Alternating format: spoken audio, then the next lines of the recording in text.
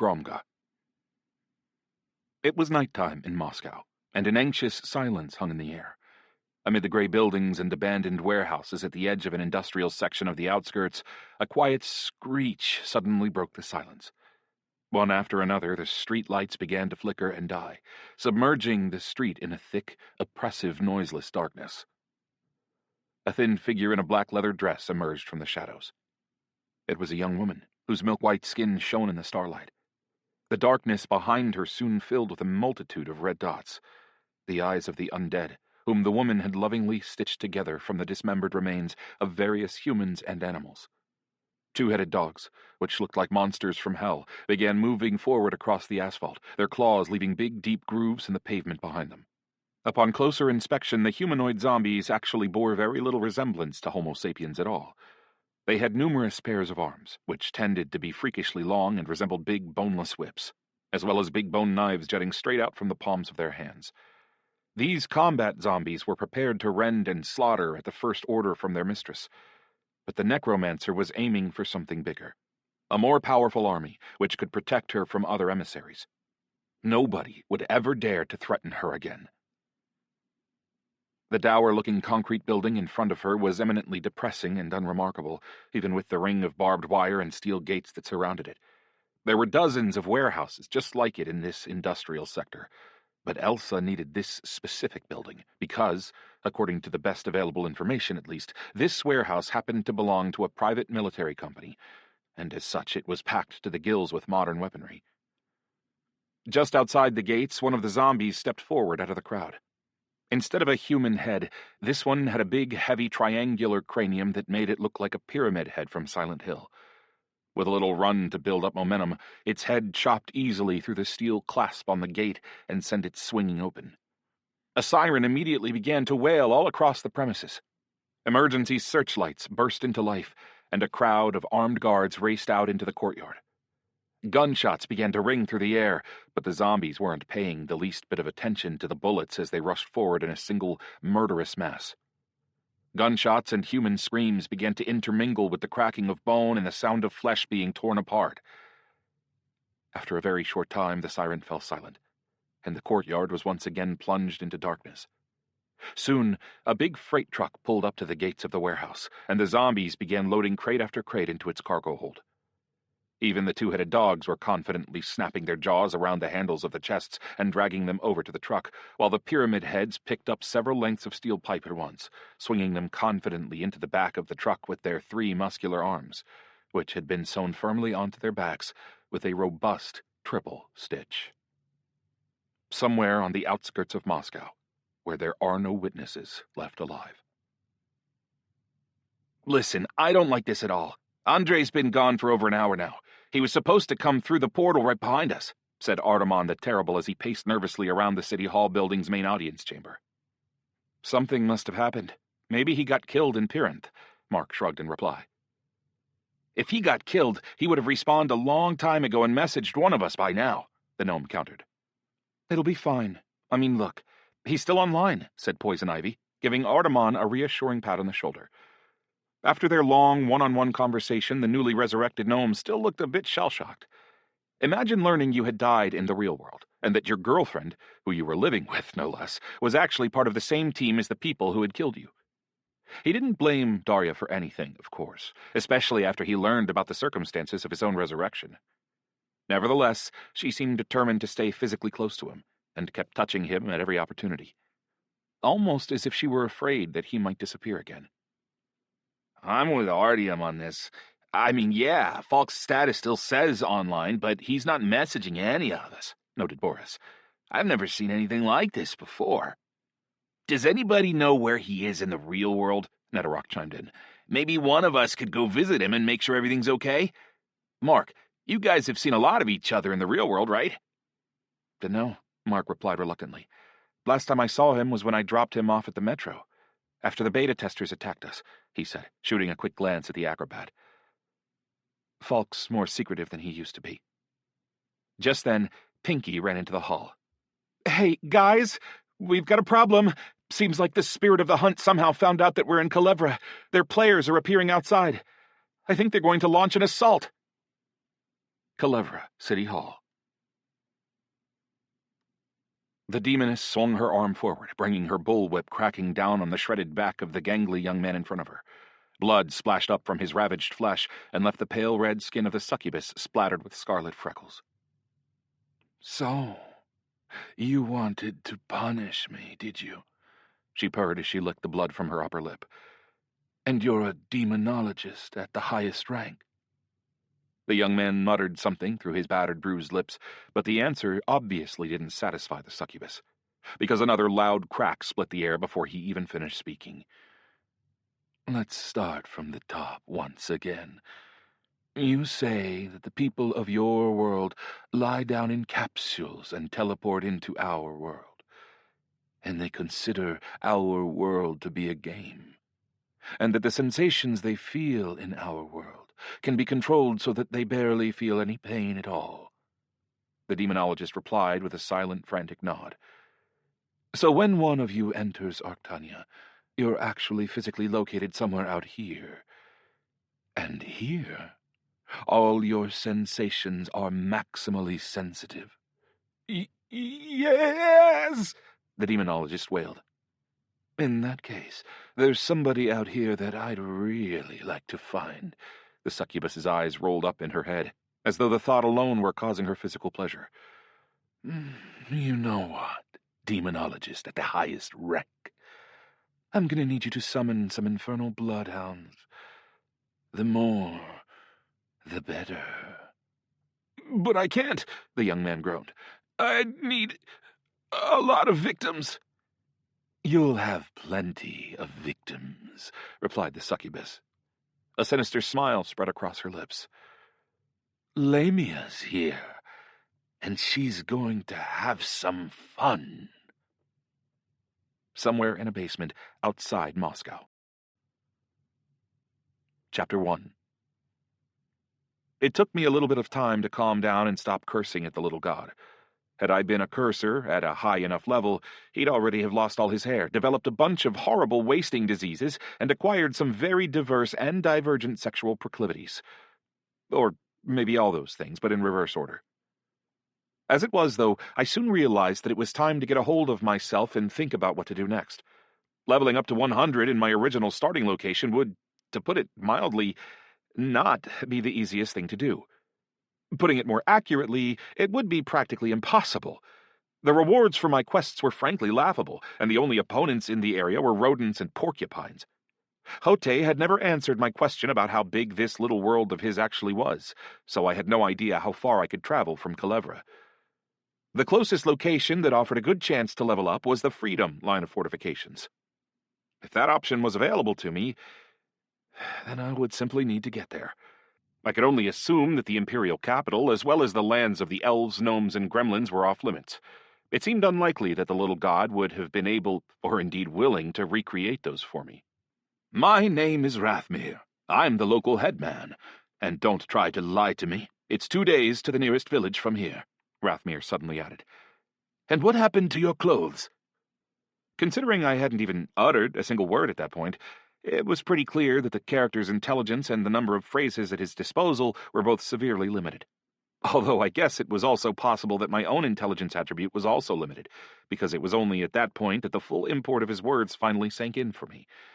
The nearest village was 2 days from Culebra. That meant that the main Freedom Fortress was even farther away. Obviously, Rathmere was talking about some tiny settlement, which might not even be displayed on a map. Most importantly, though, it definitely existed. I made a mental note that it might be worth checking the place out once I determined how much time I might be able to save by traveling there on a horse. "But I do," Rathmere held up a finger. He was still continuing his normal spiel, without waiting for me to answer. "You're from that airship." I was glad he had reminded me of the airship, by the way, because that also reminded me that Hellscream Gorge, with its steel birds and grizzly jerboas, was pretty nearby. That could make for some good hunting. But it wouldn't be a panacea either. I need a huge, huge amount of experience. Far more than I could possibly get in 3 weeks simply by earning it the old-fashioned way. That meant I would have to think of a way around the system. Okay, I thought. So what sets me apart from any other level 30 player? Lots of leveled-up abilities, powerful pets, my shift move, which was so good it was practically cheating, the ability to control the mechanisms of the ancients, and the fact that I had more than 100,000 gold in my inventory. Unless I could find some powerful ancient mechanism in the area, money would be my main resource. In my starting location, a sum like that would allow me to buy absolutely anything I wanted. The challenge would be finding someone to buy it from. What airship? I decided to play Rathmir's script. He was waiting patiently for my reaction anyway. From the one that crashed in the mountains 2 days ago, the old man replied. Listen, you were walking through here. You didn't see a ring by any chance, did you? It's gold. I lost it here yesterday and still haven't managed to find it. Yeah, here it is. I picked the ring up out of the grass and handed it to him. I just found it. I wondered just then, what would happen if I were to lie and keep the ring for myself? Would it disappear when I died? Because if not, I could probably pile up 20 of the damn things. Thank you, my good man, replied Rathmir happily. From here, he delved straight into the familiar dialogue that led me to Amina. I let her read my past once again, and she lost consciousness once again as she did so. But she didn't manage to see anything concrete at all. So far, the fact that she fainted when reading my past was the main thing that differentiated my current experience from my original start in Arctania. As for what to do with that fact, though, I had absolutely no idea. For starters, I knew I should probably get my hands on a horse somehow. Stealing one had turned out to be pretty problematic. Lerth would almost certainly kill me just as easily if I tried that a second time, and my improved standing probably wouldn't matter at all. So I decided to try to buy one. Problem was, I had to run through all the same standard quests before I could do that, in order to raise my standing as much as I possibly could. I was starting from neutral, after all. I went down to collect sand, made some condenser worms, and brought Lerth his booze, whereupon he immediately agreed to come to Hellscream Gorge with me. But what the hell would I need him for? He would only deprive me of valuable experience, against any opponent other than Jerboas, I guess. And I was going to need every single point I could get. There were only 2 horses in the entire village. Nobody ever appeared at the house with the first horse wandering around its yard, so I tried to negotiate with the owners of the second horse. "Good day, madam," I shouted to a woman who was working in her garden near the hunter's house. The woman looked up from her furrows and waved to me in reply. "I wanted to ask whether you'd be willing to sell—" At that point, a big beast of a man, every bit as broad-shouldered as the local smith, popped his head out of the house. Keep walking. Everybody who walks through here always tries to flirt with married women. You've been penalized -20 to your standing in the village of Calevra 2. Current status, friendly. To admiration, 870. Oh, I was embarrassed. I suddenly remembered that I had tried to get this person to talk to me before. I had nothing of the sort in mind. I was just hoping to purchase this horse from you.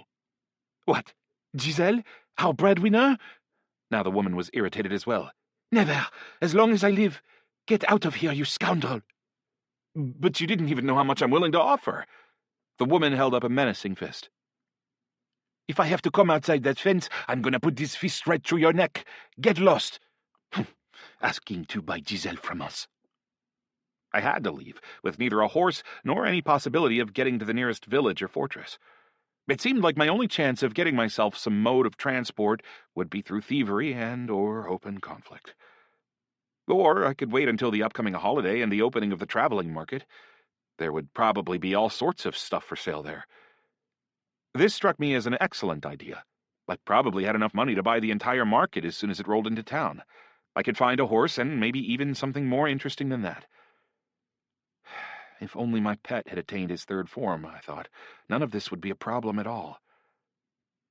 Although, actually, hold on a minute.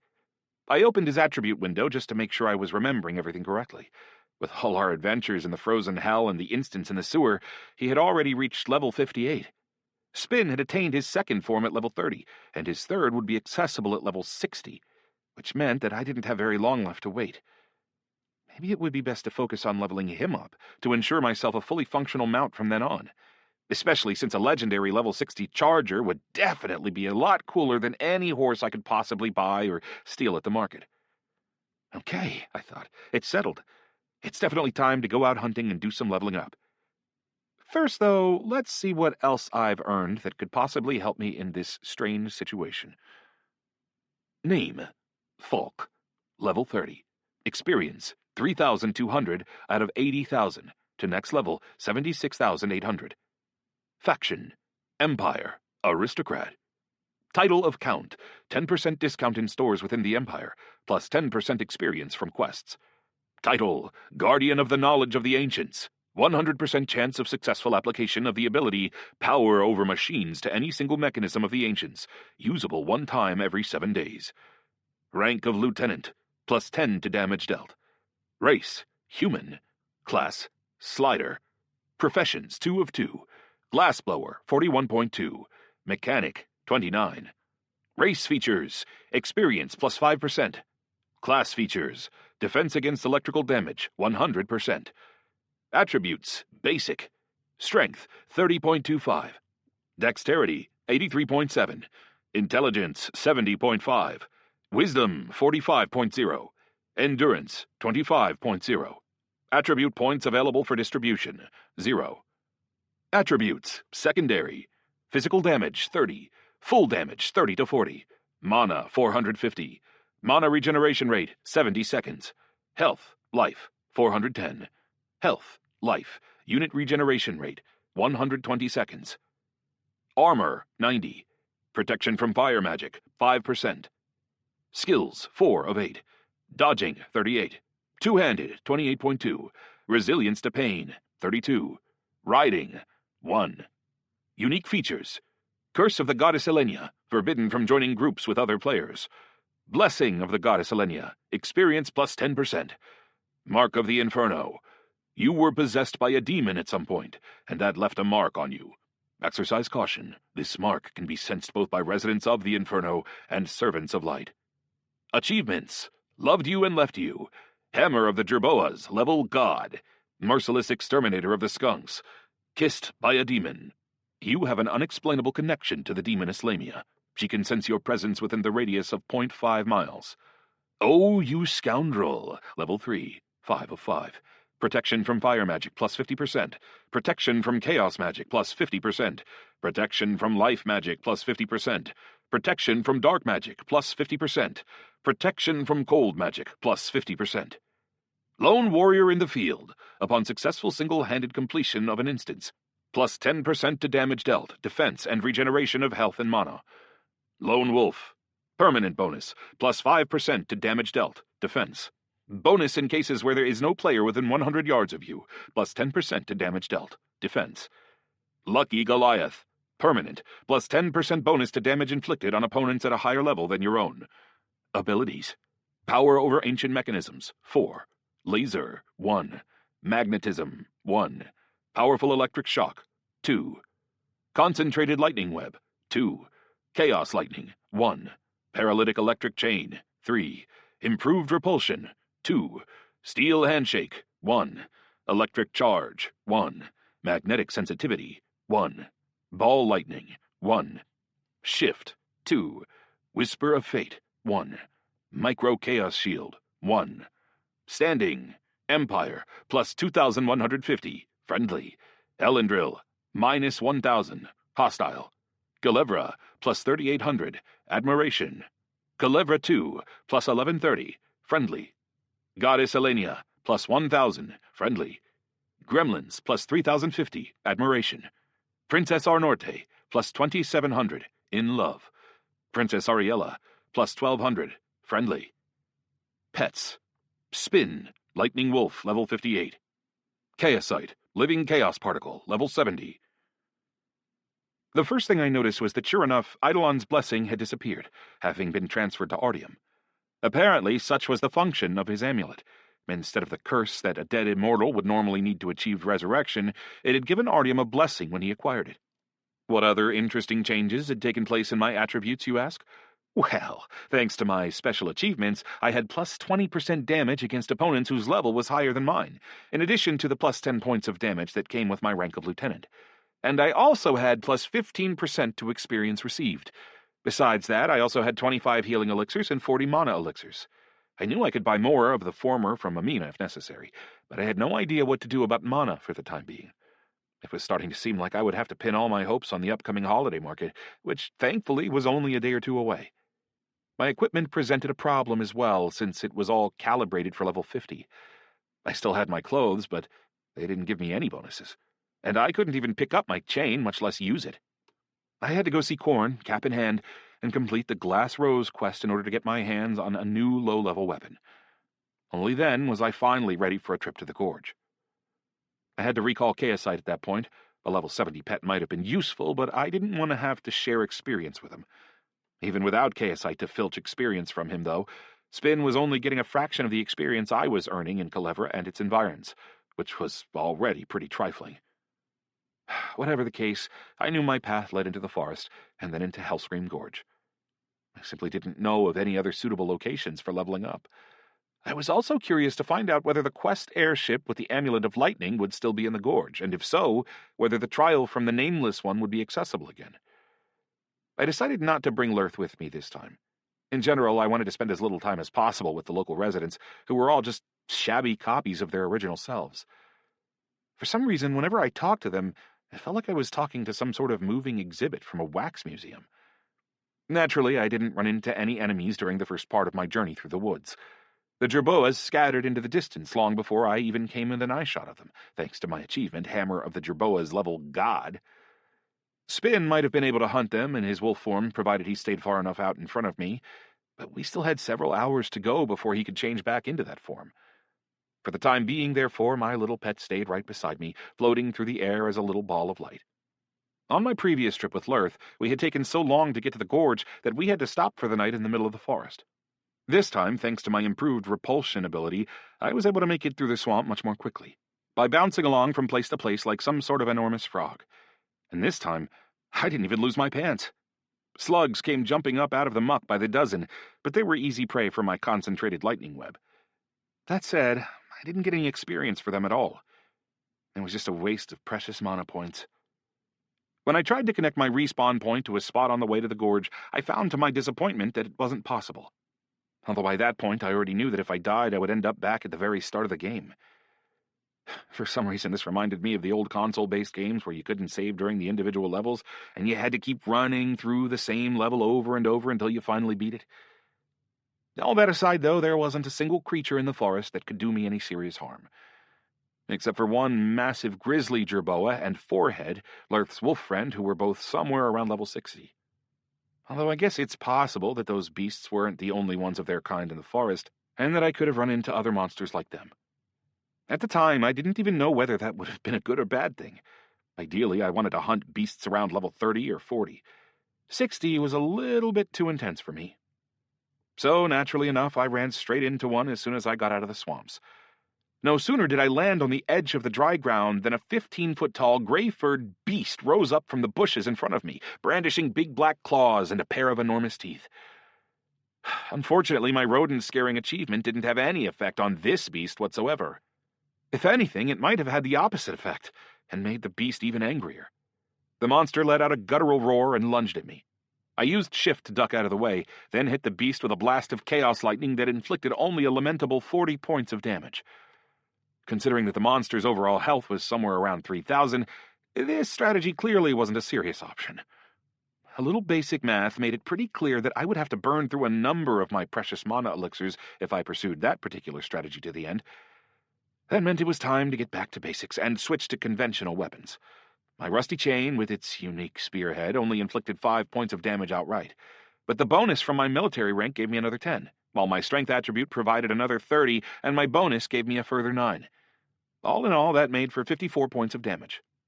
Some of that got absorbed by the monster's furry hide, but I still ended up dealing a full 30 points of damage. Not bad, considering the low quality of my weapon.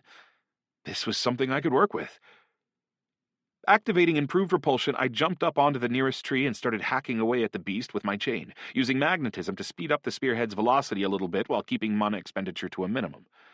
After 5 blows, however, the grizzly jerboa rammed into the trunk of the tree at full force, causing my shelter to lurch to the side with a loud crack. But I quickly jumped over to the next tree and kept right on hammering the beast with my chain. Spin was trying his best to move around in front of the monster and help in some way, but to be honest, this didn't achieve anything at all. Nevertheless, by keeping up my jumping from tree to tree, I managed to maintain a vicious flurry of attacks that ended up killing the beast after about 20 minutes. I got a pretty nice pile of experience for killing the thing, but my trial clearly wasn't over just yet, because a new opponent came rushing to find the source of all the racket. It was Forehead, the wolf. He hadn't messed with me or Lurth when we ran into him in the original Arctania, but the hunter wasn't with me this time, so the wolf immediately perceived me as an enemy. Not that I had any problem with killing another high-level opponent, of course. I dodged his lightning-quick lunge with shift, then used my chain to deliver a classic blow to the head before hopping up onto another tree. But the wolf was more mobile and agile than the jerboa, and he sprang from one branch to another in rapid succession and caught up to me pretty quickly. I had to use shift again as I jumped. Even then, though, the wolf stayed right on my tail and prevented me from stopping to strike a blow. In the end, I had to shell out mana for an attack and slap him with some lightning. At one point, I even felt bold enough to try to wrap him in a paralyzing electric chain, but it didn't work. The difference in level between us was simply too huge. The goddamn wolf was jumping from tree to tree better than any monkey I'd ever seen. He wasn't giving me so much as a second to stop, so that eventually I had to concentrate exclusively on using lightning, with the result that I burned through 2 elixirs before he finally died. The 2 monsters gave me enough experience to level up once, which was pretty significant, as well as some ingredients that I knew I probably wouldn't have much use for. Spin got somewhat less experience than I did. More importantly, though, for a creature at his level, it was basically just a drop in the bucket. A quick calculation told me that I would need to kill several hundred monsters like these in order to get my pet the 2 levels he needed. Feeling tired, I sat down on one of the collapsed trees and thought for a moment. Basically, I knew there were bound to be multiple jerboas and wolves in the forest around me. Considering where they lived, and the idea that I could kill the beasts right at their respawn points... Although, actually, no. I knew they probably only respawned about once every 24 hours, and there was no way I could wait that long. It occurred to me that maybe I could just keep killing myself, then come back to the same spot again once the game refreshed. That actually sounded like a halfway decent plan. I kept wandering around the forest for a while, searching for suitable opponents, and soon came across a pack of level 30 wolves. Wiping them out didn't present too much difficulty at all. Then came another grizzly jerboa. These beasts quickly became my favorite opponents due to their inability to climb trees. I ended up spending a couple more hours traipsing through the forest, during the course of which I managed to get Spin about 20% of the experience he needed.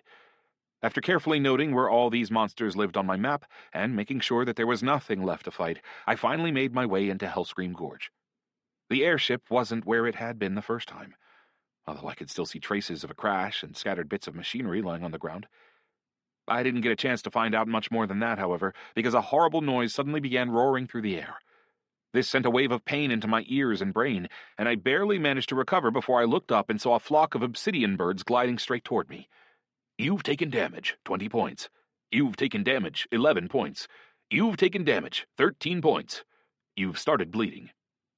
The projectiles were raining down on me thick and fast. I barely managed to throw up a micro-chaos shield in time. Spin started healing me immediately, which was enough to make up for the damage I was taking from the sound of the flying birds, but not enough to help against their razor-sharp feathers. My concentrated lightning web didn't do the beasts any damage at all, despite the fact that my electric shock had done an excellent job killing them during my first visit to the valley. And then, suddenly, something clicked in my mind. At first, I thought it might just be my eardrums bursting under the onslaught of shrieking metal, but no. It was just a genuinely great idea popping into my head. I was standing in the very gorge where I had received my class, which allowed me to control the mechanisms of the ancients, and there were a bunch of steel birds flying around above me. That couldn't possibly be a coincidence, could it? I used power over ancient mechanisms on one of the birds, and to my surprise, the system shot an answer back immediately. Application of ability power over ancient mechanisms to steel fur birds was 85% successful. You may activate the following commands: attack, defend, turn on, turn off, self-destruct. Whoa, I thought. Seriously? Chapter 2. I selected turn off, then turned my attention immediately to the next bird. 5 minutes later, there were 20 steel birds lying on the ground in front of me, and my mana was completely exhausted. Having decided it was better to be safe than sorry, I made sure to knock out all the birds first and move on to examine them only when things had quieted down. I have to say, the situation was pretty intriguing. It felt like I might have missed something important during my first visit to the place, but that I now had a chance to rectify that mistake and check out the gorge in more detail. It would have been stupid not to take advantage of the opportunity, especially since it meant another chance to get Spin some experience. and maybe even level him up. The birds were about the size of a seagull, with streamlined, unbelievably sharp wings that seemed to have been cast out of a single piece of metal. They also lacked any conspicuous head on top of their torsos. The obsidian-black surfaces of their bodies seemed to devour all the light around them, and they were noticeably warm to the touch, as though they were actually living animals. Perhaps they were something like drones, designed for a fantasy world, which would have made sense, since that's exactly where I was. Unfortunately, they were all only at level 10. But given that I had no fewer than 20 of them at my disposal, they could theoretically be a pretty valuable reinforcement for me in battle. Best of all, they fit neatly and easily into my inventory, although they took up almost my entire weight limit as soon as I put them in there. While the prospect of making several trips to the valley to collect 100 such birds didn't seem very realistic, I wondered what I might be able to do once my level was a bit higher. Maybe I could sit up in a tree and send 100 shrieking drones into battle on my behalf, one after the other. Leaving only one bird on the ground in front of me, I used my ability once again and turned the beast back on. It took off into the air with a single flap of its wings, then froze in midair a couple yards above my head. Interestingly, the bird was utterly motionless as it hung there in midair. Presumably, it must have been flying via some sort of gravitational manipulation. Man, I thought, they really are just like drones. This was good news, of course, because it meant the birds definitely weren't a threat for me anymore. That said, I couldn't shake the feeling that there had to be some sort of catch. I didn't have anybody to test these commands on. I had killed all the enemies in the forest behind me, and activating self-destruct would also have been pointless. For now, I figured my only option was to keep moving through the gorge. After setting off, I drank a mana elixir and turned on one more bird. I was pretty sure that I'd be able to control them all at once.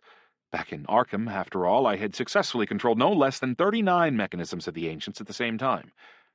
But there was no point in activating all 20 birds right away either, because I had a secondary theory that I wanted to test out. Namely, that everything I picked up would remain securely in my inventory during and after the respawn process. This would also make it much easier for me to clear the forest again after the game started over. Returning to the airship crash site, I found marks on the ground that had obviously been left by something being dragged up the mountainside. As far as I could remember from the previous time when my necromancer uncle had brought me back to the scene for this little interrogation, there was some kind of improvised throne in a cave farther up the slope. Back then, I had figured it probably belonged to a grizzly jerboa, but that obviously wasn't the case. I had learned that the forest was full of grizzly jerboas. This throne almost certainly belonged to something much more unique. Back then, the cave's occupant had fled at the approach of my uncle and the Inquisitor. This time, though, he certainly wouldn't have had any reason to fear me. The dark, yawning mouth of the cave greeted me with the disgusting stench of rot and a series of savage shrieks echoing from inside. It seemed like something was screaming in terror at my arrival. If so, it was presumably some low-level rodents, possibly more jerboas. By the way, I found it strange that the grizzly jerboas didn't flee from me. After all, the ability Hammer of the Jerboa's level god didn't explicitly mention the level of the beast in question. Theoretically, even a level 200 jerboa should have been scared of me. Somehow, something was wrong. Either Hote had simply messed up, or I had misunderstood my achievement's description. Once inside the cave, I sent Spin ahead of me to light the way, along with 2 fur birds to keep him company. And the deeper we went, the stronger the acrid stench became, as did the crunching of bones and the disgusting squelching, slurping sound of something rotten beneath our feet. The realism was every bit as intense as in the original Arcania, notably unlike the taste of the food. Gee, I thought, thanks, Hote, you bastard. I just know you did that on purpose. The cave soon opened into a larger cavern, and Spin's light fell onto an already familiar improvised throne, which had been cobbled together from branches, pieces of the fallen airship, and various bones, including a number that were obviously human. This time, though, the throne wasn't empty. There was a very strange-looking creature seated atop it, which appeared to be a literal mashup of a grizzly jerboa and a wolf. Or, rather, 2 wolves. It looked very, very strange indeed. The wolves' heads were situated atop the creature's shoulders, with a big jerboa head in the middle. But it soon became clear that this wasn't some sort of freaky mutation. It was merely a cloak lying atop the creature's shoulders, with 2 wolves' heads that looked vaguely like epaulets. Emperor Jerboa, level 90. The beast shot me a glance, then let out a roar and stood up to its full height, displaying a muscular body that actually looked more like that of a gorilla. The cavern suddenly felt very small. The normal grizzly jerboas were about twice as tall as me, but this creature stood almost to the ceiling, which was 20 to 25 feet tall at least. You've been stunned by the roar of an emperor jerboa, level 90. Your muscles have been deadened by horror, minus 20 dexterity for the next 3 minutes. Weakness in your legs is preventing you from concentrating, minus 20 strength for the next 3 minutes. I guess I had overestimated myself.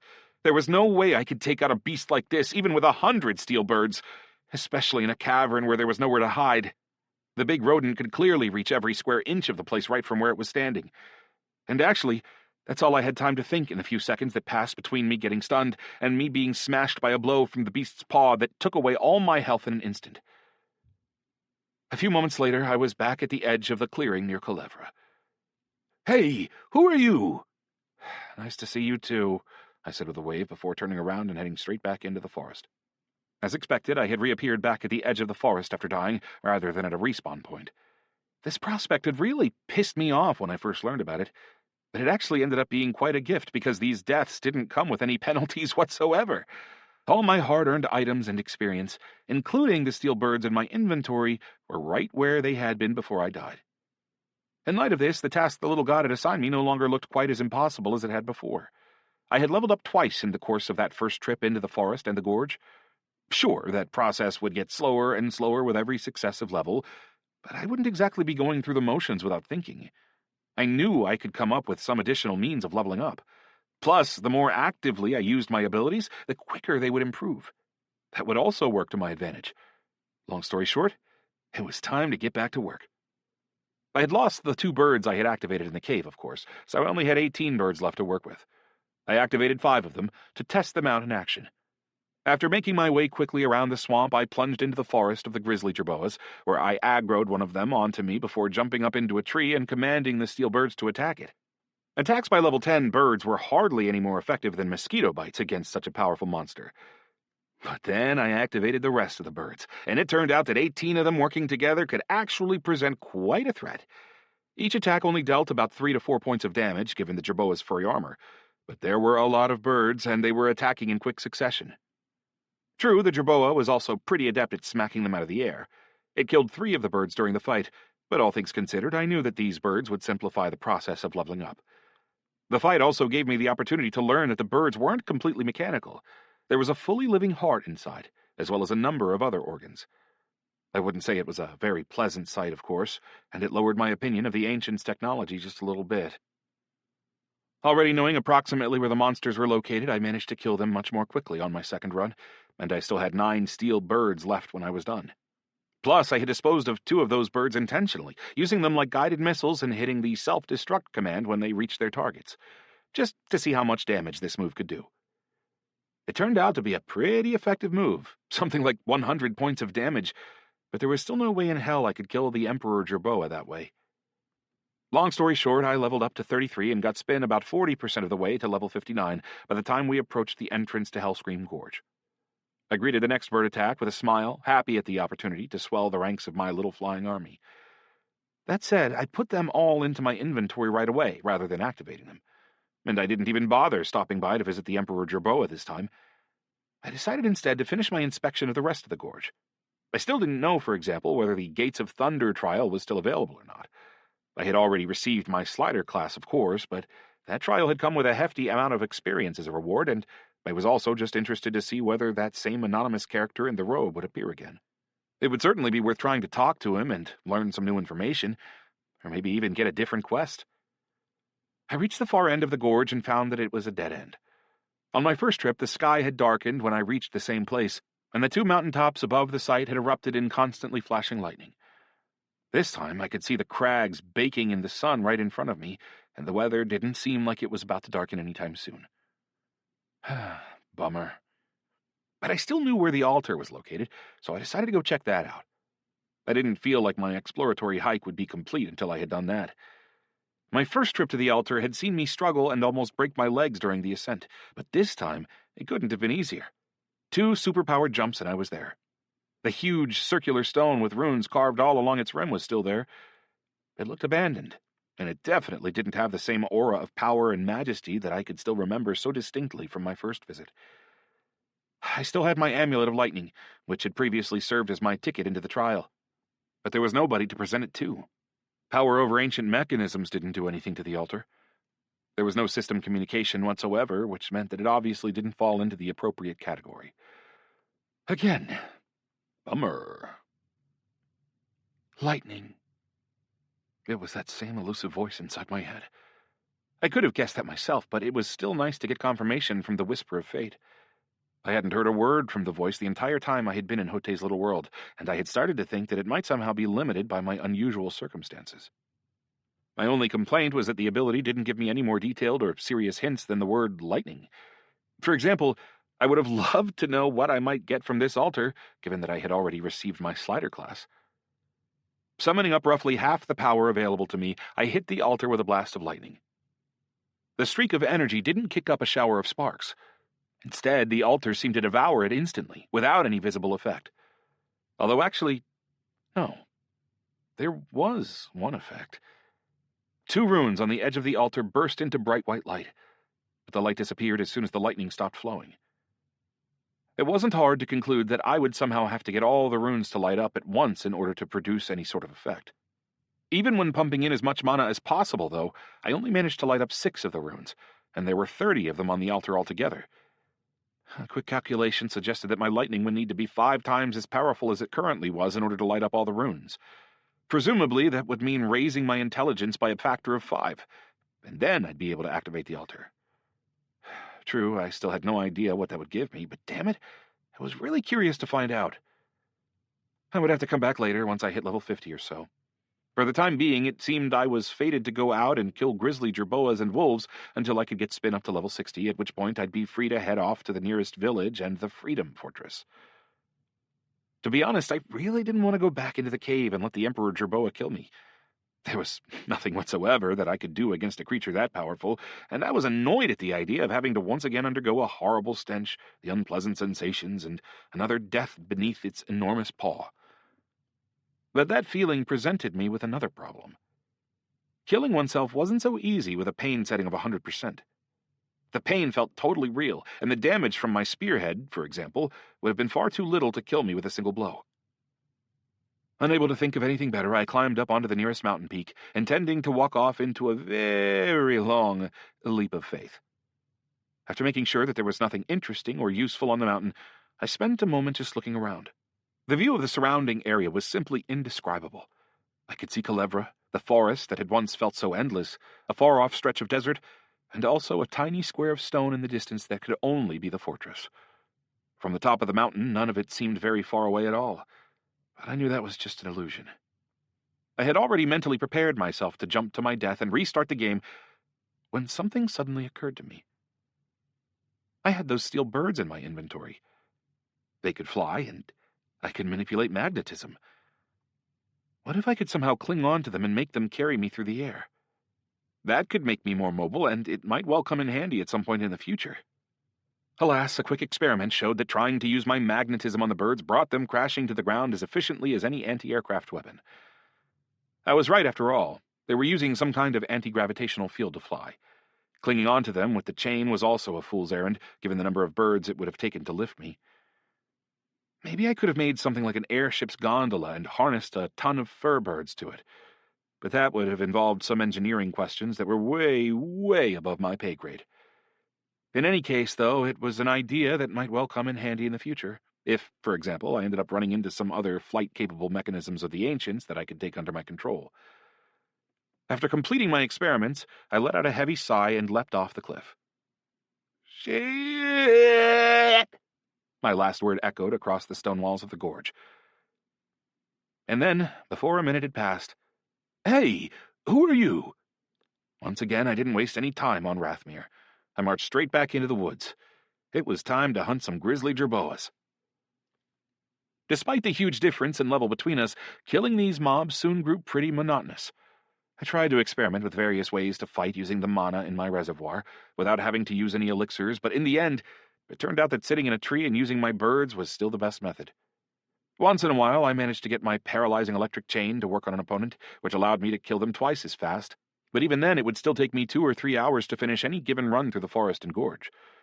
Spin's ability to change form finally refreshed, and from that point on, he helped me kill mobs in his wolf incarnation. Also, his thunder bark made the process even quicker than before. Again, Hote had neglected to provide me with a countdown timer that would tell me when my real-world body might start experiencing health problems. And the game timer started over with every death, so at first I had no idea at all how much time had actually passed. Eventually, it occurred to me to skin one of the wolves, take the hide back to Clever and have it tanned, and then start keeping track of time with notches on a strip of leather like some sort of 19th century prisoner. After about 10 runs through the forest, something very interesting happened. While taking control of yet another steel bird, I got a system communication that differed a little bit from the ones I had received up to that point. Application of ability, power over ancient mechanisms to steal fur birds was 100% successful. You may activate the following commands: attack, defend, turn on, turn off, self-destruct, scout mode. Scout mode, I thought. What could that be?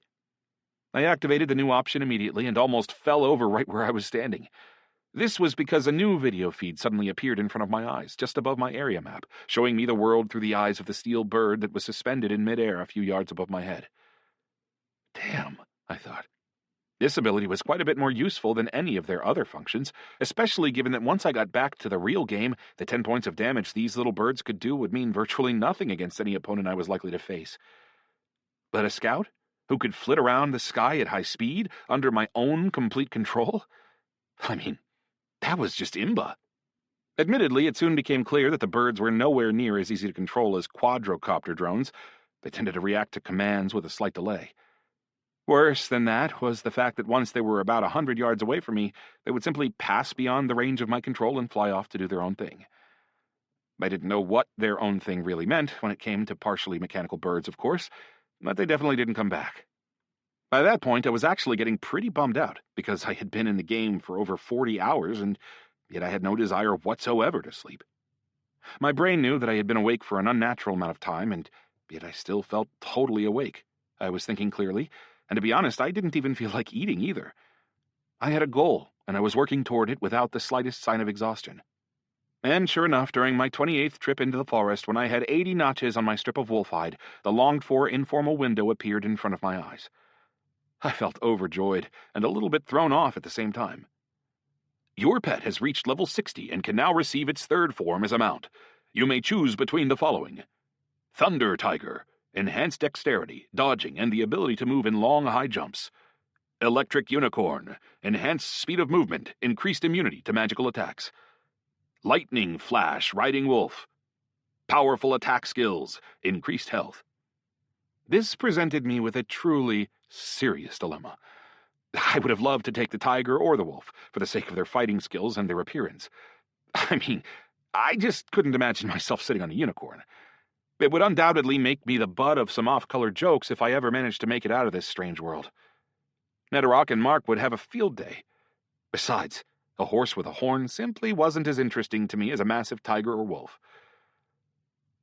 On the other hand, speed of travel was a decisive consideration for me given the circumstances, and pretty much my only hope of making it to the Freedom Fortress or any other distant location. Damn it, I thought. Why specifically a unicorn? Even a normal horse would have been better than that. Chapter 3. To be honest, I was already pretty tired of hunting in the forest. I was dreaming of getting the hell out of there as soon as I could, so I didn't want to spend any more time than I had to on trying to decide which third form to choose for my pet. Sadly, there was no way at all I could have gotten in touch with Boris. The kid could probably have given me some pretty good advice, given the huge amount of information at his disposal. I didn't have any useful information about mounts at all, so I had to base my decision exclusively on the beast's appearance and my desire to move around as quickly as I possibly could. That made the choice pretty obvious. All that remained was to hope that my pet would listen to me, despite me not being a little girl, and the absence of any little girl achievement in my character info. I opened my pet's menu and chose the electric unicorn form. The transformation didn't start immediately. Instead, a slight tension filled the air, along with the crackling sound of electricity. The wolf's body started to vibrate, and the lightning that periodically coursed its way across his white fur started flashing out in all directions, taking on a much more tangible form than normal. His massive body began to stretch out. His paws grew thinner and more elegant. His tail turned to a pulsating current of light that looked like the tail of a comet. He swung a paw through the air, but by the time it hit the ground, it was already a hoof. The impact sent a loud knock echoing through the forest and kicked up a flash of sparks. And then, finally, a glimmering purple horn appeared on my pet's forehead. I dug impatiently into my pet's info. I couldn't wait to find out what I had just acquired. Spin, electric unicorn, level 60. Legendary pet. Strength, 110. Dexterity, 140. Intelligence, 110. Mana, 850. Available attribute points, 0. Features, increased speed, ability to replenish mana using mana from his rider. Abilities, rapid gallop, active. Movement speed increases by 70%, after which it returns to normal for a period of 30 seconds. 200 points of mana. Ghost gallop, active. Allows unicorn and rider to become invisible for 5 seconds. Only works while running. 400 points of mana. Damn, I thought. I think I made the right choice. I had no idea what abilities the other forms might have come with, but I felt like I had acquired the full package. High speed, acceleration ability, and even invisibility. And also the ability to feed him my own mana if necessary. Sure, he didn't have any fighting abilities, but I didn't really need those for the time being anyway. Plus, my entire fighting style was predicated on being highly mobile, which was definitely not something that all mounts could offer. I couldn't wait to take the unicorn for a ride. All that was stopping me was the fact that I still didn't really know how to ride a horse. My riding skill was still so underdeveloped that it wouldn't really help at all. But thankfully I had plenty of time to work on it, so I would just have to get started. Considering that my respawn point was in Culebra, and that I was extremely unlikely to win literally every battle I fought once I got to the fortress, it seemed almost certain that I would be riding my unicorn very frequently and for very long periods at a time. As if sensing my slight hesitation, Spin walked over to me and shook his head as if to say, "Well, come on, hop up." Naturally, he appeared with a saddle already on his back, but the saddle looked completely normal. There was nothing supernatural about it at all. Which was unfortunate, of course, because I had been hoping it would be a little better than a standard saddle, at least in terms of comfort.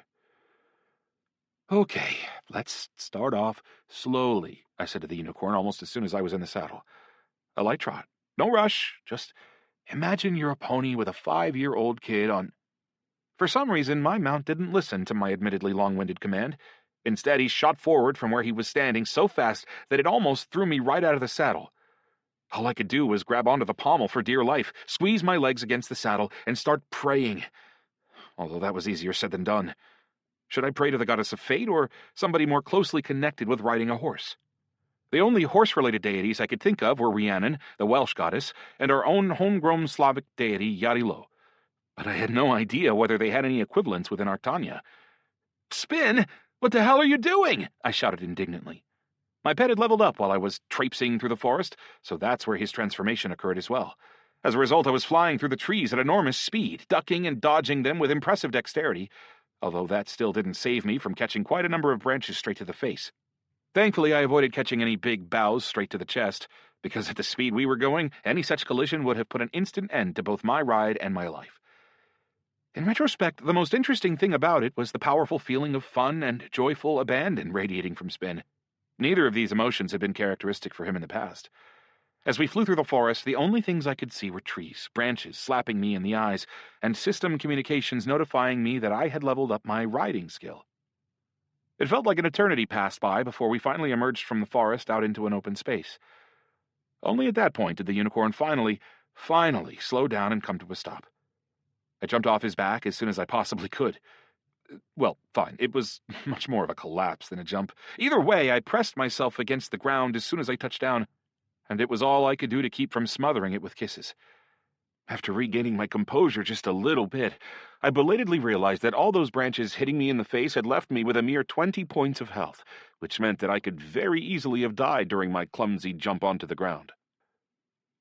"What the hell was that?" I asked the unicorn with outrage in my voice.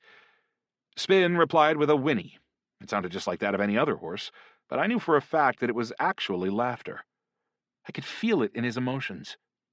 Besides the mockery, though, I could also sense something else. He was telling me to check my attributes, and sure enough, I found a special achievement there waiting for me. Wild Charger, plus 10% bonus to riding, plus 10% bonus to speed when riding mounted animals, plus 20% chance of remaining in the saddle during emergencies. "Spin," I said with a gasp of surprise. "Did you know I would get this achievement when you started racing through the woods?" The unicorn nodded and rubbed his head against my shoulder. I certainly wasn't going to criticize him anymore after he got me a bonus like that. Plus, my riding skill had also leveled up to 10, and that was just in the course of a single ride. Obviously, such quick development was bound to be tied up with a bunch of conditions and requirements. Somehow Spin had known about them and created the conditions for that quick development, but, well, how? And what kind of intelligence must he have had to think of something like that on the fly? So that's how it is it, Mr. Magic Unicorn? I chuckled. Well then, at least I know I can count on you. The unicorn let out another whinnying laugh. Let's go, I shouted as I got back into the saddle. But maybe a slightly slower pace this time. Spin complied and set off at a leisurely trot. I knew the general direction I needed to travel in, but in order to find out more specifically, I sent a steel bird up into the sky, as high as it could go while still remaining under my control. Through its eyes, I saw the fortress in the distance and adjusted Spin's trajectory accordingly. That didn't require any special skills, by the way. Spin could simply listen to my thoughts. After getting used to the saddle a little bit, I actually worked up the courage to test out the accelerated speed again, and once again almost went to meet my maker. Or maybe some other god or goddess. I don't know which god or goddess exactly. Whichever one took the souls of people who died extremely painful deaths, I guess. First of all, I immediately regretted not having a motorcycle helmet of some sort, because the air was hitting me with such intensity that it felt like it might strip the skin off my face. Second, I could hardly see anything at all. Just brief swatches of color flitting past my face and flies slapping me in the eyes and mouth. Personally, I would have preferred less realism at that point in the game. I don't know whether Hotei had built these specific unpleasant sensations into the game while removing the taste from the food, or if it was just a coincidence. Although, actually, what am I talking about? Of course he had done it on purpose. We galloped across the open steppe, minute after minute, hour after hour, until finally something hit me so hard that I flew out of the saddle and slammed down onto the ground. Having lost about 3/4 of my health, I leapt back up onto my feet and started looking around frantically for my assailant. But there was nothing. Just steppe, as far as the eye could see. When I looked up into the sky, however, I caught sight of a bird. It was far, far up in the sky above me, and it must have had a truly impressive wingspan. It was the only thing that could have delivered such a powerful blow. The steel bird that served as my eye in the sky immediately took off into the air, rising higher and higher until it came within sight of the aggressive beast. Breakneck Eagle, level 50. A dangerous beast indeed, especially against me at level 35. Worst of all, it was way too high in the air for me to have any chance of hitting it. My lightning had a range of 15 to 20 feet at most, and I could jump about twice that high into the air, but even that would have been a far cry from the bird's cruising altitude. That left me with one option, waiting to launch my own attack until the eagle attacked me again. Although maybe, I thought, that was just a fluke, and the big bastard wouldn't attack me again at all. Naturally, my luck didn't extend anywhere near that far. The huge bird came diving into an attack the second I got into the saddle and resumed my journey. But I was prepared this time, and I let loose a blast of lightning into the predatory bird's face as soon as it came within range. Somehow, though, the eagle managed to dodge my attack, turn, and race back up into the air again, where it soon turned and resumed its pursuit. And that might have been fine, had there been only one bird. But alas, it was soon joined by a second, then a third. Moreover, none of them were attacking when my unicorn was just walking along. They kept waiting until we sped up to a run, then started throwing themselves at us in rapid succession. Okay, that's it. I'm sick of this, I growled after withstanding several of these attacks. I only had 29 steel birds left in my inventory, but I activated 10 of them immediately. Unlike me, these birds could attack the eagles no matter how far above us they might be flying. A short battle unfolded in the sky above us, which quickly made it clear that steel fur birds couldn't do anything to such high-level eagles, even if the smaller birds had exponential numerical superiority. The big birds devoured 6 of them almost immediately, leaving the survivors to swarm around the eagles like sparrows trying to attack a fleet of passenger planes. I quickly realized my mistake, however, and activated the self-destruct ability on one of my birds. The explosion threw one of the eagles to the side. More importantly, it inflicted a stun debuff that sent the bird into a nosedive, although it managed to even out its flight path as it got closer to the ground. By that point, however, I had managed to snap it up in an electric lasso. From there, it was easy. A lightning bolt quickly turned the bird into stir-fry. Luckily for me, the birds really didn't have much health to work with. In the end, I burned through another 7 steel birds before I killed the 2 remaining eagles. After that, the rest of the journey to the fortress proceeded without incident. I even had time to get bored, and with nothing else to do, I buried myself in my attribute menu and came up with a development plan for hitting level 100. Basically, it didn't differ much from the one I had originally come up with. The emphasis was still on intelligence and wisdom. The only significant difference was that this time, I decided to invest equally in dexterity and strength. I knew I would need more physical strength to carry my steel birds and other useful tools. After all, Hotei's little world didn't seem to have any forms of external personal inventory at all. I would have to be entirely self-sufficient, although admittedly I was being forced into it. I also suspected that everything I found in this new world would disappear the moment I left it, although that remained no more than a working assumption for the time being. There were certain rules that Arctania's deities always seemed to respect, and it seemed like Hotei had probably already stretched the game's moral flexibility to the limit with his little Groundhog Day scenario. Letting me walk out of the sandbox with a bunch of valuable items in addition to that would probably have been too much. That said, there was no reason I couldn't pack my inventory to the gills before I left, just in case. I mean, you never know.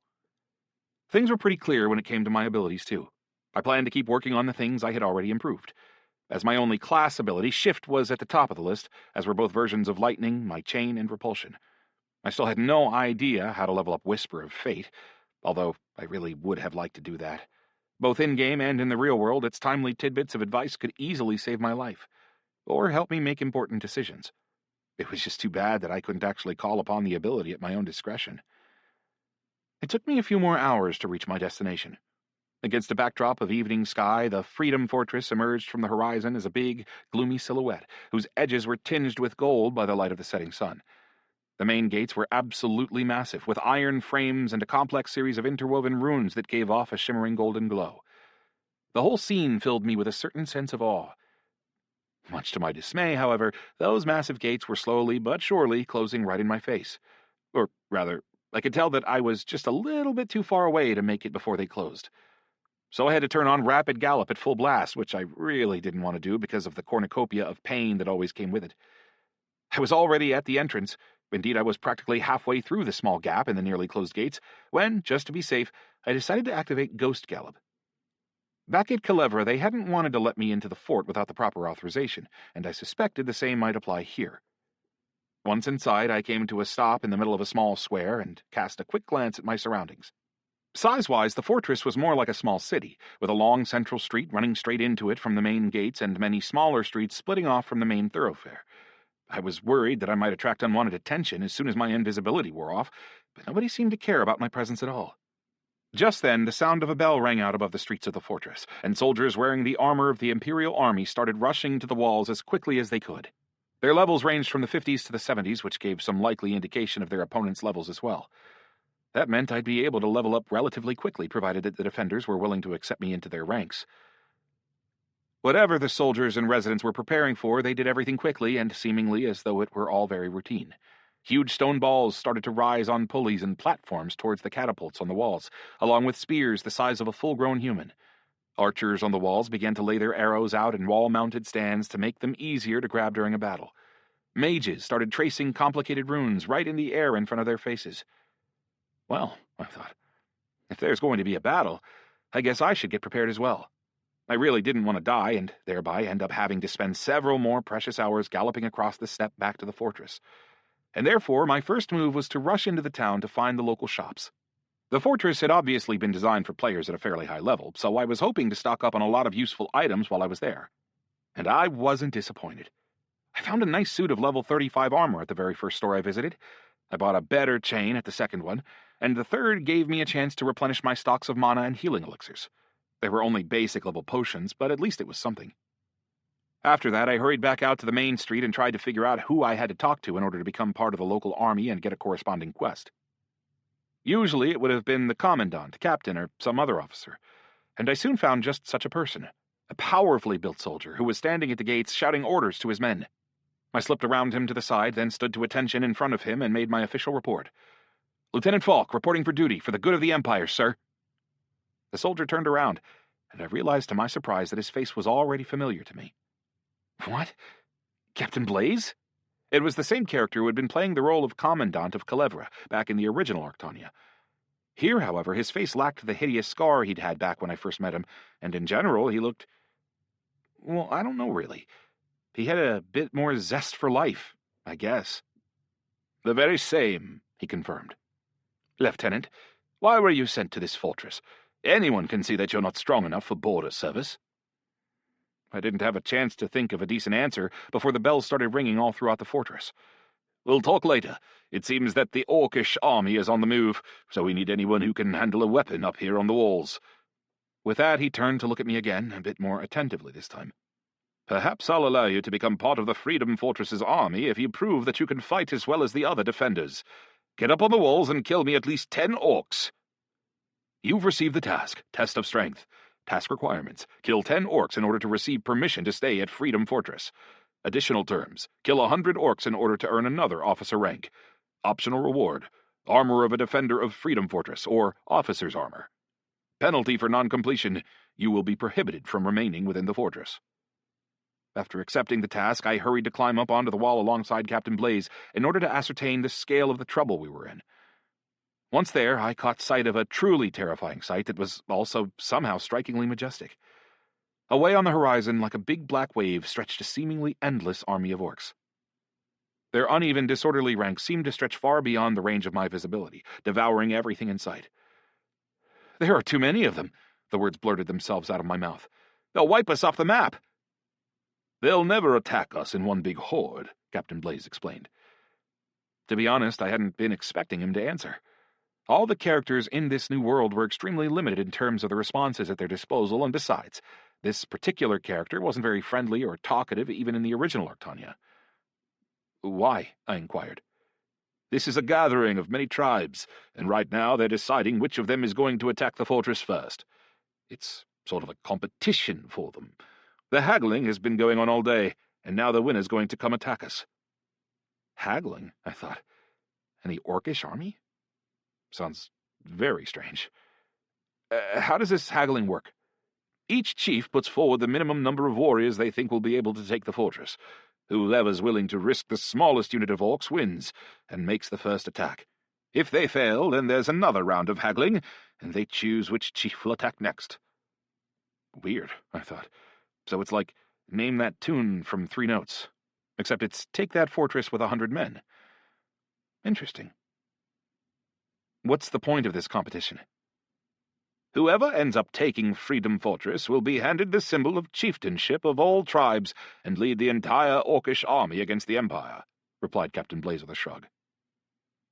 This time, I didn't need Whisper of Fate to develop a few strong suspicions of my own. "And what's the symbol?" "I have heard it's an epic sword forged in the blood of Titans." Huh, I thought. Hote, you clever bastard. I knew there had to be a good reason he had gone to the trouble of building me a tiny world of my own.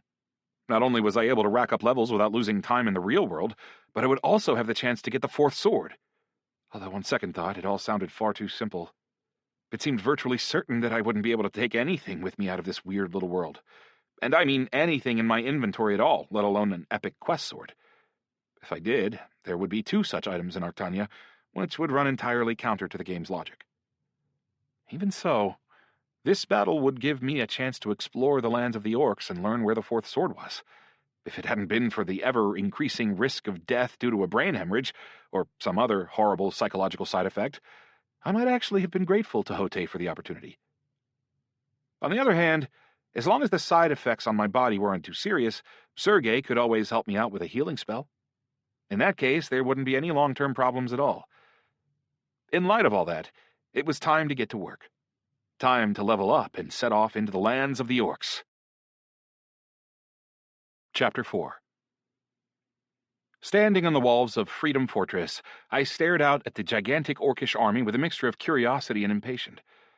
To be honest, I was actually really interested to see how the defense of the fortress would unfold, and how the orcs would go about assaulting its tall, imposing walls.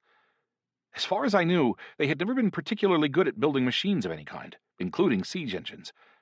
Maybe their methods would somehow involve shamans?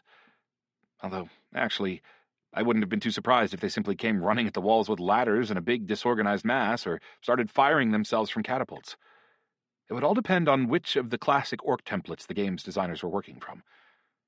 Soon, a really small group of orcs broke off from the main body. Or rather, it looked very small from a distance.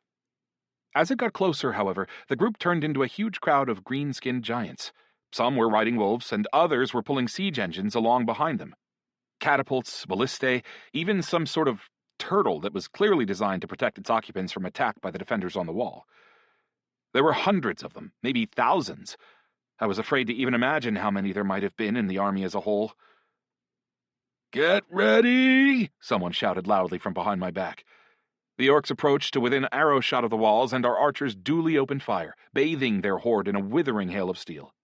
As they did so, however, the orcish shamans began to roar, and a huge dome flashed into being above their force, incinerating almost all our arrows in the blink of an eye. From there, and almost without any preparation whatsoever, their catapults and ballistae let loose a vicious counterattack. Huge boulders and spears began to rain down on the fortress, augmented by some sort of shamanic magic that gave them a deep red glow.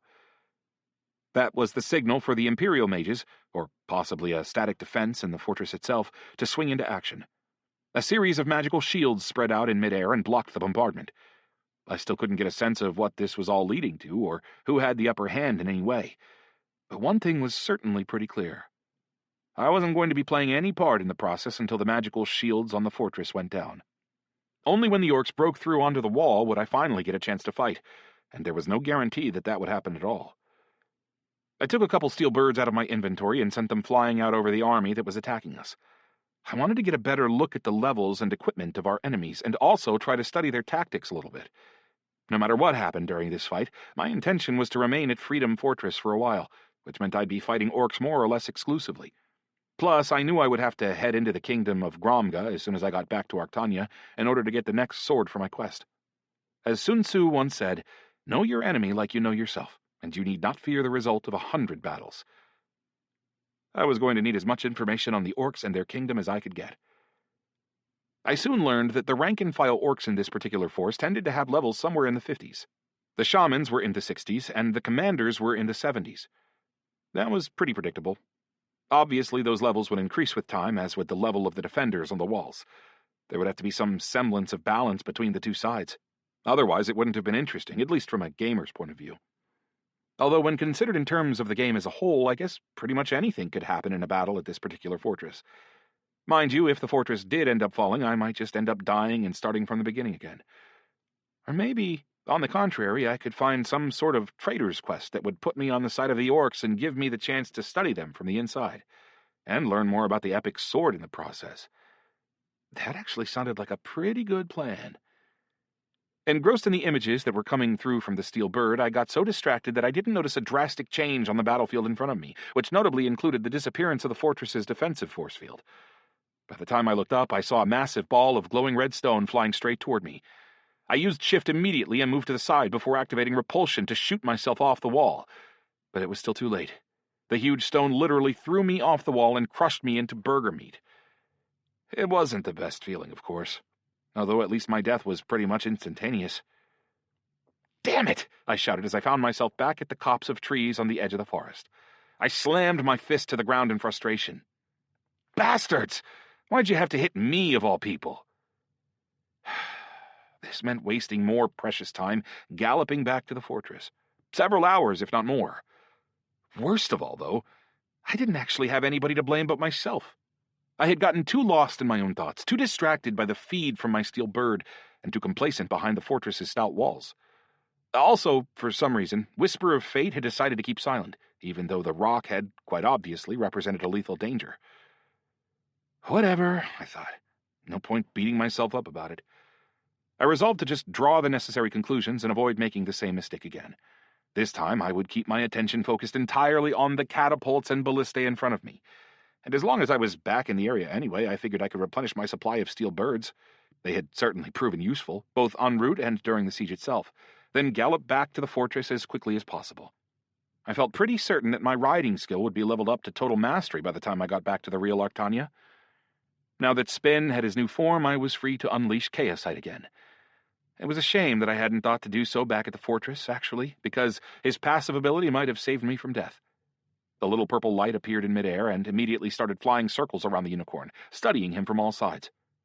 For his part, Spin started trying to run Chaosite through with his horn, and I think he actually succeeded in some way, despite the fact that the chaos particle wasn't actually material at all. "Enough," I snapped as soon as I got into the saddle. "We don't have time for games right now." KSI kept circling around us, and I could feel an aura of dissatisfaction emanating from him. It seemed he wasn't happy about the fact that Spin and I had spent so much time hunting without him. Well, sorry, I said, although I didn't feel particularly guilty. But it was a necessity. And hey, get the ability to change form yourself, or at least acquire some sort of attack ability, and it'll be your turn. It'd be a lot easier to work with, that's for sure. The unicorn let out a whinny, as though he were laughing at KSI. Although, actually, I don't know why I say as though. He was obviously laughing at KSI. To my surprise, the little purple ball of light actually obliged me, changing into a small caricature of a horse for just a second before resuming his usual form as a perfect little sphere of energy. By the way, I suddenly remembered, you're a legendary pet too, and you're already at level 70. Where are your second and third forms? In response, the little purple sphere darkened for just a moment, then floated away from me, as if to say that he had better things to do than sit there and answer my questions all day. I hadn't acquired Chaosite in the way that players normally acquire their pets, and for some reason that meant that the system didn't provide me with as much information about him. And I wouldn't have the chance to talk with him and ask him my burning questions again until I hit 200 intelligence points. Although that would happen after only 30 or 40 more levels. Halfway to my final goal, in other words. At that point, I would be able to talk to him, but other than that, and the ability to find entrances and exits inside instances, which was useful but pretty limited in terms of application, he didn't really have anything especially legendary about him. Getting to Hellscream Gorge while riding my unicorn turned out to be surprisingly easy. He was able to gallop through the forest without much difficulty at all. It almost seemed like he could gallop straight through the trunks of the trees themselves, and he moved through the swamp so quickly that I barely managed to catch a glimpse of them before it was all over. None of this felt like a bug, though. Most likely it was just one of the numerous perks of riding a magical unicorn. Perhaps I should have stopped to hunt some grizzly jerboas. They still gave me some pretty significant experience, after all. But I just couldn't wait to get back to the fortress and rejoin the fight, ideally in the same spot from which that enormous rock had so brazenly knocked me. This time I was much more confident as I thundered across the steppe on my unicorn, and I ended up reaching the fort in only 3 hours. A fairly predictable result, I guess, given that I was no longer quite so worried about dying. That said, it would have been nice to find some activity that could give me experience during those long gallops. That would have made the situation just about perfect from my point of view. This time I didn't bother concealing myself as I approached the fortress, and the guards let me through without a murmur. Plus, I arrived much earlier than I had the first time, so the gates were still open, and I didn't find any trace of hubbub inside. Next came another conversation with Captain Blaze, although I didn't get the quest for killing orcs right away. Presumably that would have to wait until the assault actually began. I had to spend my free time studying the fortress and getting to know some of the locals in the hopes of procuring myself some extra quests. Naturally, these weren't too hard to find. The first person to attract my attention was the local smith, and not because I needed to repair my armor or anything like that. It was purely a matter of striking physical appearance. Behind a massive anvil, pounding away with pairs of powerful deltoid and pectoral muscles, stood a huge blonde woman with a face like a Barbie doll. Size-wise, her muscles would have rivaled Korn's, and I think she was probably even stronger than he was overall, judging by her grip on the hammer in her hands. This imposing physical strength threw her name into even greater contrast. Lavender, level 65. "Can I help you, little man?" she asked. From her, this didn't even sound insulting. It was just a statement of fact. "I'm just admiring your handiwork," I replied, already aware that no full-fledged conversation was going to be possible. Again, the characters in Hote's little world were too limited in terms of speech for that. On the other hand, this made it a simple matter to strike up a conversation and find out if a given character had any quests to offer or not. "Unless you're ordering something, just move on." Well, what could I order from you?" "You can see I'm a smith, right?" she asked, already sounding irritated, without looking up from her work. "What do you think you could order from me? Magical scrolls?" Damn, I thought. I think Rose would have been a better name. Her personality certainly had thorns. Obviously, I knew that the woman's attitude was being determined first and foremost by my standing within the fortress. Complete a few quests, and Lavender would probably become a little bit more friendly. That could come later, though. For the time being, I was much more intrigued by the fact that she had reacted to my words with a lot more lifelike vigor than Rathmere. "Are you facing any problems at the moment? Anything you could use some help with?" I asked, hoping this would turn the conversation down a road that would lead to me getting a quest. "Yes, actually. Strange people keep approaching me with ridiculous questions," the woman growled back as she turned to look pointedly at me. "That's my only problem at the moment." Okay, I thought. Maybe it's best if I come back later. Just then, the sound of the bell rang out across the fortress to inform us that the siege was about to begin. I couldn't help feeling that this was strange. After all, I felt like I had arrived at least several hours earlier than the previous time. Consequently, I was expecting to have quite a bit more time until the orcs launched their attack. Deciding that it couldn't hurt to have a bird's-eye view of what was happening, I released one of my steel birds. And the second it took off into the air, Lavender shouted out to me in amazement. "Wait!" "I'm waiting," I replied. "Come back here." I walked back over to the smith. For some reason, just for a second, I felt like some kind of trained lapdog. I was just glad she said come back here instead of heal. "What was that weird bird you just released?" "A steel fur bird," I said. "Really?" Lavender gasped excitedly. "I'm pretty sure, yeah. Why?" The woman tossed her hammer to the ground next to her anvil, leaving a big depression in the compact soil. Mind you, she had obviously done so many, many times before, based on the number of such dents in the ground all around her workstation. "That's one of the living mechanisms of the ancients. A creature that's part organic, part mechanical. Where did you get it? And how are you controlling it?" "I have a skill called Power Over Ancient Mechanisms, aka things the Asher left behind. And I found the birds in a gorge, far away from here." Lavender grabbed me by the arm, almost tearing it off in the process. "So you have more than one of those?" "Well, yeah, I have several," I replied evasively. The muscly woman's bright blue eyes lit up with so much joy that I actually started to fear for my safety a little bit. I mean, one excited squeeze of my arm had already been enough to whisk away almost a quarter of my health. If she got any more excited, I might find myself on another 3-hour gallop back to the fortress. "I've always dreamed of studying the technology of the ancients," Lavender gushed as the shine in her eyes reached an absolute fever pitch. "Actually, it's the sole reason I moved to Freedom Fortress in the first place, and now you're just calmly telling me that you found a living mechanism somewhere, and that you can control it, too." I could only shrug in response. "Yep. But why did you move to the fortress if that's your dream?" And then it hit me. "No way there are mechanisms of the ancients somewhere around here, are there?" "According to legend, the fortress is built on one of the bastions of the Asher," she nodded. "True, neither I nor any other researchers have ever found any confirmation, but I still haven't given up hope. Maybe if you let me study one of your birds, I could learn more about this ancient technology and figure out what it is and how we should be looking for it." Well, I thought, this is interesting. I would never have thought I'd find such a massive trump card waiting for me at this fortress. Or maybe a silver bullet is a better analogy. Something I'd be able to draw and shoot with when the time comes. Whatever the analogy, this ancient technology was the most powerful of my potential advantages, and also the most unpredictable in terms of how powerful it would actually be. With an ancient mechanism at my disposal, I might be able to play a decisive role in the defense of the fortress. The thing is, these birds are incredibly difficult to acquire. Plus, I don't have very many of them. I decided to play my hand for all it was worth in the hope of getting a task with some concrete requirements, and more importantly, a suitable reward. "I'll pay you more than a fair price for it, of course," Lavender assured me, "but only if you help me run a few experiments on them." "You've received the task, Interest in Ancient Technology. Task requirements. Give Lavender the opportunity to study steel fur birds and help her conduct her research.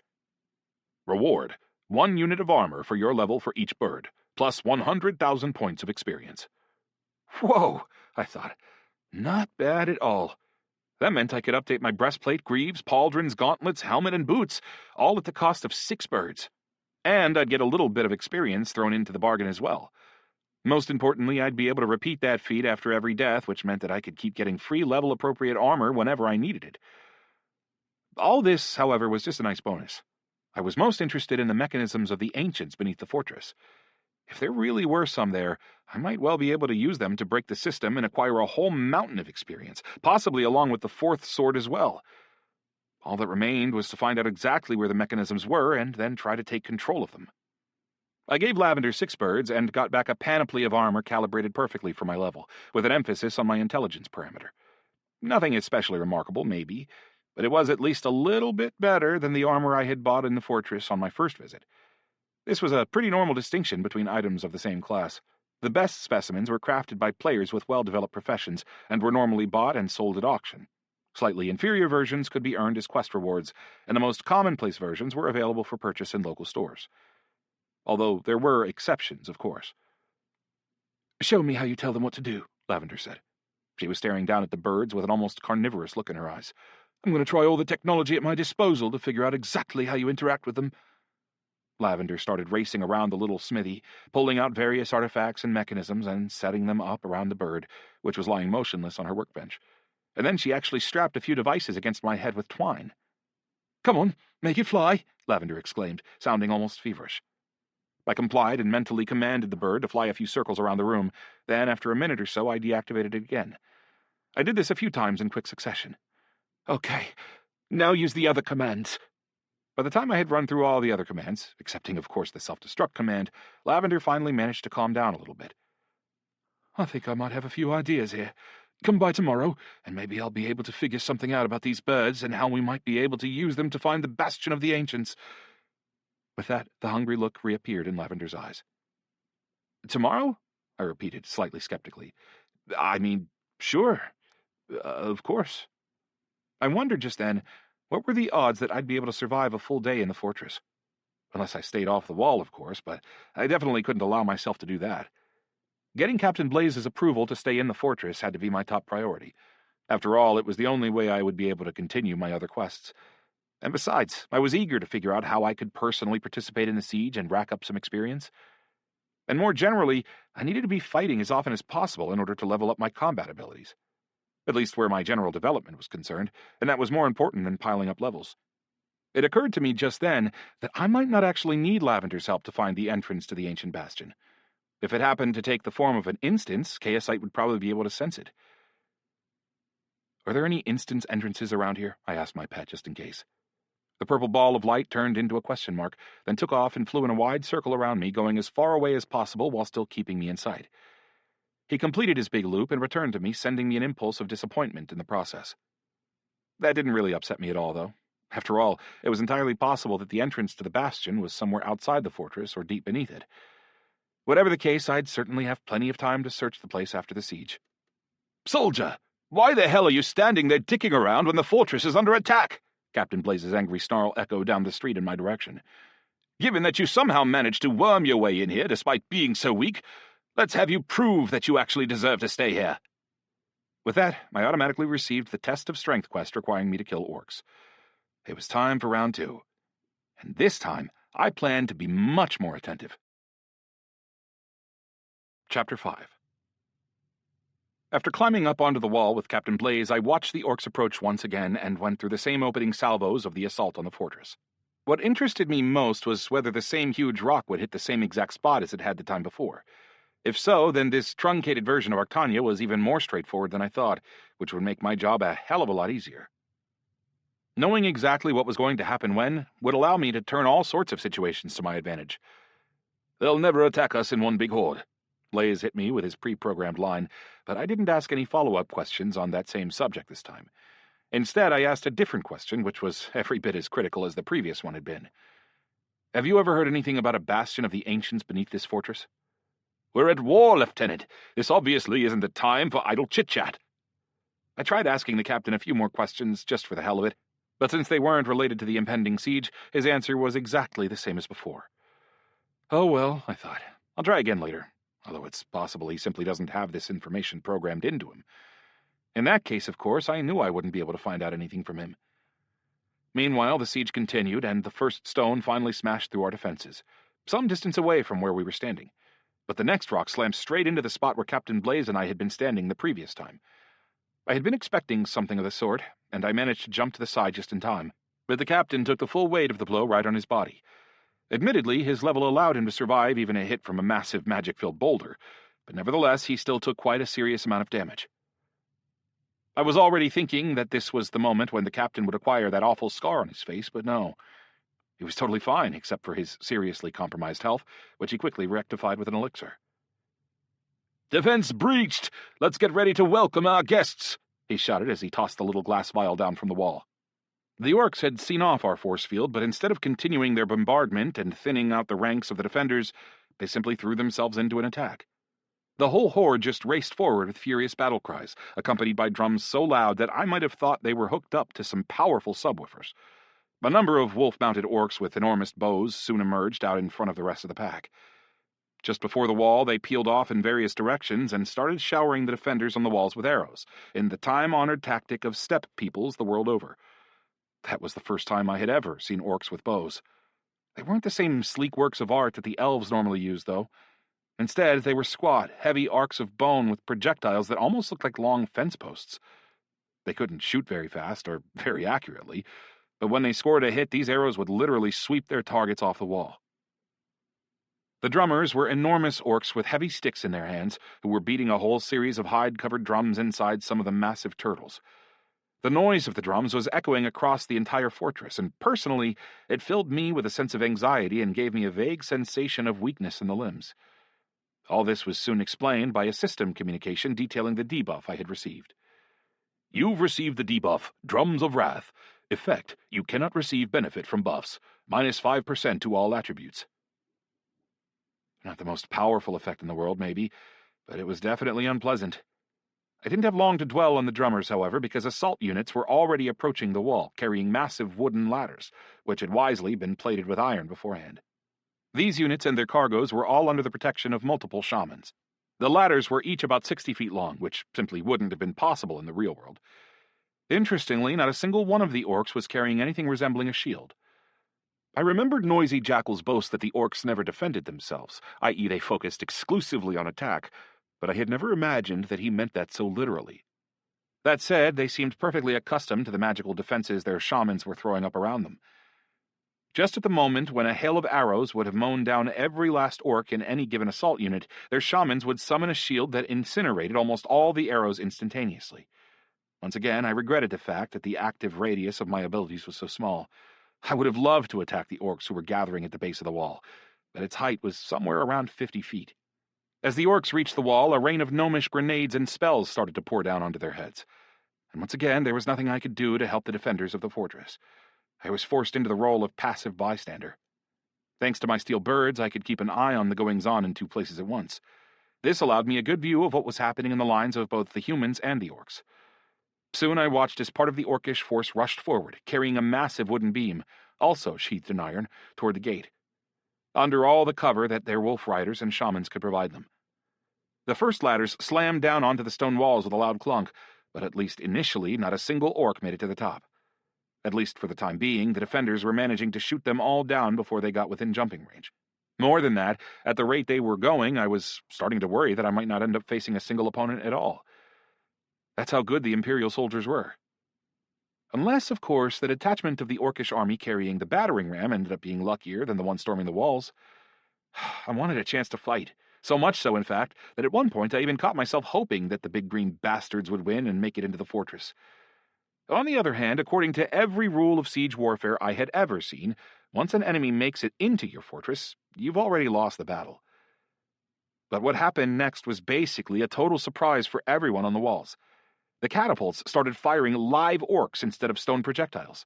Their big green bodies soared up into the air with loud bellowing roars, spinning on all axes at once as they came hurtling towards the walls. Spells and arrows started to streak through the sky toward them, but the humans obviously hadn't expected anything like this, so they didn't react effectively or in time. Most of the orcs therefore managed to make it to the wall, where a series of furious screams immediately burst through the air. "I spit in your porridge! I've been shitting in every one of your houses. Weaklings, get over here and fight!" Once they hit the wall, the orcs immediately aggroed all the surrounding Imperial soldiers onto them. More than that, a quick glance at their info made it clear that these weren't normal soldiers. They were commanders, with levels in the 70s, and there were no fewer than 10 of them atop the walls. The big green bastards were at least 3 heads taller than most of the humans, and probably 3 times as big in circumference as well. Even the swords of the Imperial soldiers looked like playthings in comparison to the huge orcish battle axes. I jumped back to put some distance between myself and the orcish commanders. Then, from a distance, I very carefully started attacking them with lightning. My damage was basically too insignificant to draw the aggro of a level 70 character anyway. So all I was really worried about was the possibility of accidentally finding myself in their path as they fought off the Imperial soldiers who were rushing to attack them from all sides. Not long before, when I was staring out from the walls at the seemingly tiny orcs, I really thought the fortress would end up being impregnable. Now, however, I had the distinct feeling that the hulking level 70 masses of green-skinned muscle were about to clear the walls of humans without the rest of their army even getting involved. That said, things got a little bit better with the arrival of some Imperial officers who were at the same level as the Orcish commanders. They not only managed to hold back the Orcish attack, but also hurled a couple of the big beasts over the outer edge of the fortress wall, right onto the heads of their comrades on the ladders. My bird was flying right next to one of these ladders, and from the side I could see that the orcs were swarming across them like ants. "Break the ladders!" shouts echoed out across the wall. "Quick!" I couldn't help myself. I ran over to one of the ends of the ladders, which was jutting out over the edge of the wall, and... well, I had no goddamn idea at all what to do next. Unable to think of anything better, I sent an electric shock coursing down it, which, to my surprise and delight, threw all the orcs off it almost instantly. It hadn't dealt them much damage, but it had worked extremely well all the same. It forced their fingers to unclench, which meant they couldn't hang on even if they wanted to. One of the huge orcs approached me and tried to attack, but I used shift to move to the side, and by the time he found me again, Captain Blaze had rushed to my rescue, taking the blow from the orc's massive axe straight to the chest. The captain's sword snapped in half, and the front half whipped straight up into his face. Wow, I thought. How ironic. So he got that scar protecting me. "This opponent is out of your league, Lieutenant," the captain spat. He glanced at me for just a second as he said this, giving me the chance to see that his face was still entirely intact. I stepped obediently back, although this was mostly because, thanks to my bird's eye view, I had seen several opponents more my own level hop up onto the wall nearby. The first orcs managed to make it up the ladders under cover from their commanders, whereupon they had surged into battle against the fort's defenders. Pushing off the edge of the wall behind me, I launched into a high jump and landed on another section of the wall, where some Imperial soldiers were already locked in combat against a bunch of orcs with levels in the 50s. I figured I could at least do something to help out here, so I started letting rip at the orcs with lightning from behind the backs of the Imperial troops, using shift to teleport to wherever I needed to be at any given time. Experience quickly showed that chaos lightning did a lot less damage than normal electricity. Apparently, orcs as a race possessed some sort of resistance to chaos magic. I didn't really know the mythology very well, but Arctania's orcs were essentially chaosites, which meant that they had a certain affinity for that element, even though classic green orcs didn't usually have any connection to chaos at all.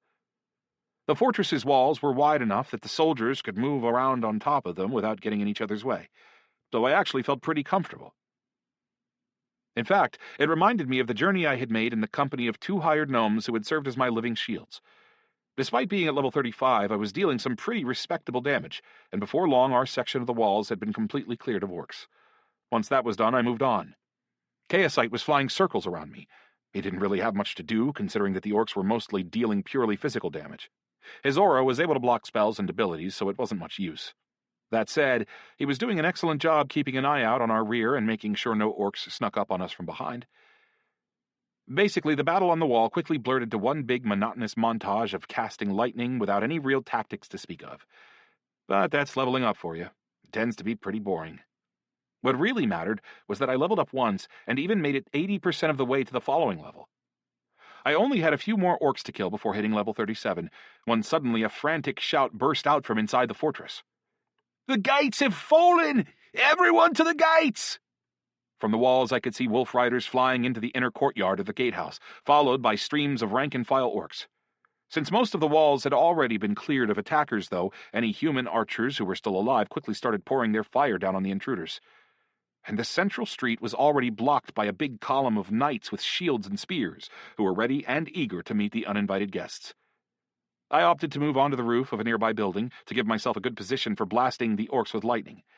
There weren't many houses next to the gates, just a stable and a 2-story barracks. I hopped onto the roof of the latter building and sat down. There were only 2 orcish commanders amid the throng that had rushed the gates, and the local officers were quick to lock both of them down in hand-to-hand combat. Behind the rank-and-file, however, came a war boss, a massive level 80 orc in gleaming armor with a big club in his hand, surrounded by several gaunt elderly shamans. Despite their frailty in comparison with the other orcs, these shamans were still significantly bigger than any of the human warriors ranged against them. They had the same bone structure as the commanders, but quite a bit less muscle, which made them look like gangly monkeys. Each of the 5 shamans was holding a long, hooked staff in their hands, all of which were aglow with red flame. From time to time, they would throw up a shield to protect their troops from arrows, or launch attacks with big, amorphous clots of red energy.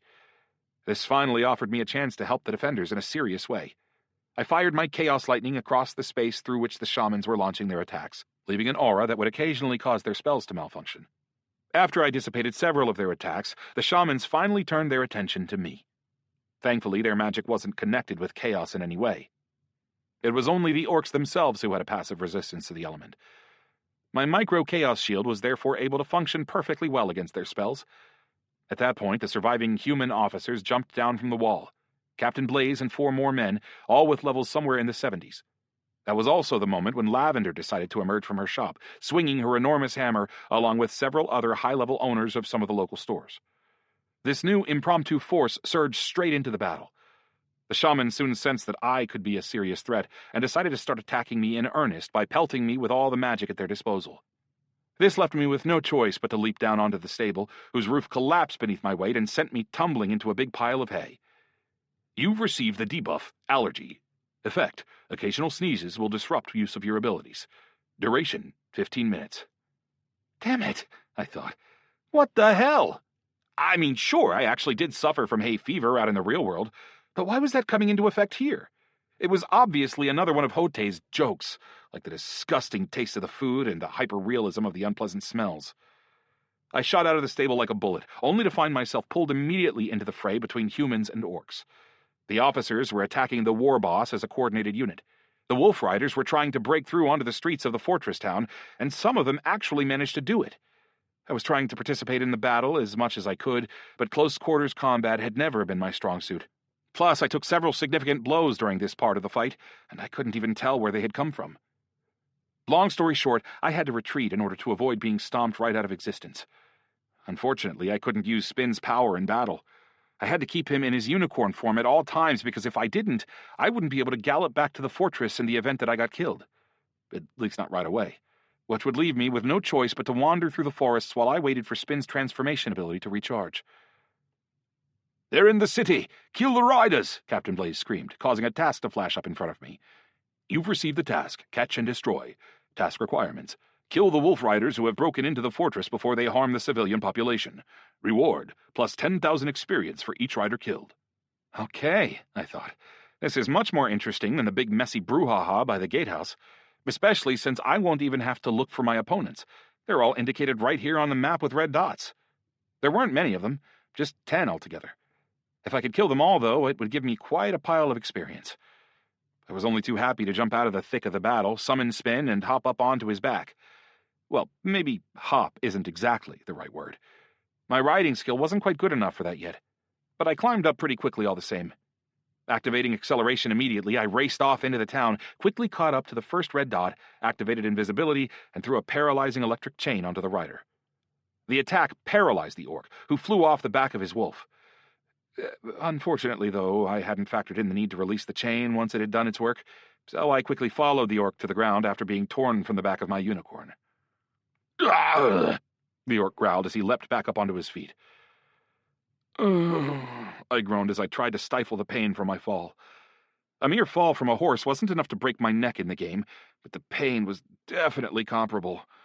The orc rushed toward me, swinging his huge axe, but I used shift to move out of the way, still in a sitting position, I might add. Then I hit him in the face with a blast of lightning and jumped back to put some distance between us. This was much more my comfort zone than the massive slaughter by the gates. I had lots of practice in taking out a more powerful opponent in single combat. True, it soon became clear that the orc wasn't alone. His riding wolf bounded over to join the fray. Only by some miracle did I manage to dodge his jaws as they snapped shut in an attempt to bite my head off. They were certainly big enough to do that. "Oof!" I shouted as I smacked the massive wolf back with my Shanbiao chain. "Bad dog!" But the bastard kept trying to eat me. Actually, it was causing me even more trouble than the orc himself. To be fair, a wolf the size of a horse is a pretty serious opponent. I had to keep using shift again and keep jumping all over the place to prevent the beast from reaching me. I couldn't help thinking that maybe I had made a mistake in choosing the unicorn for Spin's third form. A wolf would certainly have been more useful. The electric unicorn was just standing on the sidelines watching as the wolf tried to eat me, without making the slightest effort to help me. "Eat him!" the orc snarled with a malicious grin as he brandished his axe at me. I had to jump up onto the nearest building, but the wolf followed me even there. That said, I got lucky. The roof collapsed under the weight of the beast, which gave me a chance to hit it with everything in my arsenal as it lay there stunned.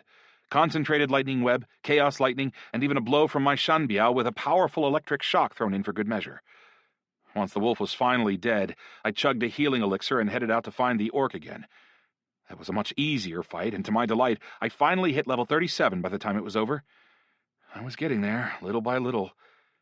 I was just about to rush off to find my next target when I got an unexpected system communication. Freedom Fortress has been captured by the Red Mountain tribe. Shit!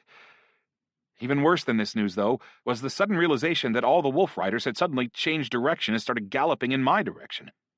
The hunter and the game had traded places. Well, maybe calling these wolf riders game would have been a stretch, even when I was hunting them. Now that they were hunting me, though, yeah, game seemed like a perfectly good description for me. Chapter 6. I didn't really understand how the orcs had managed to take the fortress so quickly, or what exactly they had done to trigger the system communication. The battle at the gates had been in full swing when I left to hunt down the riders in the streets, and it really hadn't been very long since then. Most importantly, though, I had no idea at all what to do now that it had happened. I really didn't want to start the game over again. At the very least, I wanted to figure out what kind of quests might be available now that the fortress had been taken. That couldn't possibly be the end of the whole hullabaloo. To do that, however, I would first have to get rid of the riders who were barreling toward me. One of them had already burst out from behind a nearby house, whirling some sort of net through the air above his head. "Run, beautiful human," the mohawked orc shouted ecstatically. "I love when they run." I was already about to jump onto my unicorn, but his words made me reconsider. Honestly, it might have been another instance of a peculiar aggro to which I was so susceptible, but I really didn't care at the time. I was still playing a game, after all, and there was still a strong element of entertainment in it. I knew that if I lost that and started taking everything too seriously, it wouldn't be long before I started to lose my mind entirely. "And I love when they die," I shouted back as I cast a ball lightning into his path. Yes, it was a big risk, but the fortress had been lost anyway by that point. It would probably be easier to start the game again than waste time on whatever guerrilla warfare quests might pop up after the battle ended.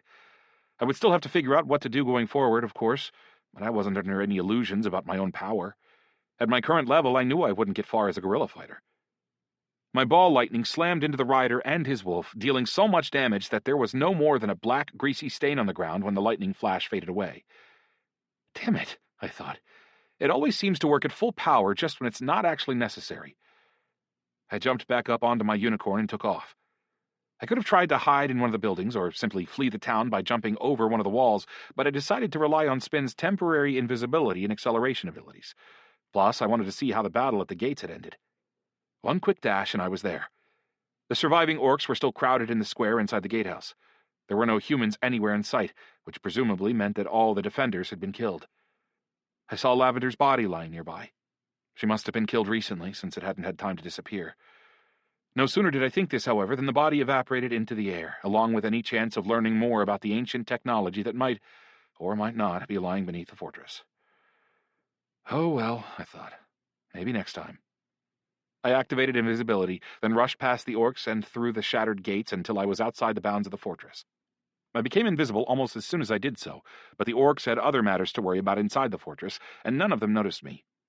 That said, I got another system communication as soon as I crossed the threshold of the gates. "You've received the task, Saving Freedom Fortress. Task requirements, recover the fortress for the humans. Reward, plus 5 million experience." Whoa, I thought. Look at all that experience. And no hint whatsoever as to how I could possibly do it. Somehow, I had to single-handedly recover a fortress that an entire army had just proven unable to defend? Hilarious. Nevertheless, I made a mental note. Later on, once I had figured out what the hell was going on, leveled up a little more, and found the mechanism of the ancients beneath the fortress, I was definitely going to make sure the orcs took the place again, so that I would have the chance to play the hero and recover it. Maybe even more than once. Soon after the invisibility fell away, a chorus of shouts and whistles erupted from the orcs, providing me with indirect notification that I wasn't simply going to be able to run away. I still had a bird flying above the fortress as a navigator, so I had an excellent view of the wolf riders as they started racing toward me from all sides.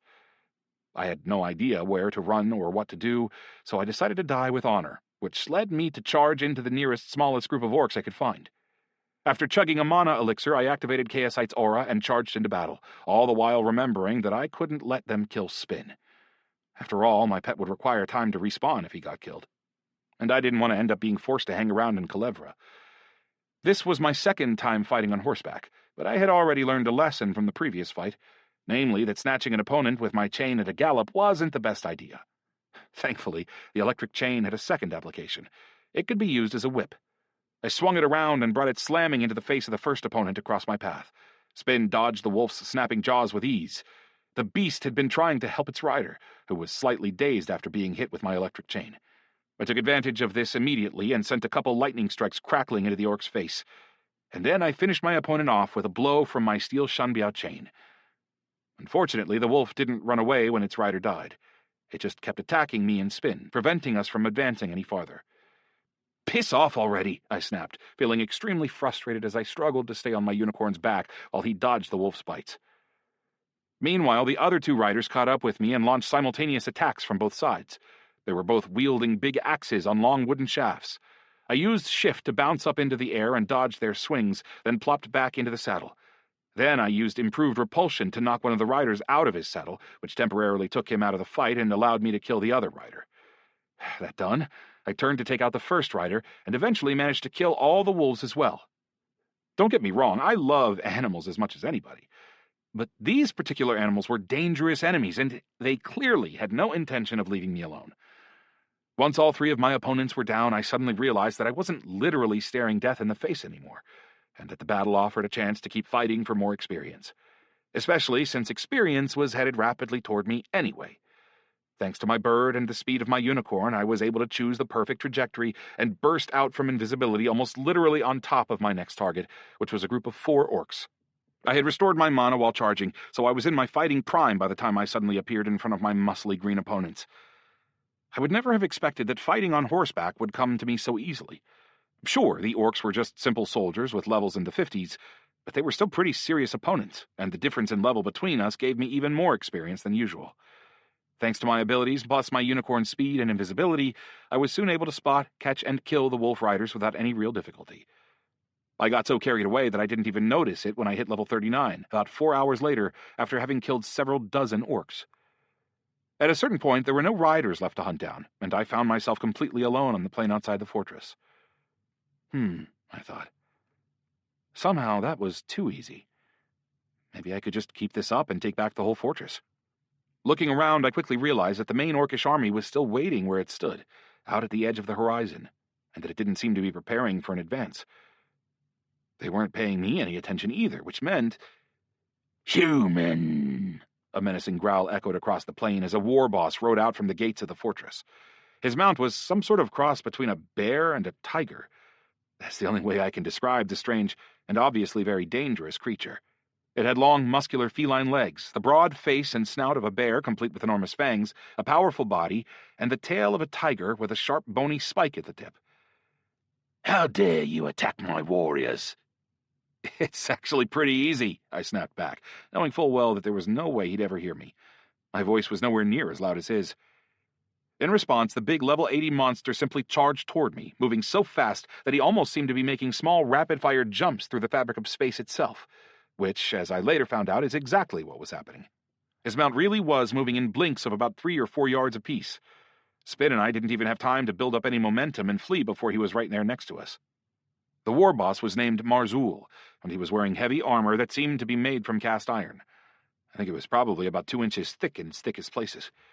This partially explained why his mount was moving in blinks. It's pretty hard to run with that much weight on your back. I think he probably weighed close to a ton. "You little weak human," the war boss growled. "Die!" A club thicker than my own body whistled through the air, but I used shift to dodge it, as I was already so used to doing by that point. So vicious was the blow, however, that it grazed Spin and knocked him off his feet, taking away 3/4 of his health in the process. I had to use repulsion to save myself from the bear-tiger's paws. A message popped up informing me that Chaosite had blocked some sort of attack ability, just as I whipped up a micro-chaos shield to protect myself from the bear-tiger's huge jaws. It was all happening so fast that I couldn't even think about counterattacking, although I was more worried about Spin's health than my own. If I got killed, I would just find myself back in Culebra.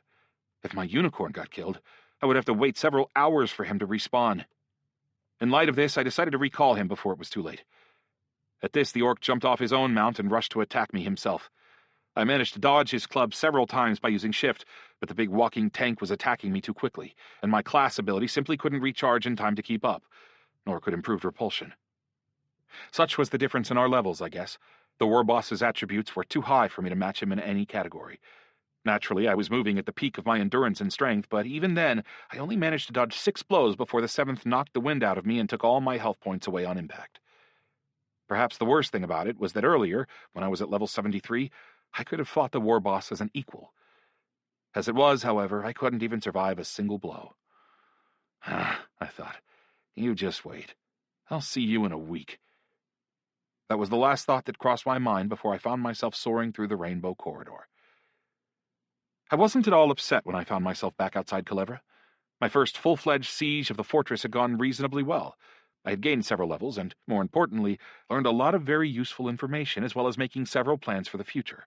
First and foremost, winning that siege would require us to repel the attack of that first Orcish tribe. This strange little version of the game obviously operated according to single-player rules, which meant that the outcome of all my battles would ultimately depend on me alone. I would need to put every ounce of effort into every one of them, although for the time being, even that wasn't quite enough to turn the tide. Only by successfully defending the fortress could I buy Lavender enough time to finish her research on the steel birds, which would lead to me getting information about the Bastion of the Ancients. Or at least that's what I was hoping. Knowing the general course of the siege in advance would allow me to devise some general tactics. But would the defenders of the fortress actually listen to me? "Hey, who are you?" Rathmere shouted. More out of habit than anything else, I handed the headman his ring, then jumped up onto the spin and galloped off in the direction of the fortress. Along the way, in addition to the passive leveling up of my riding skill, I tried to take stock of my long-term prospects in this strange little version of the game. Hote had given me 3 weeks, and said that he had sped up time by a factor of 10. In other words, 21 days in this little world would equate to 1 day, give or take a few hours, in the outside world. I could only hope that nothing bad would happen during that time, and that Artyom would come to grips with his new status as emissary of the god of the dead. And, of course, that Sergei and Antibiotic wouldn't risk trying to close the books on the demonologist without me. I was also a little bit worried about Culebra. I didn't want anything to happen to the little town in my absence.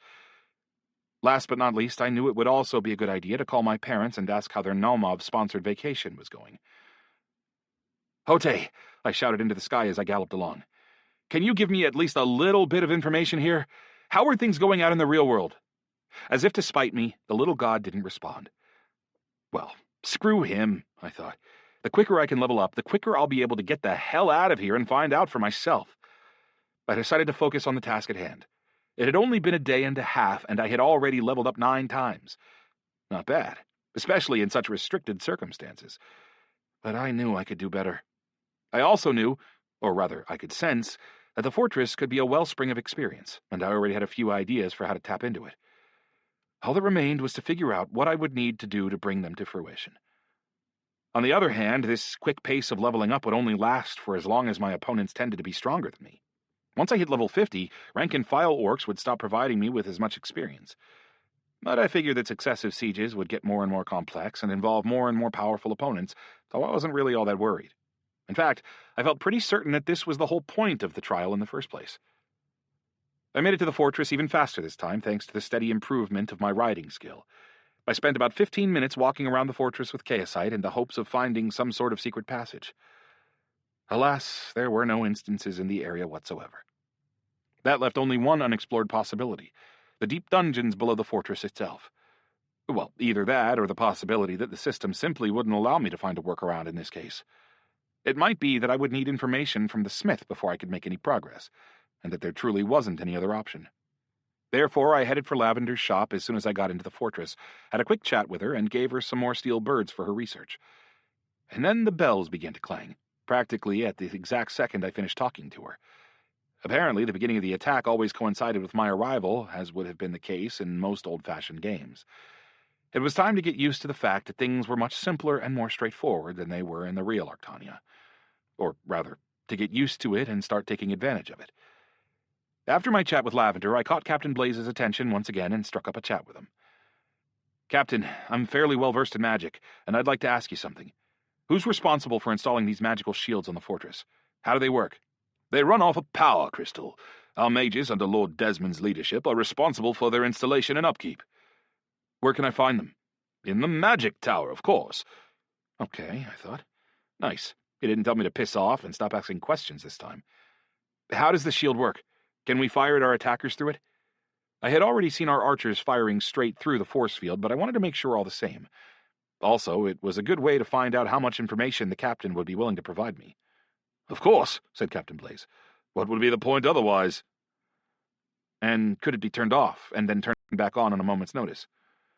We're at war, Lieutenant. This obviously isn't the time for idle chit-chat. The captain hit me with his stock phrase, indicating that he had nothing else to say. The structure that Captain Blaze had referred to as the Magic Tower was located almost exactly at the center of the fortress. The entrance was manned by a few guards, but for some reason they seemed perfectly happy to let me walk in. I had been thinking that they wouldn't even let me pass the door until I killed 10 orcs and completed the test of strength task. I climbed up to the top floor and found myself in a circular hall, with a big pedestal at its center. Sitting atop this pedestal was a big yellow crystal about the size of a human head. "Hey, what are you doing here?" a gaunt, bald-headed mage shouted. "Get the hell out of here!" Whoa, I thought. Level 80. He could go toe-to-toe with that orcish war boss. I wanted to talk to you about the fortress's shields and how they work, I said, ignoring the mage's attitude, and whether they could be supplied with supplemental energy to keep them running a little longer, or maybe turned off temporarily and then turned back on when they're needed. "You have no right to be talking to me. You're not even one of this fortress's defenders," the mage scoffed in response. "Out!" I didn't even have time to react before I found myself standing right back at the entrance to the tower. Apparently, the mage must have teleported me out himself. I guess that was better than being thrown out the window or simply incinerated. He could easily have done that, given his level. But you know what they say, trying and getting no result is a result of its own. I decided that I would kill 10 orcs first, then come back. All that remained was to hope that I could pull that off before the fortress fell. Before long, I was back on the wall with Captain Blaze. I already knew where the catapult stones would be landing, of course, so I decided to experiment with my micro-chaos shield and ball lightning. I was primarily relying on the shield, of course, since it used a lot less mana. And if it could somehow block the stones, or at least knock the magic out of them before impact, I felt pretty confident that the fortress could hold for a lot longer than it had the first time. Ball lightning was another idea, but decidedly the second of my two choices because it would depend on luck. If the multiplier happened to be big enough, the spell might simply destroy the rock in midair. Either way, though, a single attempt would suck up all my remaining mana, which I would then have to spend some time regenerating. Sure, it might not take all that much time, but elixirs definitely didn't take effect instantaneously either. The fortress's defenses would take care of the first stone anyway, but I tried to stop it with my shield all the same. Luckily, the fortress's defensive shield ran right in front of the wall itself, so my spell was able to shoot out beyond the wall and have its effect before the rock hit the force field. My micro-chaos shield appeared in the path of the huge stone. It was about the same size as my entire body, but the projectile soared right through it without any adverse effects whatsoever. At least that's what I thought at first. But upon closer inspection, the shield actually had a significant effect after all. It knocked all the red energy out of the flying projectile before impact. I couldn't see any concrete numbers for damage, unfortunately, but I was pretty certain that my shield had reduced the strain on the defenses by at least a little bit, and every additional minute that wall lasted would give the archers and mages more opportunity to thin out the ranks of the orcish army. Or, that was my assumption, at least. I started jumping along the wall, throwing out my micro-chaos shield as often as I could. I also tried ball lightning here and there, and a couple of times it was actually so effective that it blew its stone targets to smithereens. It soon became obvious that I had seriously extended the lifespan of the fortress's shield, because when I looked back at the spot where Captain Blaze was standing, I saw that the area still hadn't been hit by so much as a single projectile. But the orcish army was already right up against the walls. Once again, the riders started firing their big, heavy arrows up at the walls. This time, though, they smashed straight into the fortress's shield instead of picking off our defenders. In contrast, the return fire from the latter put a serious dent in the number of riders. I had to wipe away a tear of regret each time I saw one drop, though, because they would each represent quite a wealth of potential experience in the event that the fortress fell. On the other hand, I had no intention of letting the fortress fall at all this time. Once again, teams of orcish infantry rushed forward to the thunder of the drums, carrying big iron-wreathed ladders in their hands. But this time, thanks to my efforts, the shield was still in position around our wall. As a result, none of the defenders had even been wounded yet, and the orcs who came clambering up the ladders were forced up against a translucent dome that offered no hope of getting inside. This part of the siege was particularly satisfying to me, since it gave me a chance to cast lightning at my enemies without the risk of taking any return fire. It also let me rack up the 10 kills I needed for Captain Blaze's quest. That didn't mean the counting stopped, of course. I still had a chance to get another reward, along with the rank of officer in the ranks of Freedom Fortress defenders. Before long, though, the shield inevitably fell and the orcs came rushing over the wall. Their catapults started firing immediately, sending a bunch of orc commanders flying through the air once again. I regretted not being able to turn on the shield at that exact moment. I bet the orcs would have splattered all over the dome like flies against the windshield of a speeding car. That was why I had tried to get the mage to tell me whether the defensive field could be switched on and off at a moment's notice. But alas, I never got an answer, so I had to watch a hail of 11 level 70 orcs land on top of the wall with a crunch, still ready for battle. And it quickly became apparent that all my efforts to sustain the shield actually hadn't made that much of a difference to the overall picture. There were more commanders than Imperial officers, and they quickly started slaughtering the Imperial soldiers on the wall. All this before the main unit, headed by its war boss and complete with a team of shamans, had even broken through the gates. No matter how hard I tried, it seemed like there was simply no way I could make a decisive contribution to the defense of the fortress. There was nothing I could do to tip the scales. There were too many orcs, and my level was too low. Not that I didn't try as hard as I could, of course. I kept killing rank-and-file orcs and even tried attacking some of the commanders. In the end, though, the war boss ended up inside the fortress once again, and once there he quickly slaughtered all of its defenders, along with the civilian population in the town. For my part, I managed to repeat my earlier feat and hunt down the orcish riders outside the fortress, reaching level 40 before finally dying a hero's death in battle against a war boss. Okay, time to change tactics, I thought as I appeared on the edge of the forest in Culebra. I'm going to need a non-standard solution here, and I think I have a pretty good idea. Chapter 7. First, I decided to stock up on steel furbirds. I hadn't thought to do that the previous time, but I figured why not try to use them like self-guided missiles against the orcish commanders. Maybe I could even hit them right as they were descending onto the walls. I had already figured out that, for the time being at least, these commanders were my main opponents. The mass of orcish cannon fodder wasn't nearly as dangerous to me. There was also the war boss, of course, but I still had no idea how to deal with him at all. The birds wouldn't be able to deal him any significant damage by self-destructing.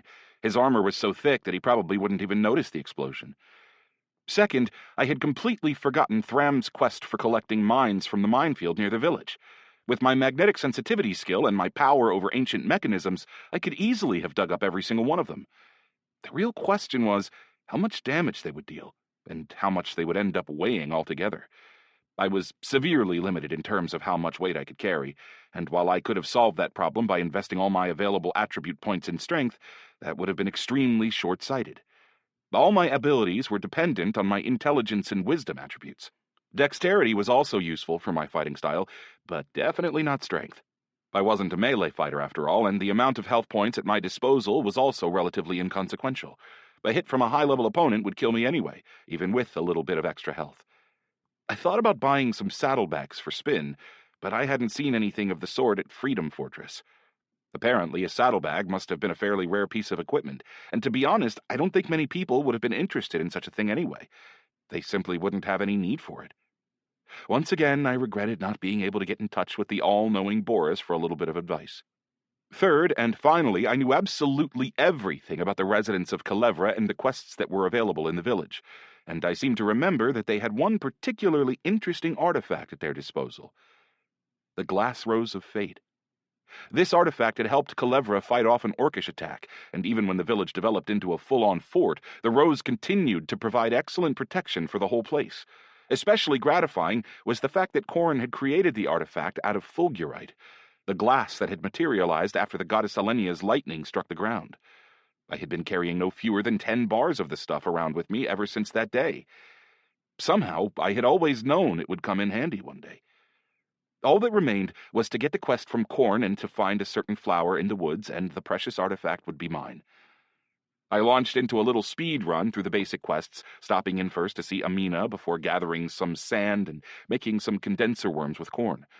With that, I assumed the time had come for Khorne to give me the quest for the rose, but the smith was utterly silent. I had already tried steering him toward the topic, first one way, then another, but he just kept offering to work with me on my glass-blowing profession, uttering the same old phrase time and time again, and never once bringing up the quest for the rose. "I'm so glad you started working on glass-blowing. I'm sure I'll have plenty to teach you." Despite saying this, by the way, he didn't seem to be in any hurry to actually teach me anything. Maybe I just didn't have the requisite standing in Clever 2, or the requisite level in my glassblowing profession. Although the second possibility seemed pretty unlikely. I had leveled it up at least a little bit during my time in the game, and it should have been more than enough to make some progress in my starting location. "Look what I made," I said as I held up my condenser worm to the smith. "I'm so glad you've... So, can you teach me to make glass roses, or could you make one yourself?" "I'm so glad you've..." Damn it, I thought. Didn't work. I decided to put a pin in that issue for the time being, and move on to the next part of my plan, a trip out to the minefield to collect a certain number of mines. Once there, however, I found that I couldn't actually see a single mine with magnetic sensitivity. What the hell was going on? I remembered this spot, after all, and I knew right where some of the electric mines were buried. I didn't really have anything to lose, so I just set off across the dangerous minefield on foot. For some reason, none of the mines detonated. Oh no, I thought. Please don't tell me they're not going to appear until I get a quest from Thram. That quest was itself dependent on another quest which involved collecting jerboa hides for the orc at the traveling market that still hadn't made its appearance. A closed circle, you might say. Naturally, I still popped in to see Thram anyway. I found young Varth working in the gnome's garden, but this time the lanky kid didn't display the slightest interest in me as I approached him. He seemed to have turned into a completely blank background character, who didn't even have any stock phrases to offer. Thram was engrossed in something in his shop when I arrived, and he didn't notice me at first. "Hello, my name's Falk. I've come to ask you for help," I said, still talking to his back. The gnome slowly turned around and nodded. "Hello, Falk. I'll try to help if it's something I can actually help with." It was very strange to see him so, well, let's just say so limited in terms of emotions and vocabulary. After all, the gnome and I had traveled all across Pyrinth's underground together and become pretty close friends in the process. And now he was speaking with short, laconic phrases, animated by only the barest hint of emotion. It felt something like opening an empty Christmas present. It looks and feels like the real thing, but it doesn't bring you any joy at all. This version of Thram looked just like the original, but you could tell with one look that he was a fake. "I saw that electric fence out there.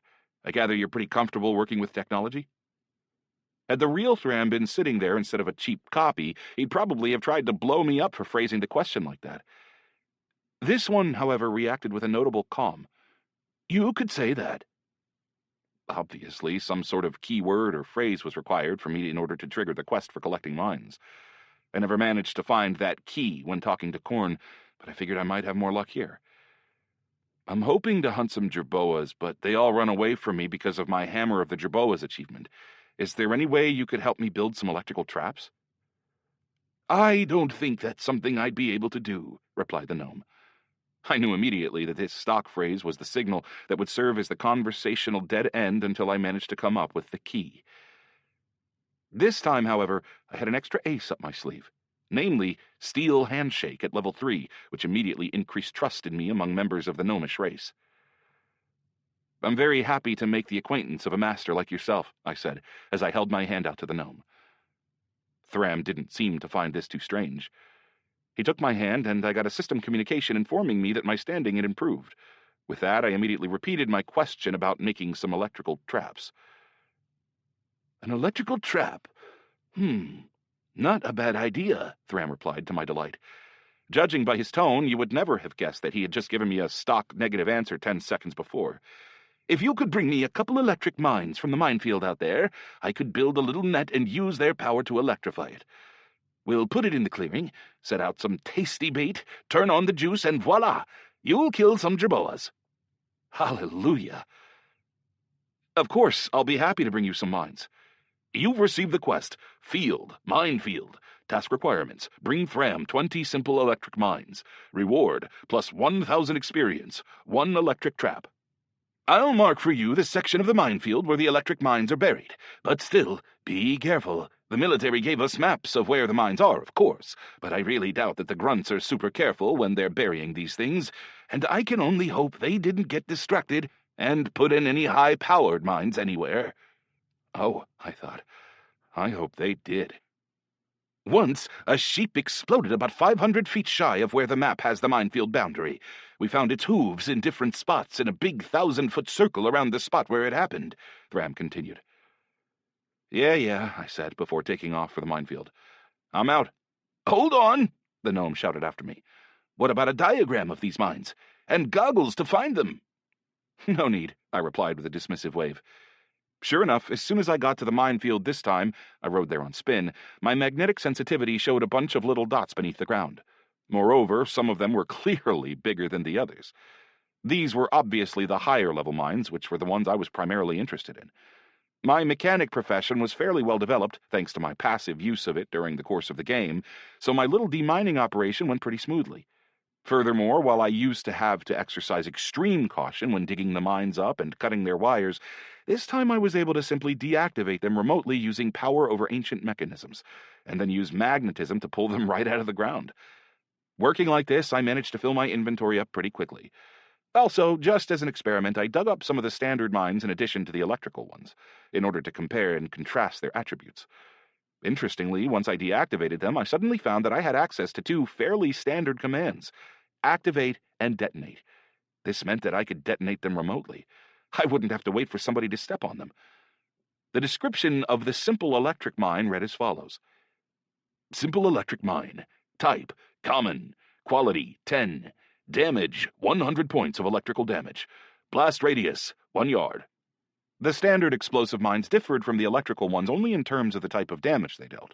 With a quality attribute of 10, that meant 100 points of physical damage. That was already twice as powerful as the steel birds. And the larger mines had 20 points of quality, which meant that they could deal 200 points of damage. These cheered me up more than anything else, especially since they weighed exactly the same as the simple mines and the steel furbirds. At level 40, I could carry a total of 35 such mines and/or birds, after making allowance for the rest of my equipment and elixirs, for which I would always need to reserve from space in my inventory. I knew I would need at least a few birds for my own needs and for Lavender's research, which meant that I could take 30 level 20 mines with me to the fortress. That equated to quite a bit of damage.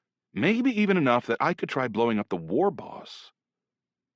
Initially, at least, I had some other plans for the mines, but once they were in hand, I started thinking more seriously about how they might be used. There were a lot of options and no shortage of mines either, which meant I could choose one of two avenues to pursue during the next siege. I could either set the mines in the path of the advancing army, thereby completing Captain Blaze's task before the battle even started, which would hopefully get me enough standing to get into the magic tower and talk with that mage about the defensive shield.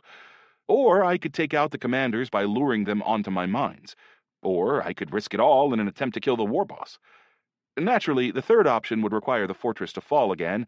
That was the only way I'd ever find myself in a one-on-one fight against such a powerful opponent. But I knew I still had time to decide. For the time being, I completed Thram's quest, which improved my standing in the village, and then quickly dug up some more high-level mines to replace the ones I had turned over to the gnome. After that, just before setting off to the fortress, I decided to stop by and visit Korn, just to try a little experiment. I found myself wishing that there were some sort of secret handshake for smiths, which could get me quicker access to some of his other tasks. I'm so glad you've started working on glassblowing. I'm sure I'll have plenty to teach you. The smith greeted me with his stock phrase, but then, to my surprise, he continued, I think it's time to study a new recipe. And this one is actually very new. Okay, I thought. Turns out I was right to go visit Thram and raise my standing in Culebra, too. I'd love to, I said, feeling almost overjoyed. Needless to say, I was really hoping it would be the glass rose. Look, this is a recipe for glass gloves. Gloves? To say I was surprised would have been a huge understatement, and not just because I had been counting on getting my hands on a rose. Korn had once assured me that you could create all sorts of items out of glass, including weapons, but I had never seen a single glass item on any auction in Arctania, other than dishware, mechanical components, and decorations. And now, out of the blue, I was being offered the chance to create a piece of armor? Yep, they're made from flexible glass. Alchemists use them when working with dangerous substances, Korn nodded. Damn, I thought. I guess it's not a piece of armor, then. It's basically analogous to a rubber glove. I guess I let my imagination run wild a little bit. How does the glass become flexible? I asked, although most of the wind had already gone out of my sails. You have to add a certain substance to the sand before smelting it. Specially prepared potatoes or corn, for example. What? Potatoes? On second thought, it occurred to me that starch is basically a naturally occurring polymer. although I was still pretty sure they didn't use it in manufacturing glass. Relative to the game, though, it made as much sense as anything else. You've received the recipe, glass gloves. Alchemist gloves which offer protection from poisons, high temperatures, and physical injury while working. I'm sure you'll be able to make these, said Korn as he slapped me on the shoulders. And once you can make these at a certain level of quality, I'll teach you something else. You've received the task, next step toward mastery. Task requirements, create glass gloves with a quality attribute above 50. Reward, plus 100,000 experience, plus 100 to your standing in the village of Calevra 2. Recipe for a unique glass product. With that, my interest was piqued once again. Would that next unique recipe end up being the rose? Who knows what Hote might have had in mind when he created this weird little world with all its little quests? Did he want me to level up in general or improve my fighting skills specifically? Or maybe he just wanted to punish me for disobeying him. Although, actually, it was perfectly possible that he was motivated by all those things at once, and forcing me to develop my professions could have fit in with any of them. At the moment, my glassblower profession was only at level 41 since I hadn't had either the time or the inclination to work on it up to that point. I figured that crafting an item with 50 points of quality would require me to have the same number of points of development in my profession, if not more. That would give me at least a slight chance of creating an item with the necessary quality. The real question was simply whether this was actually a good use of my time. If there had been some guarantee that the next recipe would be the glass rose, then yes, I would have sat down and started working right away. That said, there was no reason I couldn't at least give it a try.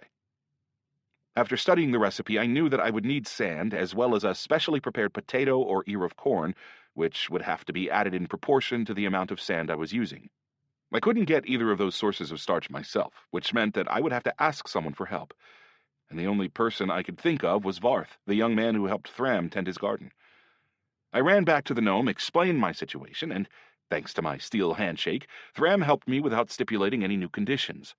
He just called Varth and had the kid bring me a little bag of potatoes. Then the gnome ran these through some sort of small mill and handed me a smaller bag filled with potato starch. After disposing of one mine in order to free up room for the bag in my inventory, I took the starch back to Korn. Perfect, the smith beamed. You can use my smithy and get to work right now. Fine, I replied in a disappointed drawl. To be honest, I had still been clinging to the hope that he would create at least one of the gloves himself in order to show me how to work with the altered glass. Instead, I had to run down to the riverbank, load up some sand, and shovel it into the hearth together with some starch in order to produce the bar I would need for the project. And that was where I ran into my first problem. I couldn't turn the handle on the hearth little door. Obviously, I simply didn't have the strength. Upon getting knocked back to level 30, my strength attribute had gone back to 30 as well, and I hadn't invested any attribute points into it since. Flexible glass is harder to work with, said Korn, confirming my suspicions. But you just need a little bit more strength. Just level it up a tiny bit. Okay, I thought. Just a tiny bit, huh? With a stream of the most colorful swear words in my arsenal, I hopped up onto Spin and took off for the forest, hoping to find a grizzly jerboa so I could hit level 41 and invest some points in my strength. And only then did I suddenly remember the Emperor Jerboa in his cavern. Hey, I thought, I have mines in my inventory now. Lots of mines. Certainly enough to try blowing up that high-level buck-toothed bastard. It would also serve as a useful test run. If I could kill a level 90 Jerboa, I could also kill the war boss. And just think how much experience that would get me. I was so taken with this idea that I decided to abandon my search for grizzly jerboas and head straight for the cavern. Naturally, I had to deactivate the fur birds guarding the gorge first. Once that was done, I reactivated them and sent them into the air as backup. If the jerboa didn't kill itself on the mines, a kamikaze bird might just be enough to finish it off. I had to leave Spin outside the cavern, of course, but I turned Chaosite's aura on as soon as I went in, on the off chance that it would protect me from the jerboa's debilitating roar. I buried my mines about 30 feet from the entrance of the monster's cavern, then carefully stepped into the massive Emperor Jerboa's home. The beast was right where I had left it, and upon seeing me, it quickly rose from its throne and let out a roar. Alas, Chaosite's aura didn't kick in, and I caught the same debuff as before, which made my legs shake from weakness. "Come on down," I shouted back as I slowly retreated toward the mines. Then, inside my head, I added, Come on down, you big walking bucket of experience. Chapter 8. Thankfully, the massive jerboa didn't have the intelligence parameter to realize it was being led into a trap. The big beast rushed forward, moving surprisingly fast for such a huge animal. But I was ready for this, and I used improved repulsion to put some distance between us. I followed this up with another jump, and then used shift to put myself well behind the mines outside the cavern's entrance. By the way, the beast's health was only about 7,000, which meant that despite me calling the jerboa a boss, it was actually just another high-level opponent. Bosses at the end of player raids could often have hundreds of thousands of health points. In my current state, there was no possible way I could ever have taken out a beast like that. So I could only thank the gods, or rather, one very specific little god, that the jerboa's health was pretty manageable, and more importantly, that it was comparable to the amount of damage my mines could deal. Although it suddenly occurred to me that if the animal had even a 10% resistance to fire, it might well survive the whole minefield. Well, whatever, I thought. I guess we're about to find out. I was just about to detonate the mines when the big fluffy bastard suddenly stopped, just a few feet in front of my trap, and started sniffing the air suspiciously. Apparently, I had made my conclusions a little too hastily. He managed to catch something fishy in the air after all. "What's the hold-up?" I shouted, waving my hands around feverishly. "Come and get me, you big idiot!" But the jerboa just cocked its head to the side and stared at me with its big, unblinking, beady black eyes. They were genuinely huge, probably about the size of tennis balls. The beast's powerful, furry white chest was heaving with every breath it took, and its long, gorilla-like arms were tipped with long claws that very nearly touched the floor as it walked along. Actually, I might have mistaken the entire beast for some sort of gorilla, if it hadn't been for its very conspicuous mouse-like face. "Well?" The beast suddenly disappeared, then reappeared right in front of me. "What the—" A slap from a long-clawed paw dealt me a whole pile of critical damage and took away all my health, killing me instantly and sending me flying back through the rainbow corridor to my respawn point. "Bastard!" I shouted impotently as soon as I found myself on the edge of the forest near the village once again. "So he can blink too!" Once I cooled off a little bit, it occurred to me that a level 90 creature having active abilities was actually quite predictable. It simply hadn't crossed my mind that one of those abilities might turn out to be instantaneous teleportation. Worse, I had spent all my mines, or rather, I hadn't so much spent them as simply lost them. They never even exploded. Most unpleasantly of all, I would have to level up my standing in Calevra 2 all over again, going through the same old boring quests as before. "Hey, who are you?" I thought. Hello again. I had to wait patiently for my conversation with Rathmere to end so I could hand him back his ring. More than anything, I was just irritated at having wasted several precious hours. Although, actually no. That wasn't even the worst part. When I made the trap for the jerboa, I could simply have stood right on the mines and lured it in. I had 100% resistance to electricity, so the mines wouldn't have hurt me at all. Instead, I had opted to play it safe, figuring that the beast could easily have slapped me off the face of the earth before it ever reached the minefield. In hindsight, though, my first plan was starting to sound a lot better. I was playing the role of bait anyway, and I could certainly have stood on top of the mines and set them off at any time. Killing the Emperor Jerboa was quickly becoming a matter of principle. I felt like I had to give it at least one more try before moving on for the time being. Consequently, I had to spend more time running around, completing all the little quests in the village before finally collecting some mines and heading back to Hellscream Gorge. Fortunately, I was able to dig them up in the exact same places as last time. Long story short, I ventured deep into the cavern, aggroed the jerboa onto myself, and lured it onto my mines. After using shift and a few jumps to put myself right on top of my hastily dug minefield, I froze, ready to issue the mental command the second I saw the jerboa appear next to me. I would only have a fraction of a second in which to use shift and activate the mines. Then the monster's paw would come slamming into me, and there was very little chance I would survive that. And to my surprise, it actually worked. I used shift to dodge the beast's enormous paw, commanded all 30 mines to detonate, and then froze where I stood to watch the light show. A blinding flash of light lit up the cavern. Streaks of lightning crackled across the walls, but for some reason, I didn't see any system communications about dealing damage or gaining experience, and I didn't hear any screams of pain from the monster. I couldn't even smell any burnt fur. And then, as the flash died away, the massive jerboa emerged from the smoke. It was completely unharmed. Small strands of lightning were coursing across its white fur, and its eyes were afire with a bright blue glow. Its health bar was completely full. In fact, even the wolf-hide cloak on its shoulders seemed to be totally intact. Damn it, I thought. This can't be happening. Don't tell me he has resistance to electricity too. I really didn't want to die and have to start from the beginning of the game again, so I shifted to the side in anticipation of an attack, then took off running for the exit. I sprinted through the 60 feet of tunnel-like cave that separated me from the outside, and managed to jump out into the light only a fraction of a second before the jerboa would have caught and killed me. Its paws slashed me across the shoulder, taking off a good 90% of my health and sending me tumbling across the ground, where I also caught a weakness debuff from blood loss. I was expecting the jerboa to finish me off, but for some reason it stopped right at the entrance to its cave and didn't attack me anymore.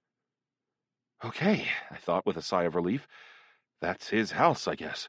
Maybe he just doesn't leave that cave. That's great news. I felt overjoyed as I watched the jerboa emperor slink back into his cave. I let out another sigh of relief. My conclusion seemed to have been confirmed. The goddamn monster was restricted to his cave, and he also had 100% resistance to electricity. The only explanation for that latter fact was undoubtedly something to do with the gorge and the altar in its mountains.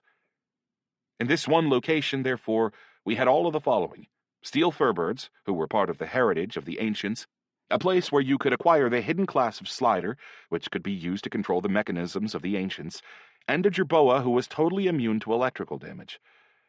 I could sense that at some point all these things would come together into one big picture. This would most likely happen once I leveled up my intelligence and launched the hidden function on the altar.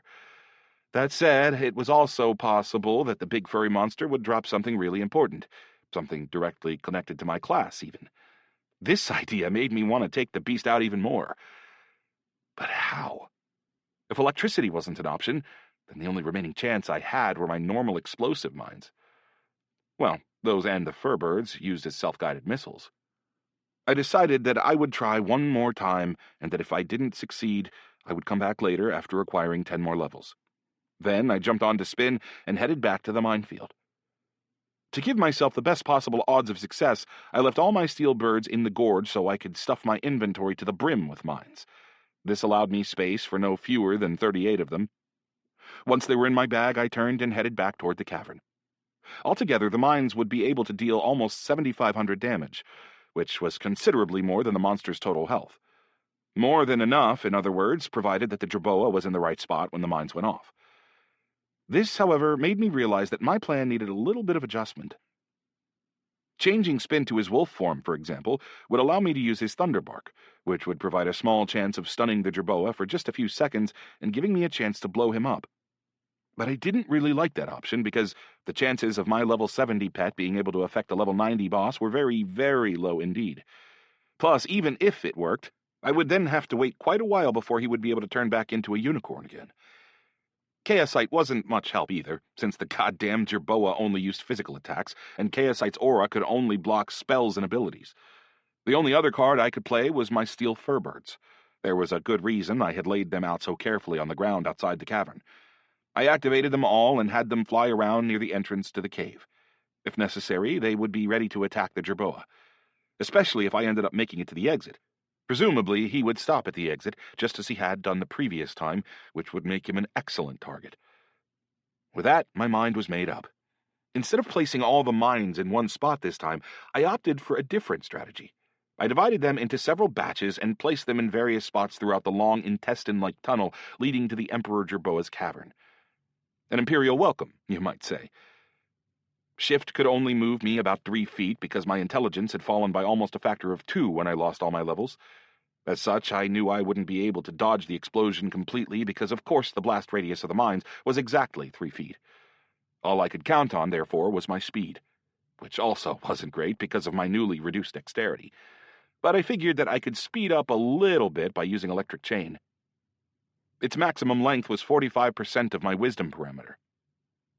Given my current wisdom, that meant that I would have about 69 feet of chain to work with, which I figured should be more than enough to pull me quickly past all the mines, since I could change the chain's length instantly with a mental command. I hadn't noticed any iron ore to magnetize myself onto in the cave, so I took out my Shanbiao chain and wrapped it around an outcrop of rock near the entrance. Then I magnetized my electric chain to the physical chain and rushed into the Jerboa's cavern, pulling my chain along behind me. "Hey, I'm back!" I shouted at the beast, who had resumed his normal position atop his improvised throne of garbage and bones.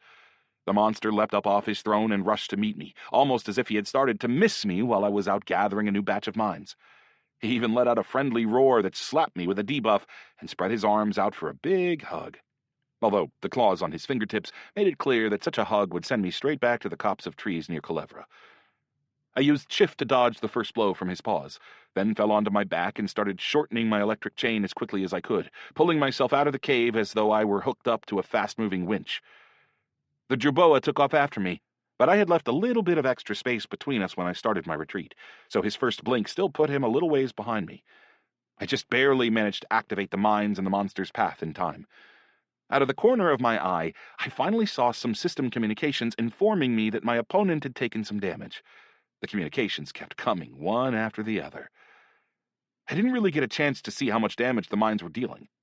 All I could do was put up with the beating my back was taking from the rough, rocky tunnel floor as I activated more mines and watched as the tunnel filled with smoke and flames behind me. Damn, I thought. I hope it doesn't collapse. Actually, screw it. I just hope it kills the Jerboa.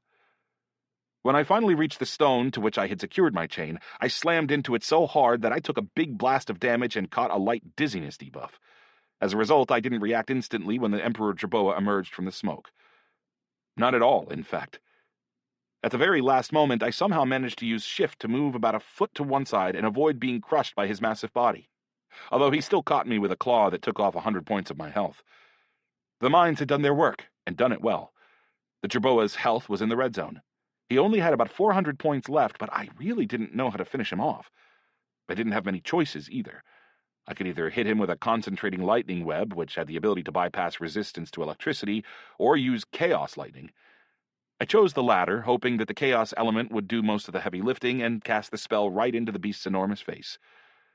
At the same time, I used repulsion right from a lying position to blast myself away from the beast before jumping up and running toward the cave entrance and salvation. You've dealt 30 points of chaos damage.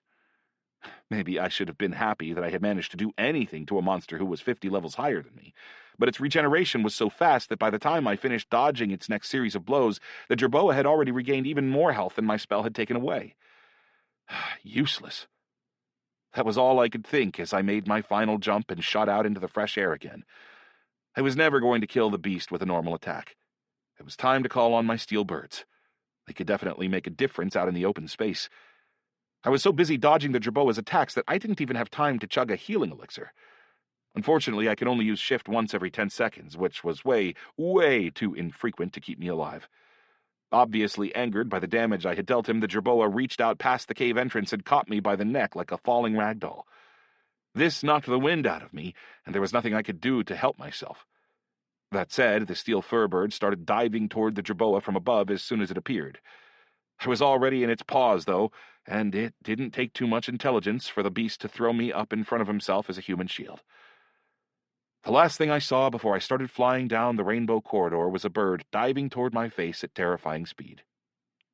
Back at the edge of the forest near the village, I couldn't restrain a shout of frustration. Shit! So close. I just had to get out of the cave.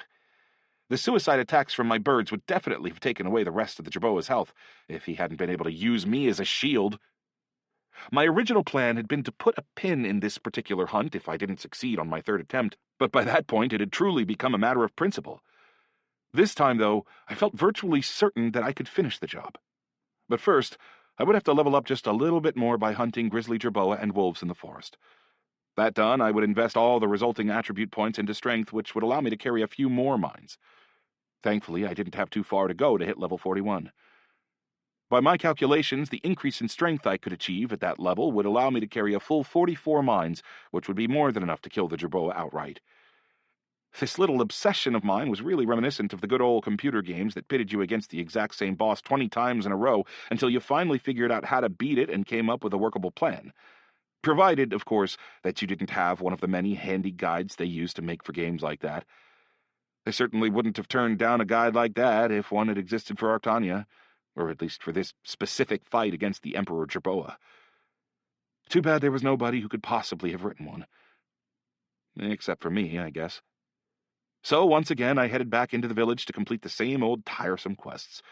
And it was during yet another trip to collect sand for corn that I suddenly remembered something. Back in the original Artania, it was during this same quest that I had first turned to Lurth for help against the steel porcupines.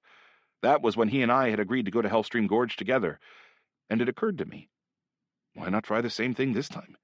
I mean, sure, he was only at level 38, but his attacks could certainly help knock back the Jerboa's regeneration. Worst case scenario, I figured I could use the Hunter as a human shield to buy myself some time for a mana elixir and a blast of ball lightning.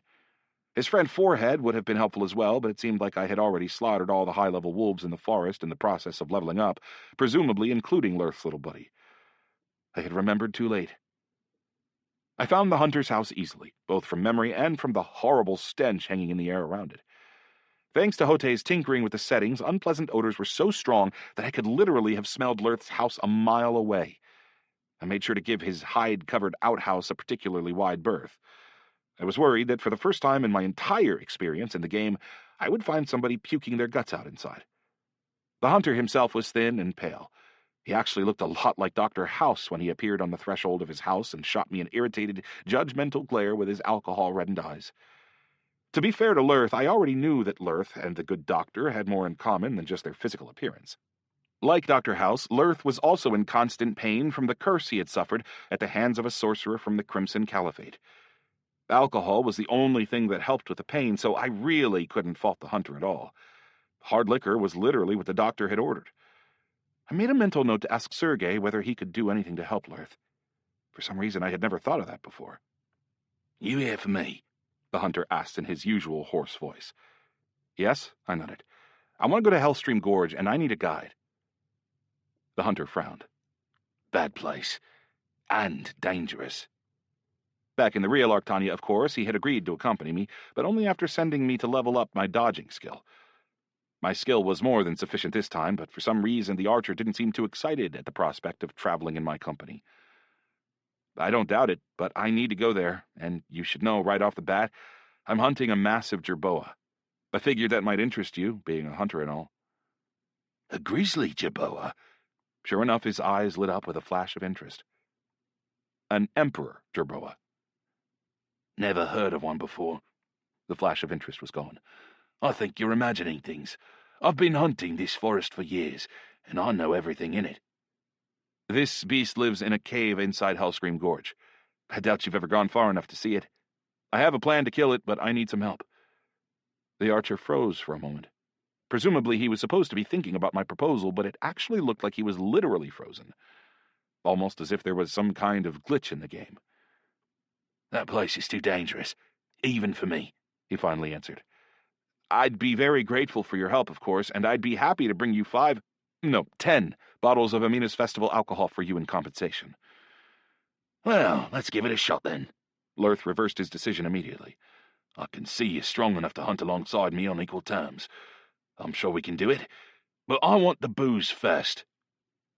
I had to run to Amina and get the booze, and while I was at it, I also stopped by Korn's smithy and picked up a new Shanbiao chain to replace the one I'd lost. Sure, it was pretty low level, but then again, I only needed it to serve as an anchor for my electric chain anyway. Alcohol in hand, the hunter added me to his group, and we headed out immediately. True, we had to go on foot this time because Lurth didn't have a horse. Unlike the previous time, though, I was able to make it through the swamps every bit as quickly and confidently as him, and my pants stayed on the whole time. At a certain point, Lurth stopped, let out a loud whistle, and then listened for a response. Weird. He looked slightly thrown off.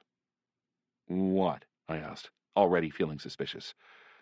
My forest friend usually meets me when I get here. His name's Forehead. Considering that I had recently ridden through the forest like a unicorn mountain horseman of the apocalypse, I knew there wouldn't be much point waiting around for the wolf to appear. He's probably off doing wolf stuff, I guess, I said, feeling a bit hypocritical. Yeah.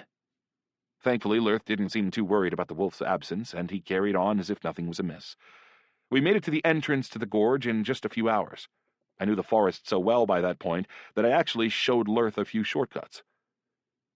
The gorge is through there, said Lurth as he pointed to a narrow passage into the mountains. Be as quiet as you can. Yeah, I said dismissively, stepping forward without hesitation. I've already been here before, though, and I know the place very well, so I'll take the lead from here. I deactivated my birds and laid them carefully on the ground outside the cave's entrance. Then I got to work placing the mines in the long tunnel, sticking to the exact same placement scheme I had used the first time, except that I increased the number of mines in each place. I positioned Lurth near the stone to which my chain was attached, so he could start attacking the jerboa if it happened to survive the mines. Then I activated the 19 fur birds I had collected on the way to the cavern, and sent half of them flying into the air next to the cave entrance, ready to attack the jerboa as a last resort. I ordered the other half of the flock to fly into the tunnel with me and attack the Emperor jerboa using their self-destruct function. I was planning to wait for this until the moment when I was ready to retreat via my electric chain/Shanbiao combo. The birds flew in ahead of me, but just as they should have been entering the cavern and making for the monster on his throne, they suddenly froze in midair and collapsed to the ground. What the hell? I thought. The jerboa rose slowly from his throne, picked up one of the birds from the ground in front of him, and bit it in half. Damn it! So he can control them too, I muttered to myself. Good thing I left half of the birds outside, I guess. Glad I didn't put all my eggs in one basket. Then, more loudly, I shouted to the jerboa, "Hey! Here I am!" With a roar that activated an already familiar debuff, the muscular rodent rushed forward to attack me. From there, it went basically the same as the first time. Pain in my back from a slide across the rocks, explosions, smoke, etc. I smacked my head against the rock again, since I had no way of braking, but this time I turned and ran for the exit immediately, without waiting for the jerboa to appear. This turned out to be the right move, since the big bastard had survived, and soon came bursting out of the smoke with about the same amount of health as he'd had the time before. "What a massive animal!" the hunter's shocked exclamation echoed across the stone hillside. Lurth was with me this time, and he immediately started pouring fire into the monster with his bow. His arrows were only dealing 10 to 15 points of damage each, but at least it was enough to keep the jerboa's health from regenerating. I couldn't rely on my steel birds anymore, or on ball lightning, so I just tried to take cover behind Lurth. Only then did I turn around and start attacking the monster, while he, in turn, tried to take out the hunter. At the end of the day, he was only a copy of the real hunter, who would regenerate as soon as I died, so I really didn't feel bad about using him like this. Well, maybe just a little. But the stakes were such that I dealt with that feeling pretty easily. Thanks to the archer's attacks, the jerboa's health was still down at the same level it had been when I left the cavern. It hadn't gone down, unfortunately, but neither had it regenerated. Therefore, my first blast of chaos lightning took the beast's health down by 30 points, and this time it didn't come back. Not a bad start. The jerboa aggroed onto Lurth, throwing itself at him using blink and then launching into a vicious attack. The poor hunter didn't even have time to do anything before the beast tore his heart out. Quite literally, I might add. It occurred to me that I might have forgotten to tell him about our opponent's teleportation ability. I don't know whether that would have saved him or not, but it certainly wasn't a good end. That said, the short interval of time allowed me to hit the big bastard with 2 more lightning strikes and bring his health down to about half of what it had been before. Just a little bit left. The monster lunged at me on its hind legs. Its blink obviously needed to recharge. I jumped back out of the cave mouth, peppering the beast with lightning the whole time. This time, though, despite obvious reluctance, the monster followed me out of the cave. Knowing that the jerboa would rip my heart out the second its blink was back in action, I had no choice but to force all my steel fur birds to plunge into an attack from all sides. It would undoubtedly distract the beast, even if only for a moment. Plus, there was a chance that, like me, the jerboa was only able to control mechanisms he could actually see, in which case any birds that attacked him from behind would make it to him and explode before he could stop them. Sure enough, the jerboa knocked almost all the birds out of the air with a single swipe of his paw, but one bird hit its target, right in the middle of the back of his head, and dealt the big beast another 100 points of damage. That distracted the monster enough for me to get in 3 more chaos lightnings, which was enough to kill him. The last blast of lightning unleashed a whole fury of system communications. "You've dealt 48 points of chaos damage. You've killed Emperor Jerboa. Received 2 million experience, taking modifiers into account, 2,300,000 points. Alpha Wolfhide, Mithril Claws, Scroll for 1 slider ability. You've leveled up. You've leveled up. You've leveled up. You've leveled up. You've leveled up. Your character's current level, 46. Yes, I thought. I did it. I was a little overwhelmed, so I sat right down on the ground in front of the cave to catch my breath. When the stars finally faded from my eyes a little bit, I turned to read the messages a little bit more attentively. 5 levels. Not bad, of course, but I had been expecting more. Wolf-eyed? No objections from me. Mithril claws, like Frodo, or Wolverine, or what? Even if so, that seemed like a fairly small amount of loot from such a high-level monster. The last item that dropped from the jerboa's carcass, however, drove my disappointment away like a refreshing gust of wind. A scroll for a slider ability. Holy shit, I thought. A new class ability. Jackpot! I was already impatient as I unfurled the scroll and read its description. Chapter 9. You've acquired the ability, Electric Form. This ability allows you to assume an electrical form for a duration of intelligence times 0.02 seconds. While in this form, you become completely invulnerable to all physical and magical damage. Mana cost for activation of this ability is equal to 20% of your maximum mana supply. If you take lethal damage equal to or greater than 10% of your maximum total of life points, this ability will activate automatically. While in electrical form, your shift ability becomes twice as powerful as usual. Okay, I thought. So that's how the jerboa survived those mines. He changed form at the last second and became invulnerable to damage. The overall picture was turning out to be quite interesting. This monster had been using an electrical form, it could control fur birds, and it had total resistance to electrical damage. Maybe it hadn't been using Blink to move at all. Maybe it had been using Shift, just like me. I couldn't really tell the difference between those two abilities in practice, of course. They just had different names, and possibly different operating procedures. But did this mean that the jerboa had leveled up the slider class more than me? What? I mean, what the hell? Maybe he had somehow passed the trial on the mountaintops, too. First and foremost, I restored my mana and tried out my new ability. It felt really strange. My body lost its weight and became immaterial, but otherwise remained the same as before. I stretched my hands out in front of myself, but all I could see were some translucent outlines with electrical sparks zipping up and down them. 2 seconds later, my body's materiality surged back in on me from all sides. I activated my ability again immediately, and this time I also used Shift just to make sure it was actually 2 times as powerful. After playing around with electrical form for a little while longer, I decided to head back to the jerboa's cave to conduct a thorough search. I felt certain that if the beast was connected with my class, there was probably something interesting and useful in the cave where it had lived. And you could certainly say that was true. I found a whole bunch of jewelry lying in a heap beneath the makeshift throne. Maybe the jerboa had been collecting shiny objects like a magpie. Maybe the littler animals would bring their leader these shiny little offerings as tribute. Either way, I found no less than 20 rings. Half of them were rare, several were unique, and a couple were even legendary. There were 2 of the latter, and I kept these for myself.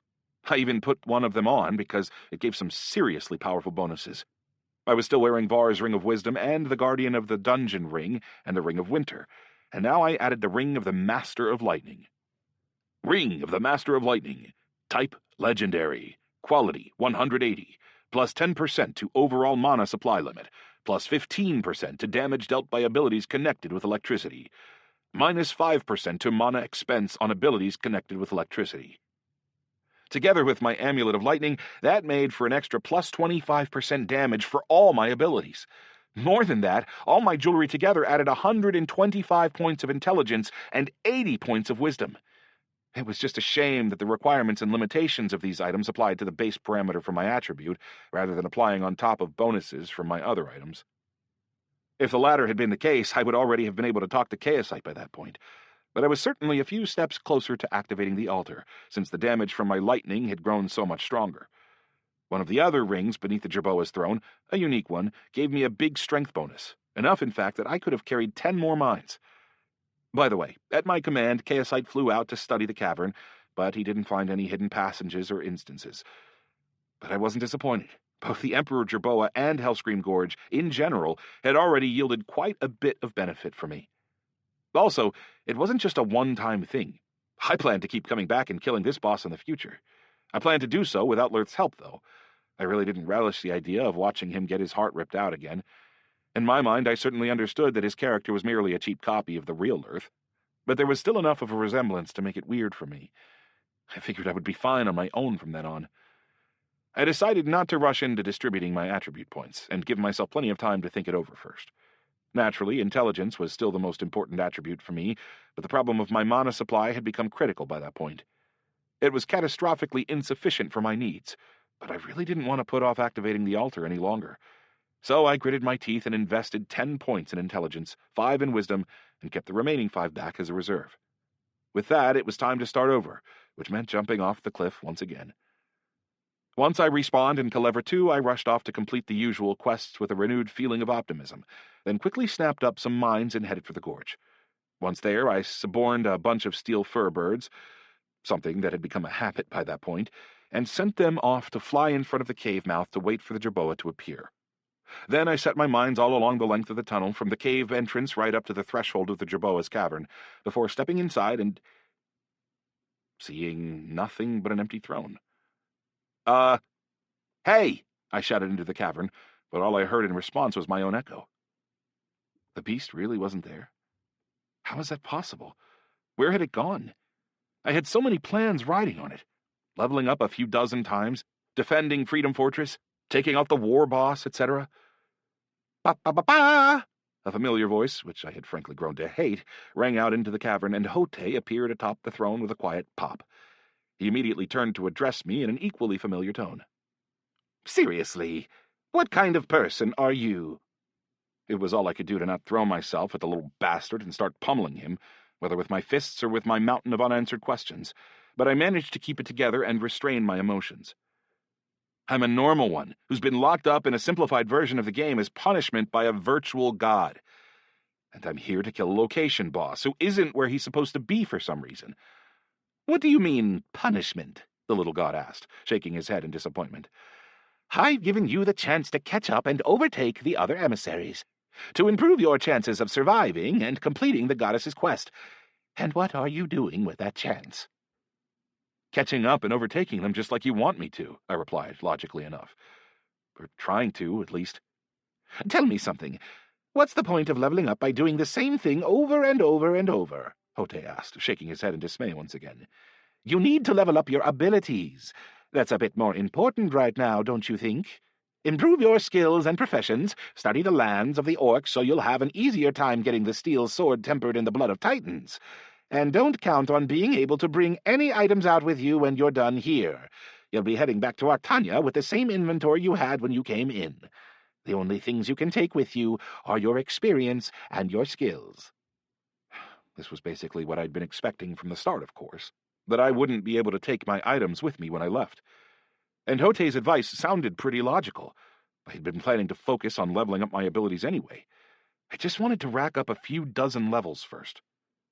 Believe me, I'd be happy to work exclusively on that if it weren't for the fact that I might die if I don't hit level 100 in 3 weeks, I replied with a frown. That kind of ratchets up the urgency, as you can probably imagine. It'd be weird to dick around in a smithy leveling up my profession for little crumbs of experience when I have the threat of death hanging over my head. The little god just scratched the back of his head. He actually seemed a little bit sheepish. Actually, speaking of that, I have some great news for you. You won't actually have to spend a full 3 weeks here after all. Somehow this filled me with a sense of dread and made me tense up immediately. He certainly didn't look like someone who was delivering good news. Really? And what's the catch? I asked, already feeling suspicious. Well, you've only got 2 weeks to hit level 100. What? And you're already 3 days in, Hote giggled, although it was more of a nervous giggle than a sarcastic one. So I advise you to hurry. I turned to shoot a demonstrative glance at the empty throne. I was hurrying, and doing a pretty good job of it, actually, before you came along. Where the hell is my jerboa? He'll appear as soon as I leave, the little god replied dismissively. But I'd still recommend that you concentrate on your slider abilities, in addition to your level. And also, he paused for effect, on your professions. I thought. That's a pretty obvious hint, considering it's already the 2nd time he's mentioned it. Professions, I repeated, just to be sure. Well, that's just an example. Hote seemed embarrassed immediately for some reason. It might possibly come in handy in the future. Yeah, I thought. I got it. I'm not an idiot. I can't say any more right now, the little god continued hurriedly, seeing that I had some more clarifying questions to ask. That was a pretty big hint already, and it's certainly going to cost me. Fine, then, I said with a reluctant sigh, although I actually had even more questions, if anything. But how did 3 weeks turn into 2? Oh, well, you know what they say about the best laid plans of mice and men. I just grunted. I don't think that applies here. Doesn't matter.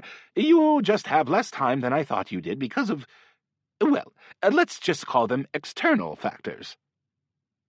Is someone threatening me in real life? And he finally decides to show some deductive reasoning, the little god quipped.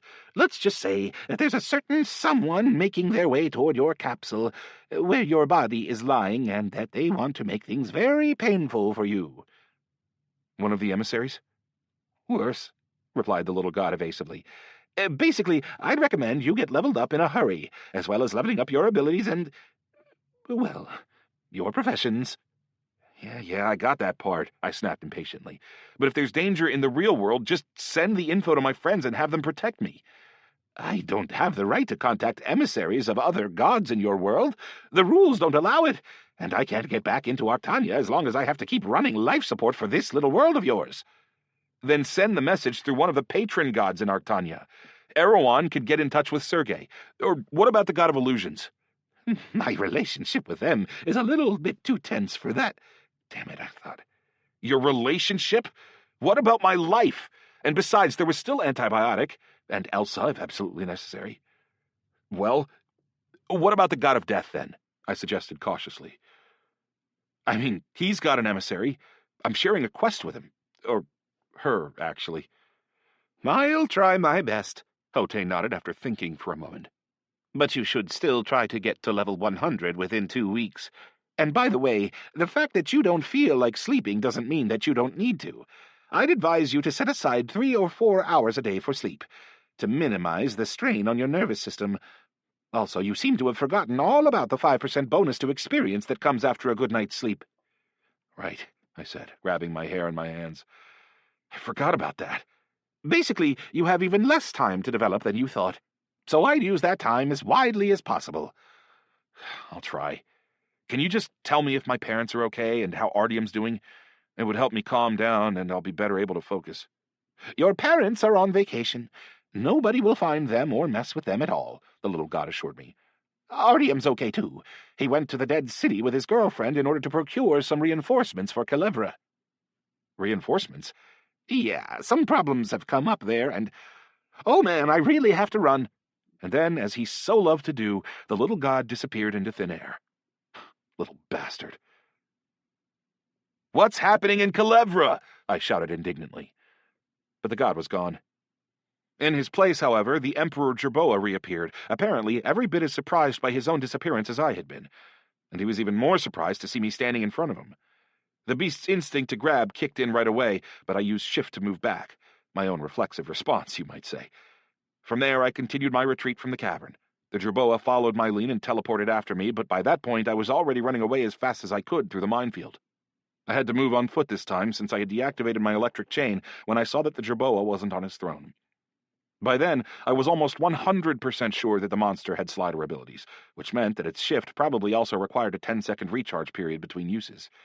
If so, it wouldn't be able to teleport right up to me in the blink of an eye.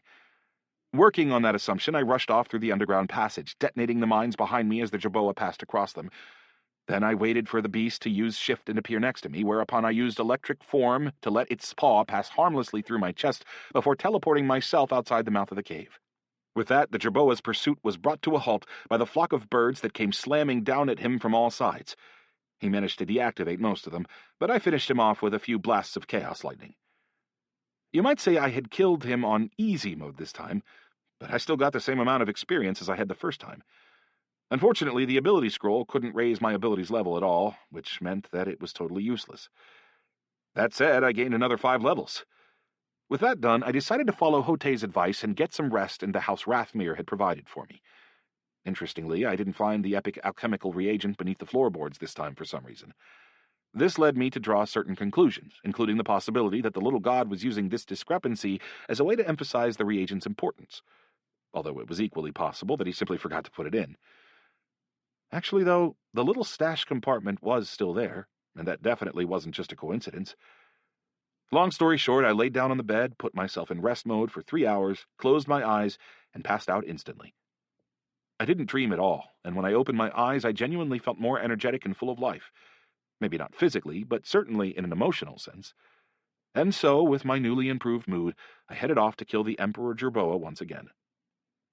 Over the next 6 hours or so, I killed the poor monster another 6 times and raised my level to 65, after which I felt like I could finally let out a sigh of relief. I had become pretty accustomed to my new ability by that point, using it in combination with shift whenever I found myself in danger. I also increased my intelligence quite a bit, which seriously increased the amount of damage I could do with my abilities. I also checked out the altar again, just to see whether or not I could activate it, but I only managed to light up 23 of the 30 runes. Apparently, I was still about 10 levels short. I could have racked these up in the same way as the earlier ones, by killing the Jerboa time after time, but to be honest, I was getting a little sick of doing the same thing over and over, especially since the beast clearly wasn't going anywhere. I could always go back to that tactic later if necessary. So I decided to head off to the fortress and try to fight off the orcish attack, hoping that my bag full of mines, my steel birds, and my newly enhanced abilities would enable me to succeed where I had previously failed. Naturally, I didn't forget Hote's hint about my profession either. It seemed pretty certain that he hadn't been talking about the mechanic profession, especially since there didn't seem to be any way to level it up in this new world anyway. But why was glassblower so important to him? The only reason I could think of was that it might somehow be directly connected to my divine quest. Taking all the hints together, including the ones I had heard earlier, like what Quarren had said about making weapons from glass, it seemed like the fifth sword might end up being made of glass. If so, I might have 2 options to choose from: finding it somewhere like the other swords, or making it myself. And of course, the second option would be significantly easier, provided I could find a blueprint and all the necessary materials. Long story short, it was time to start leveling up my profession more seriously. Plus, I still wanted to get my hands on a glass rose to make the defense of the fortress easier, and I would obviously need to master glassblowing quite a bit more, and also raise my standing in Clever too, if I was ever going to be able to do that. For starters, though, I wanted to let off some steam and fight some orcs with my new attributes and abilities. At the very least, I wanted to fight some commanders single-handedly. Given my new stats, I figured that was a perfectly feasible goal. I also had some time to think about my long-term plans while I galloped from Calevra 2 to the fortress.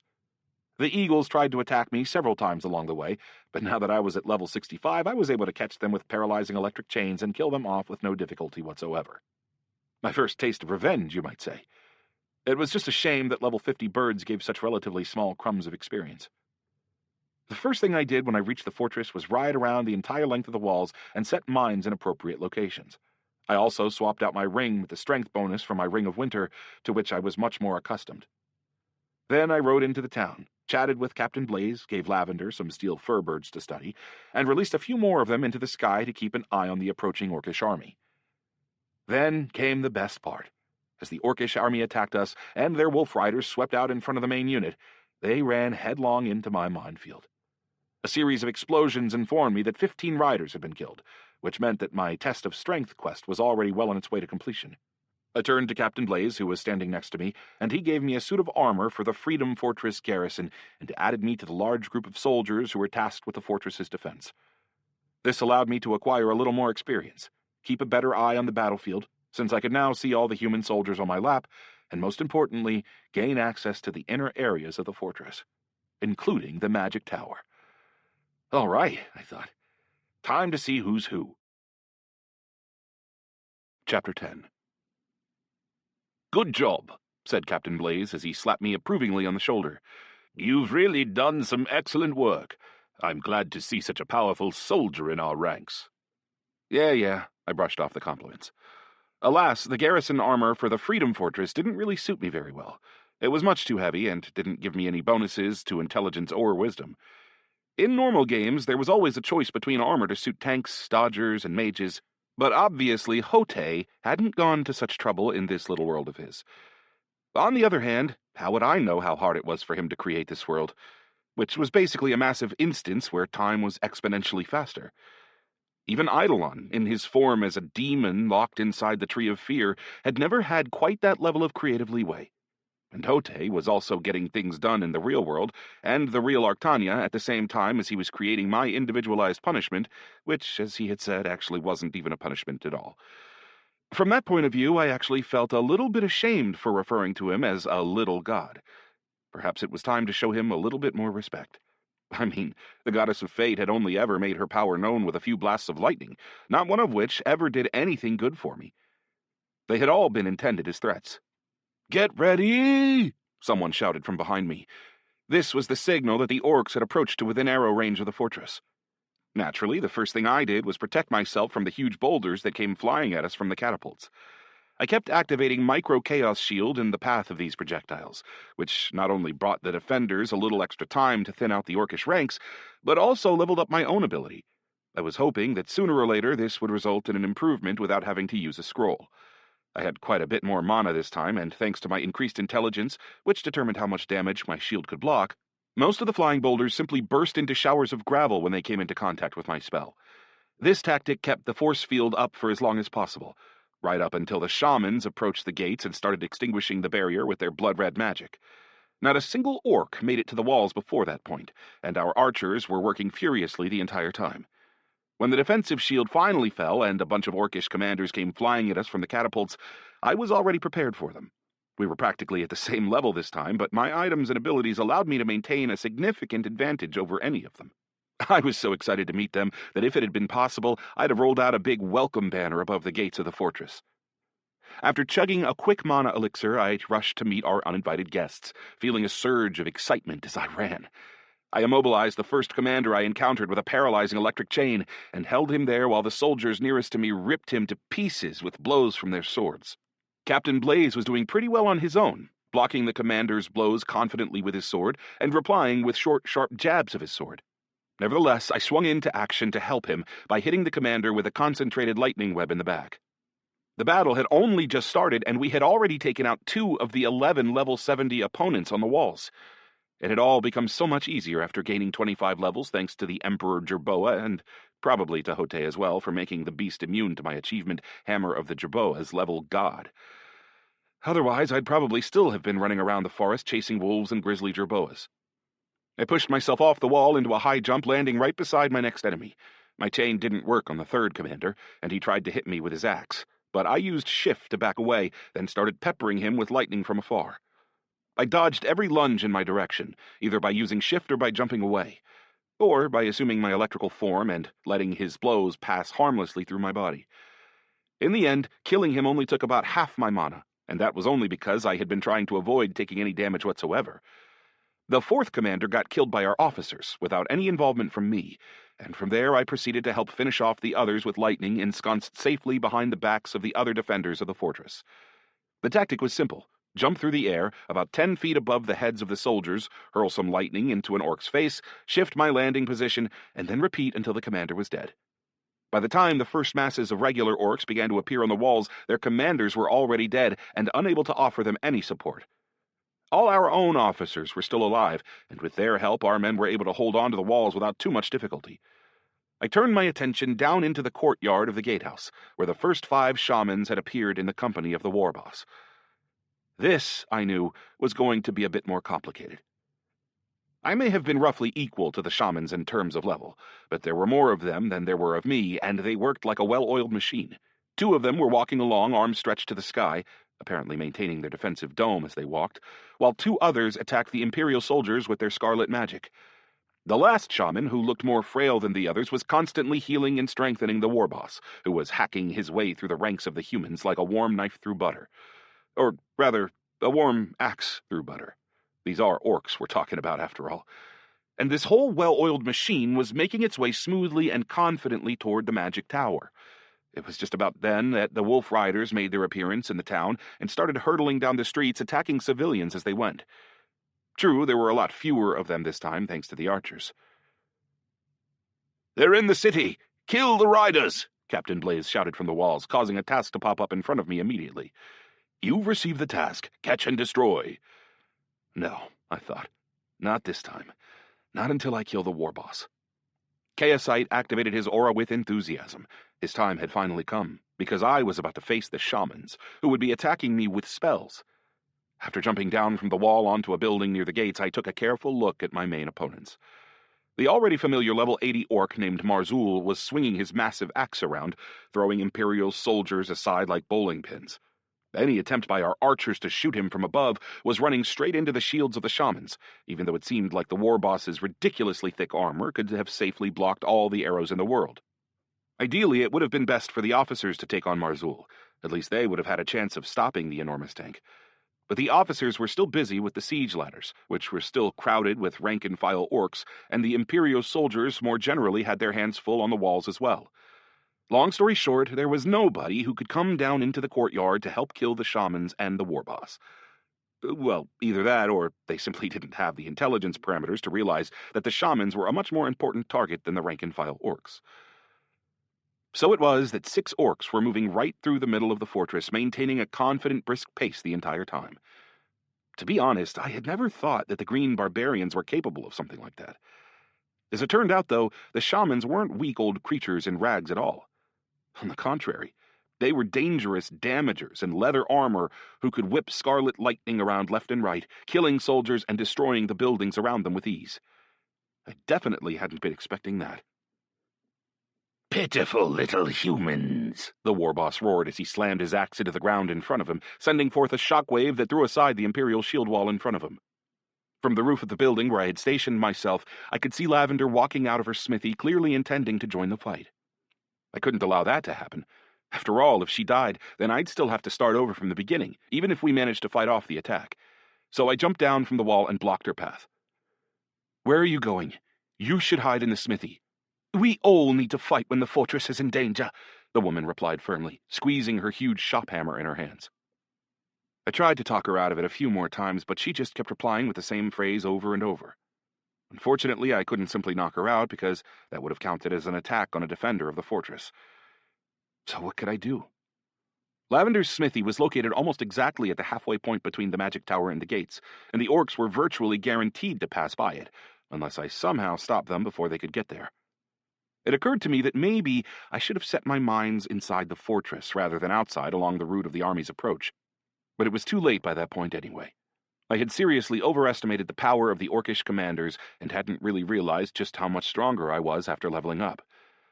I had to run ahead in order to beat Lavender to the battlefield and stop the war boss from advancing any farther. I was virtually certain that I could beat him in single combat, provided that nobody interfered with me during the fight, and that the fight took place within the town, which suited my fighting style nicely. But what about the shamans? Deciding it was worth the risk, I chose one of the shamans and sent a blast of ball lightning flying at him from a distance, hoping that His Majesty Random would end up being on my side. Without waiting to see how the attack turned out, I ran and hid in the stable where I quickly chugged a mana elixir. "You've received the debuff, Allergy. Effect: occasional sneezes will disrupt use of your abilities. Duration: 15 minutes. Damn it, I thought. That stinking allergy again. Where did it come from? Again, I actually did suffer from hay fever in real life, but when had that transferred into the game? Another one of Hote's little tricks, maybe? Sometimes it was hard to tell whether he wanted to help me or just have some fun at my expense. Well, actually, he obviously wanted to do both of those things, but the order in which he prioritized them seemed to change from time to time. That said, a series of system communications cheered me up by telling me that ball lightning had punched through the shaman's defense and killed him. Yes, I thought. No sooner did I feel that surge of joy than the wall I was hiding behind suddenly burst apart before collapsing in a heap of rubble. The shockwave threw me back about 10 feet.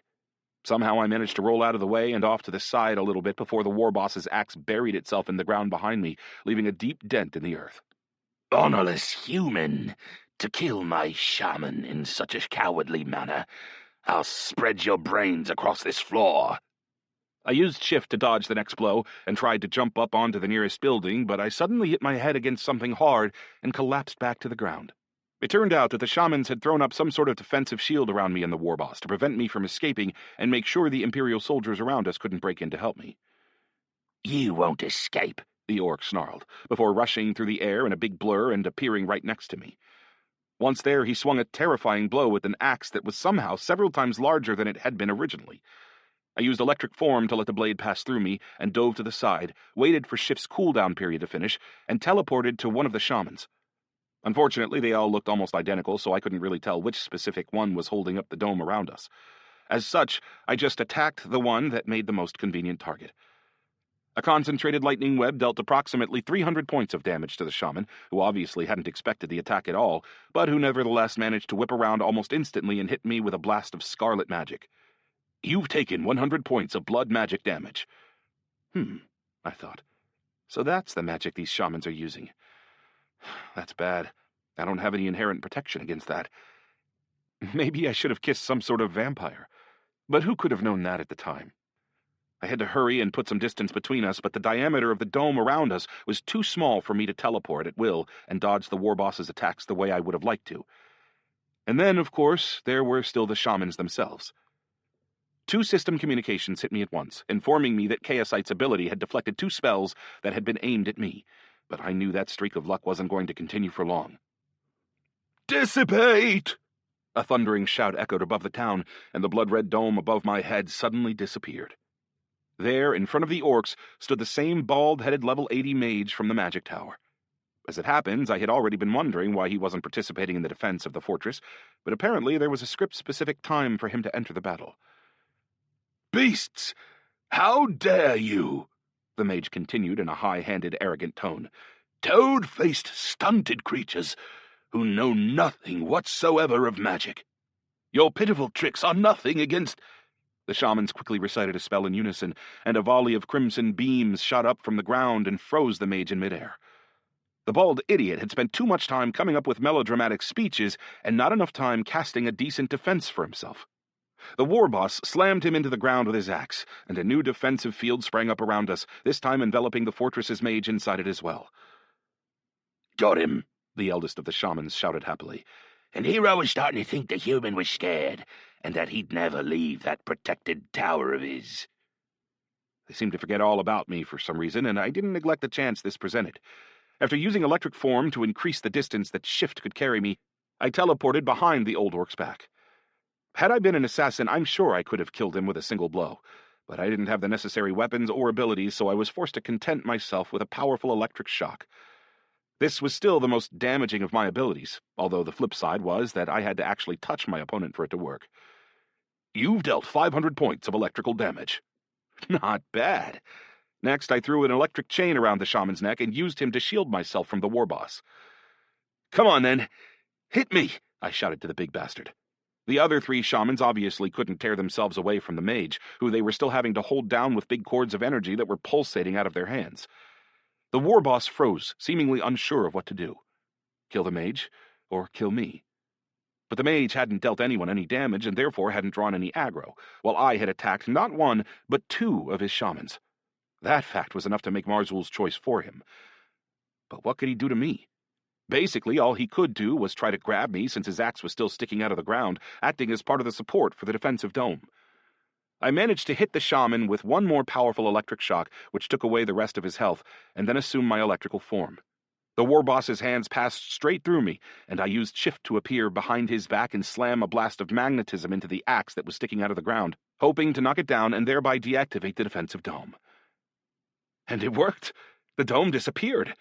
Our archers immediately began to rain arrows down on the shamans from the walls, and the officers under Captain Blaze finally finished off the rank-and-file orcs and turned to join in the fun with us. The shamans could no longer restrain the mage, and they were forced to cut off their spells and switch to a purely defensive tactic. Even that, however, was too late to save them. The bald mage dissolved their nascent defensive dome with a wave of his hand, whereupon they found themselves under a furious assault by the surviving defenders. The humans were covered in blood and badly wounded, but this only seemed to make them more angry. Even Lavender managed to join the battle just before it ended. She swung her hammer and splattered the head of one of the shamans all across the ground. The war boss let out a roar that threw back the soldiers around him, then summoned his wolf and jumped up onto its back. At first, I thought he might be attempting to flee, but then I remembered that orcs didn't really do that. Sure enough, Marzul wasn't planning to retreat. All he wanted at that point was to get his hands on me. "Despicable little human," he roared as he lunged toward me. I wasn't a total idiot, so I summoned Spin as soon as I saw his wolf rush onto the scene. All I had to do, therefore, was jump up onto his back and activate invisibility. The war boss soon lost sight of me. This seemed to confuse him, and he hesitated for a second, whereupon he immediately found himself under attack by dozens of soldiers. Watching his health from a distance, I drank a quick mana elixir and prepared myself for one final attack. As soon as his health was in the red zone, I activated electrical form, used shift to put myself right next to him, and slapped him with a powerful electric shock. You've dealt 480 points of electrical damage. You've killed War Boss Marzul. Received 1 million experience, taking modifiers into account, 1,100,000 points. Battle Axe of Lugdush the Bloody, Red Band of the War Boss of the Red Mountain Tribe. You've leveled up. Your character's current level, 66. Leveling up one more time was great, of course, but it couldn't compare with the feeling I got when I saw the next message. Your shift ability has been used in battle 1,000 times and has developed into Shift 3. Shift's range has increased by a factor of 2, and its recharge time has decreased by a factor of 2. Phew, I thought. Finally, a development without having to use a scroll. Most importantly, though, the ability had become a lot more effective. It would be able to teleport me almost 15 feet with a cooldown of only 5 seconds. And Shift's mana cost was still only 25 points, which was a drop in the bucket compared to my overall reserve. Also, with my electrical form in my arsenal, I could potentially teleport 30 feet if need be, which was objectively quite a significant distance. Meanwhile, the overjoyed shouts of the Imperial soldiers all throughout the fortress served as notification that the siege was really over, and that we had won. "Not bad at all," said Captain Blaze with obvious approval. "You killed 46 orcs, including 6 commanders and 2 shamans. And most importantly, you killed that war boss. That's more than enough to earn you a rank as an officer of Freedom Fortress." His words were immediately confirmed by a system communication. Okay, I thought. This is awesome. Now I can talk to the mage without any drama and also investigate the entire fortress before the next wave of orcs comes at us. "When are we expecting the next attack?" I asked the captain as I tried to focus on developing a plan. "Tomorrow." "Not until then?" This was surprising to me. "Yep, those are the rules. The orcs consider it undignified to win by attrition. They always give us enough time to rest and fight the next battle at the peak of our strength." What was I going to do with all my spare time? Lavender had promised to finish her research before dawn the next day, which nonetheless meant that I would have to postpone my search for mechanisms of the ancients. That left working on my profession. Not the most interesting way to spend time, of course, but Hote must have had good reason to warn me about it. The local stores sold starter kits for leveling up any profession, including that of glassblower, and there was more than enough sand to work with in the surrounding area. I figured I would try to craft some glass gloves and complete Korn's quest. "That said, if you're still full of energy," Captain Blaze continued. "Yes," I replied immediately. "I am." "The orcs get bored between attacks, so to keep themselves entertained, they run arena fights between their own champions while they wait. Our officers are also allowed to participate in these fights. It's a pretty good way to gain experience and show the orcs our strength. Plus, beating an orc in the arena can earn you a reward from Gmorka, the god of the orcs himself, who values martial prowess very highly indeed. Any interest?" "Of course!" Chapter 11. It turned out I would still have plenty of time to work on my profession because the arena fights wouldn't start until the evening began to fall. So I sorted out my equipment and expendables, then went off to make the most of my newly improved standing within the fortress. I took another walk around to check out all the places that had been off limits to me earlier, and also had a chat with the mage in his tower about how the defensive force field actually worked. Before anything else, though, I distributed my attribute points. And by distributed, I mean I invested all of them in my intelligence. Then I put on the armor I had received as an officer of Freedom Fortress, which turned out to be closer to what I needed in terms of attributes. Most important, though, this suit of armor would make the other soldiers in the garrison more favorably disposed toward me, assuming that mechanic worked the same way as it did in the real Arctania. With that done, I got to work sorting out the items the war boss had dropped. Red Band of the War Boss of the Red Mountain Tribe. Distinguishing mark of the Chief of the Red Mountain Tribe. Allows its bearer to participate in the Gathering. Type: Quest. Quality: 30. Toughness: 10 of 10. Battle Axe of Lugdush the Bloody. Type: Unique. Quality: 82. Restriction: 120 strength. Active ability: by sticking this axe into the ground, its owner can create a defensive dome around themselves. This dome is 30 feet in diameter and prevents anything from passing through it in either direction for 1 minute. Usable once every 24 hours. Damage, 350 to 600. Chopping, plus 40 to endurance. Toughness, 430 of 500. The axe was pretty nice to be sure, but it didn't suit me at all. I wouldn't have that much strength even by the time I hit level 100. Selling it at the fortress didn't make sense either, though, in part because I already had plenty of money. The headband was a bit more interesting, though. Whatever the gathering was, the right to participate in it might end up being useful. I would just have to figure out what it actually was. And more importantly, would they actually let a human participate in it? After that, I headed down to Lavender's smithy to make sure she was still alive and well, and ready to continue her research on the steel birds. I also offered to help her in order to speed up the process a little bit. "You're so impatient," she replied. "Come by tomorrow morning."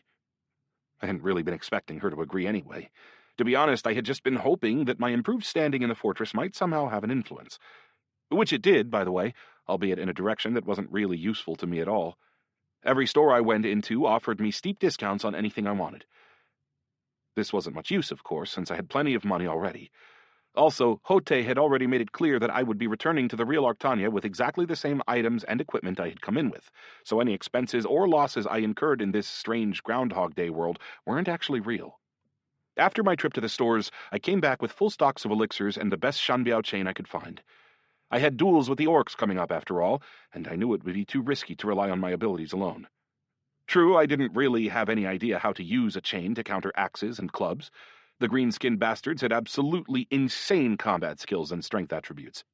So trying to block a direct attack with a chain would probably just earn me an axe in the face. As a weapon of last resort, though, it would be fine. By the way, I also realized that I hadn't worked on my skills with chain weapons much since my early days in the game. My arsenal included blow to the head, which I had earned almost at the very beginning of the game, as well as chain block, chain snare, and chain defense, which gave me roughly a 1 in a million chance of blocking a wide variety of attacks. I had also practiced at the Virtual Warrior in the real world, and later in Eidolon's strange little dimension, which had helped me raise my skill to 48. This, in turn, had allowed me to use my paltry little arsenal to the fullest, but it obviously wouldn't be sufficient for the long term. I remembered all this when I saw a couple dozen soldiers practicing on a small field near the magic tower, firing arrows into targets, sparring with swords, and practicing all manner of other weaponry as well. I had visited a similar spot in Qatar back in the days when I actually had free time, in the hopes of practicing and leveling up my skills. And as it happens, the director of training at Freedom Fortress turned out to be a little man who was virtually a carbon copy of the master who had taught me the chain in Qatar. More out of interest than actual necessity, I walked over to him and asked what he could teach me. Besides, I remembered Hote's admonition to get as much benefit out of my time here as possible before it came to an end. "The chain, huh?" the old man asked as he shot me a quizzical look and stroked his long gray beard. "I see you've achieved some limited success already, but your skills are way behind where they need to be. Perhaps I might be able to teach you an attack or defense skill."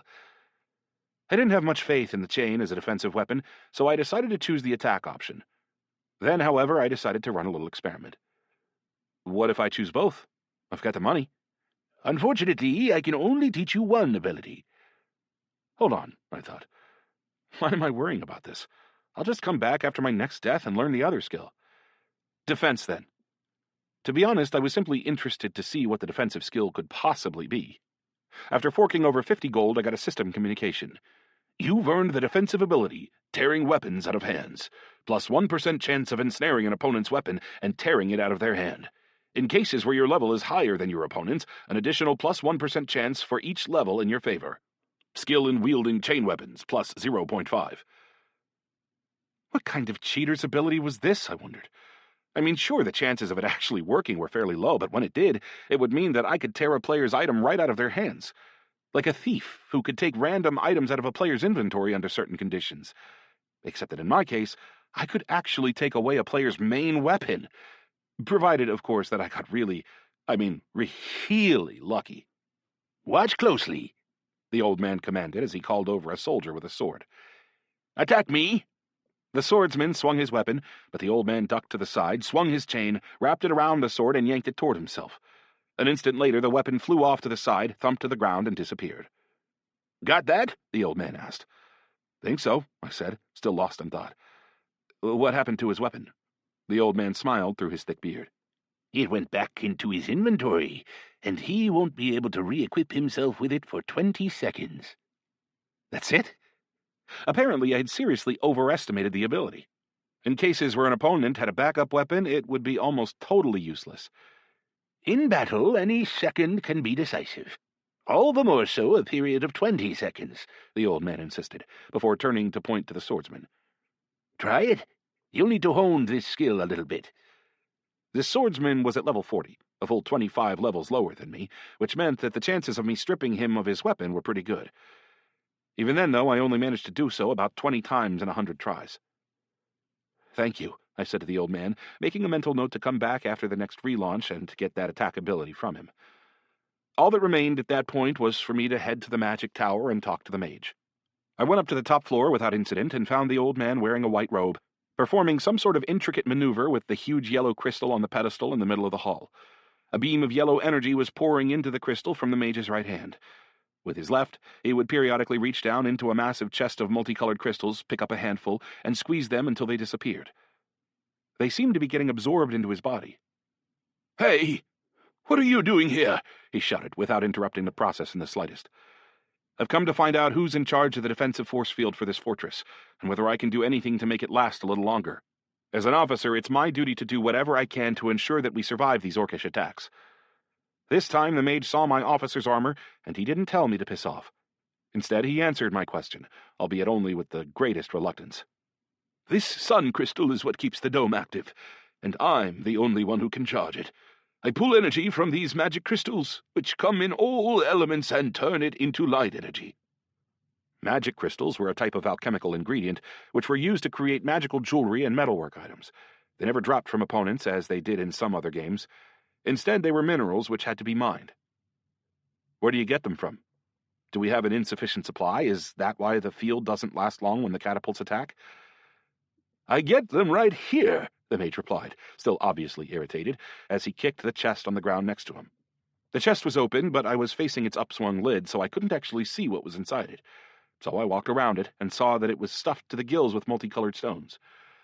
"And I have no shortage of magic crystals whatsoever," the mage continued, with a nod at a huge row of identical chests that were sitting in a row against one wall of the hall. "It's just that the sun crystal has a limited capacity, and it takes too long to charge it." "What about changing this sun crystal out for another one?" I suggested. "Ah, so you're a comedian too. These big crystals are too rare even to put one in every fortress, let alone for us to get choosy in terms of size. Really, you could say we're lucky that freedom even has one like this in the first place." I thought. Seems like the crystal is an open and shut case, at least. "What about using a different type of crystal, or an artifact?" I suggested. "Something made from fulgurite, for example."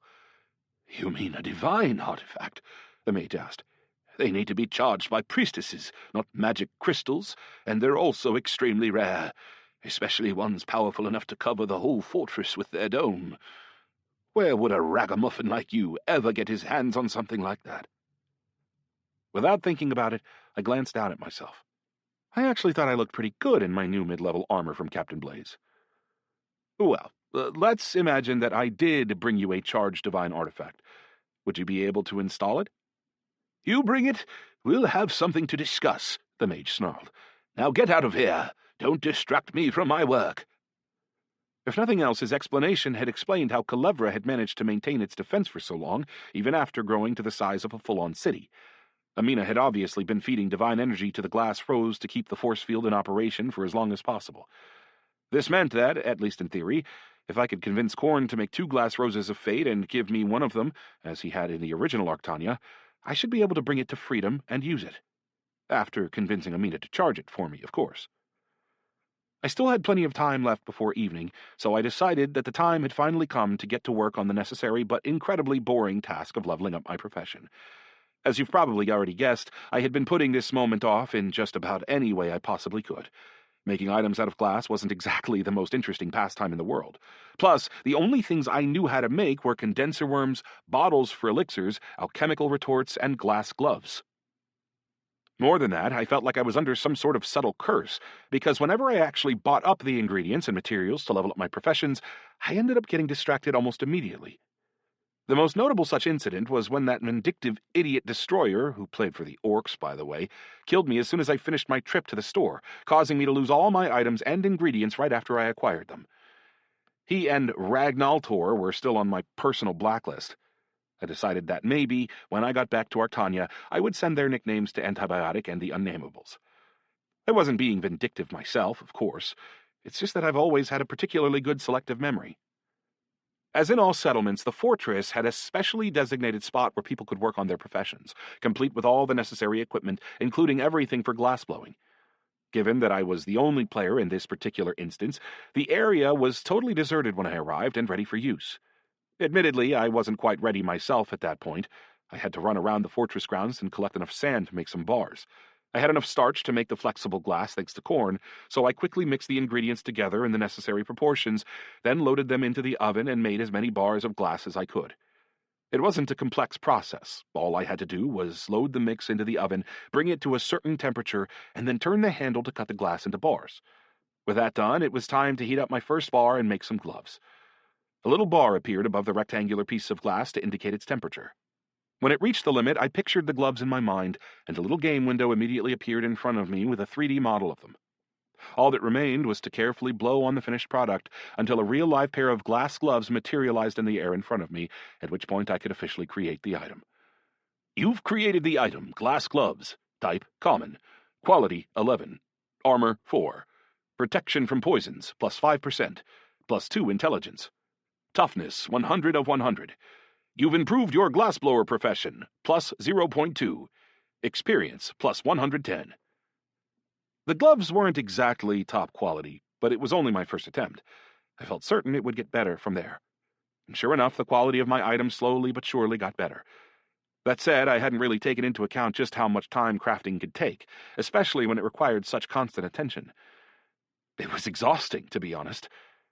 On the other hand, I found out that creating items could actually bring quite a bit of experience, which tended to correspond to the item's quality and type. Common items didn't give you much experience, but creating a unique pair of gloves could multiply that initial pittance by a factor of thousands. Of all the items I ended up creating, the best of them gave me roughly as much experience as I had gotten for killing a level 65 Orcish shaman. And I have to admit, I made one hell of a nice artifact. You've created the item, glass gloves, type unique, quality 55, armor 40, protection from poisons plus 30%, plus 10 intelligence. Toughness, 200 of 200. You've improved your glassblower profession, plus 1. Experience, plus 300,000. Despite the fact that the gloves were made of glass, none of their attributes were much lower than any of the elements of my Freedom garrison armor. To be honest, I was actually really curious to find out what recipe Korn would offer me once I handed him these gloves. Moreover, with my glassblower profession leveled up to 56, I could create some stuff that would actually be useful for me personally. But there wasn't much point in running all over the place, wasting time on products that I wouldn't even be able to bring with me into the real Artania. That left me with little alternative but to run around completing quests inside the fortress. By the time I managed to create my pair of unique gloves, the sky had already begun to darken, and the soldiers were on the move, clustering around the main gates of the fortress. Before long, an entire cohort of soldiers had gathered there, headed by a pair of officers and Captain Blaze. They didn't look like men who were headed off to war, though. On the contrary, their eyes were afire with excitement at the spectacle to come. Some of them actually had dark brown bottles in their hands and baskets of food on their arms. Naturally, I hurried to join them. I didn't want to miss out on the arena fights either. "So, ready to defend the honor of the Empire?" Captain Blaze inquired. "You'd better believe it," I replied confidently. "You've received the task, Bloody Arena. Task requirements, defeat all your opponents in the Orcish gladiatorial arena. Reward, plus 500,000 experience." That didn't seem like very much experience. It was barely more than what I had earned for the item I had just finished creating. Maybe leveling up my profession was actually a faster way to level up than defending the fortress? "Move out!" the captain shouted, which triggered the mass of men to march out through the already open gates of the fortress, where they turned toward the multitude of campfires twinkling in the gloomy distance. Nights in the desert tended to be cold, but for some reason it was actually pretty warm that night. And the closer we came to the fires, the warmer it seemed to get. It soon became obvious why that was the case. There were literally thousands of them. I had no idea where the orcs could possibly have amassed so much firewood, unless they followed the example of the Bedouins and fed their fires with dried dung. That wasn't even the most interesting thing, though. The orcs next to the campfires reacted to our appearance with complete calm. Not one of them displayed so much as a hint of aggression. "Hey, humans! Want some peel-off?" one of the orcs around the fire called to us. "We also have some firewater." One of the soldiers stepped forward, obviously intending to join the fun-loving orcs around their fire, but an officer grabbed his shoulder and pulled him back. "Freeze! Arena first." Okay, I thought. So he's not saying you can't drink with the orcs. He's just saying we have to wait for a little bit? What the hell is going on here? The curiosity was too much for me, and I turned to ask Captain Blaze. After all, pretty much everything in Hote's world had been copied from Arctania, so I'd probably encounter this situation again at some point. "Well, why not?" the captain shrugged. "But they attack our fortress and kill humans every day." "Such is life. But that's during the day, and it's only the tribe that wins the haggle that ends up attacking us. For the time being, we're on neutral terms with the rest of the orcs." This made absolutely no sense to me, but it was fascinating nonetheless. Meanwhile, we made our way into the center of the camp, from where we could hear loud shouts, the stomping of feet, and the thunder of drums so big and deep that they made the ground vibrate beneath our feet. The crowd of orcs was waving torches, dancing, and jumping in the light of the fires, which had been set up all along the perimeter of the arena. This structure was actually more like a huge crater, which had been excavated right in the middle of the desert ground. In the middle of the crater stood 10 orcs who were all radically different from one another in terms of build, equipment, and class. More than that, the color of their skin also varied quite a bit, from the usual green to shades of yellow and red. "The humans are here," a whisper began to spread among the orcs. Well, maybe not a whisper exactly. They were trying to speak quietly, but their throats simply weren't designed for such a thing. "Ha! Meat for our axes. They brought their weaklings again. Jules the champion." "Ah, get lost," some of the humans next to me snapped back. Rather weakly, I might add. "We'll see who's who." I have to say, they certainly didn't sound very confident. The crowd of orcs parted to allow us access to the edge of the arena, and there we found ourselves face to face with several individual orcs who stood out from the rest of the crowd, most prominently by their levels. They were genuine monsters with levels in the 130s, who were all wearing the heaviest of armor. Even in terms of height and muscle mass, they were significantly bigger than any of the other orc soldiers in sight. "You've brought your champion," a strange red-skinned orc with a black beard and a massive axe, it was actually taller than he was himself, inquired as we came to a stop. His nickname certainly fit pretty well. He was simply called Axe. "Of course," replied the captain as he pushed me forward. "Here he is." Wait, I thought. So I'm fighting this orc alone? The rest of these humans just came to cheer me on? On second thought, though, a quick look at the other soldiers suggested that they weren't actually all that interested in me. They mainly wanted to find some entertainment and something to watch while they drank. One of them even accepted a rough-hewn wooden cup from the orc next to him and took a big drink of something that I could only assume was firewater, given that it was literally on fire. "Little bit weak," said Axe with a frown. "Well, he killed Marzul with his own hands," noted Captain Blaze with a note of defiance in his voice. "A dubious achievement," said another orc, this one a shaman with a huge feather headdress on his head, a jaw-dropping level 140, and the nickname of Rasta. "Marzul was war boss of a young tribe that only just came out of the desert. He was weaker than any of my own warriors." "But even he was stronger than any human," noted the red orc. "Indeed," the shaman replied, before turning to take a closer look at me. "In any case, our champions will be happy to avenge a younger war boss's death." Go on," said Captain Blaze as he nudged me forward. For just a moment, I actually thought I saw a smirk flit across his face, as though he were the actual character we had driven from Calevra rather than some copy created by Hote. After a few more steps towards the massive crater, I found myself under the baleful glares of about 1,000 unfriendly-looking orcs. I could literally feel their aggression on my skin, and even in my lungs, as it suddenly became much harder to breathe. Basically, though, I didn't really care. I had come to earn a few levels and study the abilities of the orcs in more detail, and of course, to learn a little more about the steel sword tempered in the blood of titans. The warriors in the center of the improvised arena all greeted me in their own way. Some bared their sharp white fangs at me, some ran a finger across their throats, some spat at my feet. Overall, though, the atmosphere was amicable, albeit a little bit tense. "Shrimp?" One of the orcs snarled at me as I came to a stop next to him. But it wasn't the words or reactions of my soon-to-be opponents that threw me off. It was their levels. They were all above 100.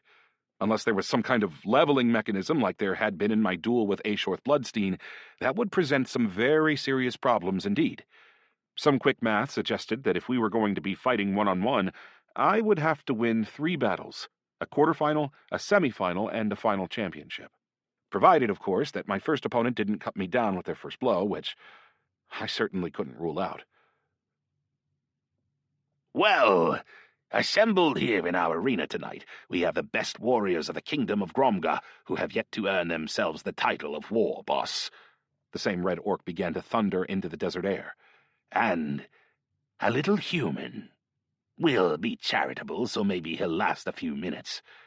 Loud laughter echoed back from the ranks of the orcs around him. "But since our guest is significantly behind in his development," said a shaman as he took the floor, "we will, through the power of our god Gmorka, grant this human a temporary power boost that will bring him to parity with our warriors." The bonfires around the arena began to burn brighter. The shaman Rasta began to beat a drum, and I received a system communication.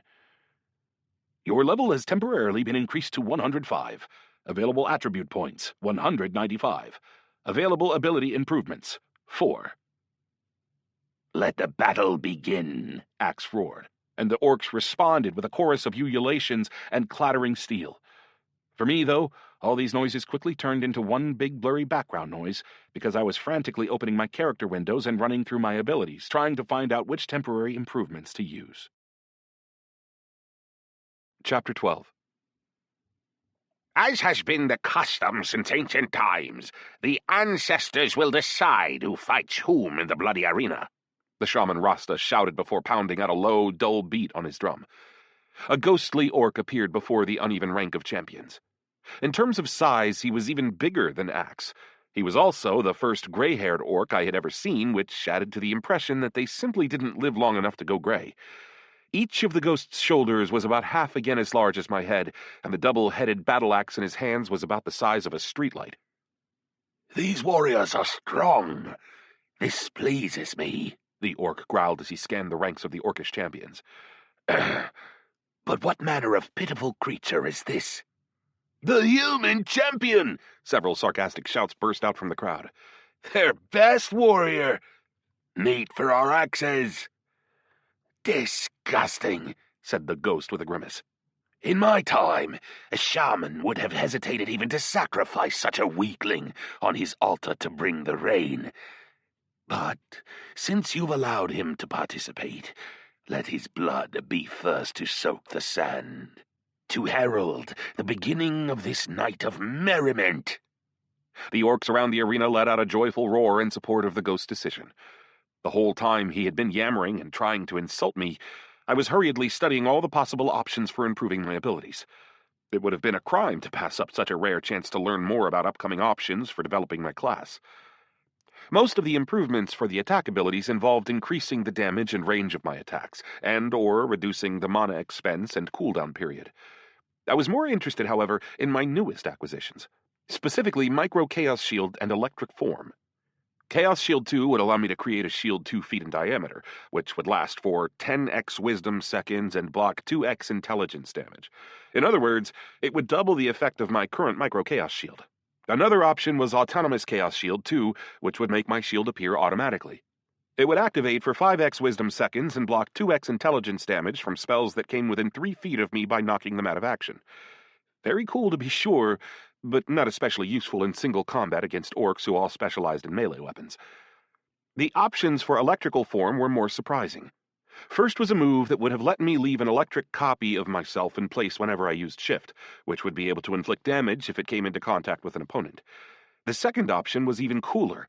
It would allow me to use shift and electrical form together to teleport straight through an opponent and deal them damage in the process, although unfortunately it would be significantly less damage than the electrical copy I would get with the first option.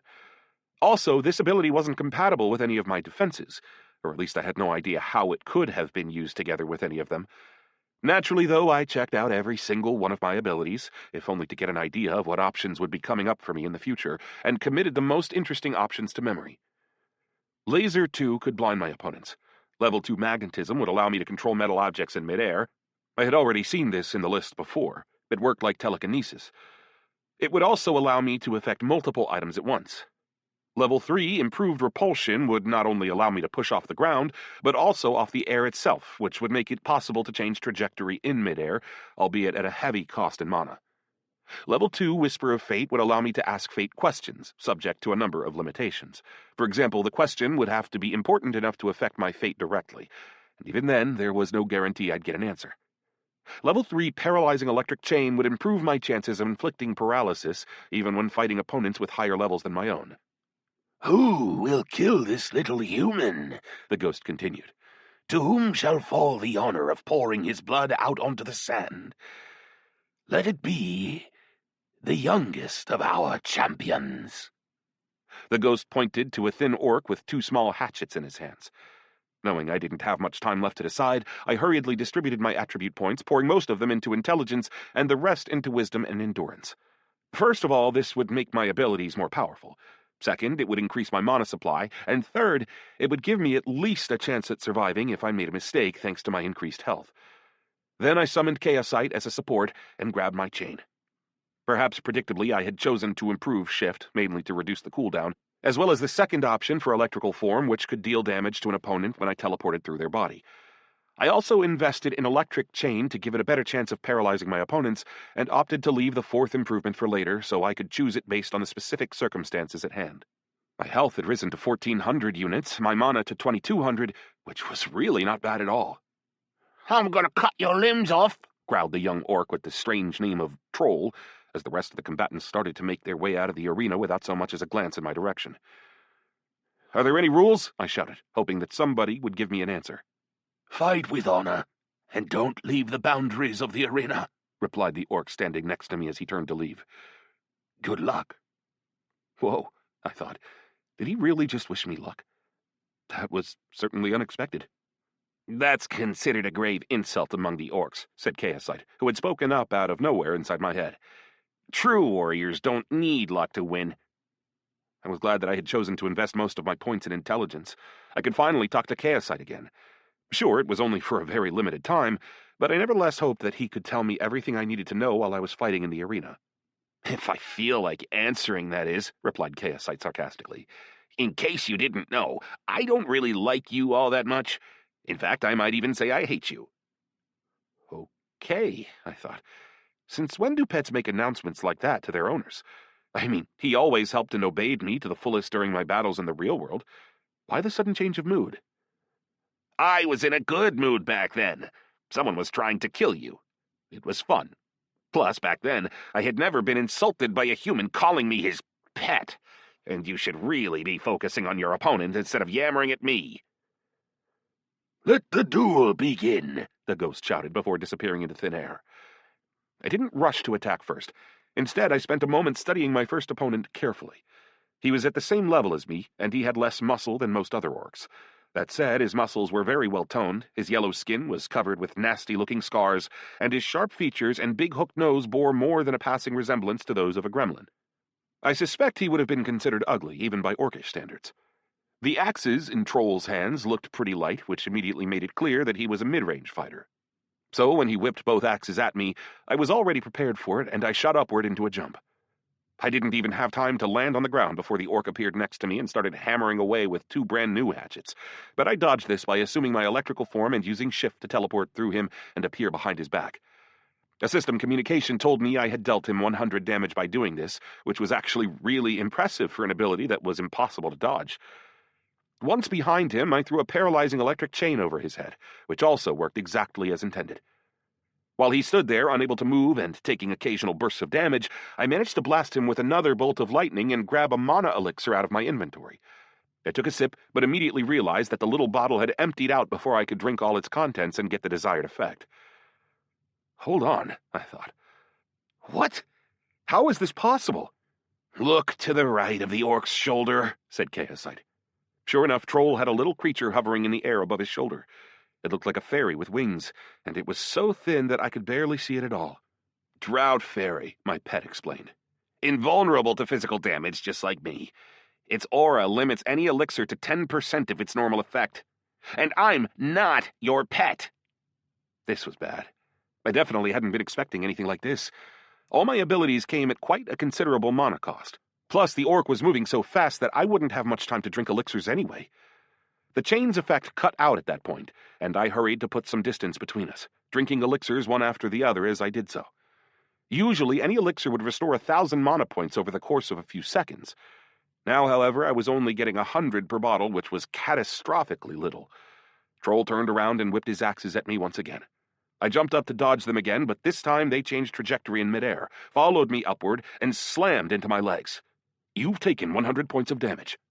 That was significant, especially considering that his hit hadn't even been a critical one. And it was all thanks to the fact that while the shaman had raised my level and even allowed me to improve my abilities and attributes, my equipment was still 40 levels lower than the stuff my opponents were using. And a certain famous player from the Armed to the Teeth Guild once said, albeit in reference to a different game, "Items decide the outcome." And they certainly didn't look like they were going to rule in my favor. I regretted not having Spin in his lightning spirit form. He could have provided a passive healing ability. Unlike me, Troll had 2,500 health to work with. A little math suggested that using electrical form and shift to deal my damage wouldn't even take care of half that much before my mana would be completely exhausted. That meant I would need to deal at least a portion of my damage with conventional blows from my Shanbiao. And that's exactly what I tried to do. I used shift one more time, then caught my opponent with an electric chain and started beating him with the steel chain in my other hand. True, it turned out that each blow was dealing a laughably small amount of damage, somewhere on the order of 10 to 20 points. Again, my weapon was only level 60. I wasn't really all that good with it, and my lack of practice was beginning to show. On the plus side, shift didn't really use very much mana at all, so I felt pretty comfortable teleporting and dodging the orc's attacks every 5 seconds or so. This was the only thing keeping me alive. "Stand and fight like a man!" my opponent shouted when his health finally dipped into the red zone. The crowd around us erupted into a roar, shouting various insults that all boiled down to pretty much the same thing. "Weakling! Stand and fight! Enough running!" To be honest, their screaming didn't bother me in the least. I just wanted to win, and it didn't matter how, because death in the arena would have nullified all my achievements in the fortress. I was only a blow or two away from victory when Troll suddenly let out a roar, began to radiate a deep red glow, and rushed at me, much faster than before. Shift whisked me away just in time, but he caught up to me almost immediately and started laying into me with his axes. I tried to catch him with an electric chain, but it didn't work. Neither did my lightning. It seemed that the orc had cast some sort of temporary invulnerability to magic onto himself. My health started to plummet and was rapidly approaching 0 by the time I managed to strike a blow. Unable to think of anything better, I just wound up and swung my Shanbiao into a blow to the head. To my delight and amazement, this somehow slapped the orc with a critical hit. He shuddered, then fell to his knees, staring up at me with disbelief in his eyes, before falling dead to the ground. "The human has won," the red-skinned orc announced, not sounding especially happy. His words fell into a deathly silence, which was almost immediately broken by loud, drunken shouts from the garrison of Freedom Fortress. Damn, I thought. How did they manage to get so drunk so fast? Every one of them was already half in the bag. After trudging up out of the crater to make way for the next pair of warriors, I started dumping healing and mana elixirs into myself. Thankfully, there was nothing to limit their effectiveness this time. "I never doubted you," said Captain Blaze as he slapped me on the shoulder. "Just 2 more fights, and you'll have defended the honor of us humans in front of these disgusting frogs. Plus, winning in the arena tonight will help us protect the fortress tomorrow." "How's that?" I asked, already feeling tired. "Whatever faction wins these arena fights gets a blessing from the god Gmorka for the whole following day, which increases their strength and the defense capabilities of all their soldiers." The god of the orcs will bless humans? "First and foremost, Gmorka is the god of battle. He values victory and respects the strong. So rest up and get ready for your next fight." I should probably have paid closer attention to the battles that came after mine, and I really tried to do so as best I could, but my long-awaited conversation with Chaosite had to take priority. I wanted to make full use of my temporarily high intelligence to ask all the questions that had been bothering me. Chaosite, the main thing I want to know is, do you have any other useful abilities? And how should I feed you to raise your chaos level as quickly as possible? In this form, I can eat anything that humans create which meets an acceptable gremlin standard of beauty. Obviously, I'm talking about artifacts here. I already knew that, of course. I'd been hoping for some more concrete information. I mean, the gremlin standard of beauty was a pretty unpredictable concept, and beyond a certain basic point, I had absolutely no idea which artifacts would bring more chaos than others. What about abilities that could be useful here and now? And you're already at level 70, so where are your second and third forms? Chaosite is already my second form. My first form was as a gremlin. As for the third form, it'll only appear once I use my third ability. Ha! I thought. I knew it. And what's the ability? Before I answer that, I'd like you to apologize. Sure. Of course, I apologize. But what for? My name is Ordan. I knew that name should probably have meant something to me, but my memory just wasn't coming up with anything. What? You don't remember me? Chaosite was outraged. You're the one who ruined my life. Me? When? I was engaged to our Norte. I thought. Right.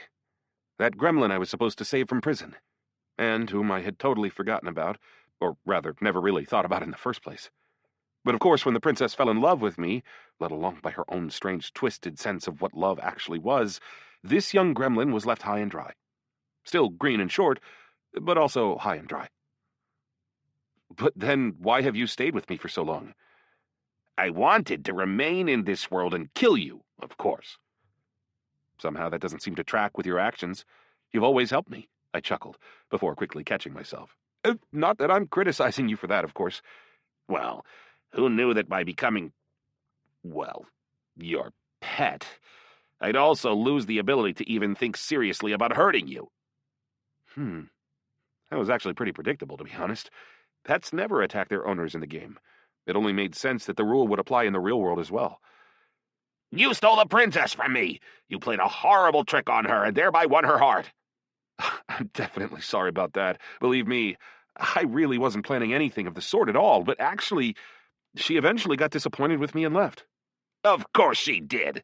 What, you thought you could trick a girl once and she'd be yours forever? You have to keep showing her how you feel by breaking promises and deceiving her all the time. At least once every few days, if not every single day.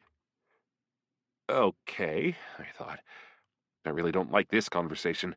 I have no desire to think about a relationship with the Gremlin Princess, even hypothetically. Especially since 2 of the following battles had already ended, and there were only 3 more to go before the start of the next stage. Again, I'm sorry. I'm guilty, I admit that. My behavior was despicable. But right now, I really need help from my pet. Tell me, what's your third form? I'm not your pet. He had just referred to himself as my pet, but whatever.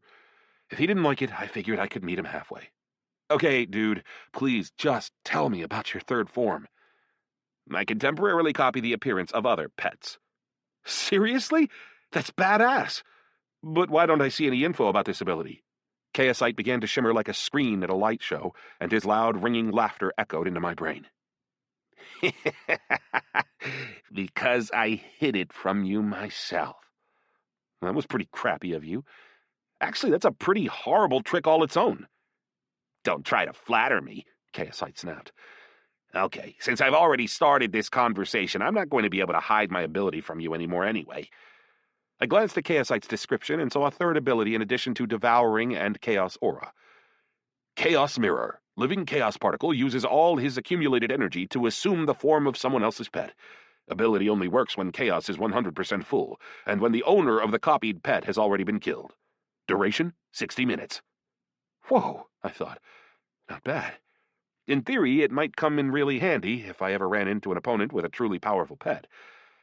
On the other hand, pets normally disappeared a few minutes after their owners died, which meant that Chaosite wouldn't have much time to copy them at all. Still, though, it could be a pretty useful ability. It might even come in handy in the arena, although it would mean I couldn't use Chaos Aura or deplete Chaosite's energy in any other way. Meanwhile, the rest of the fights came to an end, and they called me back to the arena. I had managed to keep tabs on the fights in the crater out of the corner of my eye, so when they named my opponent, I already had some idea of who he was. I would be fighting a shaman, armed with a staff, who had abilities somewhat similar to my own, including lightning, although his was a deep yellow color. The shaman could also use this lightning to bind and immobilize opponents in the same way I could. As if that weren't enough, he was also an ace with his melee weapon. He had confidently blocked attacks even from orcs who were, or at least appeared to be, significantly more powerful than he was himself. "You won't get lucky like that again," the ghost promised from the sky above me. He had been hovering in the air about 30 feet above the arena the whole time, watching the fights unfold. Part 2. Tears of a Demon. A pot-bellied little god appeared outside the Feudra family mansion in Qatar and knocked on the door. He could have simply teleported inside, of course, but he preferred to take the opportunity to demonstrate his respect for the god of death. Or rather, one of the secondary gods who served the Ida, the great god of death. Actually, he and Rennick were at the same level of divinity, and since it was Hote who needed help from Rennick at the moment, the little god decided to play it safe and be as cautious as possible. Within reason, of course. Naturally, he had no intention of holding his tongue. Not that he could have, even had he wanted to. Not for nothing was he also the god of mischief. A tall, emaciated butler soon appeared at the door. Hote was barely tall enough to reach his knees. "Master Feudra is occupied." "I'm confident he'll be willing to see me," he said with a nonchalant wave of his hand, before stepping past the butler and into the house. Hote strode through the main reception hall and into another huge, dramatic hall with a throne of black rock at its center. "Ugh, what's that smell?" he said by way of greeting to the thin, pale man who was sitting atop that throne. "A throne? Seriously?" "Why are you here?" Rennick Feudra asked calmly, ignoring the little god's jibe. "Right to business, eh? How boring," Hote chuckled. "Not going to offer me tea or coffee or talk about the weather?" "It's windy today," said the necromancer without any hint of a smile. "And someone who violates the rules of the game might quickly find themselves swept off the game board." "Well, you may be playing chess, but I'm playing roulette, and I'd love to keep trading barbs with you all day, but I just don't have the time. Your relative. I'd like the emissary of the god of death to help him." "Like he helped him kill Eidolon's emissary." "You could say that. Falk did save her life, after all, that's a fact, and now he's going to need saving in his own world." "Why would I save the life of a competitor?" "He's not your competitor," the little god frowned. "You can see the emissary's progress in the ratings for yourself. Plus, when D-Day finally arrives, wouldn't it be helpful to have an emissary by your side who owes you their life?" "Possibly," the necromancer admitted. "But that wouldn't be enough."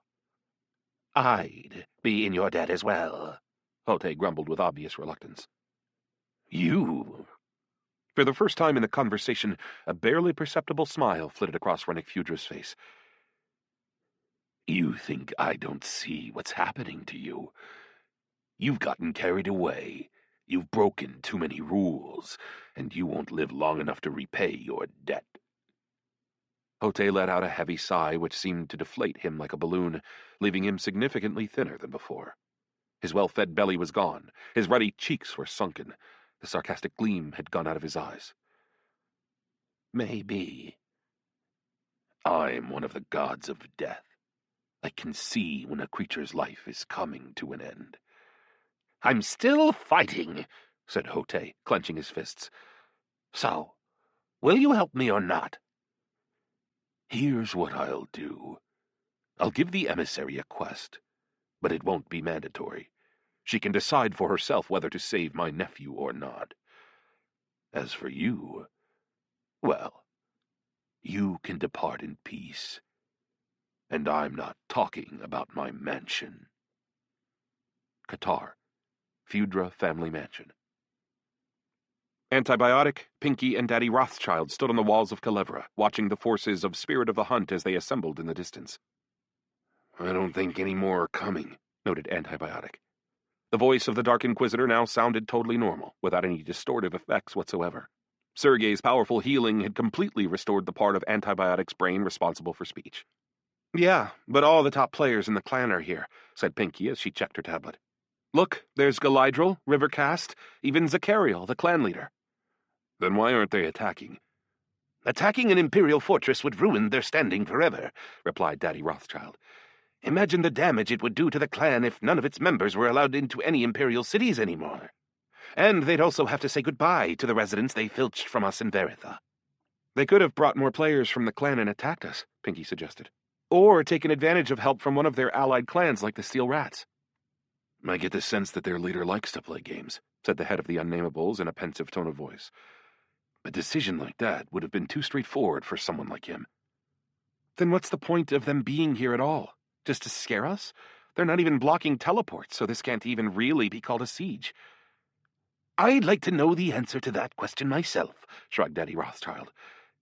Actually, the plot itself is protecting Culebra right now, because as long as this defense force field is operational, they're not going to be able to get inside, and any attack they launch will be an attack from the Empire itself. Just then, Mark appeared atop the walls and whistled to attract the group's attention. He was trying not to be seen from beyond the battlements. My sister just messaged me. Spirit of the Hunt has prohibited all its players from participating in the defense of Freedom Fortress, on pain of being blacklisted. As soon as the fortress falls, which is probably happening as we speak, the Orcish army will move into Imperial territory and keep conquering cities. Culebra is going to be their first target. Why does Spirit of the Hunt want that to happen? Antibiotic asked, sounding puzzled. It's obvious, isn't it? They want the Orcs to attack us and smash the city's defenses. That'll make it much easier for their players to get inside, Daddy Rothschild explained. Then, while the Imperial army is fighting off the Orcs, they'll use the Sound and Fury as cover to attack us. Although they might have some other plans too, which I can only guess at. So we're preparing for a siege by the Orcs, then? Antibiotic asked with a sigh of relief. That's easier than dealing with Spirit of the Hunt. Don't underestimate the Orcs. The system will orient itself to our levels, and it's gonna throw some really tough NPCs at us. So be prepared. Most importantly, keep in mind that the Orcs aren't our real enemies here. Spirit of the Hunt still hasn't made its move. This is all just preparation. City of Culebra. Lieutenant Zverev and Private Petrov left the city on Friday night to answer a very strange call. Someone had reported an incident on the shores of a lake in a suburban park. Apparently, someone's dogs had attacked a number of people with fatal consequences. The witness statement sounded like nonsense. Supposedly, the dogs had actually been ripping people to pieces. No matter how stupid it might have sounded, though, the patrol was obligated to respond. After arriving at the park and parking their car, they grabbed their weapons and equipment, headed down the main path to the lake, and froze in silent amazement. "Are you seeing this too?" Zverev whispered. Right there in the clearing in front of them, several massive creatures were roaming around the grass. They were almost as tall as humans at the shoulder, and bore only a faint resemblance to dogs. Dogs with wide, tooth-filled mouths and big crests of bone running along their backs. "Yep," came Petrov's hoarse reply. "Seems like some sort of cosplay. Quadrobics, maybe?" What the hell do you mean, Quadrobics? They're ripping people to pieces. The dogs heard the policeman shout. They abruptly stopped what they were doing and turned to face the two men, revealing in the process that they were still gnawing on the remains of some poor pedestrian. In the blink of an eye, and without a single sound, not even a bark or a growl, the two beasts charged headlong at the policeman. Zverev whipped up his submachine gun and let off a short burst of fire. The bullet slammed right into the head of one of the beasts. Not for nothing had Zverev spent hours on the shooting range, paid for out of his own pocket. The force of the bullets knocked the dog back, and it collapsed onto the ground, paws twitching in a manner that looked somehow absurd. But the second beast ducked to the side, dodged another burst of fire, threw itself onto Petrov, and started tearing at him furiously with its teeth. "Ah! Help!" Petrov shouted. But Zverev couldn't shoot the monster. He didn't want to end up shooting his own colleague by mistake. Instead, he jumped up and brought the stock of his weapon crunching down onto the head of the beast, but the horrible monster didn't even seem to notice. So Zverev pressed the barrel of his gun right up against the creature's head and let off another shot. Brains splattered all over the ground like a jar of jam dropped onto a concrete floor. The dog collapsed onto Petrov, pressing him to the ground beneath its considerable weight. Zverev propped both elbows up against the ground beneath the carcass. Slowly, miraculously, he managed to free his comrade from the weight of dead flesh. Petrov wasn't screaming anymore. He was barely able to groan, and every sound he made sent a thick mass of bloody foam surging up out of his mouth. Zverev grabbed his radio and quickly rattled off a call. "Zverev and Petrov in Terlevsky Park, code 70. Need urgent backup from all proximate units. Also need ambulance. Hurry!" Copy. No available teams in your area. Everyone's on calls. SWAT on its way. What happened? Attack! Horrible dogs of some kind. Petrov's wounded.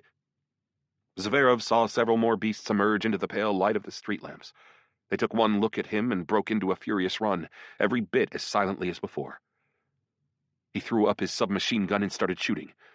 For the first time in his entire adult life, he remembered a prayer he had learned in Sunday school. One of the capital's many parks. Chapter 1. I wanted to respond with some sort of impolite gesture, but I restrained myself. The orc was pretty elderly, after all, which was rare enough. He was also dead already, so I felt like he deserved at least a little bit of respect. Plus, I knew rudeness might lead to some pretty unpleasant consequences, and I really couldn't afford to risk that. Starting everything over after finally managing to fight off the attack on the fortress? No, thank you. My opponent stepped out into the arena. He was a withered-looking orc with yellowish skin, long hair pulled back behind his head, and a sharp-featured, badly pockmarked face. He glanced at me, then ran his thumb demonstratively across his throat and raised a hand into the air. The orcs surrounding the arena responded with a loud, ecstatic howl. You're going to die tonight, the shaman snarled, as though I had somehow failed to understand what he meant by that motion with the thumb. I wasn't an idiot, though, and I replied with a gesture of my own, which is easily understandable by anyone of any race as long as they have arms, elbows, and the ability to bend them. My opponent certainly understood, and it made him all the more furious. The battle started, and I kicked into action immediately with my tried-and-true tactic. I used shift to teleport through the shaman and deal him damage, then grabbed him with a paralyzing electric chain from behind. My elixirs were working at full strength this time, and I didn't have to hold back because of limited mana. I didn't really have to worry about my supply at all. I fired off a few blasts of lightning, then used electrical form again and teleported through my opponent. I was just about to throw another electric chain across his neck when the shaman whipped around and gave me a taste of my own medicine. Yellow lightning wrapped itself around my torso, and waves of pain began to course through my whole body, forcing every muscle into a vicious spasm. Alas, it wasn't electricity, so my resistance didn't help at all. You've taken 40 points of sun magic damage. You've taken 40 points of sun magic damage. You've taken 40 points of sun magic damage. You've taken 40 points of sun magic damage. You've taken 40 points of sun magic damage. He held me in his trap for 5 seconds, during the course of which I couldn't even move. My health just kept draining away. For the first time ever, I was feeling what my own opponents experienced when I grabbed them with paralyzing electric chain, and it certainly wasn't pleasant, especially with my pain setting at 100%. The only bright side to the whole thing was that the shaman needed both hands for his attack, so he couldn't deal me any other damage besides what his lightning was dealing. As soon as his ability stopped, I used shift and put as much distance between myself and the shaman as possible in order to chug a healing elixir. The shaman, meanwhile, created some sort of bird out of yellow energy and launched it into an attack. I jumped to the side, but the bird followed me. I activated Micro-Chaos Shield, but the little bastard flew around it easily and slammed right into my body, dealing me a further 100 points of damage. The shaman quickly took out a mana elixir, quickly drank it, and then, without moving an inch from where he stood, started firing birds at me one after the other in rapid succession. At that point, I realized that my situation was basically the exact opposite of what I had faced in the first battle, and that my top priority had to be preventing my opponent from restoring his mana supply. Getting close to him, though, would inevitably put me at risk of getting snared by his lightning again. Chaosite's aura was working, but so far it hadn't managed to block a single ability directed at me, so I decided not to risk approaching any closer. Hey, don't blame me for this. It's purely a matter of probability, said Chaosite. Although, to be honest, if it did depend on me, you'd still get the same effect. It'd just be more fun for me. I was already getting sick of his sarcastic chatter, and feeling glad that his ability to speak was only temporary. Maybe I could stop developing my intelligence once it hit 199 and invest it in other attributes from then on. Maybe Chaosite was better as a silent companion. I tried to block the birds with my Micro-Chaos Shield, but it was only blocking 1 out of 3 at best, so I kept losing health at a pretty rapid pace. I realized that the time had come to choose a 4th ability improvement, so I upgraded my shield to level 2, which gave it the ability to function automatically. And that did the trick. The shield started knocking back most of the shaman's birds, leaving me free to teleport through him with shift from time to time and whittle away his health, although I still made sure not to get too close in my material form because I didn't want to end up snared by his chain. By that point, I had a pretty good understanding of the abilities my opponent possessed, and I started taking the risk and closing in on him a little bit, in the hopes of figuring out how far his electric lasso could reach. It turned out to be about 15 feet, which really wasn't that far. After all, my chain could stretch to 60 feet. provided I provided it with as much mana as possible, although the chances of successfully paralyzing an opponent decreased with every additional foot of length. I was trying my best to snare the shaman while standing outside the radius of his lasso, but this was going nowhere, even after 10 attempts. He was always able to react in time and shield himself with his staff, which caused my chain to dissipate in a shower of sparks. Long story short, I was forced to keep fighting him in a static position, and abandoned my attempts to close in on him. I had no idea how many elixirs the orc might have on him, but given my own considerable supply, I knew I could keep trading blows with him for a very long time. Suddenly, though, an interesting thought occurred to me. Sun magic probably didn't have much overlap with chaos magic, which meant that it might be worth trying to ruin the surrounding space by filling it with chaos emanations. That could help me get rid of the birds, since they would simply dissolve in midair as they flew toward me. I started knocking down his attack spells with my chaos lightning, and just as I had hoped, it turned out to be pretty effective. Shooting down the birds with lightning became so easy that I actually started to feel like I was at one of those fairground shooting ranges.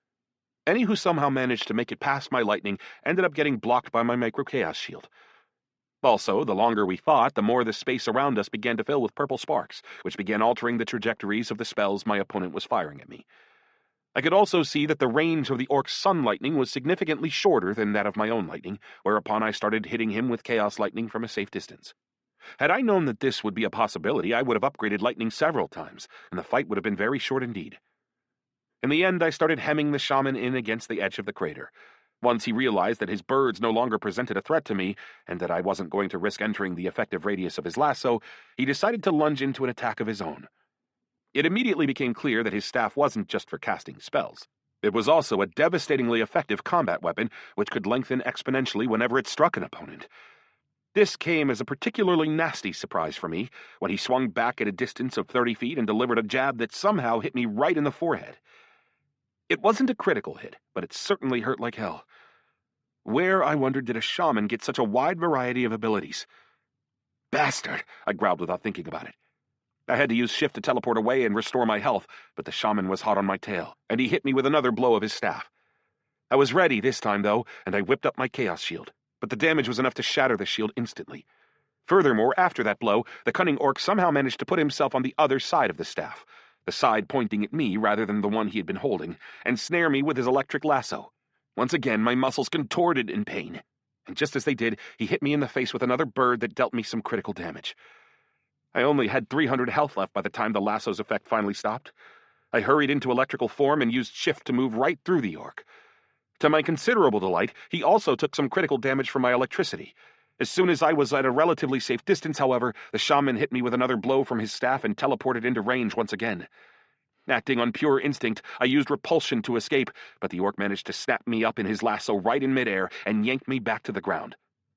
Worst of all was the fact that the Chaos Aura hadn't blocked a single one of the orc's spells the entire time, even though it had been active since the start of the fight. I only had a sliver of health left, but I still managed to activate Micro-Chaos Shield when the lasso's effect wore off and slap away one more bird. And then I used Paralyzing Electric Chain on the shaman, slapping him with lightning the whole time and reducing him to an equally thin sliver of health. One more blow would have finished him off, but I never had the chance to deal it, because he hit me with another jab from his staff. You've taken 50 points of damage from Shaman of Light. You are dead. Shit, I thought. I was one blow away from finishing the ugly bastard off. Hey, who are you? Hello, Rathmere. It's been a while. Here's your ring. Don't lose it again. After giving the headman his ring back and checking to see how much experience I had received, though, I suddenly realized just how long it would take to return to the part of the plot I had managed to reach before getting killed. It was going to take an entire day. All because of that damned shaman. And Chaosite, whose aura hadn't worked once during either battle. What the hell was that? I asked the living chaos particle indignantly. Why doesn't your aura work? The purple ball of light flickered, which, as I already knew, meant that he was laughing at me. He couldn't reply to me with words anymore, but I knew he wouldn't have given me a straight answer even if he could have. Now that I knew what sort of personality was hiding beneath Chaosite's purple glow, however, I wouldn't have counted on his answer being much help anyway. Somehow or other, he would think up some way to get around the game's restrictions on pets harming their owners. Lamentable as it might be, I had no choice but to complete all of the quests in Culebra yet again, in order to pack my inventory full of mines and raise my standing to the point where Korn would give me the task of making the gloves. Sure, it was a little bit boring, but at least I managed to optimize everything and make it go as quickly as possible. Before long, I had my standing leveled up, and Korn gave me the glass gloves quest. I took the gloves out of my inventory and handed them to the smith. Whoa! Excellent work, Korn concluded admiringly. You've completed the task. Next step toward mastery. Reward, plus 100,000 experience, plus 100 to your standing in the village of Calevra 2. Recipe for a unique glass product. Alas, such a quantity of experience didn't have much effect at my level. The recipe for the unique glass product, however, was a bit more interesting. I hurried to unfurl the scroll and see what I was about to learn to create. You've received the unique recipe, Glass Horn, a magical musical instrument which, in the right hands, can move people to striking feats of accomplishment. What? A horn? Mind you, the item's short description told me enough about its properties that my surprise quickly gave way to interest. It was obviously a musical instrument for bards, which could provide significant buffs. I wasn't a musician, of course, but I figured it probably wouldn't take a full-on class specialty just to blow a horn. Plus, as far as I was aware, it was mostly the material and the shape that gave a wind instrument its particular sound. Also, trumpets and the like were normally made from brass. I had certainly never seen one made from glass. So maybe... Sure enough, a quick glance at the recipe confirmed my suspicions. In addition to glass, the horn would require a certain specific metal alloy. In other words, creating the glass horn was the first step, and quite a big one, toward crafting my own weapons. I see this recipe has caught your interest, noted Korn. I think it's time for you to take the glass-blowing profession farther and learn to combine different elements into your glass. The recipe you've got here requires brass, silver, nickel, and even gold. Combining these metals with glass in various proportions can create a huge range of different effects. This was getting more interesting all the time. So how do I do that? How do I combine them? I'll show you how to make this recipe this time, said the smith as he gestured for me to approach his forge. But from here on, you're going to have to figure out which materials you need to create the effects you want. Once you figure that out, we'll move on with your training. You've received the task, Glass and Metal. Task requirements. Create a glass horn with a quality attribute above 60, which possesses the property of increasing the attack and defense capabilities of soldiers fighting around you. Reward, plus 200,000 experience, plus 100 to your standing in the village of Calevra 2. Recipe for an epic glass product. I'm ready, I nodded. I really was ready. After all, if I could create a powerful version of this particular item, it would help me out in the defense of the fortress. Creating these bars is going to require you to use the blast furnace, as well as the forge. First, you'll need to make a bar of metal that contains the necessary alchemical components, then grind it into a powder. That won't be hard, thanks to those very same alchemical components. Korn quickly produced a bar in his blast furnace, then laid it down on the anvil and tapped it with his hammer. One relatively light blow was enough to reduce the bar to dust. What's this alchemical component? Where can I get it? I asked with voracious interest. The destroyer of molecular bonds. Albedo. It's made from bloodstone, nightshade, and the acid of river slugs. Okay, where do I get those? Amina will explain it to you. She can make all that stuff into albedo for you. For now, though, I'll give you enough components for a couple of dozen bars. That should be enough. I already knew by experience that 20 attempts to create an item wouldn't be enough to produce something of the necessary quality, and producing an epic version would probably require several hundred bars at least. With that done, you make a glass bar from a mix of sand and this powdered metal, continued Korn. And from there, it's the same old process. You blow on the molten glass. The smith made a horn and showed it to me. It was a pretty shiny silver artifact that provided an experience bonus for half an hour. An interesting effect. Moreover, he had used simple steel as an alloy, which meant that I could probably make one of my own without too much difficulty. After that, I got to work on creating a horn of my own, under the smith's watchful and attentive eye. And, naturally enough, my first creation turned out pretty weak. You've created the item, glass horn. Type, common. Quality, 11. Effect, plus 1% additional experience for 20 minutes. Usable once every 4 hours. Toughness, 20 of 20. You've improved your glassblower profession, plus 0.1. Experience, plus 3,000. Keep experimenting, said Korn with an encouraging slap on the shoulder. My smithy is at your disposal. You can use as much metal as you want. I don't mind sharing any of this stuff with you. I hadn't been planning on lingering in the village for long, but I just couldn't shake the thought of making some sort of horn that could ease the defense of the fortress a little bit. So I started experimenting in an effort to find out which metals in the alloy were responsible for which effects. Before I started to craft, though, I blew the horn I had just made. No sense in neglecting the chance to get some extra experience, however small. You have no musical abilities, so the effect of your horn is reduced by a factor of 2, plus 0.5% experience for 10 minutes. You've acquired the skill Playing the Horn, plus 0.1%. Damn it. Although actually this was pretty predictable. Musical ability always required work, and it only made sense that this should be true in the game as well. Maybe frequent practice would be enough to improve my skill. After creating 10 horns, I had determined the following. Steel gave a bonus to experience. Nickel gave a bonus to attack. Copper increased the chance of scoring critical hits. Silver gave a bonus to health. Gold gave a bonus to defense. Further practice showed that using several different horns wouldn't produce a cumulative effect, which meant that I had to choose one horn that would be optimally helpful in the defense of the fortress.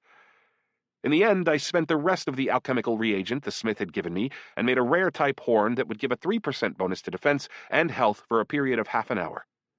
Then I went to see the priestess to ask her for enough reagent to continue working, which I planned to do once I got back to Freedom Fortress and fought off the attack from the Red Mountain tribe. Unfortunately, collecting the necessary ingredients turned out to be more difficult than I had imagined.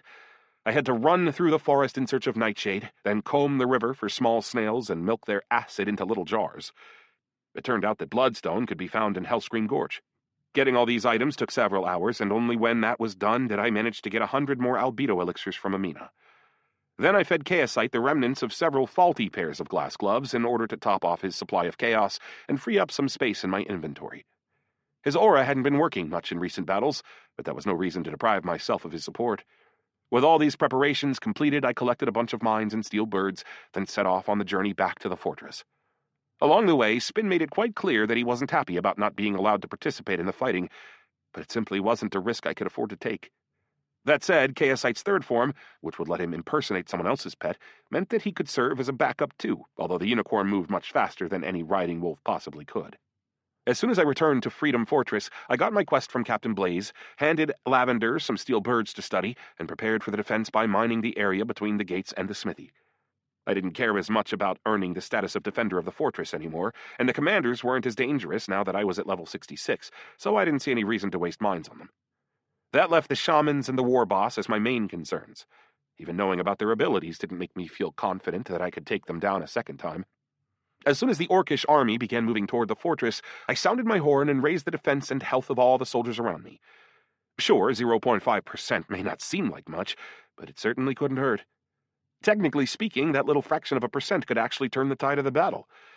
The siege unfolded just like it had the previous time, right up until the point where the war boss and shamans broke into the fortress. "Welcome, welcome," I muttered as I activated the mines.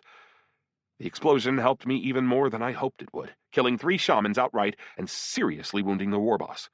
Captain Blaze, the other officers, and I all surged into the attack at that point and easily took the massive orc down. And we did it without any help from the mage in the tower. Unfortunately, the war boss hadn't summoned his wolf at any points, so Chaosite couldn't copy the animal's appearance, as I had really been hoping he would. Shouts of joy from the defenders were the most immediate reward for killing the war boss, but they weren't the only reward. I also leveled up to 67. Alas, that extra level wouldn't help me at all in the arena, but on the other hand, I did buy myself some level 105 armor from one of the local stores before I set off for the Orcish camp. I also visited the elderly combat trainer and paid him to teach me his attack ability, which turned out to be something called Scorpion Chain. Basically, the name says it all. The chain's sharp tip would shoot forward, plunge into an enemy's body, and deal them damage, then yank itself back to me. I wasn't sure that it would be especially valuable in the arena, since I wasn't much of a melee fighter, but it would certainly be useful for long-term development. And then, finally, I went down to the municipal crafting studio, where I worked until evening crafting new horns. I crafted without a break until I finally managed to produce an epic item with the necessary quality attribute. Once again, this happened just as it was time to head off to the bloody arena. I was starting to get the impression that Hote had set everything up according to some secret plan whose logic was known only to him. I set off on the trip through the desert to the Orcish camp.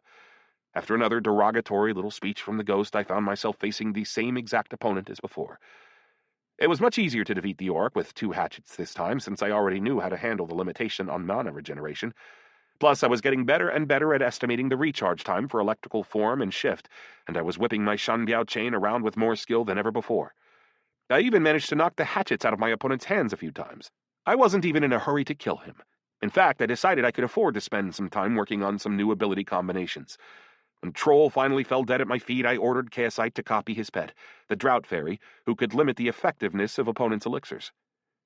He turned into a purple version of the beast, which actually looked pretty hilarious, with transparent wings and a cute little face.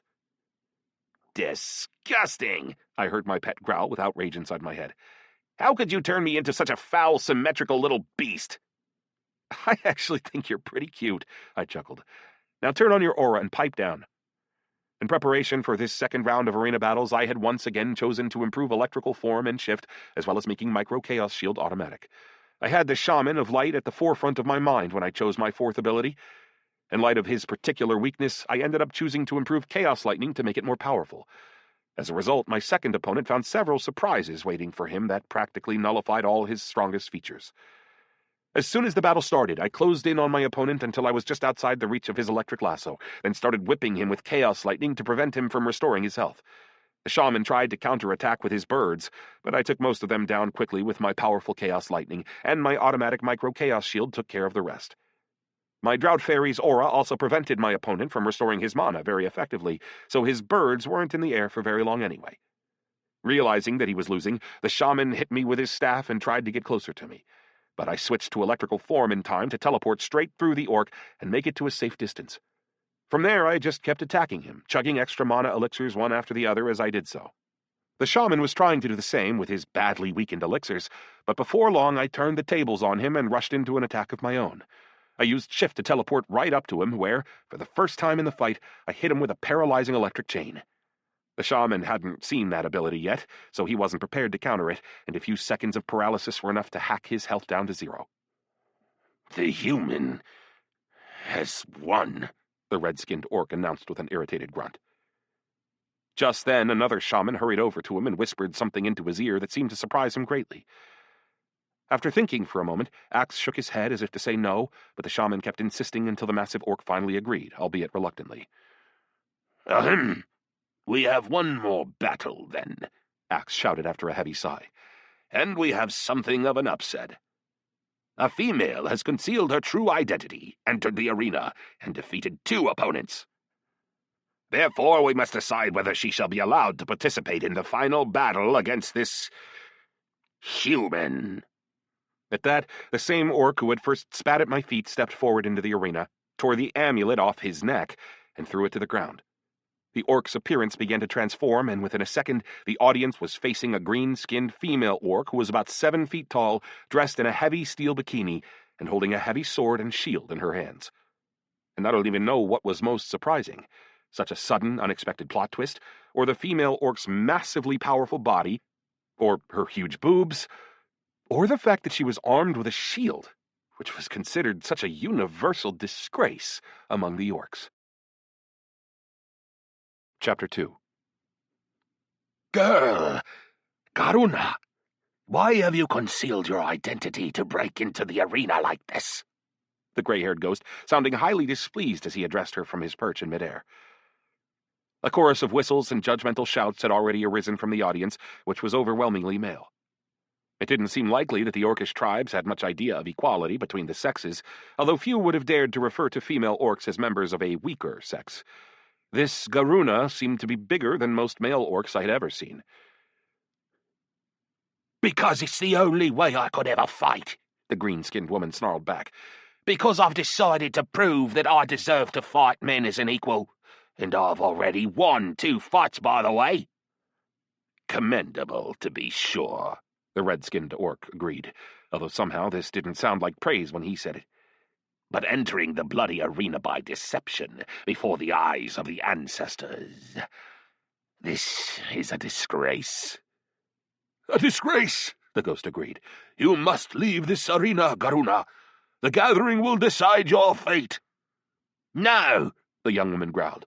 I'm not going anywhere. I've made it to the final battle, and I'm gonna fight. I just stood there watching with absolutely no idea what was going on. Who was I going to be fighting? And why had Hote chosen to copy this specific game scenario? Was this part of a plan to get me kissed by an orc? Probably not, since my OU scoundrel achievement was already completed. You little pervert, said Chaosite. He hadn't said a word during my first 2 battles in the arena, and I'd basically forgotten that I could talk to him at all. You put those nasty lips of yours on my princess. If it were up to me, I'd have killed you on the spot.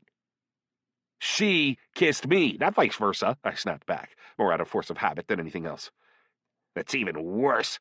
That's just disgusting, Chaosite growled. Her beautiful, asymmetrical lips actually touch that rough pig skin of yours. Ugh! Yeah, because gremlins are all absolutely stunning. I'm glad you finally understand that. That was sarcasm. And anyway, shut up and stop distracting me or I'm going to miss everything. Ugh, whatever, snarled Chaosite with dissatisfaction before falling into an offended silence.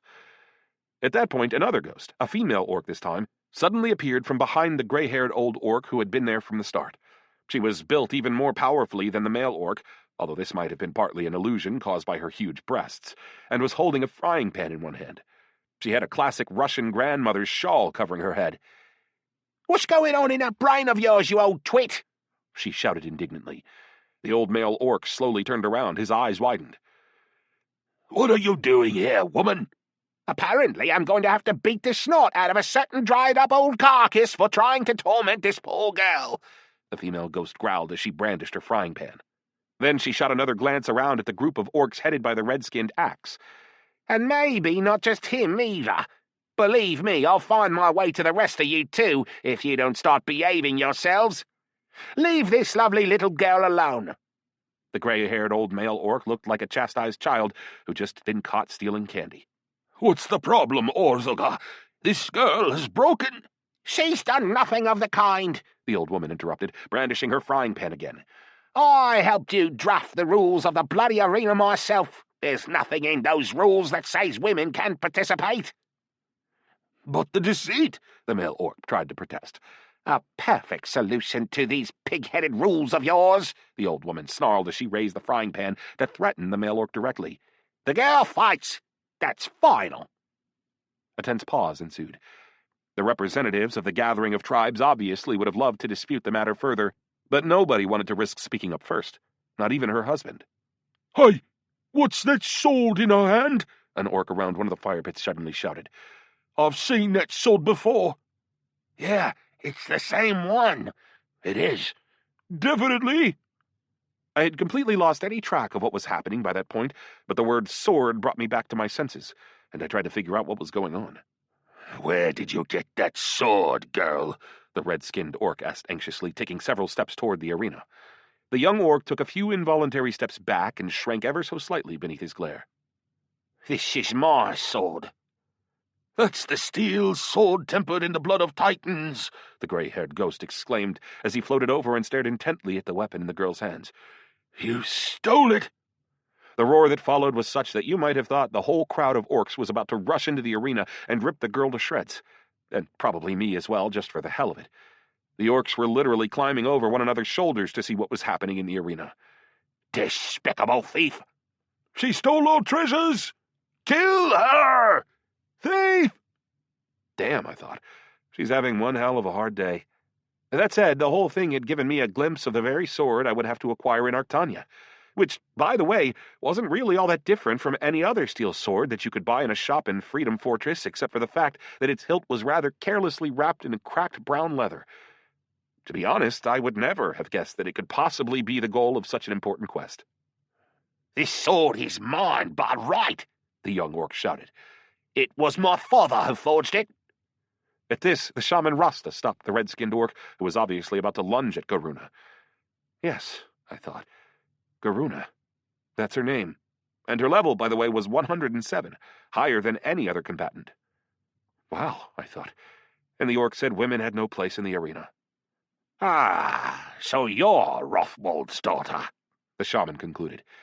"Even still, this sword belongs to the kingdom of Gromgar." "Says who?" the orc shouted indignantly. "You just took the sword my father created and made it into a stupid prize the minute he died." "Not a prize, a symbol of power," Axe growled angrily, and the black hair on his head stood on end. Okay, I thought. Things are about to get crazy. Everybody had forgotten all about me and the duels in the bloody arena and started discussing the orc, the sword, and the respective fates of each. The shouting from the rank and file didn't have any influence on anybody, of course. It merely added to the general background noise as the real decisions were made by the heads of the tribes. Not that that stopped anybody from voicing their opinions for all to hear, of course. While everybody was distracted, I stepped in a little closer to the young female orc and tried to take in as many details of her sword as possible. If there had been any chance of bringing anything with me out of this massive mini-instance, I would definitely have tried to steal the artifact and flee the orcish camp amid the general uproar. "Did your father really make this sword?" I asked quietly, while everybody else was still directing their attention elsewhere. "What does it matter to you, human?" Garuna shot back with a grimace of disgust. By the way, up close, her green face actually looked cute. I might even go so far as to call her pretty. She looked like Gamora from Guardians of the Galaxy, if Gamora had grown another 2 feet, spent 20 years powerlifting, and pumped several buckets of steroids into herself. Actually, no. She was much more like She-Hulk. "I'm just interested to know whether I'm going to be fighting a thief or somebody who regained what was rightfully hers," I said, hoping to bait the orc into answering. And she went for it. Or rather, it was obvious that this was the sort of statement that would elicit the reaction I wanted, which had been programmed into her from the start. "My father was a great smith, the best in the kingdom of Gromga. He fought swords for the greatest warriors," she hurriedly explained, as if she were afraid that I would cut her off. "And once the king of the orcs asked him to create a sword that could cut through steel. The king provided the best and most expensive materials and even procured the blood of titans, which he only managed to secure at the cost of a serious wound. And my father started working. But before the sword was finished, several of the tribes rebelled against the king, who died in a duel with one of the rebel war bosses. The king was the most powerful of warriors, but his wound from the battle with the titans had left him weak. That's why he lost." "So what happened with the sword?" "My father finished working on the sword, but then some orcs from the Golden Sands tribe came to take it, claiming that it was part of the late king's property and that it belonged to them by right of conquest. But they refused to pay for the sword. They took it by force and killed my father for daring to resist. Thankfully, they didn't rule for long. That tribe was quickly wiped out by other war bosses who wanted the throne for themselves. The sword fell into the new victor's hands, and then he got killed too. Long story short, my father's masterpiece started getting passed from one war boss to another." "And that was when we laid down the law," the grey-haired orc suddenly interjected, after drifting silently over to us from behind. "It was decided that every year the leading tribe would be selected in a battle with the humans over one of their frontier fortresses, and that this sword would be the symbol of the tribe's power." "I don't give a shit about your laws," the young orc spat back furiously. "This was my father's sword. It was taken from him unjustly and in an underhanded manner. What right do any of you have to use it for your own ends?" She certainly seemed to have a point. I mean, sure, the king had ordered the sword and provided all the materials for it, but nobody had ever paid for it, and the requester himself had been killed before the work was finished. Whatever the case, these other orcs had no right to the sword whatsoever. It was a simple case of robbery. And sure enough, some of the shouts actually weren't accusing Garuna of anything. They were taking her side. More than that, I started hearing female voices joining those of the men. It turned out that the orcish army actually had quite a number of females in it. I just hadn't crossed paths with any of them before then, and they weren't interested enough in the arena fights to force their way to the front row. "All the same, you stole it from the tent of the White Claw," the red-skinned orc repeated. "If you feel that you have a right to this sword, you need to petition the gathering of tribes." "I have," the young orc replied with indignation. "But nobody would listen to me. That's why I came to the bloody arena. I want every soldier in the kingdom of Gromga to hear my story, to know that the gathering of tribes is nothing but a pile of filthy thieves." A dangerous light began to shine in the eyes of the orcs surrounding the arena. The high-level chiefs standing next to Axe and Rasta had already grabbed the hilts of their weapons. Whoa, whoa, I thought. Take it easy, girl. Don't let your own people rip you to bits before I have the chance. That said, I was actually really captivated by everything that was going on. I had already heard a number of female voices speak up in support of Garuna, but now the vibe around the arena was much less clear than it had been initially. "The spirits of the ancestors are on your side, my dear girl," said the elderly female orc as she once again threatened her husband with her frying pan. Yes, We are on your side indeed, the male ghost hurriedly confirmed. Then, sounding a little firmer, he turned to the gathering of tribes. I do not like the fact that the symbol of our kingdom's power is a stolen artifact. You must settle this matter. Axe began to growl quietly. He was obviously trying to calm himself down. If your story is true, you will receive appropriate compensation, said yellow-skinned Rasta, whose eyes were flitting nervously around the scene. The words of the ghosts and the shouts of disapproval from the crowd had made him nervous. But this sword can only be carried by the leader of all the tribes. Then that leader will be me, Garuna shouted back. I will win in the bloody arena, then take the human fortress. She shot me such a glare that you might have thought I was to blame for all her problems. Very well. We'll give you a chance, said the red-skinned orc after a quick deliberation with the other chiefs. Fight in the arena, win the final battle honestly, and we will decide the fate of the sword later. It was obvious that the chiefs were simply hoping I would kill Garuna and solve this problem for them. And to be fair, that's exactly what I was planning to do, at least in this little mini-instance world. I felt a little bit bad for the green-skinned girl, of course. She had obviously been treated unfairly, but that didn't mean I could afford to throw the fight. Otherwise, Lavender would never reveal Freedom Fortress's secret to me, and I'd get stuck in an infinite loop where I would never be able to make any real progress. This will all be decided in battle, then, the old ghost concluded, as he and his wife nodded in unison. So be it. Soon it was just me and the orc left in the arena, with two ghosts hovering high in the air above us. But I had a very distinct feeling that only the female ghost was actually rooting for Garuna. The gray-haired old man, like the rest of the chiefs, was secretly hoping I would win. I must win in the name of my father, the orc snarled as she slammed her sword against her big round shield. Chaosite, turn your aura on, I said, addressing my pet in my mind. What? You're not going to make out with her first? He replied sarcastically. You should try it. Maybe it'll work. Ugh, just shut up, okay? I replied with irritation. So there I was, facing a classic soldier archetype with a sword in one hand and the shield in the other. Her health was no less than 3,500, which was genuinely massive compared to my previous opponents. I knew for a fact that the weapon in her hand could deal a hell of a lot of damage, and that it probably had a number of other properties as well, which meant that letting the orc hit me with an attack would be a very bad idea indeed. Unlike my previous opponents, Garuna wasn't in any hurry to attack me. No sudden lunges, no attempts to close the distance between us. This was all pretty logical for someone with a shield, but it was highly uncharacteristic for one of the famously fearless orcs. Either way, it played right into my hands, since it meant I could start dealing damage as soon as the fight began. In what had already become something of a habit, I switched to electrical form, used shift to teleport through the orc, then grabbed her from behind with my chain and hit her with 2 blasts of my concentrated lightning web. All told, this dealt her 400 damage. Then I used repulsion to put some distance between us in order to give my abilities time to recharge. The howling around the arena sounded pretty judgmental. The orcs were obviously pretty unhappy to see Garuna fighting so passively. I wasn't particularly concerned with what was going on outside the arena, though. I was too busy repeating my combination of abilities and dealing the orc a further 600 damage. Interestingly, the young orc seemed content to just stand there. She seemed to be waiting for something, and she wasn't even using elixirs to replenish her health. That obviously wasn't my problem, though, so I just kept using shift to deal her damage until she had only about 10 points of health left. Garuna's placid inaction was making me nervous by that point, but I only had a tiny amount of damage left to deal, so I decided to take the risk. One more electrical form, then shift, and then the orc's shield lit up with a bright white flash. You've been stricken with stillness. Abilities cannot be used for 5 seconds. Shit, I thought. The stillness debuff took effect as soon as I emerged from shift, and the orc immediately swung into a standard melee fighter's attack, a long, sudden lunge that put her right next to me in the blink of an eye. Her sword flashed through the air. In pure desperation, I tried to deflect the blow with my steel chain, but the attack was too powerful. You've taken critical damage, 3,500 points.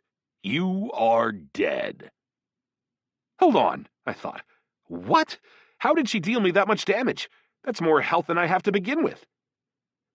Finding myself back at the edge of the forest near Culebra 2, I spent a little while taking stock and trying to figure out how the hell I could have died from a single blow dealt by an opponent who was at the same level as me. She simply shouldn't have been able to deal enough damage to cut through my armor so easily. Shit, I thought. She had only a sliver of health left. One blow would have done it. Hey, who are you? What a shame it was that my so-called autosave point was so far from the fortress in both time and space. It left me with no choice but to carry out the same little quests in Culebra, then fight off the orcish attack on the fortress before finally heading back to the arena. The whole process was really starting to annoy me. After quickly running through the village and raising my standing, I decided to rest for a little while, so I caught a couple hours' sleep in the house Rathmere had allotted me in the village. Sure enough, I awoke feeling more relaxed and ready to face the same old set of tasks with a renewed sense of purpose and strength. I even went to visit the Emperor Jerboa just to let off some steam, and managed to kill him without taking a single hit, thanks to the reduced recharge time on shift. This allowed me to hit level 69, with just a little bit of experience left to go before level 70. I showed Korn the best of my glass horns and thereby completed his task. That gave me enough experience to hit level 70, and the smith also gave me a new recipe and a new task. You've received the epic recipe, Glass Chain, an unusual weapon consisting of numerous links, each of which must be forged as its own separate craft item. This chain may possess a wide variety of properties, depending on the materials used in its creation, but only a combination of identical links will produce the maximum number of bonuses. Remember, this chain is only as powerful as its weakest link. You've received the task, Understanding of Glass. Task requirements: create an epic glass chain possessing properties that are optimal for your class. Reward, plus 500,000 experience, plus 100 to your standing in the village of Culebra 2. Recipe for an epic glass product. Okay, I thought. This is good, right? Or maybe not. Creating a weapon with perfect properties would be awesome, of course, but it can't possibly be a coincidence that I got a recipe for a Shanbiao chain, a pretty uncommon weapon, which just so happens to be the one I use. Does this mean that I'll never get the recipe for the sword from this local version of Korn, since it's not the weapon I use? Remember this well, said Korn, sounding very serious. You're going to have to create every link individually, but if even one of them doesn't work out, you'll have to start all over again. Unfortunately, you can't just cut off a low-quality link and make a new one. It would damage the structure of the overall product. In other words, if your first 10 links are unique, but your 11th is common, the whole item will end up being common. Damn. Creating this weapon sounded like a challenge to conventional theories of probability, and such challenges didn't tend to end well for the challenger, as any casino owner would readily confirm. The only upside was that this weapon wasn't just a glass version of my normal chain. It consisted of big 4-inch-long glass rods forged into rings, which would then be held together by smaller rings at either end. Put differently, creating the weapon would only require me to make 15 links, rather than the usual 50 or more. That said, practice had already shown that creating even just 15 high-quality rings in a row would be practically impossible. After getting the smith's instructions, I managed to complete a very low-quality chain under his supervision, whereupon I decided to put off crafting for the time being. All I wanted to do was get back to the fortress, make it into the arena against that young female orc, and kick her ass. Chapter 3. I spent the whole trip back to the fortress thinking about how I was going to defeat the orc. Given her ability to hit me with stillness and the enormous amount of damage she could do with her sword, I knew that any hit she scored would basically mean instant death for me. Physical damage was my weak spot. I really couldn't do much to block it at all. I wasn't good enough with the Shanbiao chain to block attacks from truly powerful warriors. That meant I could only win by finding Garuna's weak spot and exploiting it to the fullest. But how could I do that? I certainly didn't want to go through the same fight time and time again, rushing all over the place from Culebra 2 to the fortress and back, etc., so I knew I needed to find a solution as quickly as possible.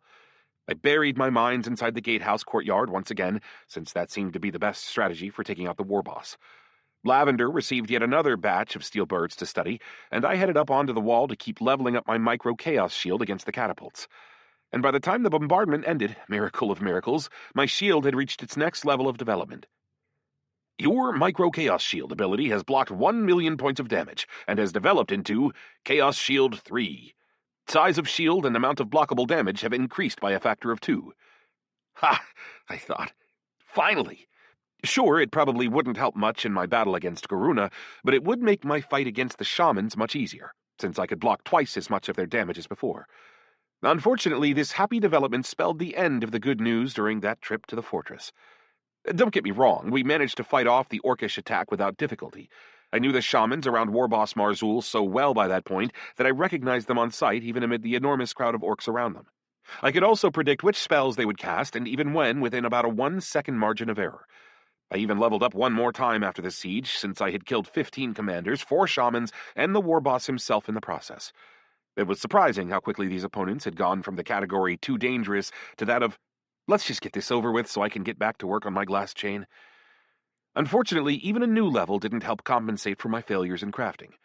Try as I might, I just couldn't produce a glass chain of the requisite quality.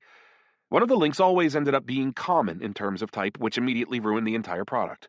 It was interesting, however, to see that although the overall quality parameter was determined by its weakest link, I still got the bonuses from each individual link on an individual basis. The chance of blocking damage with a common link, for example, was 1%. Rare links gave 2%, unique 4%, and epic 5%. Of all the available materials, gold was the only one that gave a bonus to defense, so that's what I used in creating the chain. I was hoping that this would help me in my fight against Garuna.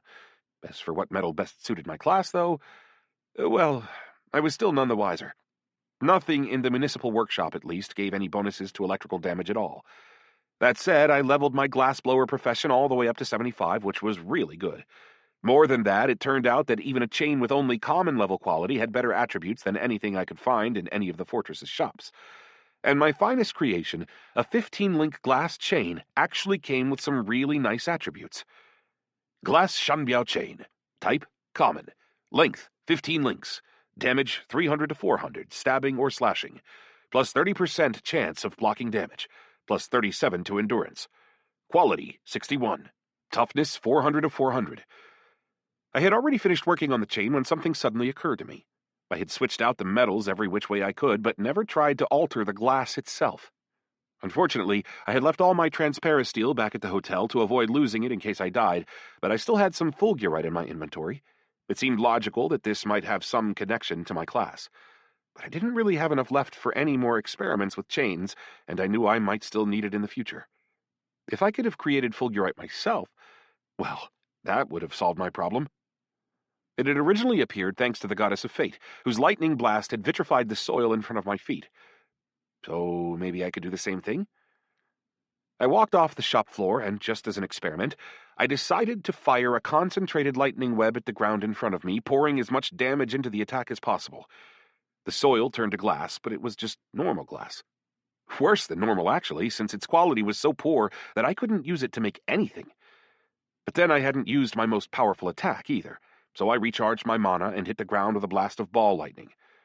I only achieved maximum damage on my 10th attempt, and the result was simultaneously encouraging and disappointing. You've acquired murky fulgurite, a material with properties like those of fulgurite, but with increased fragility due to having been created by an insufficiently powerful blast of lightning. A ball lightning with maximum power was the most powerful attack I could muster, at least for the moment. Apparently, my intelligence simply wasn't sufficient for the task. On the other hand, at least I knew exactly how to acquire more material from then on. If I could keep pumping points into my intelligence, then sooner or later I'd be able to produce real fulgurite. So, ready to defend the honor of the Empire? Blaze asked as he slapped me on the shoulder. It's time to go. Huh?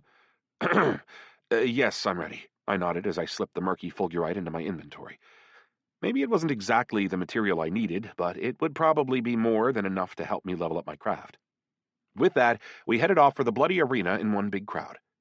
This time I managed to knock out my first 2 opponents without any real difficulty, and made extremely thorough preparations for my fight with Garuna. After running through all the newly accessible ability improvements one more time, I specifically chose those which would help me against the young female orc. Electrical Form 2, Concentrated Lightning Web 3, and Shift 4. For my 4th ability, I decided to level up Ball Lightning to its 2nd form. Its power would now depend on a random number between 20 and 100, multiplied by my intelligence attribute. Most importantly, though, the mana expense would now be equal to 80% of my total maximum supply rather than 100%. That meant I would still have something to work with in the event that I used my Uber ability and came up unlucky. Naturally, I had to listen to the orc's tear-jerker story all the way through once again. I sympathized with her, as before, but this time I felt more firm in my decision to kill her.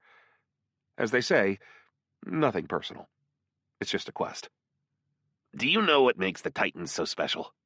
Chaosite's question was totally unexpected, since he hadn't shown the least inclination to talk to me the entire time. Presumably, he was still angry about the whole affair with the princess, but for some reason he decided to speak up right before my final battle. Nope, I've never heard anything about them. Titans get more powerful as their health gets lower. That's what's happening with this orc's sword. The more health she loses, the more damage her sword can deal.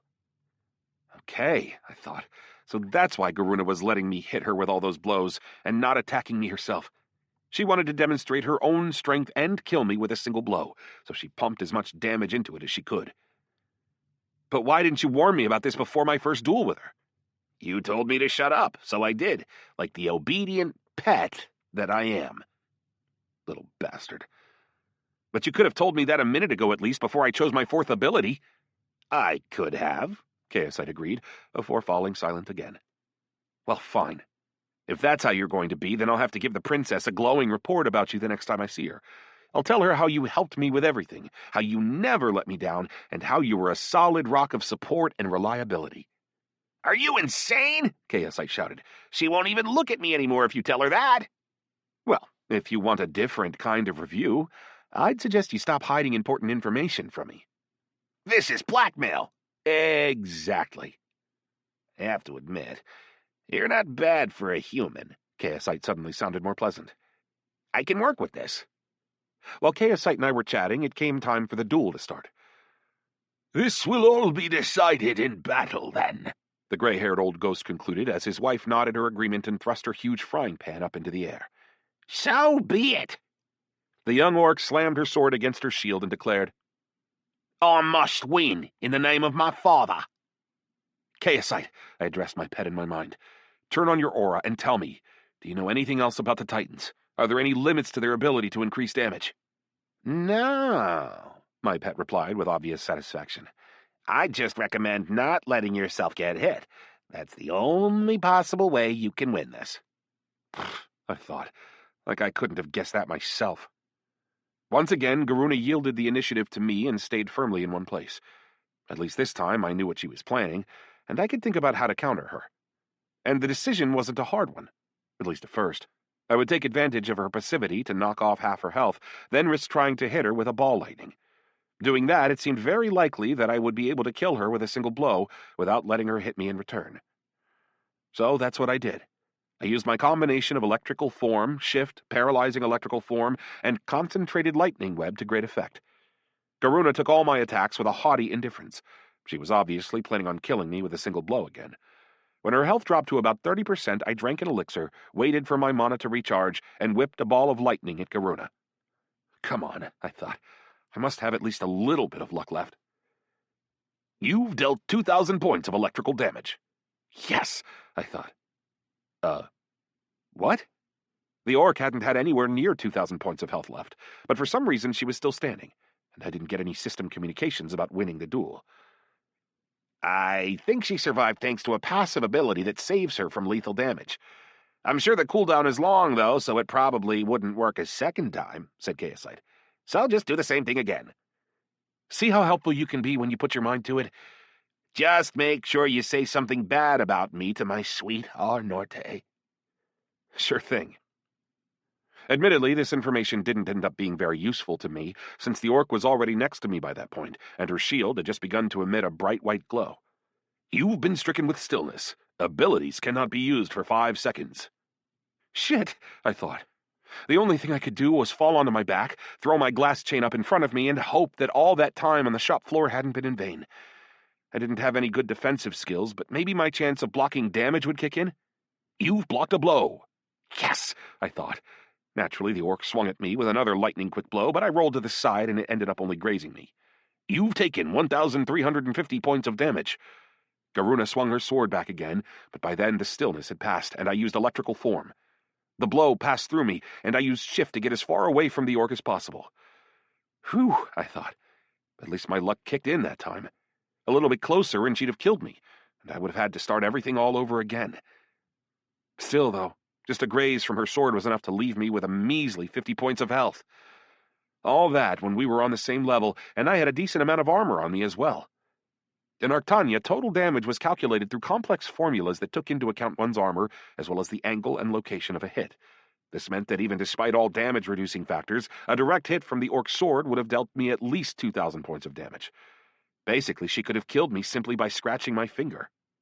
Seeing her plan fail, the orc started to get nervous, and she lunged immediately into a furious attack in the style of a classic orc berserker.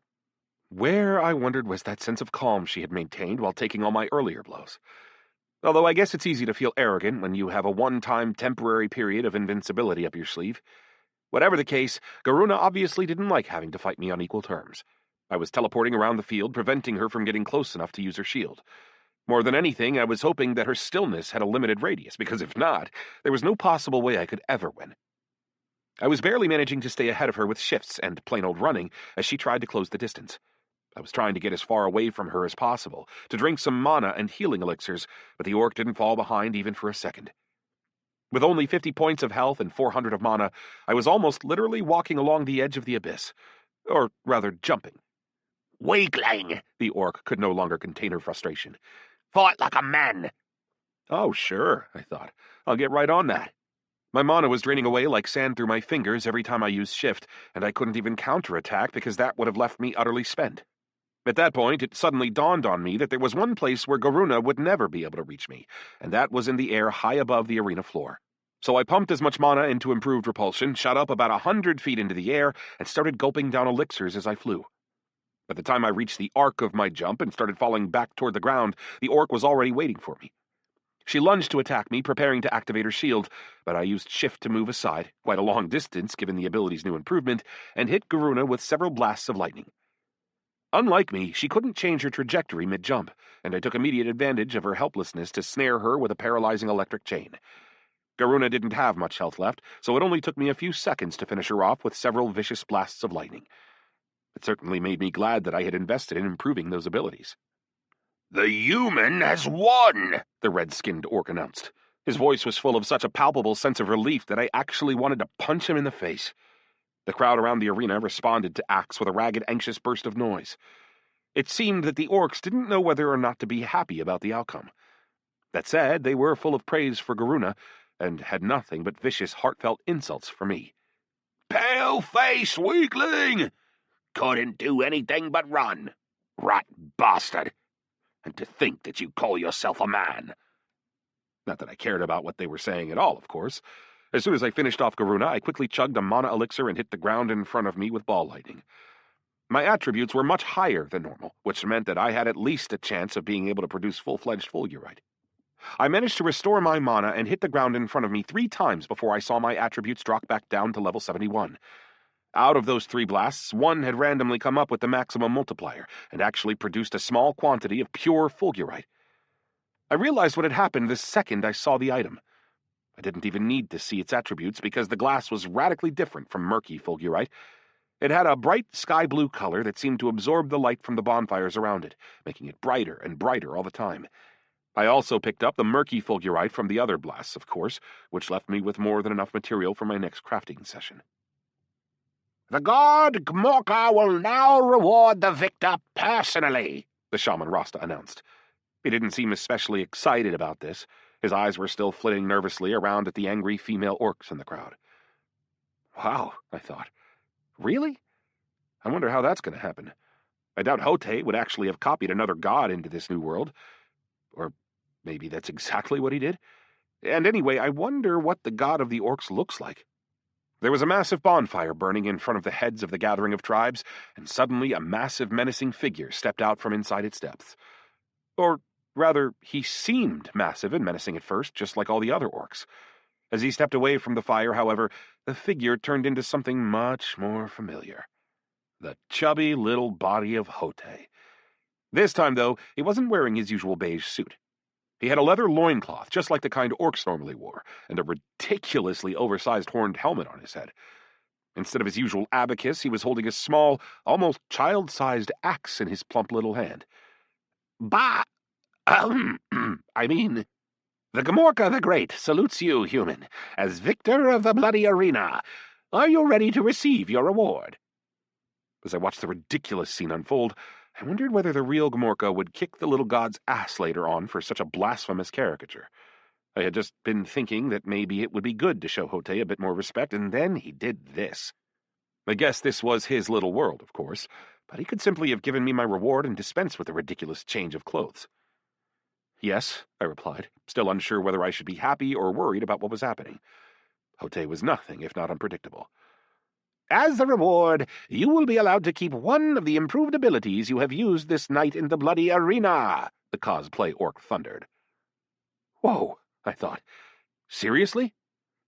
Wow. If it had been possible, I actually would have hugged the little god. Nobody was going to let me keep my temporary level of 105, of course, and it would have been largely pointless to give me an item since I couldn't bring them with me out into the real Artania. That left abilities as the obvious and most valuable reward. And the most obvious choice was certainly electrical form, since I had only just received the ability, and as such, it would be quite a while before I'd be able to level it up on my own. It was also the most useful, in that it was equally good for attack and defense. Electrical form, I replied to Gmorka, or rather, Hote. So be it, the little god shouted. Sure enough, this triggered a system communication telling me that the improvement had gone through. Furthermore, I got another system communication telling me that I had completed the bloody arena quest. Together with the experience I got for killing each of my 3 opponents, this brought me up to level 72, which in turn meant that I was finally back to where I had been before losing all my levels. And now, my children, have fun, the little god exclaimed. Let your fires burn brighter, along with the fire in your hearts and bosoms. Wait, I thought. What? Did he really just say that? Either way, the fires around the arena began to burn brighter, and the orcs broke into happy dancing all across the camp. Their recent dissatisfaction seemed entirely forgotten, and some of the humans from the fortress actually joined in as well. Okay, I thought. I'm out. I summoned Spin and took off for the fortress. I definitely didn't want to see what was coming next. Better to spend that time productively trying to craft something from the 2 types of fulgurite in my inventory. And that's exactly what I did. I spent the entire night trying to create a chain of the requisite quality, but all I managed to achieve in the end was some further leveling up of my profession and some knowledge of the difference between murky and pure fulgurite. Most notably, there was an additional increase in the power of all electricity-related abilities, depending on the quality attribute of the links I was producing. Murky fulgurite gave an additional 1%, pure fulgurite an additional 2%. Products made from murky fulgurite also had very low toughness attributes, much lower than those containing pure fulgurite, which meant that any weapon made from them would basically be good for one use only. In the morning, as soon as the sun emerged from beneath the horizon, I headed straight down to Lavender's smithy. So, did you learn anything new about these birds? I asked impatiently. Nope, she shook her head. This really threw me off. What? But how? Damn it, I thought. I went through all that effort, fighting off sieges, winning battles in the arena, etc., all for a simple nope? But I did manage to find a hidden function on these birds that forces them to seek out other mechanisms of the ancients. So we could send them out to search? I perked back up immediately. I only discovered the function. You're the one who's going to be able to use it, replied Lavender as she handed me a steel fur bird. Application of ability, power over ancient mechanisms to steel fur birds was 130% successful. You may activate the following commands. Attack. Defend. Turn on, turn off. Self-destruct. Scout mode. Search mode. This was genuinely unexpected, and I hadn't failed to notice that power over ancient mechanisms could be more than 100% successful. I wondered, would this be the case for all mechanisms of the ancients? But keep in mind that once you give it the command, it will take off for its goal at top speed, the smith warned. We might not be able to keep up with it. That won't be a problem, I assured her as I slipped a glass chain across the bird's neck like a leash. Since fur birds didn't actually need their wings to fly, it was some manipulation of the gravitational field, this didn't get in the animal's way at all. I turned the bird on and activated search mode. It took off into the air and started pulling me along behind it. Quite forcefully, I might add. It almost dislocated my shoulder. Let me help you, said Lavender as she wrapped her enormous hand around mine. With that, we set off, practically hugging one another, until we found ourselves in a field near the training ground, standing next to a big well. This wasn't all that surprising, of course. In fact, I had actually peered into the same well already, during my initial inspection of the fortress, only to find it just as full of water as it was this time. But the bird flew confidently up to the round stone well and dove straight into it, pulling us along behind it. The opening was about 10 feet across, which was more than enough room for all of us to fit inside. "Has this well ever been dry?" I asked. "No, this is an operational well," Lavender shook her head. "It's always full." I bent down and tried to use magnetic sensitivity to see if there was anything in the water. There was nothing, at least as far as my ability could sense. "Sense anything, Chaosite?" I addressed my chaos particle in my mind, but he only replied with a barely perceptible flicker of disappointment, which he underlined by moving quickly from side to side as if shaking his head. "I guess we're just going to have to dive in," suggested the smith as she threw off her heavy leather apron. It would have been silly to refuse. I could only hope that I wouldn't drown and end up having to start all over again. That would have been one of the stupidest deaths in my whole time in Hote's little world. Nevertheless, I jumped into the well, allowing the steel fur bird to drag me through the water behind it. Lavender grabbed me by the ankle just in time, almost ripping my leg off in the process. Chapter 4. The bird was pulling us through the water even more forcefully than it had pulled us through the air outside, using its steel wings like a propeller. We were racing forward into the darkness through the thick of the water for so long that I started losing health due to oxygen deprivation. I started losing more and more with every passing second, and before long I felt like I would never survive the trip. I had already resigned myself to dying and having to run through everything from the start again when the water around us suddenly disappeared. It was almost like jumping up out of the water, but doing so downward instead of upward, leading us to fall onto a barely visible stretch of ground beneath us. Thankfully, the distance between the water and the ground was big enough for me to use repulsion and soften our fall. I had Lavender with me, of course, which meant that I had to wrap my arms around her to save her from breaking her neck as well. It felt like I was hugging a mountain. And not just in terms of size, but also in tactile terms. Her muscles were as hard as rock. Who knows? Maybe I was just wasting my time trying to save the smith, when she could simply have smashed into the ground and left a big dent without taking any damage herself. "Thanks," said Lavender after we finally landed and found ourselves on the floor of an enormous cavern. She picked me up with one hand, set me on my feet like a little doll, and brushed the dirt off my clothes. "I thought we were going to drown." "Me too," I agreed as I finished off a healing elixir. Interestingly, Lavender had barely taken any damage at all. She must have had some sort of swimming or breath-holding ability. "Man, that's beautiful," she gasped. Looking around, I could understand why. A huge underground river was flowing through the air above our heads, making its way between the stone walls of the cavern in total silence.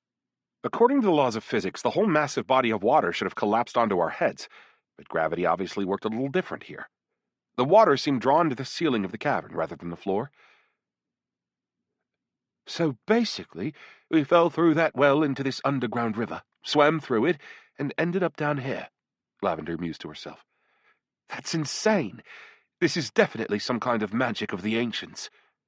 I couldn't really argue with her on that, especially when, after taking a quick look around, I already had a pretty good guess as to where exactly we were. There were lights on the white marble walls, which gave us a pretty good view of the interior of the cavern. It looked something like a Moscow metro station, except that instead of train tracks, there were just two futuristic-looking capsules sitting on a short section of rail opposite a giant mirror. I had already seen something similar during my trip with Princess Arnorte. She had called it Metro 2, short for Meta-Energetic Thermoreflective Optimizer. But the Gremlin version had looked much more haphazard, as though it had been thrown together using whatever materials happened to be at hand. This one looked much more like the original version made by the ancients, which had probably served as the basis for the Gremlin design. Lavender looked around. She was clearly in awe. "What is this place?" I had already spotted a map on the wall. As a resident of the Russian capital, the spiderweb diagram with its multitude of station names was already very familiar to me, and it confirmed my initial assumption. "I think we've found something even more valuable than weapons." The map encompassed the entire continent of Arctania, but unfortunately, most of its stations were in red, which meant that they were inaccessible. That said, there were several green stations within the territory of the Kingdom of Gromga. I checked my map just to make sure, and found that this metro could indeed take us to Ulaanbaatar, Nord Darn, Argral, and a bunch of other places in the desert. To my particular delight, one of the accessible stations turned out to be right in Kalevra. Lavender walked over to one of the capsules and ran her hand reverently across its surface. "But what is this?" "It's a rapid transit system, an advanced form of train, you might say." "And does it work?" I could only shrug. "Let's find out." The Gremlin's machine had required coal and slug slime, but that was their own particular brand of technology. I had no idea at all what powered the technology of the Azure, but I was really hoping that my power over ancient mechanisms ability would help me find out. I applied the ability to one of the capsules, and it spat the following information back at me. Application of ability Power over Ancient Mechanisms to Meta-Energetic Thermoreflective Optimizer Capsule was 80% successful. Capsule functions automatically. You may activate the following commands. Open, close. Travel to selected station. Usable once every 24 hours for a single passenger. Sweet, I thought. It worked. How nice not to have to dance with a tambourine, collect coal and slug mucus, or go out and level up my ability in order to use the machine. It just worked. That was it. But why, I wondered, could I only travel once every 24 hours? It was such a massive recharge time that I immediately figured it must have something to do with the capsule's automatic functioning. Maybe it had been disconnected from its original power source, and whatever backup it was using took 24 hours to recharge in some other way. I really would have loved to find some instructions, to learn at least a little bit about the machine, especially since I could only access 80% of the capsule's functions, which meant that there was at least one more function I still couldn't see. Well, Lavender asked impatiently. I had to stop and explain what was going on in a little more detail. I assumed she would be disappointed. She had been hoping to find some sort of bastion of the ancients, not some boring old metro station. Maybe I should start saying METRO? But she wasn't. She was still in awe. She took a few instruments out of her inventory, then set off around the cavern and started measuring something. For my part, I was more interested in two questions. First, how we were supposed to get back to the fortress, and second, where the metro station in Culebra could possibly be hidden. The ability to teleport instantly between the fortress and the village would save me a huge amount of time and stress, and also allow Spin to change form and help me out in battle. A closer look at the other stations could wait until after I settled those two questions. The only thing that really bothered me was the 24-hour limitation. If I had hopped in a capsule and teleported to Culebra too, I would have had to ride Spin all the way back to the fortress. Right? Or maybe the 24-hour limitation applied to each individual capsule separately, meaning that I could ride the system twice per day. It seemed that experimentation was the only way to find out. I opened a capsule and looked around inside, but I didn't see anything interesting. Just some soft benches, which could have accommodated 6 adult humans in total. No windows, control panels, or remotes. Presumably, my ability was the only thing that could activate these machines, so that's what I tried to do. When I chose Travel to Selected Station, the transit map popped up in front of me. It was the same one I had seen on the station wall, and offered me a choice between numerous accessible stations. I would have selected Culebra immediately, but I didn't know what to do about Lavender. It seemed vanishingly unlikely that she would make it out of the station without me. Sure, she was just a copy, and she would regenerate the next time I died, but I still felt like it would be wrong to simply abandon her. I want to run a test trip to Culebra. That's a village not too far from the fortress. Want to come with me? Of course. Lavender was overjoyed, and she hopped right into the capsule. I've always dreamed of touching the technology of the ancients, and now I actually get to use it. When I selected Culebra on the map, the capsule automatically closed its door behind us. Nothing happened for about 2 seconds, but then I heard a soft ding like the sound of a microwave timer going off. It didn't work? Lavender asked, already sounding disappointed. I opened the capsule and looked around. The station looked exactly the same as the one beneath the fortress, but my map told me that we were beneath Culebra. Also, there was no river throwing down a challenge to gravity here, which meant that my map was probably right. It worked perfectly. We're already here. That fast? Lavender sounded surprised. I don't know what was so surprising, to be honest. Teleportation had existed in Arctania for a while by that point. As far as I understood it, the only thing that made the Metro better was its ability to teleport in spite of any blocks on conventional teleportation. And otherwise, there were a lot more restrictions on the Metro than on the teleports. You could only travel between stations, and recharge took a long time. Although actually, on second thought, I realized that I was wrong.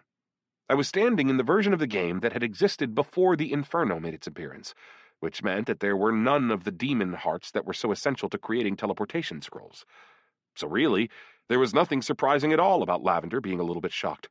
There wasn't anything interesting in the station except for 2 more capsules and the map on the wall. I was also a little bit worried about the lack of any obvious exit to the surface. Mind you, a little walk around the station led me to a barely visible sign on the wall, which clearly indicated that this was where passengers were meant to catch a ride to the surface. I just had to find the stylized arrow on the wall, then use my ability on it.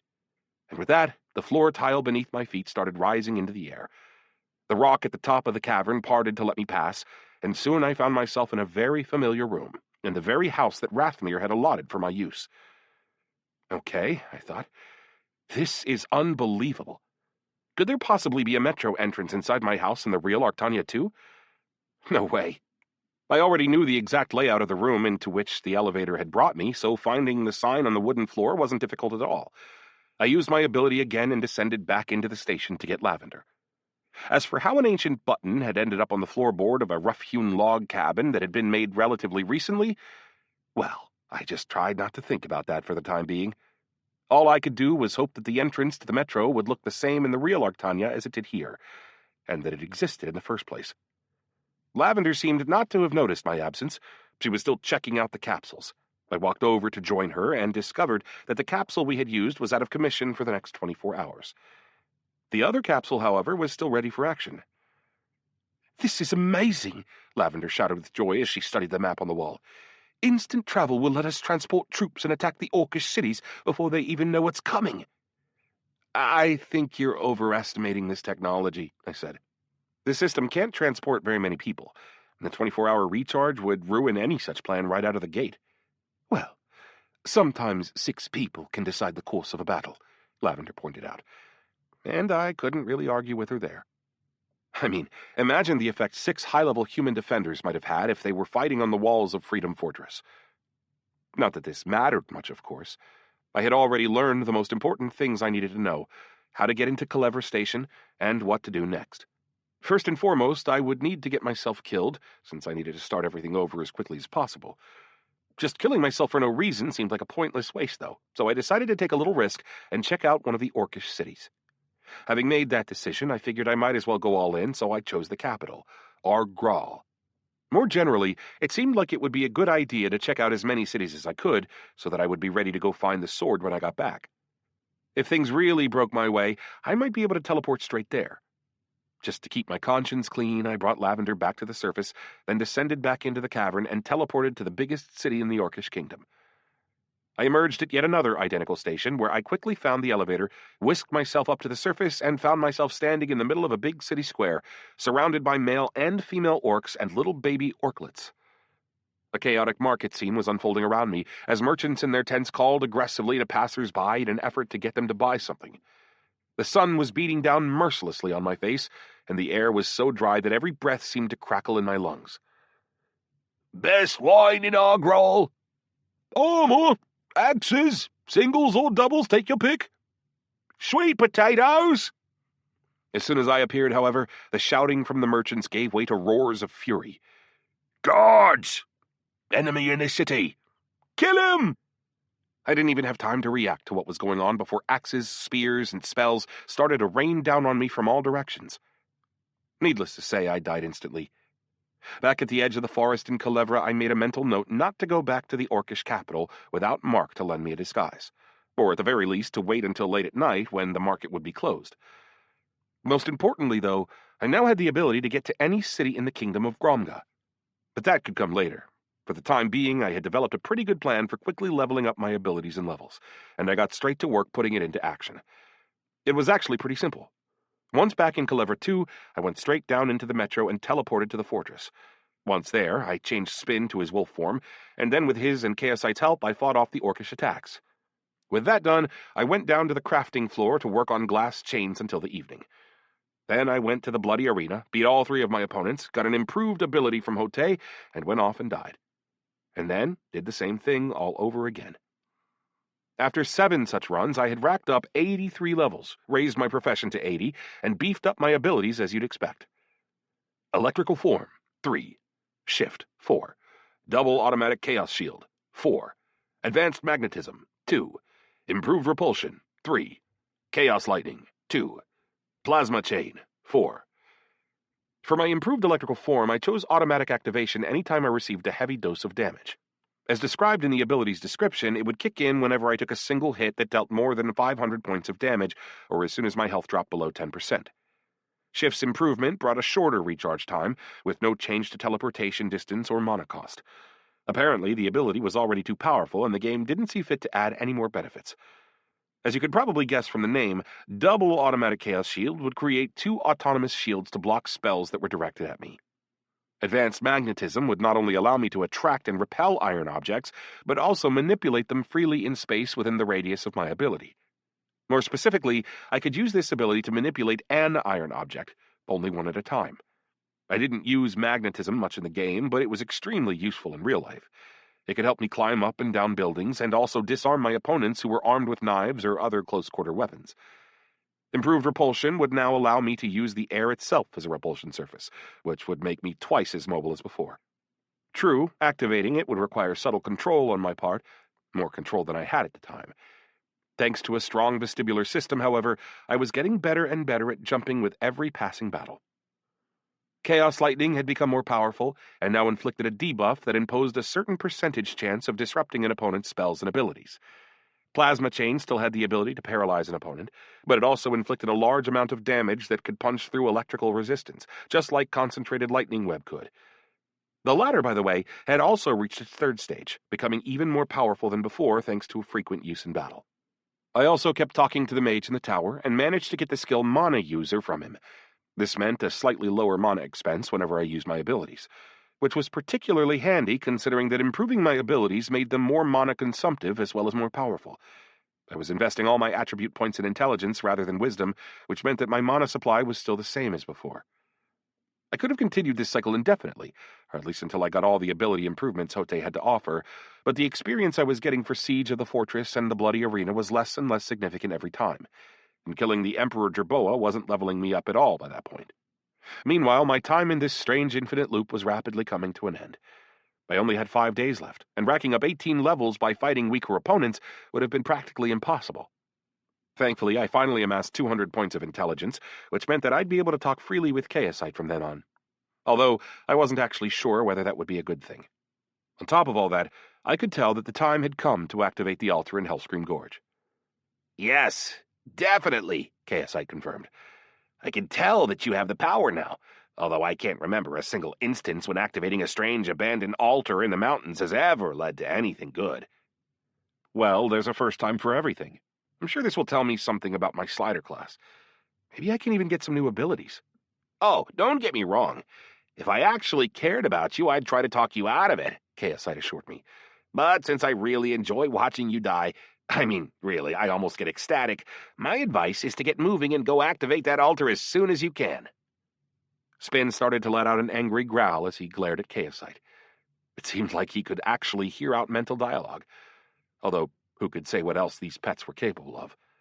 The wolf had recently given me cause to suspect that he was even smarter than Chaosite, which, to be fair, wasn't exactly setting the bar very high. Hey! I heard that! I ignored Chaosite's shouting, just like I'd been doing since almost our very first conversation, and headed off into the forest in silence. The secrets of Hellscream Gorge and its altar were waiting for me. Chapter 5. I kept Spin in his wolf form since I felt virtually certain that I would have to fight somebody or other as soon as I activated the altar. That was the classic scenario, so there was no easy unicorn ride into the gorge this time. I had to walk there on my own 2 feet, through forest and swamp. At level 83, alpha wolves and grizzly jerboas were no match for me anymore, and I didn't even have to stop walking to kill them. I would just stretch out a hand, giving it half a thought, and roast them with a plasma chain. The only downside was that these easy kills gave me correspondingly pathetic crumbs of experience.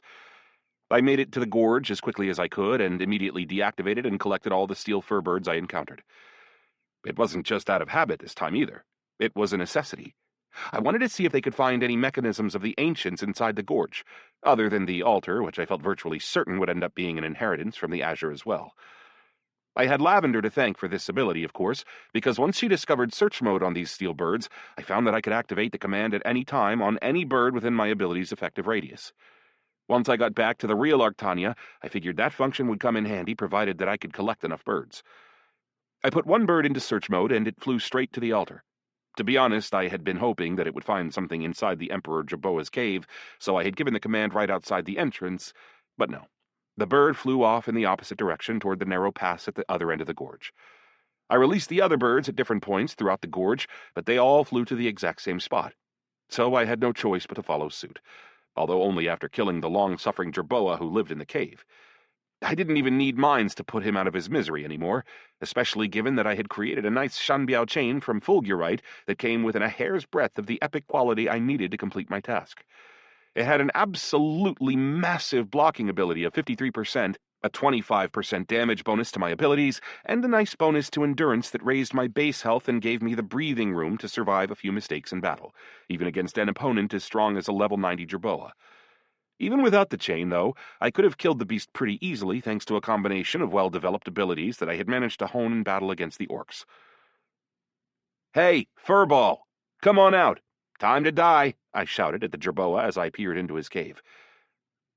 "Wow, feeling tough today, are we?" Chaosite quipped. "It wasn't long ago that you were running away from him. He's probably seen the backside of your pale little legs more than any other part of your body." "I wasn't running. I was luring him toward the exit," I noted. "And that was 20 levels ago. Practically another lifetime." As we traded barbs, the monster suddenly caught on to my presence and lunged at me, using his own shift ability. I let his claws pass harmlessly through me by using electrical form, then used my own shift to appear 5 steps behind him and hit him with chaos lightning. The Emperor Jerboa let out a howl of pain and lunged at me again, but I caught his paws confidently on my glass chain, which blocked most of the damage, and then wrapped a plasma chain around his neck. A few more blows of chaos lightning, then another electrical form and shift. Spin lunged into battle at that point, using Thunderbark to stun the beast and deprive him of any remaining chance of survival.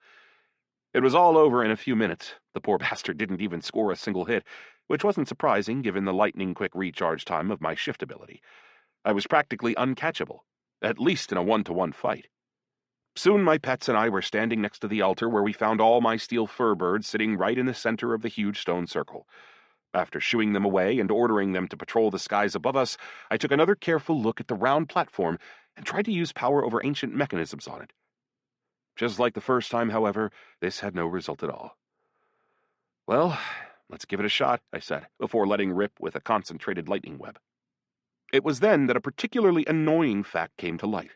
Namely, that at least when it came to activating the altar, I hadn't taken into account the fact that damage from my abilities would increase when they leveled up. As a result, the symbols on its sides filled up with light before the lightning even faded away, meaning that I could have activated the altar several days earlier.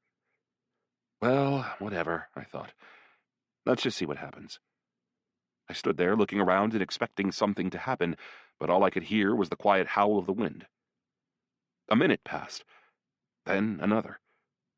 "Your level is insufficient for activation of the altar. Minimum level, 90, 95, 99.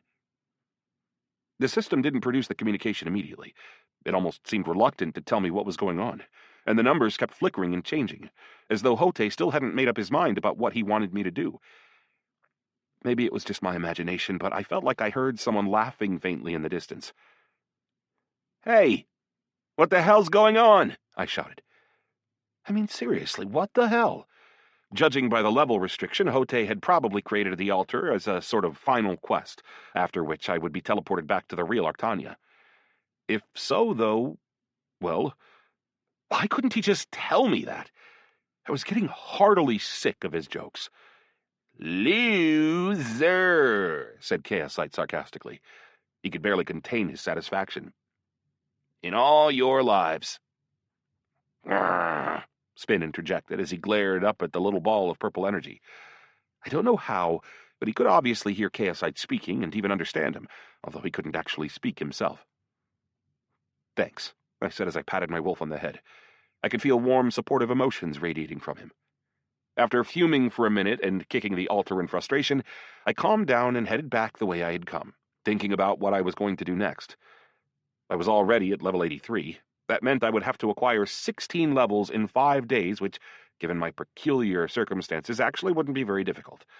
Somewhat more urgent was the need to get more information about the steel sword tempered in the blood of Titans, where to find it, and how to get my hands on it. As for the epic quality glass chain, I no longer had any illusions. That would depend on basic probability, which wasn't at all in my favor. The chance of producing 15 links, all of epic type, could be calculated with a very simple formula. You just had to multiply the chance of completing one epic type link by 15. So if, for example, the chances of completing one such link were 1 in 10, the chances of completing 15 in a row were 1 in a quadrillion. Thinking about it that way, I don't know how I ever expected to succeed. Maybe I thought that as I leveled up my profession, the chances would shift dramatically in my favor. There were ways to affect the final result of the crafting process in Arctania, various tools, blessings, and special reagents, among other things. But I had never really looked into the matter because I had never really been much of a serious crafter. And unfortunately, those little crutches didn't seem to exist in Hote's world anyway. I had already searched through all the shops in the fortress without finding anything of the sort. Maybe the little god had never intended for me to actually complete Korn's quest in the first place? Maybe he just wanted me to level my profession up as much as possible? I could never really know what was going on in Hote's brain, so all I could do was guess. Within a few hours, I was back at Freedom Fortress, fighting off the first siege by the Red Mountain tribe. By that time, the commanders were only slightly more difficult than the rank-and-file orcs, and I could kill the shamans and war bosses without even having to use my mines. My mobility and the increased damage from my abilities were more than enough. Then I got to work leveling up my profession, after which I headed back to the bloody arena for yet another tournament. This time, though, I knew I would need to find out more about the steel sword, maybe even get Garuna to talk to me. But how could I do that in such a short window of time, especially while we were standing in front of the whole arena waiting for the elders to give their verdict on our duel? I had already been through that moment several times, and there really didn't seem to be any built-in opportunities at all. After a quick, easy victory over my second opponent that got me up to level 84, the red-skinned orc appeared in the arena and unmasked Garuna. And we have something of an upset. A female has concealed her true identity, entered the arena, and defeated 2 opponents. Therefore, we must decide whether she shall be allowed to participate in the final battle against this human. Garuna took the amulet off her neck and threw it to the ground. Suddenly, and quite belatedly, this gave me an idea.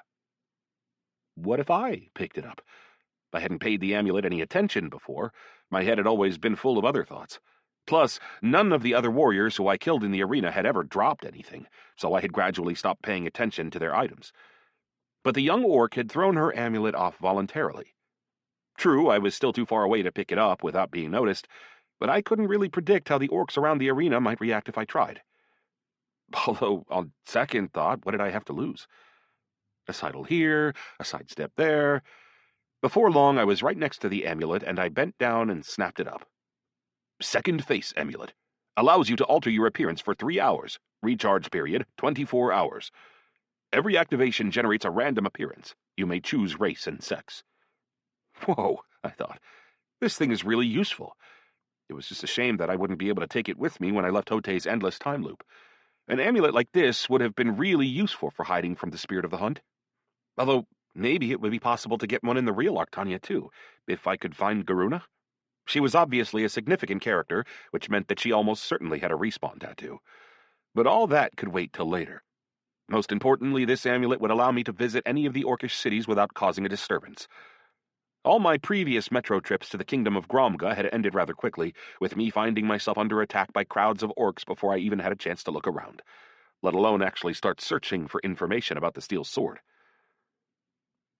Did your father really make this sword? I asked Garuna quietly, thereby triggering the same old tear-jerking monologue from the young orc as before. My father was a great smith. While she told me about her father, I thought frantically about how I could possibly alter the course of events to make things work in my favor. Was such a thing even possible, given the boundaries of the world Hote had created?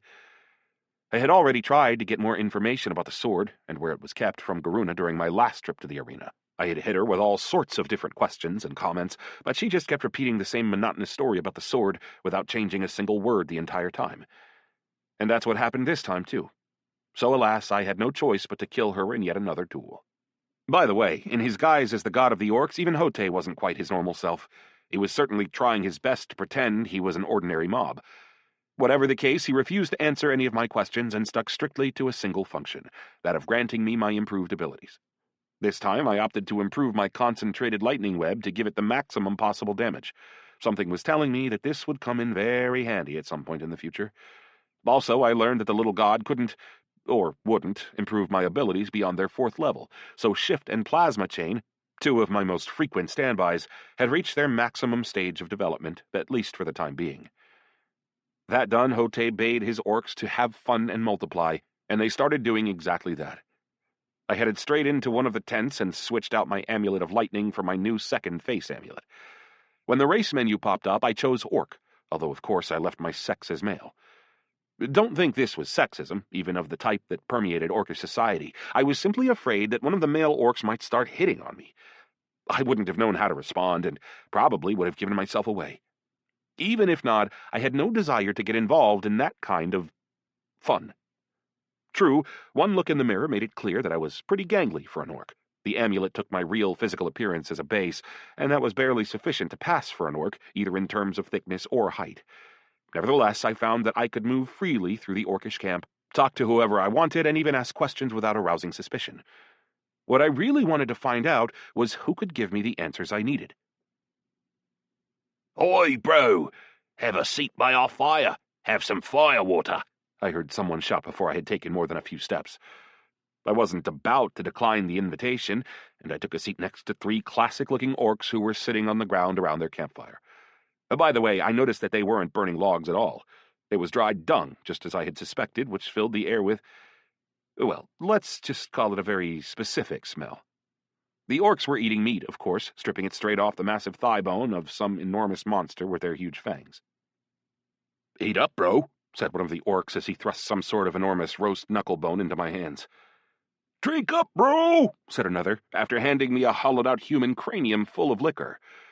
It was a pretty dubious vessel, in my opinion, if only because it was so shallow that the liquor kept splashing and dripping over the edges.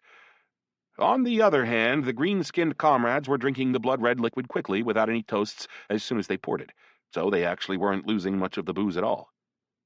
I had no choice but to drink, of course. It was the only way to avoid arousing suspicion. "You've received the debuff, alcohol intoxication. Duration 3 hours. Effect, cumulative, -5% to all base attributes. Effect, random. You've lost your sense of smell. Duration, 3 hours. All that, plus the stomach-turning taste of the firewater, made for a pretty horrible experience. It tasted like several people had already drunk it and excreted it before it came to me. Losing my sense of smell, however, was actually a blessing in the orcish camp, and a random side effect could certainly have been worse. I could have lost my vision, for example. "Are you one of them?" one of the orcs asked me as he looked me up and down. He already seemed suspicious.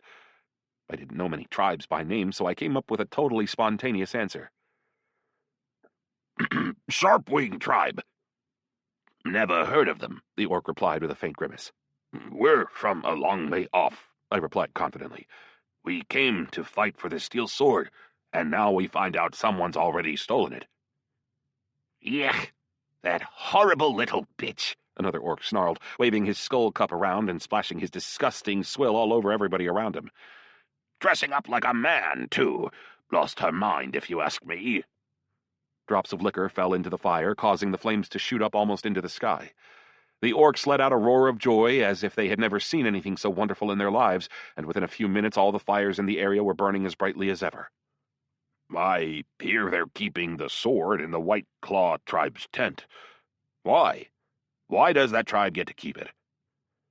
"That's what the war bosses decided," the orc soldier replied nonchalantly. "They know best." That answer didn't make things any clearer.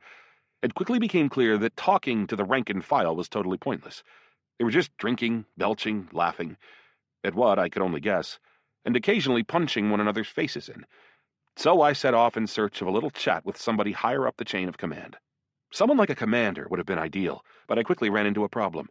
They wouldn't let me into the area where the commanders were gathered. I looked just like any other grunt in the lowest ranks of the army. But that's where the Red Band of the Red Mountain War Boss came in handy.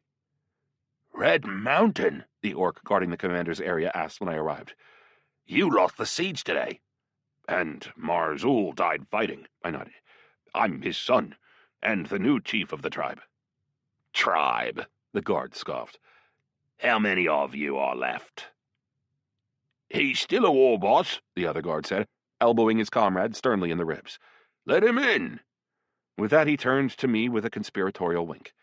He seemed to be trying to do so without his buddy noticing, but it was hard to miss a wink from an eye the size of a saucer. "Let's see how they greet him." The place where the commanders were relaxing was basically the same as the one I had just left, except that the orcs were drinking, belching, and fighting while seated on big wooden beams rather than on the bare ground. And none of them paid me the least bit of attention, despite the fact that even with my disguise, I looked pretty different from the orcs around me. They were half again as big as me. I was still basically the same size as usual. It hadn't been as obvious among the soldiers, but among the commanders, I looked like a child who had gotten lost at a party full of adults. "And who are you?" One of the commanders finally noticed my presence. He stood out from the others a little bit, in that he obviously hadn't been pouring a constant stream of alcohol into his system. Instead, he was sipping slowly on a steel goblet. For an orc, this was the height of sophistication, and his green face was framed by big, bushy sideburns, which I had never seen among the orcs before. "I'm from the Sharp-Winged tribe," I replied, having decided not to trot out Marzul's headband again. "We've come a long way to help with the siege of the human fortress." "You've got it twisted, bro," the orc replied, his eyes narrowing as he spoke. "The Sharp-Wings are my tribe, and I don't know you." Was he messing with me? What were the chances that the one orc who decided to speak to me would happen to be from a tribe with the exact same name I had made up on the spot just a minute before? "Hey, guys! Grab him!" the commander shouted. Two big guards immediately grabbed me by both arms. You might have thought they had been waiting next to me the whole time. Just then, however, I noticed that the Sharp-Wing war boss was looking at me with a familiar sarcastic smirk on his face. "What's with the games, Hote?" I asked. "What's wrong with games?" The orc wasn't thrown off by my question at all, and his face began to transform until it turned into a green, big-eyed version of Hote's normal face. "Games are fun." He turned to look at the guards who were holding me. "Take him to jail, boys. This is a low-down, dirty enemy spy." I could have run away easily, of course, but even without whisper of fate, my intuition told me that Hote had arranged this setup for a very good reason. And sure enough, they brought me to jail, which turned out to be a big, wide, deep pit in the ground with a steel grate on top of it. They threw me right into it, although not without a few good kicks to see me off. I used improved repulsion in midair to soften my landing, so I soon came to a gentle stop on the ground below. "Who's this?" A rough male voice rumbled out of the gloomy darkness. "War boss of the Sharp-Winged tribe," I introduced myself as I stared into the blackness around me. I could have activated my lightning, of course, but I decided to wait. "And who are you?" "War boss of the White Claws, bro," the voice boomed. A massive bearded orc came strutting out of the darkness into the illuminated part of the pit. "Nice to meet you." Okay, I thought. Now, this is interesting. Chapter 6. "Hey, bro," I said, extending my hand toward the enormous orc. He squeezed my hand in his massive shovel-like paw, obviously intending to crunch it in his grip, but my steel handshake ability put up sufficient resistance to prevent that, even though he was at level 110. "Okay," said the orc, whose nickname was Lodrak, with a grunt of pain. "What'd you get sent to the dungeon for, bro?" "I got set up by another orc," I replied evasively, before belatedly remembering to add the obligatory bro. "I totally get it. I'm in the same boat, bro." My new companion seemed genuinely overjoyed. "I got set up too." Layering the enthusiasm on as thick as I could, I asked, "Really? You got set up too? And how? They set up a whole White Claw tribe, bro." "What happened, bro?" For some reason, I felt like I was starring in some comedy about petty criminals. My companion even had a little bit of an accent and didn't really enunciate his words very well. He also had a ton of tattoos all across his body and an honest-to-goodness bandana on his head. "You know about the legendary steel sword tempered in the blood of titans, bro?" I nodded silently. I was honestly just tired of repeating the word bro in every single sentence I uttered. "Well, the artifact's been on campaign this whole time, being guarded in a different tribe's tent every day, until someone proves that they're worthy to wield it and lead the rest of the tribes into battle. And only the members of the gathering know where it is at any given time. But somehow, that girl figured out that we had the sword today, and she stole it from us." "You don't think anybody from your tribe could have helped her?" "No. An orc never betrays his bros, bro." Honestly, I didn't see why Hote had sent me into the pit, or what useful information I could get out of the White Claw tribe's war boss. If the sword was getting moved all over the camp in Artania too, then how was I supposed to find it? Or maybe in Artania somebody had already taken Freedom Fortress and claimed possession of the sword. If so, I'd have to get the artifact from the head of the entire army, which seemed vanishingly unlikely, even with the help of the Unnamables. No, there had to be another option. But somehow she found out where the sword was?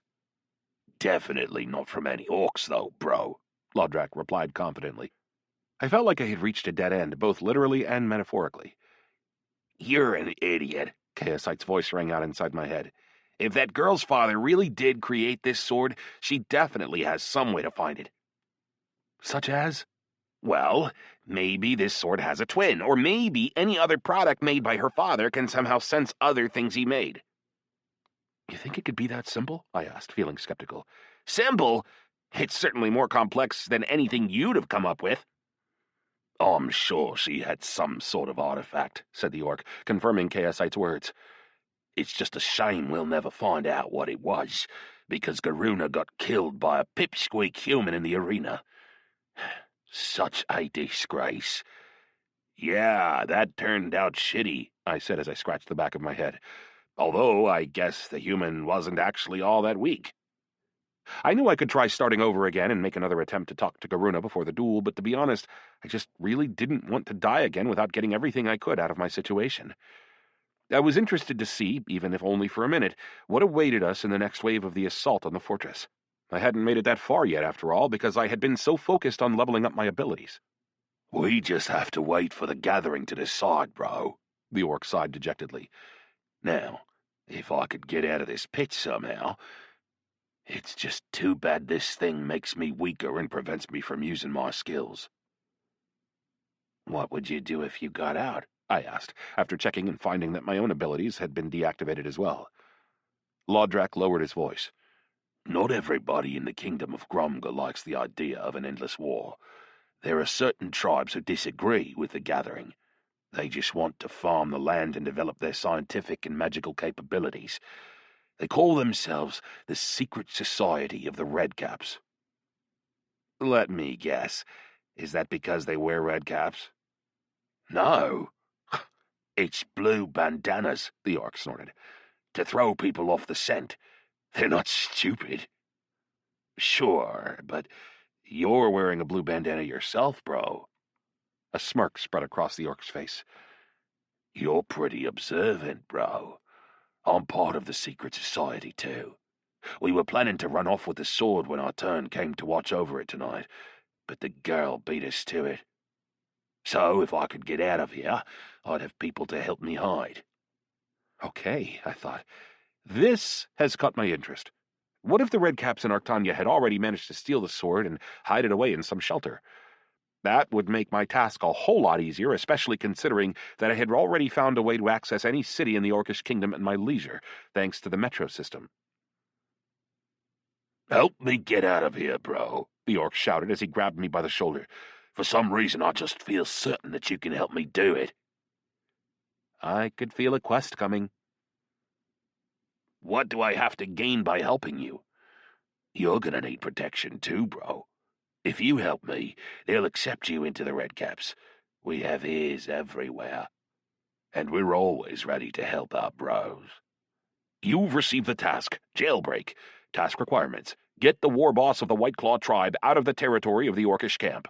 Reward, plus 2 million experience. Membership in the Red Cap Society. Hote had led me to this quest pretty specifically, which meant that membership in the secret society of the Orcs was bound to come in handy at some point. It would have been foolish to refuse. I accepted the quest, then immediately tried to open my inventory and grab my chain. Alas, I didn't have access to that either.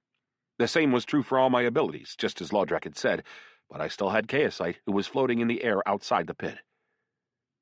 "Can you help us?" I asked him. "I'm immaterial," Chaosite reminded me. Yeah, I thought. Too bad I recalled Spin before I got thrown in here. I didn't want to attract any unwanted attention from the Orcs, but Spin would have saved me in a second without any hesitation. "Fine. Wait here a few minutes," my immaterial pet grumbled. Sure enough, a few minutes later we heard a rustling sound above us, and the steel grate covering the pit slid away to the side. My abilities and inventory became accessible again as soon as it disappeared, and I jumped up out of the pit. "How'd you do that?" Easy. I assumed the form of one of the free pets of the orcs. A huge riding wolf appeared out of the darkness, its fur radiating a soft purple glow. "Free?" I repeated. If an orc rider dies, their wolf returns to the tribe.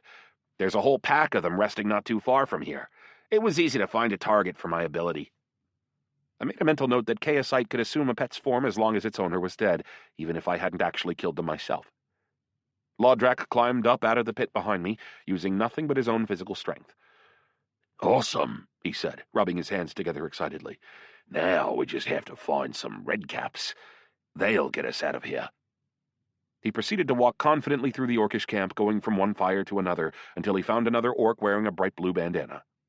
Pretty subtle. "I need help, bro," Lodrak announced as he walked past, flashing a two-fingered peace sign. The orc replied with the same gesture, then got up and led us silently between campfires until we were outside the territory of the camp. Once there, my comrade, or should I say bro, from the pit was met by several other big orcs wearing blue bandanas. "We failed to steal the symbol of this devastating and pointless war," Lodrak admitted. "I got captured, but my bro helped me break free." "Good deal," the other orcs nodded. "We're glad you're still alive. After all, life is the most important thing we have. We'll hide you from the gathering, Lodrak." Man, I thought, these pacifist orcs differ pretty strikingly from the others. It was very strange to hear such things coming from the green-skinned, long-fanged muscle men, who usually loved fighting and never retreated from danger. "Thank you, bro," one of the pacifists said as he slapped me on the shoulder. "We're glad you value other people's lives in addition to your own." "This is for saving our bro. Wear the blue bandana with honor," said another orc as he handed me a little bundle of cloth. "If you need help, just flash our secret sign at any orc in a blue bandana. You've completed the task, Jailbreak. Reward, plus 2 million experience. Membership in the Redcap Society. You've leveled up." Wait, I thought. That's it? I had been expecting some sort of long quest involving an escape from the camp, which I might fail if I wasn't lucky. Mind you, I couldn't really complain. The simpler the better. To be honest, though, it felt like Hote was putting less and less time into creating these trials and doing things in a more offhand fashion with every passing task. "So I could go to any city in the Kingdom of Gromga, and if I see an orc in a blue bandana, I could walk up to them and ask them for help?" I clarified. "Of course, bro," one of the orcs assured me. "Just don't forget about the secret sign. You remember it?" "Think so," I said, holding back a laugh. "Good luck, bro." Lodrak slapped me on the shoulder, and the orcs disappeared into the darkness. "Orcs, afraid for their own lives. That's so beautiful." Chaosite sounded like he was practically weeping with emotion. "It's chaos within chaos." Yeah. I know you gremlins love all things illogical. When all was said and done, I only had 14 levels to go until I'd be able to activate the altar in the gorge, and I had almost 6 days to earn them. So earning levels definitely wasn't the most important thing on my plate for the time being. Learning as much as possible about the steel sword tempered in the blood of Titans was a much more pressing concern. Plus, despite the fact that I had already decided to take my current life as far as it would go and participate in the next stage of the siege on the fortress, that didn't mean that I would neglect a chance to achieve some criminally easy improvements for my abilities. I planned to get all my most frequently used abilities up to level 4, which was the maximum within the bounds of this little world. And that would require me to fight a few more rounds in the bloody arena. Have you ever stopped to think that maybe if you finish Hote's challenge as early as you can, you might have a better chance of saving yourself in the real world? Chaosite's question caught me off guard. What if your body is in danger and every second counts? Of course I have, I said. But I'll never be able to improve my abilities this easily in the real Octania, and I still don't know where to look for the sword. I want to get as much information as I can while I'm here. All I can do is trust Hote here and hope he's calculated the time carefully. I was just asking. Obviously you should trust Hote. I mean, he calculated the time period for this challenge exactly from the start, and he's never changed it at all. Although actually... Wait a second. I knew Chaosite was just trying to rile me up and shake my confidence, but to be honest, he had done a pretty good job of it. I therefore decided to go out and rack up 10 more levels before heading off to get more improvements in the arena. Just to be safe. I shouldn't have said anything, Chaosite grumbled in despair, once he realized that his little show of concern had actually helped me. I still had an hour to go before my orc disguise would expire, so I decided to extract as much benefit as possible from the situation. I kept walking through the camp, trying to learn as much as I could about the sword I so desperately needed. Admittedly, this didn't bring me much benefit. More accurately, I guess, I didn't learn anything at all, other than the fact that the effects of the alcohol intoxication debuff could accumulate to the point where they brought all your attributes down by as much as 90%. In the end, I had to be carted back to the fortress on a wagon, together with a whole bunch of other soldiers who had guzzled down firewater until they were totally incapacitated. Not one of the orcs ever tried to attack or kill any of us, despite an abundance of opportunities to do so. After a few hours of sleep to recover some energy and rid myself of the enormous debuff, I woke up just in time to head up to the fortress wall, almost as soon as the bell began to clang to notify the town of another impending siege. This time, Freedom found itself under attack by the Yellow Tortoise tribe, which was considerably stronger than the Red Mountain tribe. The levels of the rank-and-file tortoises were generally in the 70s, while those of their commanders were in the 80s. They didn't seem to have any shamans with them at all. Most importantly, and surprisingly, however, was the fact that this tribe wasn't above wearing armor. They all had big, bony breastplates strapped to their chests. Together with their green skin, this made them look strikingly similar to Ninja Turtles. They were even armed with suspiciously similar weapons: twin swords, spike-studded steel staves, sais, and some huge, heavy, double-sided version of nunchucks. Holy shit, I mumbled to myself as I watched the army advance toward us. The invasion of the Ninja Turtles. Who? Chaosite asked from his perch in the air above my right shoulder. What are you talking about? Never mind. I can just tell this is going to be an interesting siege. Man, you're boring, the little purple ball grumbled. Although I suppose if you kill somebody who has a pet, I might jump into battle too. Spin let out a joyful bark. He was standing next to me in his wolf form, and he obviously couldn't wait to rush into battle. But it'll have to be bigger than Spin, Chaosite added with a hint of vindictiveness in his voice. As far as I could tell, the Yellow Tortoises had neither riders nor catapults, which might explain why they were coming on in such a neat formation and at such an unhurried pace. Most interesting of all was the fact that they didn't even have any ladders. I had no idea how they were planning to force the walls of the fortress. Naturally, the archers on the walls opened fire as soon as the orcs came within range, but this didn't do very much at all, despite me sounding my glass horn and buffing their attacks as much as I possibly could. Every one of the green soldiers could hide their arms and head inside their shell, and they had bowl-shaped helmets that collectively functioned as a sort of roof. When they finally came to the base of the wall, it became clear that they didn't need ladders at all. They were trained to form a staircase without any extra equipment whatsoever. The orcs started climbing on top of one another, using each other's armor as supports and footrests. And they did it so fast that they were at the top of the wall in a matter of seconds. Worst of all, there was no way to push them back from the walls, as we had done with the ladders. And while the defensive force field kept them from actually setting foot on the wall for a little while, the orcs were hammering away at it with such violence that it was bound to collapse pretty quickly. "Archers, fall back!" Captain Blaze roared. "Shields together! Push them off the walls!" The powerfully built orcs in their heavy armor were too much for me to push off the wall with my own physical strength, but I quickly found that improved repulsion could do the trick just fine. As long as the force field was still up, our defenders could fight off the attackers without having to worry about any return fire. Mind you, the tactic of hurling our enemies down from the wall quickly revealed its main disadvantage, which was that it barely did any damage to our enemies' health at all.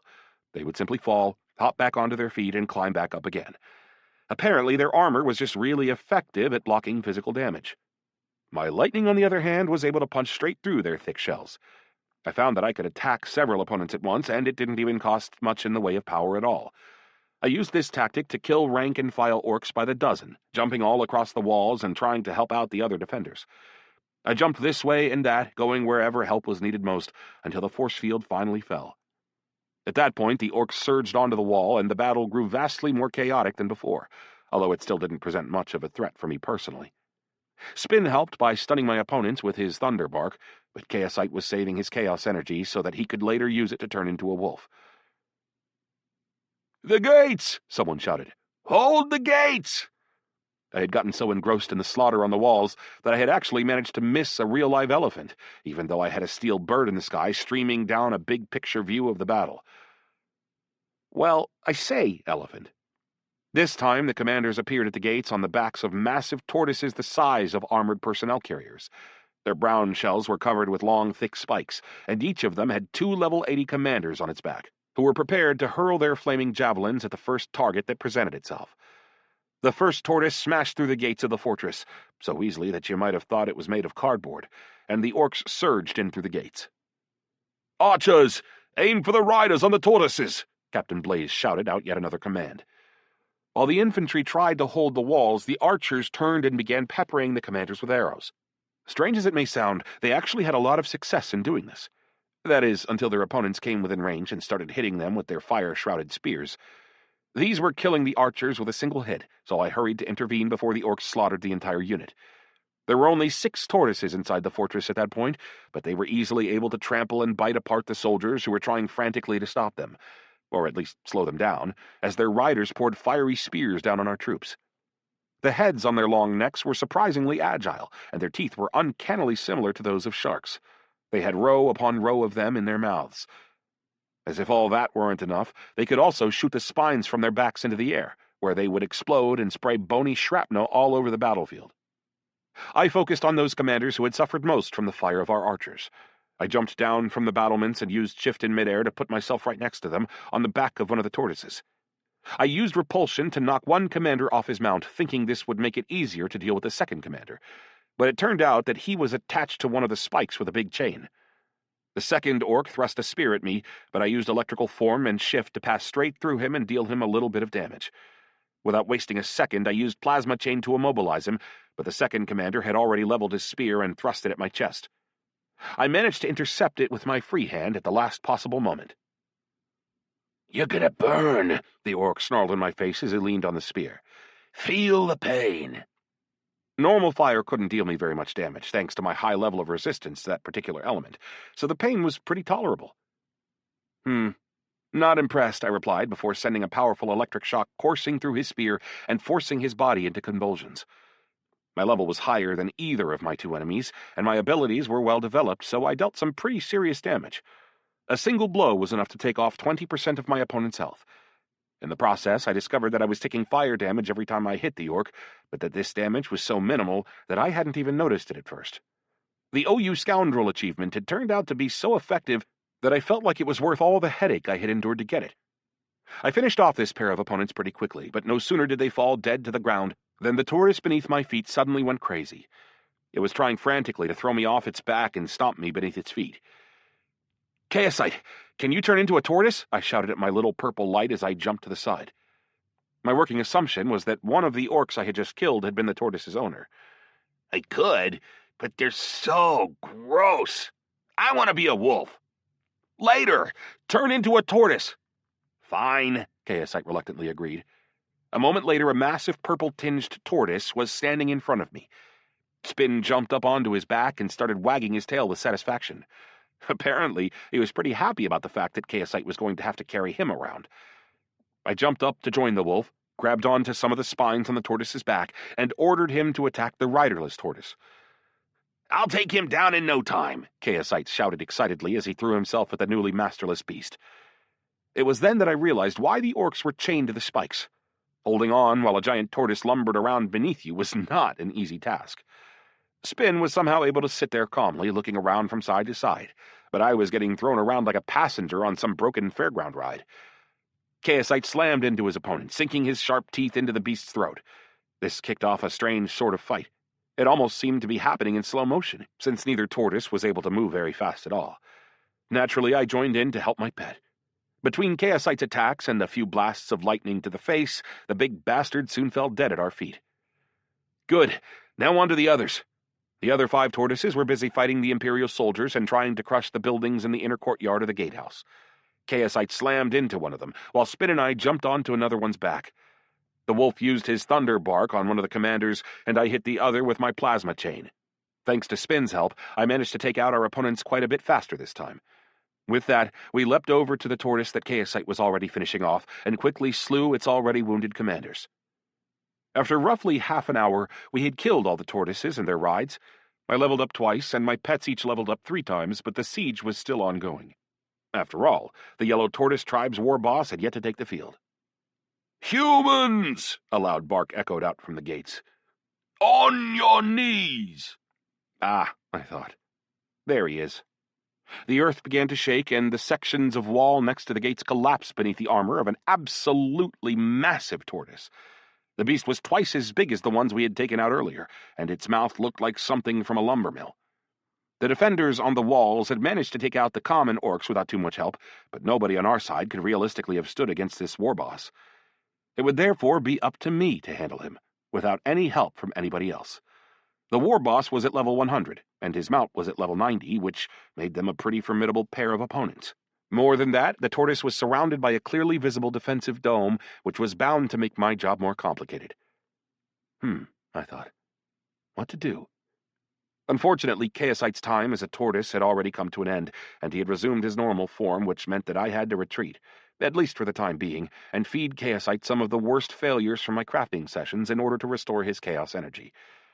First and foremost, I decided to take a risk and hit the war boss with ball lightning from afar, regretting as I did so the fact that I hadn't improved it a little bit more when I had the chance.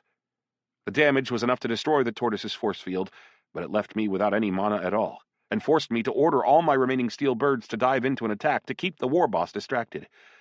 Mind you, they hadn't been able to deal any significant damage during the second siege, not even to the rank and file, let alone the war boss, who seemed not to notice them even when they came at him in a huge crowd. I was frantically pouring healing and mana elixirs into myself as fast as I could. "Ah!" The orc let out an angry roar, and the tortoise jumped up about 60 feet into the air, before landing on the ground and sending a big shockwave rippling out in all directions. I jumped up from the ground to let it pass beneath me, and Spin followed suit just in time, but a second shockwave hit us just as we landed and knocked us off our feet all the same. The war boss's tortoise rushed over to attack us, obviously intending to stomp us into the ground. Spin and I had to dash off in opposite directions. Or rather, he darted off to the side while I shot up into the air and used shift to teleport right next to the war boss on the tortoise's back. Like the rest of these orcs, he was wearing shell armor and armed with 2 swords. More importantly, he had a blue bandana on his head, which made him look even more similar to a certain comic book character who lived in the sewer with his 3 brothers and their rat teacher. Whoa, I thought. Really? I was taken aback, but I managed to hold up a peace sign before the orc attacked me. "Peace, bro!" Chapter 7. The orc froze, still holding his twin swords in preparation for a strike, and stared at me in surprise. "Peace? We don't need to fight," I quickly added. "I know all about the Redcaps, and I'm working with them to put a stop to this endless war." "You're a human," the war boss growled. Well, a truce requires effort from both sides. I have to say, it was a very strange conversation, taking place as it did atop the back of an enormous tortoise with an orc who looked like Leonardo from Ninja Turtles. "Maybe," the war boss agreed after thinking for a moment. Our conversation was soon cut short, however, and in the most unexpected way imaginable. "Die, foul beast!" A loud voice echoed through the air as a rain of icy spears began to hammer the tortoise's shell. It seemed that the mage in the tower had finally decided to show up. The bald man was standing in the path of the huge beast, raining down attack spells on both me and the orc. Strangely, he had leveled up to 90 since the previous siege, but that was still insufficient against an opponent like this war boss. I was protected from his friendly fire by my automatic chaos shields, but the orc didn't even try to defend himself. He just let the full force of the attack slam into his armor. The rest of the ice spears just shattered against the surface of the tortoise's shell, without dealing the beast so much as a scratch. "Otto!" the orc shouted, causing a big blast of white fire to burst out of the tortoise's mouth. The mage threw up a shield, but it didn't last for more than a second. When the flame died down, the bald old man was already on fire. "Ora!" the war boss shouted out another command. I barely managed to stay on my feet by grabbing onto the animal's spines as it sprang into a sudden powerful leap forward. This must have been some kind of ability, whose effect was similar to teleportation, but also allowed the huge beast to attack with its sharp-toothed mouth at the same time. It might even have been the tortoise's most powerful move, since it snapped off the mage's head with a single bite. At that exact moment, the orc took advantage of my momentary distraction and swung his swords, trying to cut my head off and send me the same way as the mage. He swung them so quickly and with so much damage that my newly automated electrical form kicked in. I realized that I wasn't going to be able to talk the orc around anymore, so I used shift to jump through him and to the side, putting myself right at the edge of the massive tortoise's shell. Large as his pet was, though, its shell simply wasn't big enough for me to move a safe distance away from the orc. "You can do it!" Chaosite shouted. He was hanging in the air next to me as usual, but this shout actually threw me off. Why was he suddenly trying to cheer me on? "I believe in you!" This was very strange indeed. "You've got this, orc! You're the best!" Ah, I thought. That makes more sense. As if in response to Chaosite's cheers, the orc let out a furious roar, and before I knew what was happening, my legs took me back to him without my brain being able to stop them. Some kind of provocation ability had obviously kicked in, and it was clearly strong enough to rob me of my self-control entirely. I started attacking the orc without using any of my abilities. I was just flailing away at him furiously with my Shanbiao chain. Predictably enough, he hit me with several blows of his own in rapid succession, taking away half my health in just a few seconds. Thankfully, the provocation spell didn't last for long, and I was soon able to jump back to the edge of the tortoise's shell again. I slapped him in the face with some lightning, then froze for a moment, unsure what to do next. I could either jump down and thereby make myself a target for the tortoise, or keep risking death in hand-to-hand combat. But Spin intervened to save me just in the nick of time, by jumping up onto the tortoise's back and hitting the war boss with a thunderbark. The ability didn't work, but it distracted the orc long enough for me to hit him with a plasma chain, drink a healing elixir, and start laying into my opponent with blasts of lightning. Spin wasn't much use in a battle against such a high-level opponent, so I ordered him to turn into his lightning spirit form, which would allow him to heal me and give me a slight damage increase. As soon as my plasma chain stopped working, I used shift to teleport through the orc and deal him a little bit of damage, my tried-and-true move, before he used his provocation ability and brought me running back toward him, swinging my fists like a man possessed. Apparently, the radius of his ability was big enough to cover the tortoise's entire shell. Sword blows started to rain down onto me, and if it hadn't been for my electrical form kicking in whenever I took a particularly vicious blow, he definitely would have killed me then and there. As soon as the provocation ability stopped, I frantically activated repulsion and jumped to the ground, moving as far away from the tortoise as possible. Fighting atop the beast's back would have been too risky. I needed more room for maneuver in order to avoid his provocation ability. As for the tortoise's fire, well, the hell with it. I knew I could find some way to dodge it. As I expected, the orc didn't jump down off his tortoise to chase me, although he did keep up his pursuit from atop the animal's massive shell. That said, the tortoise wasn't very fast except when it used its instant approach ability. So when it suddenly opened its mouth and breathed out a stream of fire in my direction, I was already prepared and I used shift to duck easily to the side. The only problem with this was that the fire crashed into the building behind me and started a roaring fire. And it wasn't just the wooden structure either. Part of the stone wall actually started burning too. Although, I suppose we were in a game, right? Anything was possible. "Aro! Aro!" the orc shouted, causing the tortoise to belch out bursts of fire so rapidly that it seemed like the animal's ability didn't have any cooldown at all. Cheater, I grumbled as I jumped clear across the fortress's courtyard and tried to fire back with some lightning. The tortoise stayed doggedly on my tail, still breathing out fire and burning everything in sight. Once, just as an experiment, I tried standing still and blocking the fire with my chaos shields, but they only protected me personally. The buildings around me still burst into flame. It soon became clear that the war boss had decided to burn everything inside the fortress. More critically, every belch of white flame from the tortoise was burning up more and more of the fortress's defenders. It was time to switch tactics. Since hand-to-hand combat was out of the question, I decided to use my new ability to repel myself off the air and keep myself at a healthy distance from the orc. After jumping high enough to fly right over the tortoise, I let rip at the orc with my most powerful ability, Concentrated Lightning Web, and then used shift immediately to put myself on the ground behind his mount, in the hope of avoiding the inevitable counterattack. I continued on in the same vein, jumping around the tortoise and firing attacks at the orc standing on its back. After about 10 such attacks, I started to feel like a flea who was trying and failing to get onto the back of a dog. That said, I managed to take away more than half the orc's health. That sent him into his next phase, so to speak, and he finally jumped down off the tortoise's back. "I've been shitting in your house," he roared angrily. As he did so, I felt my legs taking me back into a stupid frontal attack, despite the fact that I was standing more than 30 feet away from him at the time. How original, I muttered sarcastically as I tried in vain to regain control of my own body. The orc hit me with a whole series of blows, half of which went straight through my automatic electrical form. Then, just as I was about to shift away from him, he plunged both swords into the flesh of my shoulders, which totally immobilized me. As if that weren't enough, it was pretty painful, needless to say. I also found that I could neither move from where I stood, nor use any of my abilities. Electrical form might have saved me, but it was still recharging at the time. "Aro!" the orc roared.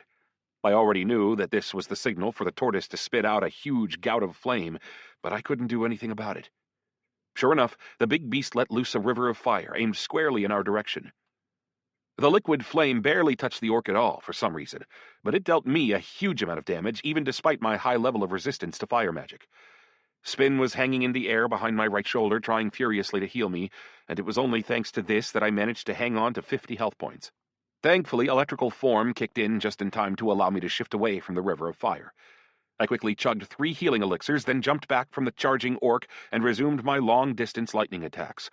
The tortoise was also trying to hit me with his fire, but I had enough room to maneuver to prevent that from happening. I had a rough idea of how big the effective radius of the orc's provocation ability was by that point, so I tried to stay away from him and launch my attacks from afar. In spite of everything, I managed to kill the orc after a little while, which sent his pet tortoise into a bout of apoplectic rage that saw it pour fire onto everything around it. Although, I guess everything that could burn was already burning anyway by that point. "Hey, hurry up and feed me!" Chaosite shouted inside my head. I immediately started feeding him the worst glass products in my inventory, although the amount of chaos they contained had grown smaller and smaller as my profession improved. The most difficult part of all this was trying to run away from the tortoise as I did it. It took me quite a while, but eventually my pet's chaos level hit its maximum, and the little purple light started to turn into a massive tortoise right in front of my eyes. With a huge thump that caused several of the surviving walls of the fortress to come crashing down, the purple tortoise's feet slammed down onto the ground. "He's mine!" Chaosite crowed ecstatically.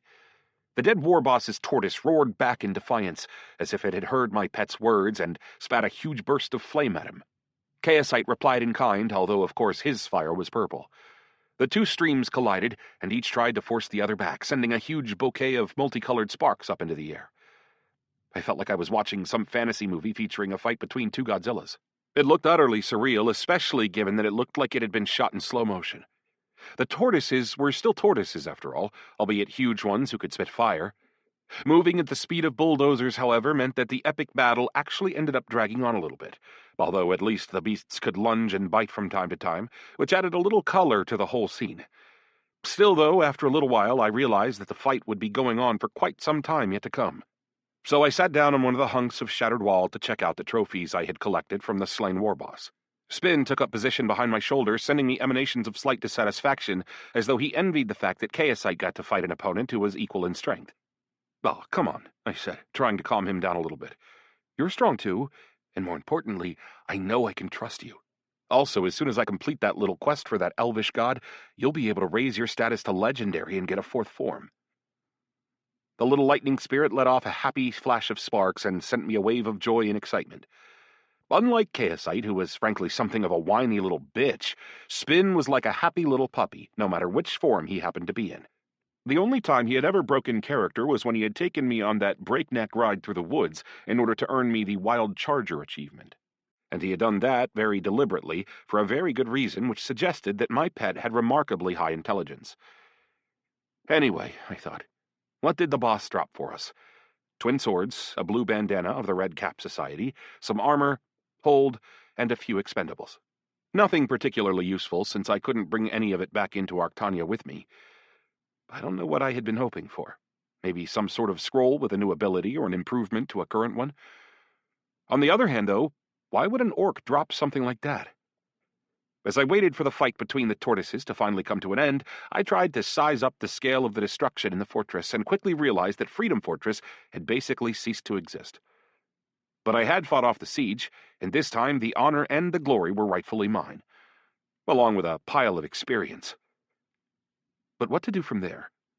The fortress was burning, and practically all of its defenders had been killed. Even if there was going to be another fight at the bloody arena that night, with new opponents, I wouldn't be able to pass the time until evening by crafting, since the shops had all burned to the ground. My second face amulet was also still recharging, which meant that checking out cities in the Kingdom of Gromga was also off the table. Maybe, I thought, I could run back to Culebra on the metro, work in Korn's shop for a while, and hope that everything would respawn by the time I got back? Yeah, that's what I'm going to do. Meanwhile, Chaosite defeated the war boss Tortoise and let out a victorious roar. You'd have thought he was trying to imitate Godzilla, although there was no possible way he could have seen the movie. I got a system communication informing me that the siege was over and that I had earned enough experience to hit level 87. I'm such a badass, Chaosite shouted joyfully into my mind as the gigantic tortoise in front of me started jumping up and down in a sort of victory dance. This caused the last remaining section of wall to collapse and crush what remained of the magic tower beneath its weight. Hey, useless lightning spirit, can you do that? What? Destroy our allies' houses and shops?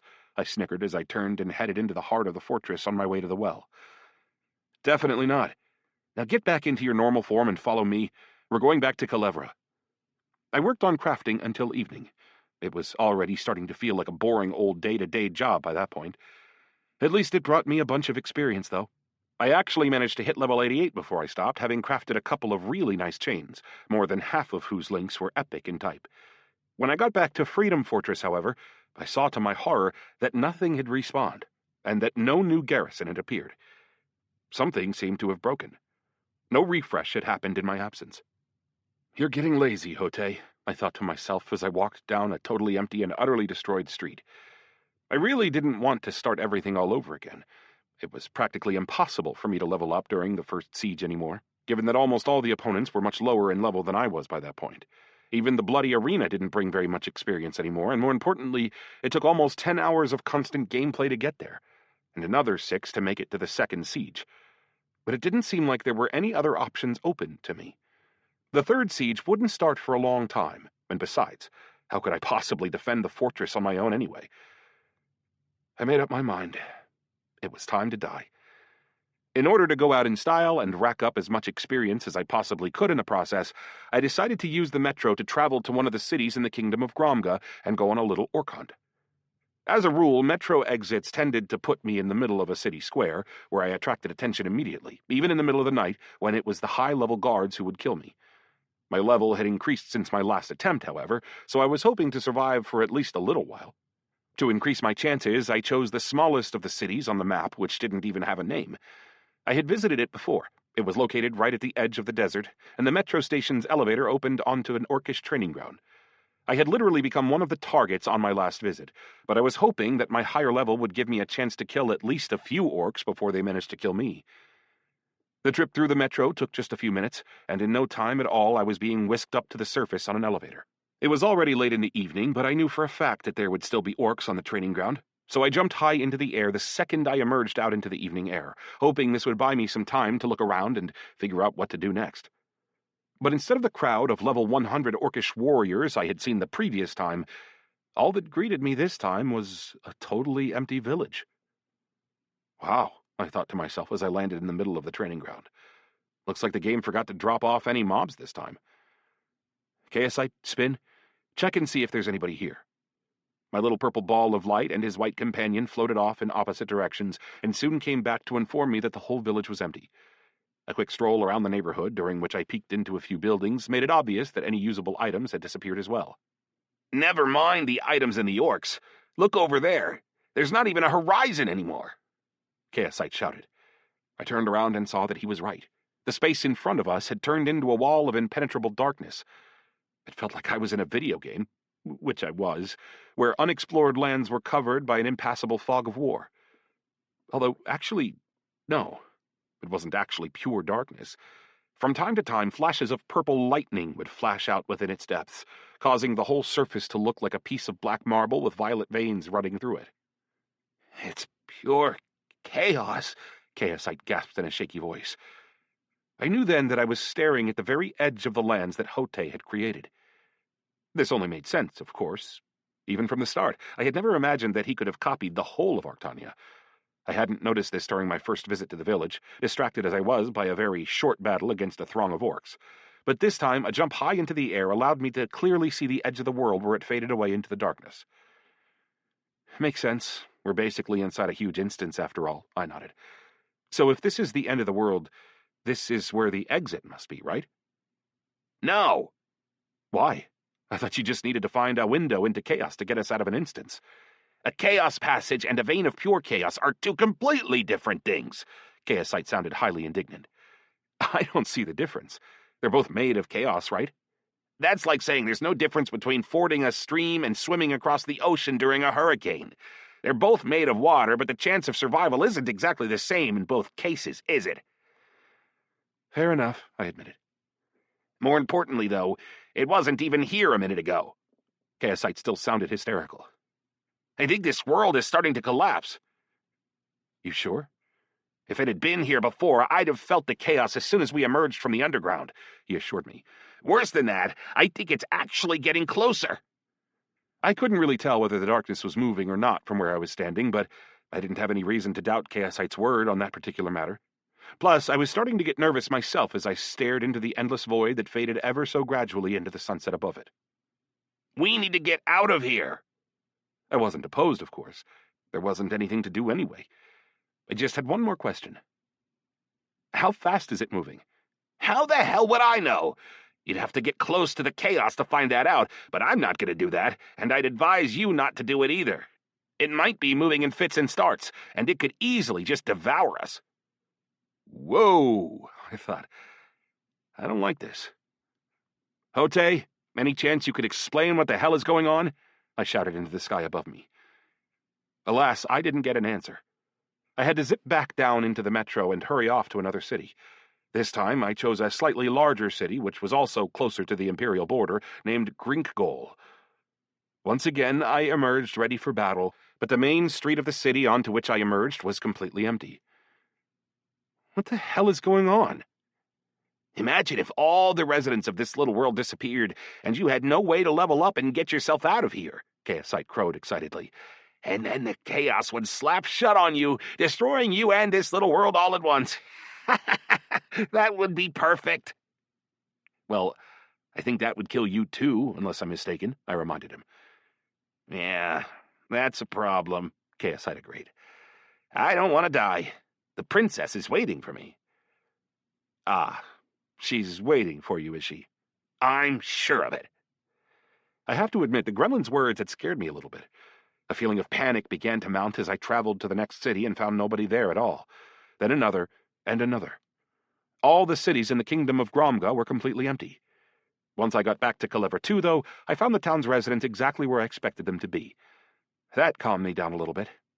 Deciding that it was definitely time to start over from the beginning, with the first siege of the fortress, I headed into the woods and got myself killed by the Emperor Jerboa. Back at the edge of the forest, I was beyond overjoyed to see Rathmere and head straight into the metro, where I took off immediately for the most distant Orcish village on the map. It was empty once again, but the chaos was closer this time. It had crept right up to the edge of the village's houses, and this time I actually saw it devour a small barn. You know, I've been thinking, how about you level up as quickly as you can, and then we get the hell out of here, Chaosite grumbled. I don't want to become part of universal chaos. Overall, I agreed with him. Sure, a death in the game wasn't supposed to result in my permanent death in the real world, but who could say what would happen if I slipped into that yawning void?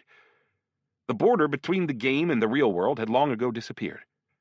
First, though, I checked the rest of the cities and found that they were still empty even after the refresh. I soon discovered that only Kalevra and Freedom Fortress and their surrounding areas still had their NPCs left. And unless Hote had lied to me, I had 5 days to level up to 99 and activate the altar, which meant that every minute was of the essence. Naturally, I headed back to the fortress and resumed my normal round of siege, craft, bloody arena.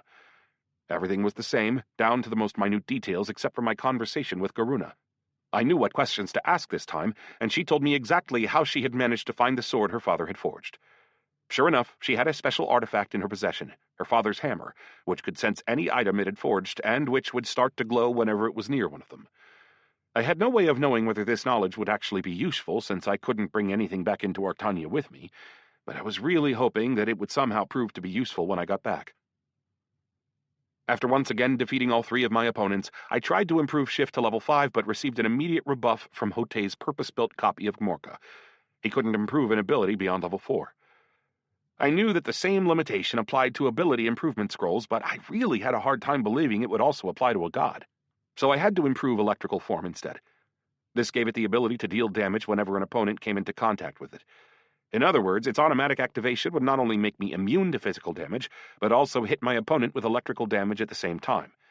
I also earned another level during that round of fighting, after which I sat down to craft, counting all through the night and right up until the start of the second siege the next morning. This time, the battle with the tortoises was quite a bit easier, since I already knew all their particular tactics and tricks. I even managed to kill the war boss before he could burn down the fortress. By the time the second siege was over, I had leveled up to 90 and improved my profession to 92, and I still had 4.5 days left to work with. Maybe I was worried for nothing, and there was still more than enough time? I got back to crafting as I waited for another trip to the bloody arena and the third siege. When evening finally fell, however, the officers didn't give me any kind of quests for the arena at all. Worse, the number of soldiers in the fortress remained the same as before. Nobody respawned at all. This was already enough to make me start worrying, but things only got worse from there. I didn't get a new siege quest in the morning, and the orcish army on the horizon seemed to have vanished into thin air. It seemed that my little world was coming apart at the seams, leaving me with fewer and fewer opportunities to level up. This was all the more strange in light of Hote's initial promise that I would have 3 weeks instead of 2. Could he really have overestimated his own power so drastically? Or maybe something was happening outside. Something that had significantly weakened him? Starting over again required me to kill myself by jumping off the fortress walls. Twice! At level 90, my health and armor were too powerful for one jump to do the trick. And then I was back in Culebra. Back in the metro as I prepared to teleport to the fortress, I noticed that the map had changed a bit. The most distant station, where I had seen the chaos starting to devour the orcish village, was no longer accessible at all. That would have been one thing. But then, right in front of my eyes, the next farthest station went dark. And that station was only half as far from Culebra 2 as the other station. The little world really was disappearing before my very eyes. Chapter 8. On second thought, though, maybe things weren't all that bad. If Hote had overestimated his own strength and simply decided to shrink the world down to its minimum size while still preserving the necessary locations, then at some point it would stop shrinking. I just really, really hope that such was the case. "We're all gonna die," Chaosite groaned in terror as he flew up to the map on the wall. "I can literally feel the ring tightening." Ugh, get a hold of yourself, I said with a dismissive wave. I trust Hote. I'd have died 100 times by now if it weren't for him, and half of those times would have been in the real world. To be honest, I wasn't really concerned about calming Chaosite down. I was actually trying to calm myself. Hote needed me, after all. Finding a new emissary in such a short time wouldn't have been possible. If it had been, there's no way he would have created this little time warp world of his, because it couldn't possibly have come cheap. Whatever the rules of the race between emissaries might have been, the competition was clearly about to end. It was a matter of days, not weeks. None of that matters right now, I reproached myself in my mind. The faster I level up, the better my chances of survival will be. And anyway, even if this world collapses, that doesn't necessarily mean that I'll die. Maybe I'll get kicked back out into the real world. So I'm just gonna try as hard as I can and hope for the best.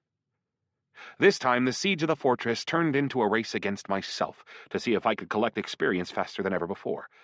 I had always proceeded with caution before, even fighting from behind the backs of the other defenders, but this time my main goal was to kill as many rank-and-file orcs as possible and take out absolutely all of the commanders, shamans, and war bosses myself. I was still perfecting my flee tactic, trying to jump all over the fortress and use electrical form and shift to deal as much damage to as many opponents as possible. Every point of experience was worth its weight in gold. The same applied to crafting. As soon as the siege ended, I rushed off to the studio and started crafting glass chains, horns, and gloves at a furious pace. I didn't have any particular system. I just had the feeling that I was fighting the theory of probability, and that switching between products from time to time would somehow help me trick the system. After fighting in the bloody arena, I even thought about attacking the orcish army single-handedly in order to rack up as much experience as possible. But the members of the gathering looked too powerful for me to beat. Plus, I didn't want to risk losing the experience I was virtually guaranteed to rack up from the second siege. More than that, by the time my third round of first siege, craft, bloody arena, craft, second siege was underway, the wall of chaos had come so close that it had devoured almost all of the desert in the distance, stopping just shy of the orcish army's camp. Such a constant, unmistakable reminder of the time limit under which I was working tended to put me in a very, very serious frame of mind indeed. As a result, in 3.5 days, I racked up 8 levels and improved my glassblower profession to a full 99.6 points. As for my abilities, I raised improved repulsion and chaos lightning to their 4th levels. I also improved ball lightning and whisper of fate by 2 levels each. As they say, if you're going to milk the cow, you might as well enjoy the cream. These improvements had the following results. Improved repulsion would cost less mana and less effort to cast. The same was true for chaos lightning. Ball lightning would only cost 75% of my total mana supply, and the random damage multiplier would be selected between 25 and 100. But Whisper of Fate received a totally new description. Whisper of Fate allows you to ask Fate questions. Fate will guarantee an answer in all cases, but you must be able to decipher its hints. You may ask a question once every 12 hours.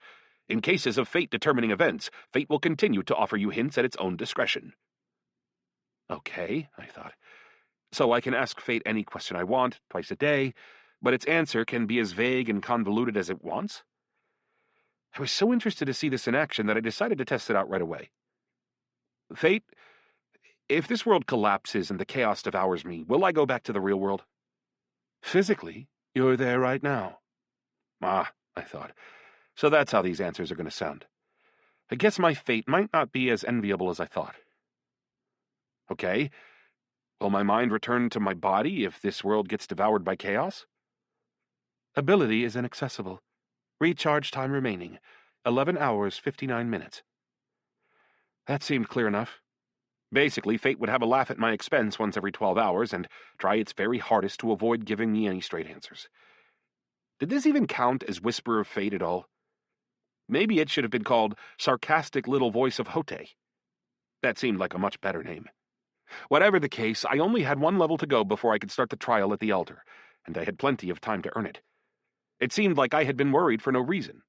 But even so, the quicker I could get out of there, the better, because that black wall of chaos stretching to the sky was making me pretty nervous. After throwing myself off the wall once again, I reappeared in Culebra 2, where I found the wall of chaos waiting for me right at the edge of the village. As much as I hate to admit it, Chaosite was right. The ring was shrinking, and at a pretty furious rate. Nevertheless, before heading off to the fortress and leveling up to 99, I decided to get my profession up to 100. That wasn't the limit for a profession, of course. As with one's character level, a profession could advance beyond level 100. But it was a nice round number, which seemed like a perfect goal to reach before completing this lengthy quest. Besides, I had a sneaking suspicion that Hote, with his strange sense of humor, might somehow twist the theory of probability to my advantage just enough that I could complete Korn's quest and procure a new recipe in the nick of time. Why else would he have been so insistent on my leveling up my profession? After quickly running through the smith's usual series of quests, from condenser worms to the glass chain, I got to work crafting individual links for a new chain. All the actions involved, from mixing fulgurite with alchemical components, including gold, to the forging of the links themselves, were already completely mechanical for me by that point. Step by step, I repeated the same actions over and over and felt practically certain that the balance of probability would finally break my way. The first link was epic in type. The second was also epic. And this continued right up until the 14th link. Just before creating the final 15th link, I let out a slow exhalation and thanked Hote for finally meeting me halfway. After which, I produced a common quality link. In fact, it was the worst link I had ever crafted. "Hote, you bastard!" I shouted, throwing my chain aside in anger. "Enough already!" "It's so beautiful," Chaos gasped. "Such an unharmonious piece of work." My next attempt produced exactly the same result, which made it clear that the theory of probability had nothing to do with these results at all. The little god had obviously decided to play one more of his trademark tricks on me for old time's sake. Okay. I continued making chains for a few more hours and got the exact same result every single time. Swearing vigorously under my breath, I kept doggedly crafting chain links until they started to blur together before my eyes. Worst of all, the poor quality attribute of those stupid final links meant that the whole chain was common in type, which in turn meant that I got very little experience for the whole affair, and that consequently it was a very poor use of my time. "Are you going to keep this up for a while?" I asked, turning exhaustedly to the sky. I had finally run out of materials, which meant I had to go back down to the river and create some more fulgurite with my ball lightning. Interestingly, my profession had already leveled up to 101, but I had yet to achieve the desired result, despite my initial prediction that the little god was waiting for a nice round number to reward my crafting efforts with success. Even more strangely, Hote didn't make an appearance the entire time, although I knew that he was probably enjoying the whole scene immensely. No matter how much the little god's mockery irritated me, though, the experience also gave me reason to hope, because it meant that sooner or later I would manage to complete the task. Otherwise, Hote would never have created it. Everything in this little world had a purpose, which was to prepare me for what was coming next in the real Arctania. So I kept going, refusing to give up, and kept creating chains until I finally achieved a miracle. The 15th link was epic in type. For the first time, the designation glass chain was replaced by the more stately fulgurite chain of perfect defense. Presumably, it was the epic type attribute that triggered creation of a unique name for the item, and to look at its attributes made it clear that the name was no mere coincidence. Fulgurite chain of perfect defense. Type, epic. Length, 15 links. Damage, 800 to 950. Stabbing or slashing. Plus 55% chance of blocking damage. Plus 30% to damage from electrical abilities. Plus 40 to endurance. Quality, 100. Toughness, 600 of 600. I was so tired from the monotonous crafting work that I didn't even have the energy to be happy about receiving an epic chain. Nor, on the other hand, did I have the energy to be upset about the fact that this weapon, which was absolutely perfect for my character, wouldn't be coming with me when I left. Or the fact that without a certain tweaking of the laws of probability, it would probably be impossible to create such a complex product in the real Arctania, even if I could somehow find enough time to work on it, which was definitely not going to happen. I held up the fruit of my labors to Korn in silence and received a system communication. You've completed the task, Understanding of Glass. Reward, plus 500,000 experience. Plus 100 to your standing in the village of Culebra 2. Recipe for an epic glass product. Well, come on, I thought. What's the next recipe going to be? How about a sword? It must be time for that by now, right? I'm very glad to see that you've not only learned this profession from me, but actually surpassed me in developing it, said Korn as he slapped me on the shoulder. This is a fitting reward. You've received the epic recipe, Glass Sword. This item may acquire a wide range of properties, depending on materials used in its production, but it will remain a relatively fragile weapon with a low toughness attribute. Okay, I thought. So this is it? This is the recipe? The description seemed a little bit simplistic for the fifth sword, the final sword in a divine quest. Plus, any materials could be used in its creation, and the result would be different every time, which meant that this recipe was probably only a basis for developing the final sword, and I would probably only get the full description of that sword when I finally reached the 5th stage of the Road of Swords quest. By creating my epic item and completing the smith's quest, I received enough experience to raise my character level to 99 and bring my glassblower profession to no less than 103. This meant that it was finally time to activate the altar in Hellscream Gorge. I stood there next to the smithy for a minute, regaining my bearings after such a long productivity marathon. I felt less tense after reaching level 99 and getting my hands on the long-awaited recipe, but the sense of relief quickly gave way to a wave of exhaustion. Let's go! Chaosite urged me impatiently. Look, the chaos is moving! Sure enough, I had gotten lost in thought and failed to notice the black wall as it started devouring the village house by house. I knew that Culebra 2 was home only to some soulless NPCs, but it was a pretty frightening sight all the same. My heart felt heavy when I realized that Amina's home had already dissolved into the chaos, and that it was moving implacably toward Korn's smithy, where the smith was still calmly working on yet another bar of steel. I wanted to warn him, to tell him to run, but I knew full well that the smith wouldn't listen to me. He wasn't programmed to do so, and in any case, his little world would disappear entirely as soon as I reached level 100. Spin! I shouted, summoning my pet in his unicorn form and jumping up into the saddle. We galloped out of the village, not turning around once the entire time. I didn't want to see the place disappear forever. To distract myself at least a little bit from the sad thoughts swirling around in my mind, I looked into my attribute windows in preparation for the final test that lay ahead. I decided to put my available attribute points into endurance and wisdom.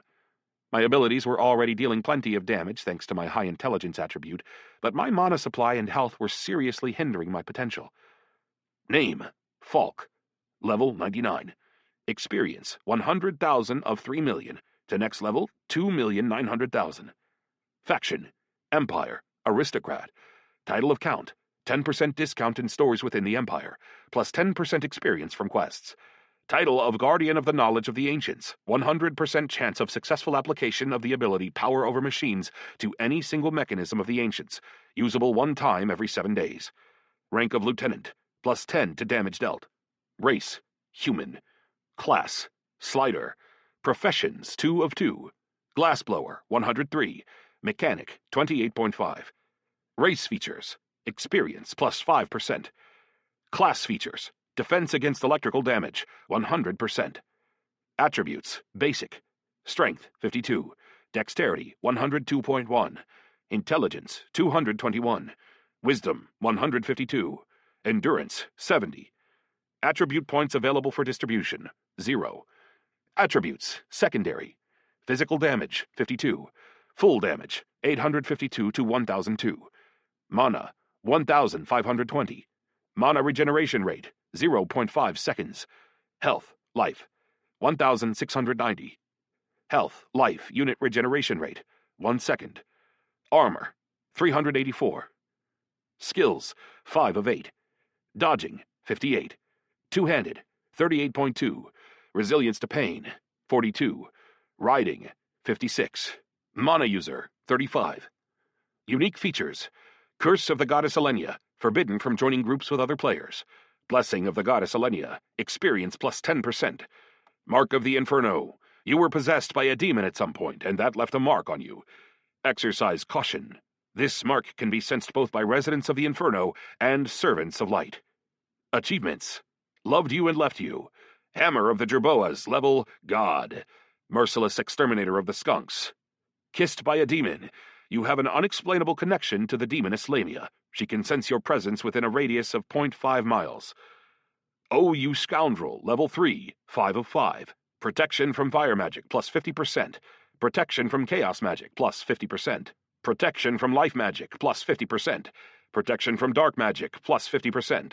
Protection from cold magic, plus 50%. Lone warrior in the field. Upon successful single-handed completion of an instance, plus 10% to damage dealt, defense, and regeneration of health and mana. Lone wolf. Permanent bonus, plus 5% to damage dealt, defense. Bonus in cases where there is no player within 100 yards of you, plus 10% to damage dealt, defense. Lucky Goliath. Permanent plus 10% bonus to damage inflicted on opponents at a higher level than your own. Wild Charger. Plus 10% bonus to riding, plus 10% bonus to speed when riding mounted animals, plus 20% chance of remaining in the saddle during emergencies. Abilities: Power over ancient mechanisms, 4. Concentrated lightning web, 4. Chaos lightning, 4. Plasma chain, 4. Improved repulsion, 4. Shift, 4. Double automatic chaos shield, 4. Electrical form, 4. Ball lightning, 3. Whisper of fate, 3. Advanced magnetism, 2. Powerful electric shock, 2. Steel handshake, 2. Electrical charge, 1. Magnetic sensitivity, 1. Laser, 1. Standing. Empire, plus 2,150. Friendly. Elendril, minus 1,000. Hostile. Culebra, plus 3,800. Admiration. Goddess Elenia, plus 1,000. Friendly. Gremlins, plus 3,050. Admiration. Princess Arnorte, plus 2,700. In love. Princess Ariella, plus 1,200. Friendly. Pets. Spin. Electrical unicorn, level 81. Chaosite. Living chaos particle, level 88. Thanks to the little world Hote had created, I had managed to become stronger than ever before. I felt certain that I was probably stronger than any of the other emissaries, with the possible exception of Zachariel. He had somehow managed to reach level 139, almost twice as much as most other emissaries. On the other hand, even a level that high was no guarantee that his abilities were anywhere near as well developed as mine. My pets were lagging behind me by quite a bit in terms of level, since they didn't get any experience from crafting, and Spin was behind Chaosite because I had initially kept him back during all the fighting. Even so, they were both formidable adversaries, able to support me in a wide variety of situations. Between my attributes, abilities, pets, and my Fulgurite chain of perfect defense, I felt totally confident in myself. So much so that I couldn't even imagine what kind of final test Hote could have planned for me that would give me any reason to worry. Despite all that, though, I wasn't above taking advantage of every opportunity that presented itself, and I collected all the steel fur birds who came to greet us when we entered the gorge. I took control of them and sent them out to patrol the skies. I also turned Spin into his lightning spirit form, so that he and Chaosite could stay out of danger and remain by my side at all times. Several jumps were enough to reach the altar at the top of the mountain. Once there, I took a look around. From high up, I had a great view of the chaos that engulfed everything around me. Everything was gone. Clever 2, the desert, Freedom Fortress, the forest. There was only the gorge hanging like a little strip of steak above the ravenous maw of the chaos. Okay, I thought. It's probably best not to putz around with this trial. Time to get moving. I blasted the altar with lightning and quickly lit up all the runes. A small column with a depression on its upper surface slid up from the center of the round stone altar. I made my way carefully over to it, examined the little depression, and realized what I had to do almost immediately. Its shape was a perfect relief of the amulet of lightning I had found at the airship crash site, which the Nameless One had mentioned specifically during the trial that gave me my class. Am I going to get this back? For some reason, I asked this question out loud. I hesitated in taking off the invaluable artifact that gave such a bonus to damage from my slider abilities. Naturally, nobody answered this question, but then there was no other way forward either. I took the amulet off my neck and laid it in the little bowl atop the column. The column slid back down. It was all I could do not to snap the artifact back up at the last second. After all, if I happened to die, I would lose it forever, along with my access to the altar. Although, on second thought, what was I worried about? Culebra, too, had already been devoured by chaos. If I happened to die, I wouldn't be able to start over again anyway. Although maybe I would appear right at the altar again for a second chance. That seemed like the most likely outcome. You've received the task, Trial of the Ancients. Task requirements. Complete all trials and prove that you are worthy of the inheritance of the Azure. Reward, plus 3 million experience. Ultimate ability for the slider class. Penalty for non-completion. Loss of Amulet of Lightning. Death. Whoa, I thought. Ultimate ability? Cool. But why doesn't it specify how many trials there will be? How many are there going to be? It felt like Hote simply hadn't bothered to include that information, or indeed, to break the trial up into stages. He had gotten lazy and churned out the task in one big lump. And then my eyes fell on the last word in the penalty section. Hold on, I thought. What? Death? Is this for real? Chapter 9. Right in front of my eyes, however, the words in the penalty section began to change. Penalty for non-completion. Loss of Amulet of Lightning. Death. Well, not death exactly. An in-game death. Little bastard, I thought. Another joke at my expense. But the description kept getting longer. Penalty for non-completion. Loss of Amulet of Lightning. Death. Well, not death exactly. An in-game death. And you'll also get sent home without the ultimate ability and the Amulet of Lightning, so I'd recommend you try your hardest here. Ba-ba-ba-ba!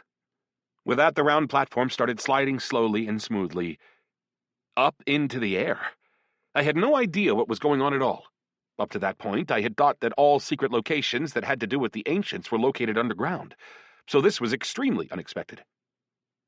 I stared into the space in front of me, trying to figure out where the altar was flying off to, but all I could see was pure blue sky. What was about to happen, I wondered? Some sort of flying saucer? Flying island? Airplane?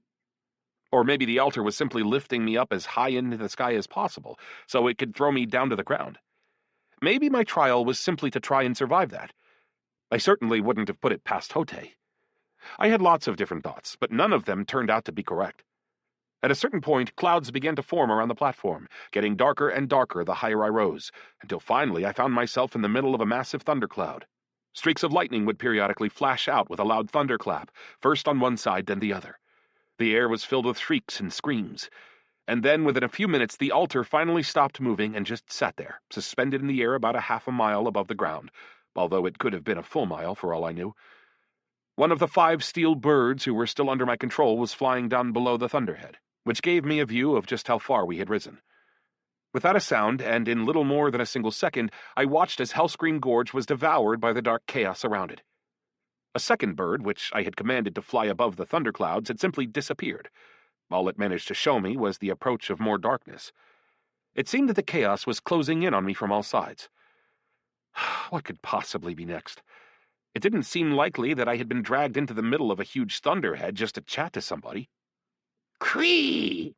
A loud squawk echoed down from somewhere above me, and a massive white bird streaked down toward me out of the darkness like a rocket. Its wingspan was roughly equal to the diameter of the altar itself. Its wing knocked against my armor, kicking out a shower of sparks and forcing me to take a few steps back. And then, in an instant, the bird was gone. I barely managed to read the information above the beast before it disappeared. Lesser Thunderhawk, level 90. Yeah, I thought. That's a little bit dangerous. Admittedly, it would have been hard to knock me off the platform, given my shift and improved repulsion abilities, but the simple fact of being at such a dizzying height was causing my brain to produce enormous amounts of adrenaline. And yet my legs still felt like cotton. It didn't even matter that there was no ground beneath me anymore, just more of the same black empty space. If anything, that made it even scarier. What was it, I wondered, that made this bird a thunderhawk? As if in answer to my question, a huge thunderclap burst through the air, and the bird streaked toward me again, this time hitting me with a blast of silvery lightning from within its beak.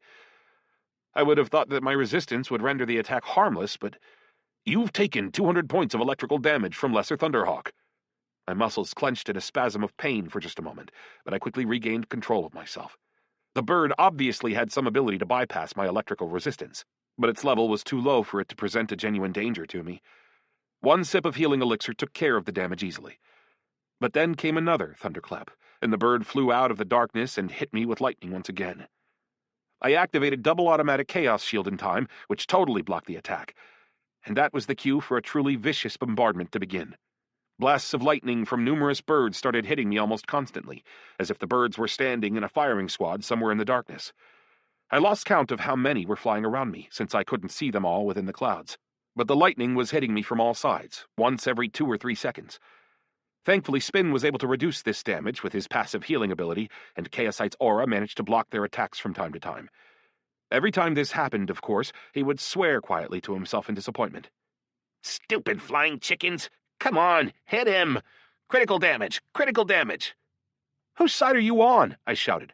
Not yours, that's for sure, Mr. Kisser of Princesses, he snarled back. Shit, I thought. I should really reduce my intelligence just to keep the little bastard from filling the air with his nonsense all the time. Yeah, if only you had something to reduce, right? Then I'll make sure to tell Princess Arnorte about how you supported me through thick and thin. But I'm not supporting you, Chaosite objected furiously.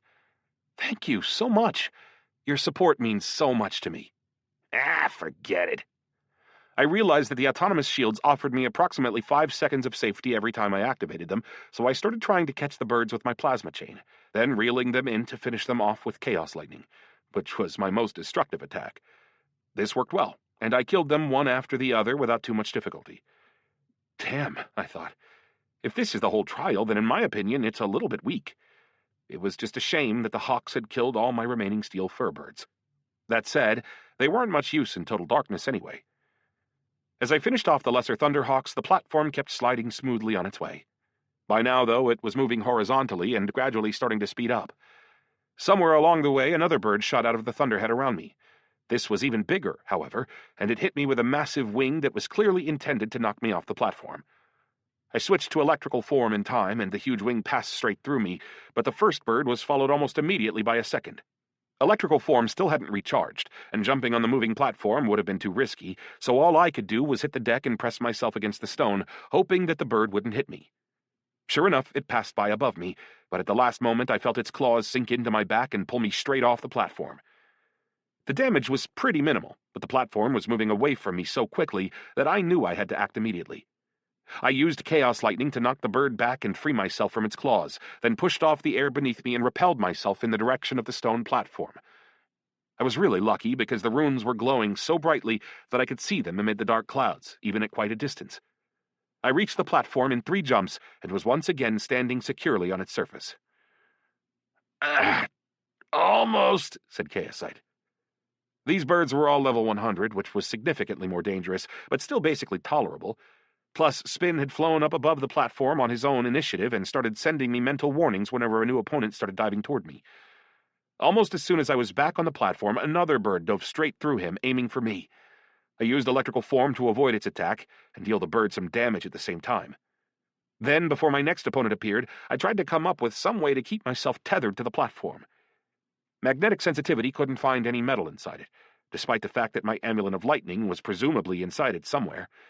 So I couldn't magnetize myself to it, and the smooth surface of the stone meant that there was nothing to hook my chain onto either. Presumably, though, that was all part of the trial. Spin warned me about the next bird in time for me to create my chaos shields and block several blasts of lightning. And then, just at the moment when my shields dissipated, the next bird appeared. Electrical form still hadn't recharged, and I had to use shift to teleport to the other side of the small platform. This time, though, the Thunderhawk didn't try to knock me off with its wing. Instead, it flew higher and shot a white beam out of its beak. This attack was far too fast for me to dodge it. "You've taken 400 points of laser damage from Thunderhawk. You've been blinded for 20 seconds. Shit, I thought. The Hawks were attacking too frequently. There was no way the blindness would pass before the next attack. Trusting my intuition would have been too risky, to say nothing of trusting Chaosite. But I still had some steel fur birds left in my inventory, so I released these into the air and had them fly a few yards above me to serve as my temporary eyes. It was very strange to watch myself from the side. It felt like an old-fashioned FPS game, but I got through it. I reacted to the next bird attack at just the right time, using improved propulsion to change the trajectory of its flight. I repeated this move twice before my vision returned. This happened not a moment too soon, because the Thunderhawks had noticed my fur birds and started hunting them down. Losing the birds was unfortunate, of course, but it bought me a little bit of time to formulate a plan. So, I thought, the Hawks can shoot lightning and lasers, hit me with their wings, and grab me with their claws, and I have to fight them off while standing atop a small, moving platform. Not the most convenient situation, of course, especially if they start attacking more than once every 5 or 6 seconds. Most likely the trial was premised on the idea that I wouldn't be able to see the birds approaching because of the thundercloud around me, which would render me unable to react in time. But Spin kept warning me in advance whenever a bird was coming in for an attack. This meant I could start experimenting with my abilities in order to find the most effective way to fight the Hawks. My first idea, that of using the plasma chain to immobilize one of the Hawks, almost saw me get dragged into the abyss by the bird's massive carcass as soon as it stopped flapping its wings. Only by some miracle did I manage to deactivate my ability and use shift to get back onto the platform in time. I was forced to start killing the Hawks more gradually, dealing damage with chaos lightning, shifts that took me straight through their bodies, and my fulgurite chain of perfect defense. They knocked me off the platform several times and tried to drag me away, but I always managed to get back onto the platform by rappelling myself off the air. I was really, really glad that I had chosen that particular improvement, because without it, I would have failed the trial very early on. It turned out that there were 7 Hawks in total, and it took me about 20 minutes to finish the last one off. I really would have liked to know how many stages the trial contained in total. As it was, all I could do was guess at when my trip to the platform would come to an end and where it would drop me off. And then it appeared. A giant Thunderhawk at an eye-watering level 130. A beak the size of a small car appeared out of the clouds, grabbed the edge of the platform, shook me off of it, and disappeared back into the darkness. I had to use improved repulsion to rush after it as fast as I could. "Spin, show me the direction." I could have asked Chaosite, of course, but he hadn't seemed especially trustworthy as of late. And by as of late, I mean somewhere around the time he started openly wishing for me to fail and die at every turn. He might very well have led me straight into the chaos, then pretended like he had simply made an innocent mistake. So I oriented myself based on Spin's indications, jumping through the air toward the massive bird that had stolen my altar. It seemed that the altar had generated all these black clouds in the first place, because they were all moving in exactly the same direction, at approximately the same speed as the big stone disk. I didn't really have any idea what I could do with the Hawk once I caught up to it. Killing such a high-level monster was practically impossible for someone at my level. I simply wouldn't be able to do enough damage, unless I got really, really lucky with ball lightning. I didn't know where the huge bird could possibly be flying, especially given that we were surrounded by chaos on all sides, but I still managed to catch up to it and jump onto its back. And actually, I don't think the beast even realized it. It seemed that unless I actually dealt it some damage, I could simply fly on it in total safety. The thunder clouds were getting thicker and thicker, and I started to get the feeling that I could reach out and touch them with my hands. And meanwhile, we just kept flying and flying. "Do you realize that we're surrounded by nothing but chaos, which is moving along with us wherever we go?" Chaosite asked. That's basically what I figured. And really, what else would I have guessed? With the game map showing me nothing but emptiness all around us. This just made me worry all the more about what the intended destination for this flight through the storm could possibly be. Again, I had no idea what this trial was aimed at, and I had no idea whether or not I should try to kill the giant thunderhawk or just sit there on my ass until we reached some sort of destination. "Don't kid yourself," Chaosite chimed in immediately. "We're surrounded by chaos. The hawk probably doesn't have any destination in mind at all. It could just keep flying like this forever." "You sure?" I asked skeptically. "There's no point in waiting for it to reach a destination that no longer exists," Chaosite assured me. "Now kill the feathery bastard!" Listening to the gremlin didn't seem like the best idea, of course, but there really didn't seem to be any other options at all. The first thing I did was ram the spearhead on my glass chain into the hawk's back, so I would have some way to hang on if it tried to throw me off, which it did almost immediately, given that I had dealt it a surprisingly large amount of damage, no less than 300 points. It seemed like the bird's back might be its most vulnerable spot. That said, with 20,000 health, even 300 points was no more than a drop in the bucket. A furious screech split the air as the hawk rolled over and started to fly belly up. Most birds couldn't do this, of course, but then we weren't in the real world anymore. Hanging from the chain, I used electrical form and shift to teleport through the bird's body and onto its stomach, a process that dealt the beast several hundred more points of damage. Spin and Chaosite took off to follow me, but to be honest, there wasn't much they could really do to help. The huge bird wasn't using any active abilities, and there was no need to heal me.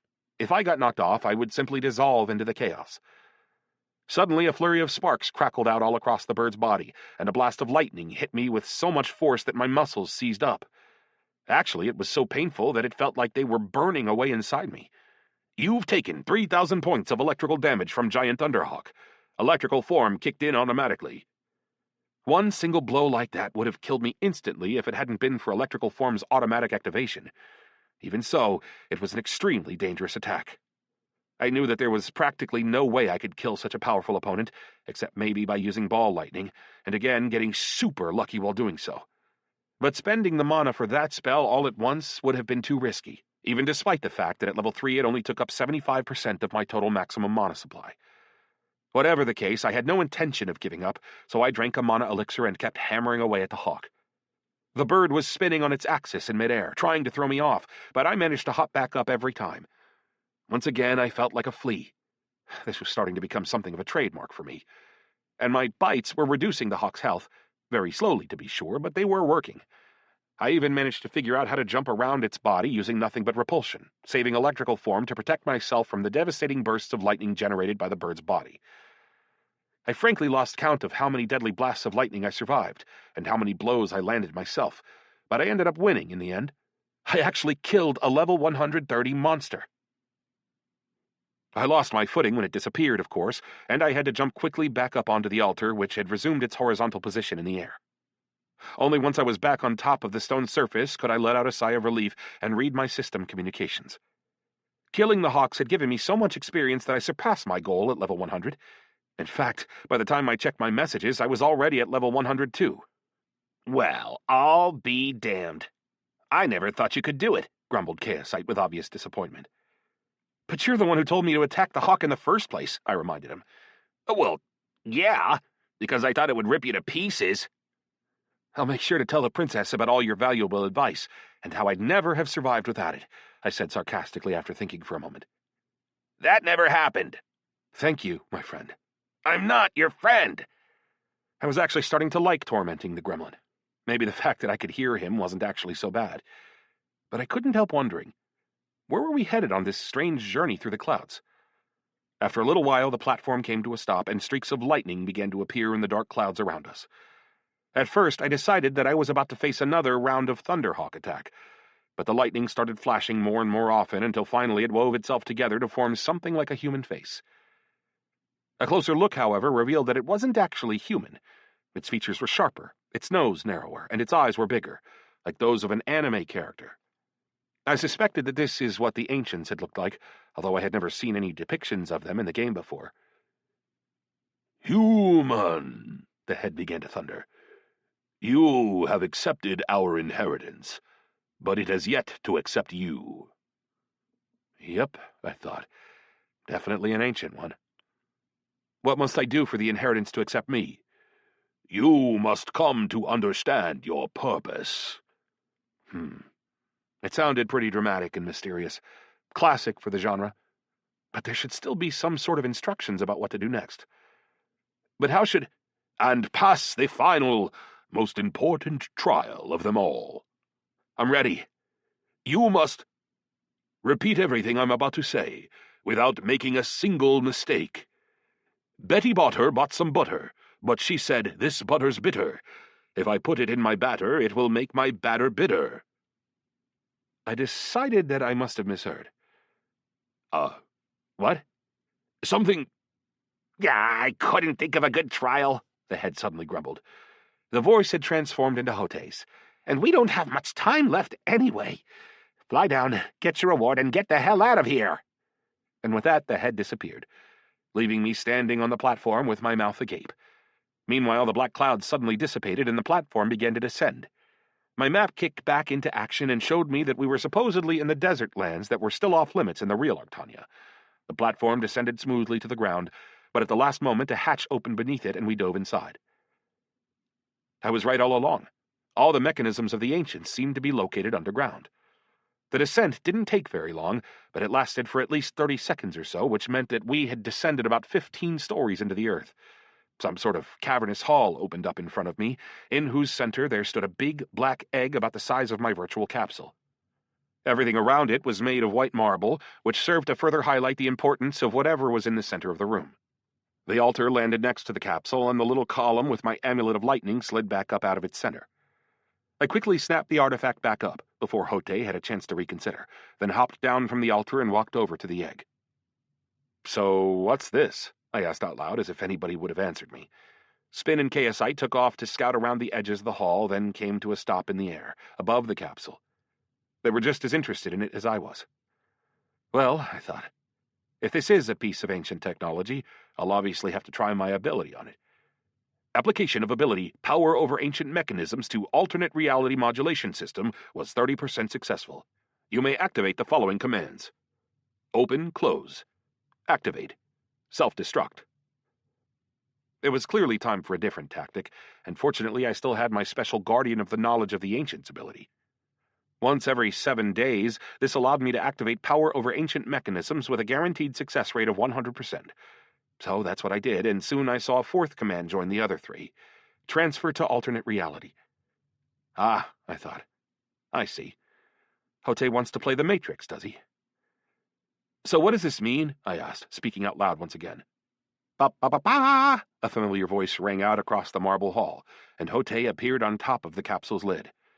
He was lying comfortably on his side, leaning on an elbow, with a glass of some red beverage in his hand. "This is the exit. Or the entrance. Up to you, I guess." The little god didn't look tired or pale exactly. He actually looked blue, like a corpse.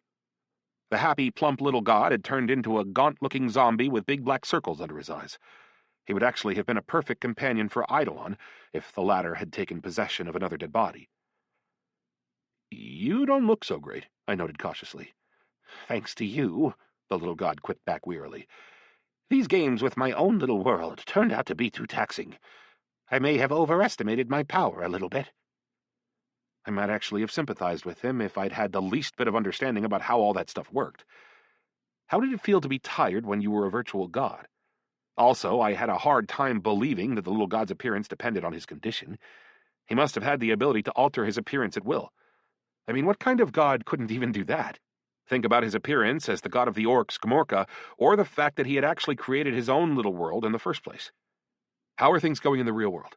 Will I get back in time to escape the danger?" I asked, having decided to ignore his complaints about how hard his life was and focus on what I actually cared about. And who, or what, is threatening me anyway? "I'll leave that as a nice little surprise for you," the little god giggled. "The succubus," I suggested. I had already thought about who could be threatening me in real life, and there weren't a whole lot of options. Either emissaries, or beta testers, or the government, or the demoness Lamia. The sheet-eating grin on Hote's face, however, made it pretty clear that my guess about the demoness had been correct. The little god simply looked far too happy. I'm going to refrain from answering, he replied evasively, which in itself was enough to confirm my answer. Remember the most important thing, though. No matter who your opponent is, I can't protect you in real life anymore. Cameras, info about people's movements about the city and other information, things from video and telephone networks, for example, all those things are your problem from here on out. So be ready for the consequences if you display your abilities. But why? I was horrified as I quickly sized up the problems I might end up facing. I had to sacrifice a lot to get you back in the race, in case you didn't know. So I won't be able to be your guardian angel any longer. That was bad. Very bad, since it meant that the beta testers and their leader, the current head of Resurfaces, would easily be able to find me the second I made any display of my abilities. Mind you, if I fled my current hiding place and went to hide in Naumov's mansion immediately, everything might still work out. I wouldn't be able to go out in the real world at all, at least until I completed the goddess's quest. And most importantly, I would have to stay hidden from the succubus. I have more questions, but first and foremost, how am I supposed to use all my new information to find the sword? Were all these quests just coincidences, or did they have some sort of general thrust? Who knows what, the little god replied with an enigmatic smile. If you actually turn your brain on and think, all this knowledge will definitely have a point to it. But if I were in your shoes, I'd stop wasting time chatting and get the hell back into my capsule. You never know. Danger could be right around the corner. Well, come on, I thought. What else was I expecting? That he would answer my questions just like that? Pfft, keep dreaming. Okay, but what about the ultimate slider ability? See, that right there. That's the right approach. Practical, said Hote with a nod of approval and snap of his fingers. You've acquired the ability, Time Shift. This ability resets all your character's attributes, abilities, and physical characteristics to the state they were in 5 seconds before this ability was activated. Does not apply to Time Shift itself. Recharge time, 12 hours. So, in theory, I could use this ability to escape even something like a divine curse, as long as I used Time Shift right after the curse was cast? And also recharge any abilities I had used over the preceding 5 seconds? Not bad at all. The only downside was that the recharge time on Time Shift itself was absolutely astronomical. It could only be used twice a day. A very useful skill, to be sure, but I wasn't sure it quite fit the bill as an ultimate skill. On the other hand, think about that time when I fell from the bridge in real life and impaled myself on that iron pipe. I could have removed it from myself and used Time Shift, and it would have restored my health completely. Or maybe if, God forbid, somebody chopped off my arms, I could instantly return them to their proper places. Basically, there were tons of possible applications for this skill, provided that I could activate it within 5 seconds. Only after a little while studying my new ability did I finally realize that the little god had vanished. Hote? Hurry up. Time's running out, his voice replied, literally from all directions at once. The darkness started to close around me and the capsule like a flow tide in the ocean. It would have been difficult not to catch the hint. I commanded the capsule to open and climbed hurriedly inside. Both of my little floating lights followed me and took positions on either side of my head. By the way, for some reason, all the technology looked exactly like its equivalents in the standard Rusford Tech capsules. In case we don't see each other again, Hote's voice rang out once more, this time from inside the capsule. It's been fun. What do you mean, don't see each other again? I didn't know what to make of this at all. But the little god didn't answer. Hey! I tried to get some answer, any answer really, out of the little god, but he had finally fallen silent. Apparently, it really was time for me to get back. Activate, I commanded. That was enough to send me back down the good old rainbow corridor and plopped me right back in my own capsule. The light inside was flashing red, and the screen was filled with a huge number of warning messages, which I couldn't read because I was seeing double. Actually, make that triple. My head ached, and my face was somehow warm. Presumably, this was because of a rush of blood to the head, because I could still taste the metallic tang of dried blood on my lips. I opened the lid, somehow managed to tumble out of the capsule, and then froze, leaning my elbow up against the side of my machine to keep from falling over. The dizziness was so intense that I threw up right on the floor in front of me, but at least this made me feel a little bit better. And I felt even better after Spin started healing me. Actually, wait, what? Spin? You're here?" I shouted in shock. "Awesome!" My little ball of light was suspended above my head and was actively using his healing ability, projecting a wave of joyful emotion at me as he did so. "I'm here too," noted Chaosite enviously as he floated up into the air next to Spin. "Yeah," I snapped. I wasn't especially surprised to see the gremlin. After all, he had been there before. But Spin's appearance meant that I would not only have my own healer, albeit a pretty weak one, but also a mode of transport at my disposal. True, I didn't really know how people would react to the sight of a unicorn galloping down the street. My head still hurt, and I felt like there was a ringing and clattering sound in my mind. Although before long I realized that the clattering was actually coming from the hallway. I somehow managed to stand up, put on my pants, walk over to the door, and look through the peephole. The hallway was empty, so I carefully opened the door, just a crack. I was ready to switch to electrical form at any moment. There didn't seem to be anybody outside.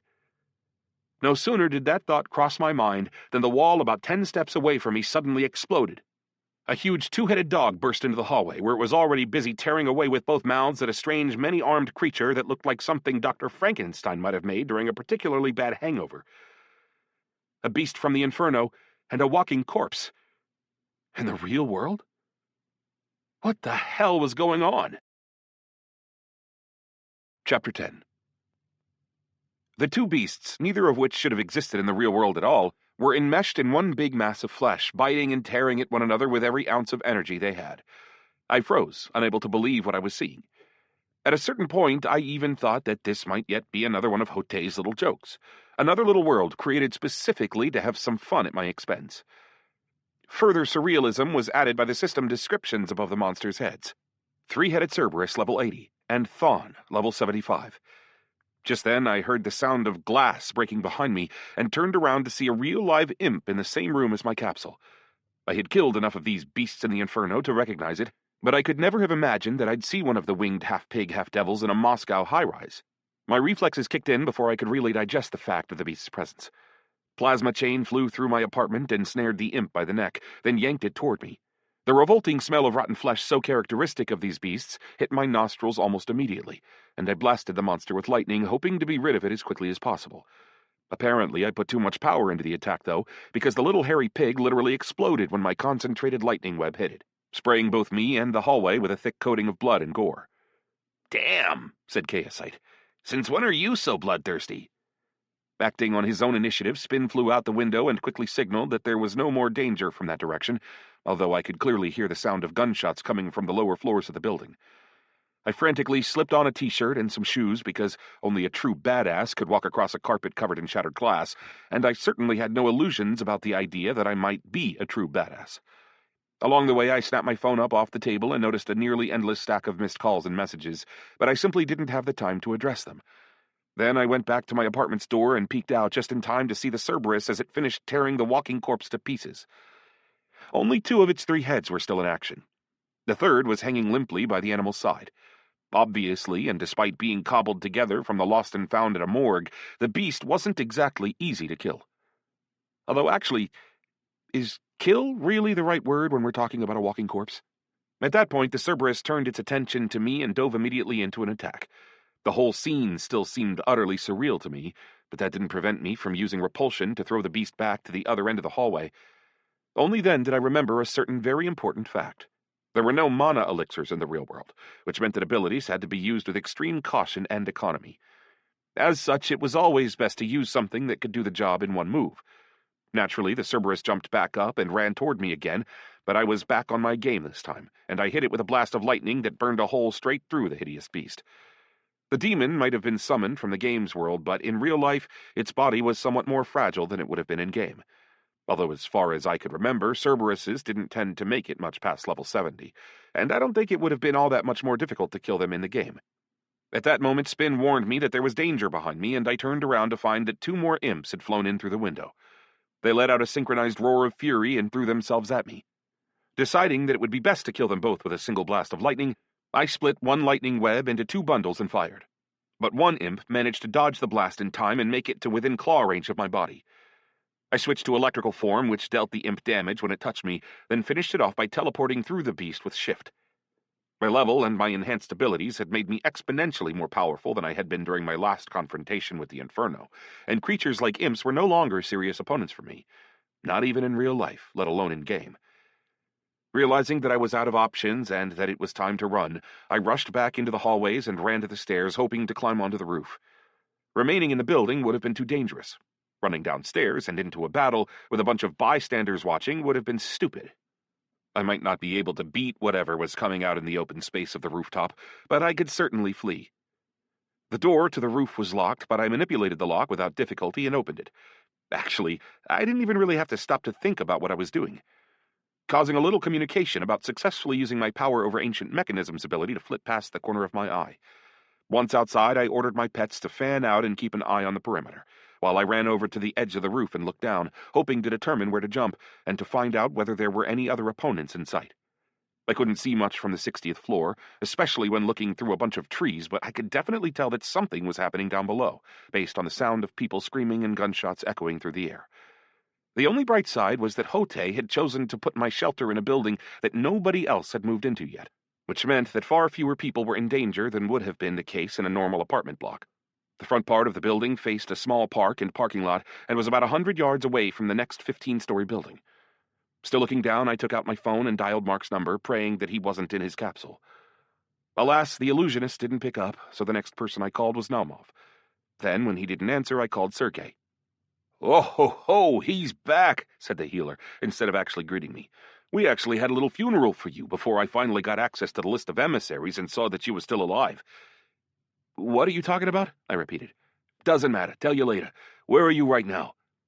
I was about to start telling him my address when the healer cut me off. "Mariana?" "How do you know that?"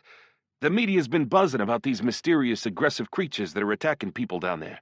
Some people think it's footage from a movie. Others think that the world's ending. But people who play Octania recognize the beasts from the Inferno, so they think it's some elaborate ad from the company. What's going on with you?" "No idea," I admitted as I frantically searched through the options on my interface. Attributes, the mini-map of my surroundings, currently limited to the rooftop, and 2 buttons to summon my pets. Still no inventory, and unfortunately no exit button. Up to that point, I had still been hoping that this would turn out not to be the real world after all. I just got out of the capsule and immediately got attacked by imps and a Cerberus. How long has it been since the battle in Pyrinth?" "That was yesterday." "What have you been doing, if that's the question you're asking?" "Long story, but I'm probably going to need some healing." The healer snickered. "What? You don't know if you're hurt or not?" "No, I really don't." I didn't want to explain that there was a possibility of brain damage from Hote's experiments. That would only have generated more questions, which I had neither the time nor the desire to answer. "You've got company," said Chaosite, who was on guard near the stairs. At the exact same moment, Spin hit me with another alarm from the opposite side of the roof. I was expecting more imps, but instead I found myself facing what looked like 2 big spherical masses of flesh covered with openings and eyes. Cacodemons, level 85. I had never met a demon like this before, but I already had some idea of their abilities. They could fly, spit acid, and inflict debuffs with their many eyes. Also, as far as I could recall, they would explode when killed, spraying acid for several yards around them, which made them especially unpleasant opponents. The 2 balls floated up over the edge of the roof, where they were soon joined by 2 others who had melted their way through the locked steel door. This second pair of demons wasn't as high level, both in the 70s, but that acid of theirs had already made me really anxious. This wasn't a game, after all. My wounds would not only hurt, but also leave lasting scars. Plus, one false move could easily leave me blinded forever. I knew my health probably wouldn't simply recharge on its own, like it did in the game. On the other hand, my mana certainly seemed to recharge at the same rate as it did in the game, which was cause for at least a little bit of relief. "1 minute," I said quickly as I created my automatic chaos shields. "A couple more beasts just showed up. I'll grab the Naumovs out of their capsules and we'll head your way immediately. That demonologist is obviously somewhere in the area. He's already got imps and Cerberuses wandering the streets, so we have to take him out before he makes things any worse." "Okay," I said before slipping my phone into my pocket for safekeeping. I could simply have jumped over to the next roof and fled, of course, but I really wouldn't have felt good about leaving beasts like that to roam freely through the city. I had no idea what the demonologist could possibly have been thinking when he summoned this filth into our world. Only a true psycho would do something like that. If we had known, we would have set off to kill him the second Sergei accepted his task. The fleshy spheres rushed into a simultaneous attack, but I used electrical form immediately and moved through one of them with shift.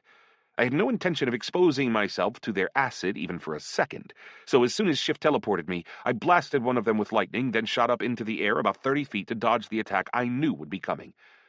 These beasts turned out to be stronger than the Cerberuses. Even a direct hit by my lightning, which carbonized their fleshy surfaces, wasn't enough to kill them. Acid dripped from their wounds onto the roof, where it started burning through the tar paper with a loud hiss. I shot up off the air itself and landed on the other side of the roof, trying to keep maximum distance between myself and the demons. Then, once my abilities recharged, I used electrical form and shift in tandem once again, followed by lightning, which this time was enough to finish off the 2 balls of meat. They exploded with loud popping sounds, drenching the roof in a copious shower of acid. I could only hope it wasn't strong enough to burn through concrete. I jumped away again using repulsion, waited for electrical form to recharge, and then attacked the 2 remaining demons. A few blasts of lightning, and it was all over. I should probably have fled straight through the air at that point, but as I stared down at the acid hissing on the ceiling, I realized I couldn't do that. If there were still demons and zombies in the building below, somebody would have to stop them before they started wreaking havoc on the civilian population. A single bite, blow, or glob of acidic spit would have been enough to kill a normal human. So I had to make sure that there were no more demons left. I really would have liked to have the illusionist with me, because I certainly couldn't afford to let myself appear on any cameras. The only thing I could think of to counter that possibility was smearing myself with mud. After all, no piece of fabric over my face could possibly have survived, let alone stayed in place during one of my battles, and it would get in my way even if it did. After waiting for my mana to regenerate to 1,000, I prepared myself mentally and stepped off the edge of the building. I wouldn't have hesitated for a second in the game, but it was much harder to conquer my fear in the real world, even though I knew that I could easily break my fall. Still, though, such a dramatic descent was definitely preferable to a fire escape staircase, or worse, a slow ride on an elevator. Thanks to my long period of practice at Freedom Fortress, I was better at controlling my jumps and positions in midair than any professional skydiver. All the same, this drop definitely gave me some gray hairs. I slowed myself down with a few soft bursts of repulsion, landed in the parking lot in front of the building, and froze, unable to believe what I was seeing. There were bodies lying all over the sidewalks, as well as in several cars whose glass had been broken. In the distance, I could hear the wail of sirens, the bark of gunshots, and panic-stricken screams. Most surprising of all, though, were the dead demons I found lying among the human corpses. Somehow, someone, or something, had managed to kill them. My mini-map expanded to cover a 50-yard radius. I spotted several red dots and ran straight off to find them. I turned a corner and found a trio of infernal greyhounds locked in battle with a strange zombie that had been sewn together from several human corpses. The zombie had a bizarre-looking pyramidal helmet on its head, which didn't prevent it from fighting the dogs off with a massive steel pipe. I froze, not sure whether to join the fray on the side of the zombie or just wait for the beasts to kill each other. Suddenly, however, my phone started ringing. "Why are you just standing there, you idiot?" A furious shriek hit my ears. "Elsa? Who else would help a dipshit like you? Now stop being ungrateful and save my pyramid head. You know how much time it took me to make him." "Where are you?" I asked as I looked around. "Far away. I'm not suicidal enough to get into a fight with the Inferno. I have minions to do that for me. But they're out catching demons on all the surrounding streets as we speak. Plus, I'm not stupid enough to show my face around here. There are people with phones in every window for miles around." Sure enough, a quick look around revealed that although the apartment building wasn't even occupied yet, there were still some people standing in the windows taking pictures as people so love to do during a catastrophe. Maybe they were the first residents, maybe workers. The few pedestrians brave, or foolish, enough to still be on the streets were doing the same thing, standing in small crowds far away from the main center of the action. It seemed that all our efforts to conceal ourselves and our powers had finally come to naught. "Hey!" the necromancer shouted. "I've been saving your ass, fighting off these beasts from the Inferno. Now help me out." Realizing that the zombies were on my side, at least for the time being, I ran over to fight the greyhounds. Still in mid-jump, I fired a blast of lightning at one of them, then tried to snag the other with a plasma chain. Alas, they were surprisingly agile, and both dogs dodged my attacks. Worse than that, the third one transferred its attention and lunged at me, forgetting all about the zombie. And that was when I remembered that I still had Spin, who could definitely help me conserve mana, and also take on at least one of the opponents himself. With a mental command to assume his wolf form, I sent him rushing to meet the greyhounds. I used repulsion to throw back one of the other greyhounds, then caught the other with a plasma chain and started hitting it with lightning. Spin was already locked in battle with the third beast, so I quickly finished the first one off and got to work on the second. I tried not to use electrical form at all, to keep it active in case something truly horrible suddenly happened. And it probably goes without saying that such a horrible surprise wasn't long in coming. "Found you!" A shout of joy echoed across the concrete. A portal from the Inferno opened right in front of me, and a very familiar succubus stepped out of it. The portal closed immediately behind her, which made me feel just a little bit better. Demoness succubus Lamia looked exactly as she had when we first met, a red-skinned knockout of a woman wearing black latex that barely covered her most intimate parts. That said, her level had increased significantly, all the way to 125. She was squeezing a fire whip in one hand, and in the other she had a steel chain connected to a collar that was wrapped around the neck of some human. It was the kind of heavy steel collar that normally gets used for huge military dogs, and it had steel spikes pointing inward toward the man's neck, which had already cut into his skin and caused a number of bloody wounds. That said, the man was already covered in wounds from head to toe, so the collar certainly wasn't his only problem. "I promised that I'd skin you alive," said the succubus with a sinister grin that showed off her long, nasty-looking fangs. I shot a blast of chaos lightning at my greyhound to finish it off, then activated my automatic chaos shields and mentally commanded Chaosite to turn his aura on full blast. "Ah, hello there. You really missed my kisses that badly, huh?" That was the best response I could think of, to be honest. I should probably have tried to draw out the conversation to find out why she was in the real world and what her longer-term plans were, but my nerves were stretched thin, and I just blurted out the first thing that popped into my head. These words should have thrown the demoness into a rage-driven attack, but for some reason she remained surprisingly calm. "Oh, yes. I can't wait to slice off those lips of yours and wear them around my neck as a memento of that little kiss," she said, sounding vaguely flirtatious. On the one hand, the succubus was unbelievably gorgeous, but on the other, the creators of Arctania had made the demons into truly bloodthirsty creatures, among whom the succubi were especially noteworthy for their love of inflicting pain. The poor level 80 player, nicknamed Barmaglot, who was kneeling there on all fours and wearing a collar like a dog, was proof enough of that. There wasn't a single uninjured spot on his whole body. Spin finished off his greyhound and hurried to join me, stopping just beneath my right hand where he started to let out a quiet growl. "My dog's a bit more interesting," the succubus giggled as she jerked the player's collar, causing him to wince in pain. "Just think. This little fool was actually trying to order me around. I had to show him who was boss." Wait, I thought. That's the demonologist? The same one we're supposed to kill? If so, I think the succubus has almost completed our task for us. And I'll admit it, I had initially felt a little bit bad for the guy, but this revelation made me see things very differently indeed. To quote Elsa, "What kind of idiot would you have to be to summon demons into our world?" How many people had already suffered at their hands? I would have loved to attack the demoness and get rid of her as quickly as possible, but I wasn't quite confident enough in my own powers. Plus, I knew very well that every passing minute would bring me more mana, and also shorten the amount of time I would have to fend for myself before Sergei and the Naumovs arrived. Plus, Elsa and her zombies were somewhere nearby, and they could presumably enter the battle on my side if need be. Speaking of which, the Pyramid Head zombie decided that that would be a good time to inject itself into our conversation. It tried to attack the demoness from behind while I was distracting her. One swing of the succubus's fiery whip, however, was enough to cut the zombie in half lengthwise and send his two bloody halves sizzling to the ground. It even cut straight through his steel helmet. "I don't like being interrupted," said the demoness as she continued to devour me with her eyes. "Guess what I learned about your world? Death is permanent here.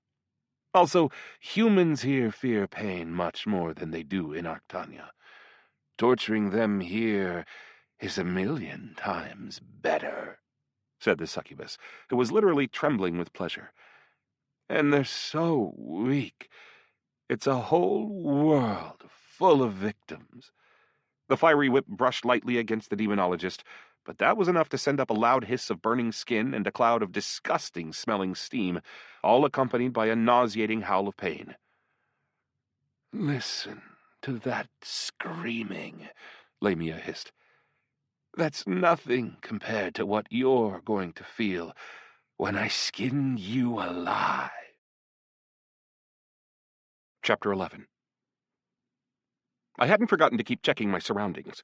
I was afraid that some other demons might come join us, but apparently they were all gone by that point. Maybe Elsa had taken care of them all. Maybe they had gone off to kill humans somewhere else. I was scared even to think about the latter possibility. Whatever the case, the police finally showed up. Several cars raced into the parking lot at once, sirens blaring, including a few trucks carrying full-fledged, heavily armed SWAT teams. This actually made me a little more uncomfortable, though, because while I could have fought the demoness on practically equal terms, I really had no idea how to protect myself from firearms. Using repulsion to throw the bullets back would be one option, but that would require activating the ability before the shots were fired, which would be practically impossible, especially if they attacked from multiple sides at once. The lack of any individual-level physical defense was still my biggest weakness. "What's this?" Lamia asked as she looked up with interest at the new arrivals. Unlike in the movies, where police usually shout some sort of stupid warning before opening fire, the SWAT teams leapt out of their trucks and started shooting at the demoness immediately, fanning out across the parking lot to envelop her in a pincer movement. Apparently, they had been warned that they were up against some really dangerous beasts, and that there was no point trying to talk with any of them. Either that, or somebody's nerves just failed, leading them to open fire, and everybody else just followed suit. I knew I couldn't survive a burst of automatic gunfire, so I switched to electrical form immediately and used shift to get away from the scene as quickly as I could. A wall of fire burst into being around the succubus and the demonologist, which caused any bullets that hit it to simply fall to the ground as little pancakes of molten lead. After putting some distance between us, I hit the demoness in the back immediately with a burst of chaos lightning. This got caught by her defense, but not before causing the wall of fire to flicker out for a moment in the spot where my lightning had hit. As I thought, the difference in level between us really wasn't that extreme anymore. The demoness waved her arms, and a vicious hail of fiery arrows started to rain down on the police. The SWAT team was equipped with bulletproof vests and helmets, but these didn't really help very much against magic. People started dying right in front of my eyes. The succubus burst into loud, happy laughter. She was literally deriving physical pleasure from the scene. The worst part was that I couldn't do anything to help the police at all, especially considering that if I did, they might well start shooting at me too.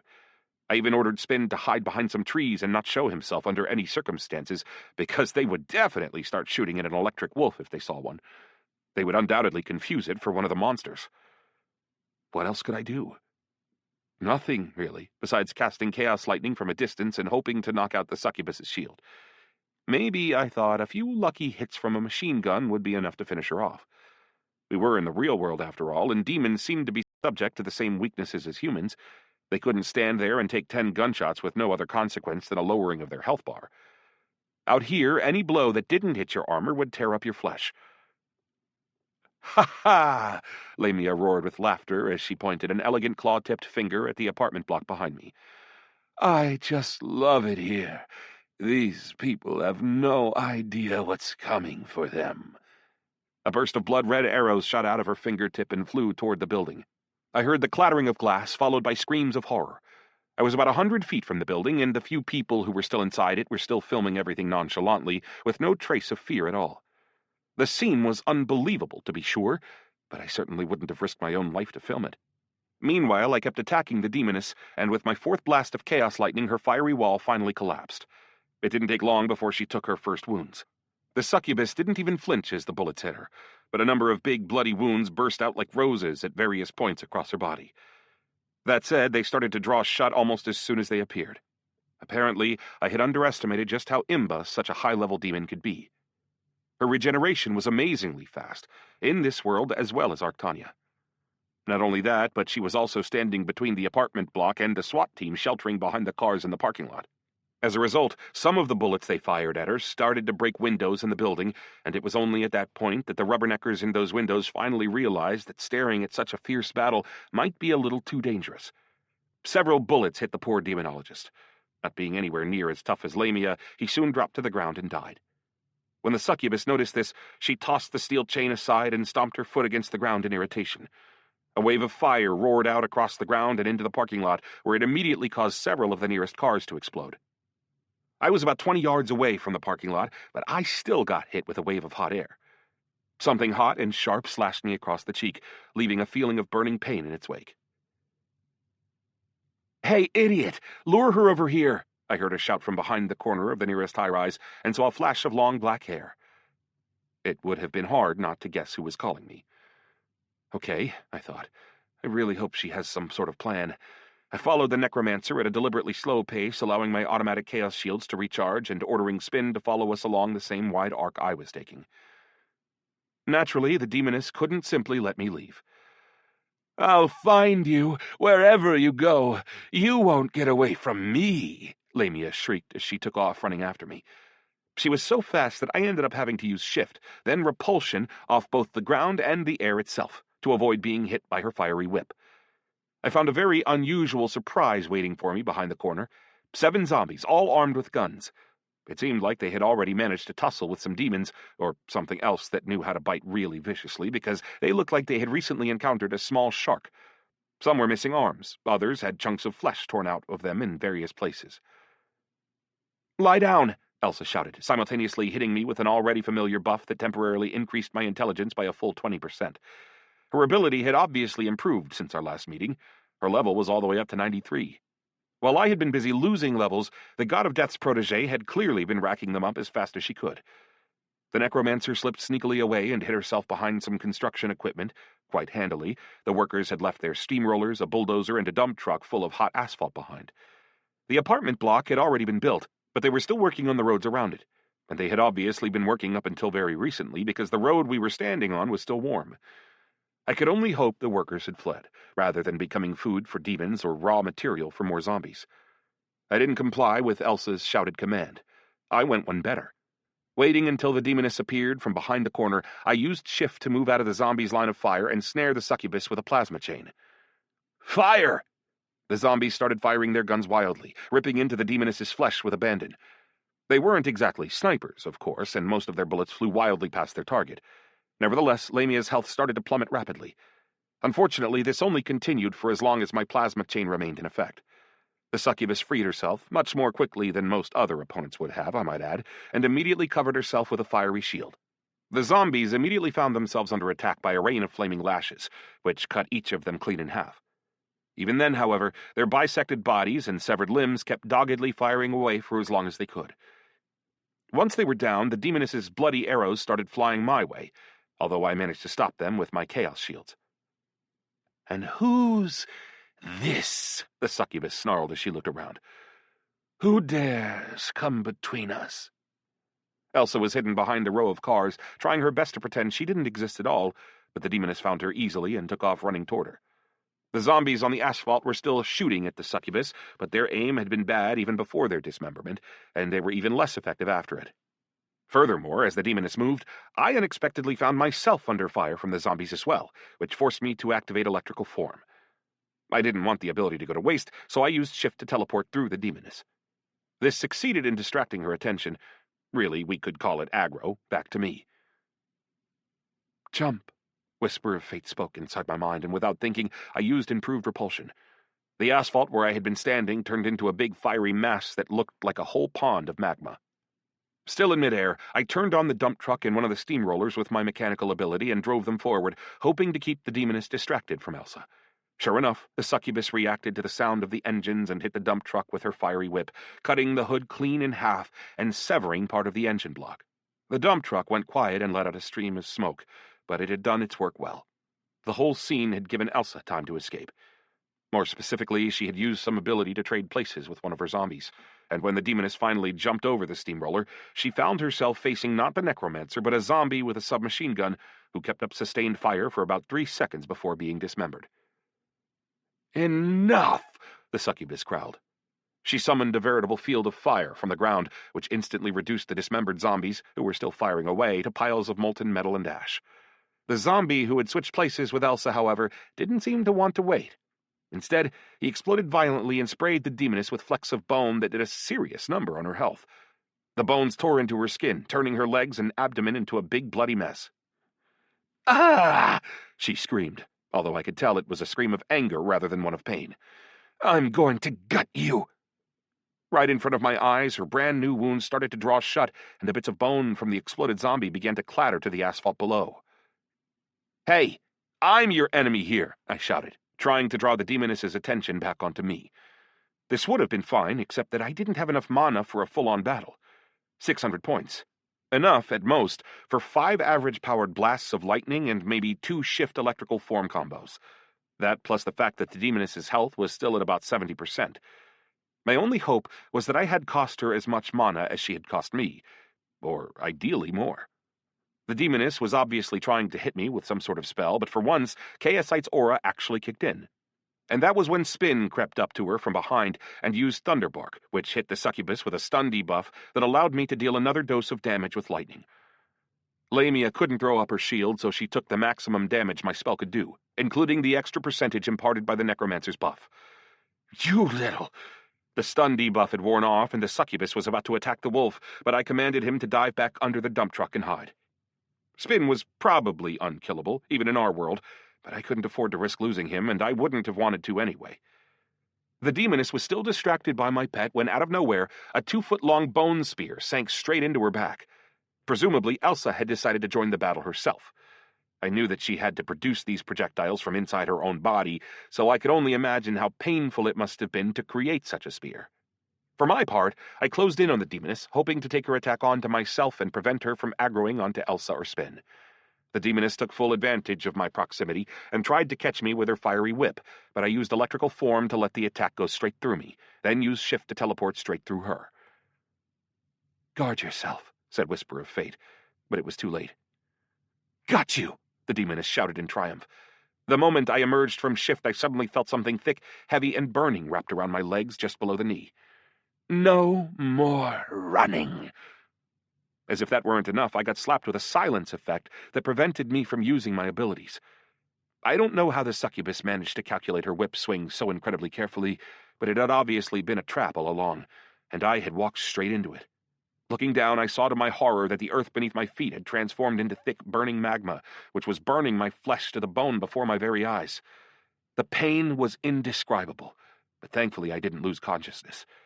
I probably had my passive resistance to pain to thank for that, because a normal human would certainly have passed out, or simply died from the shock. Spin was transmitting powerful emotions of fear, and he jumped out from behind a car to try to attack the succubus, but she grabbed him in midair and tossed him aside. "And you won't be needing these arms anymore, either," she giggled. She glanced down at me, then swung her fiery whip. I watched in horror as my arms thudded to the ground next to me. She had chopped them off at the shoulder. The pain was so intense that my vision went dark immediately, and I started falling slowly toward the ground. "Falk!" Elsa screamed angrily from somewhere far away. Another bone spear sank into the demoness's back and emerged from her stomach just above her belly button. I was already losing consciousness when I suddenly felt the block on my abilities disappear, and I used time shift immediately. An instant later, the pain was gone, leaving only a feeling of mild euphoria in its place. Let me tell you, simply being pain-free with all your limbs in their proper places is truly the height of happiness. I was extremely lucky in that the silence debuff had only lasted for 5 seconds.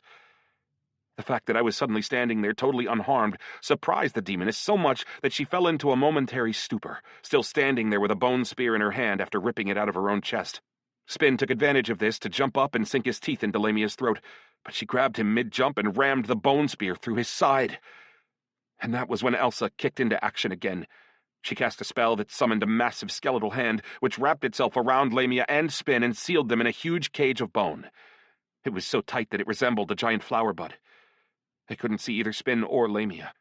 I could only hope that the necromancer hadn't had to pull those bones out of her own body.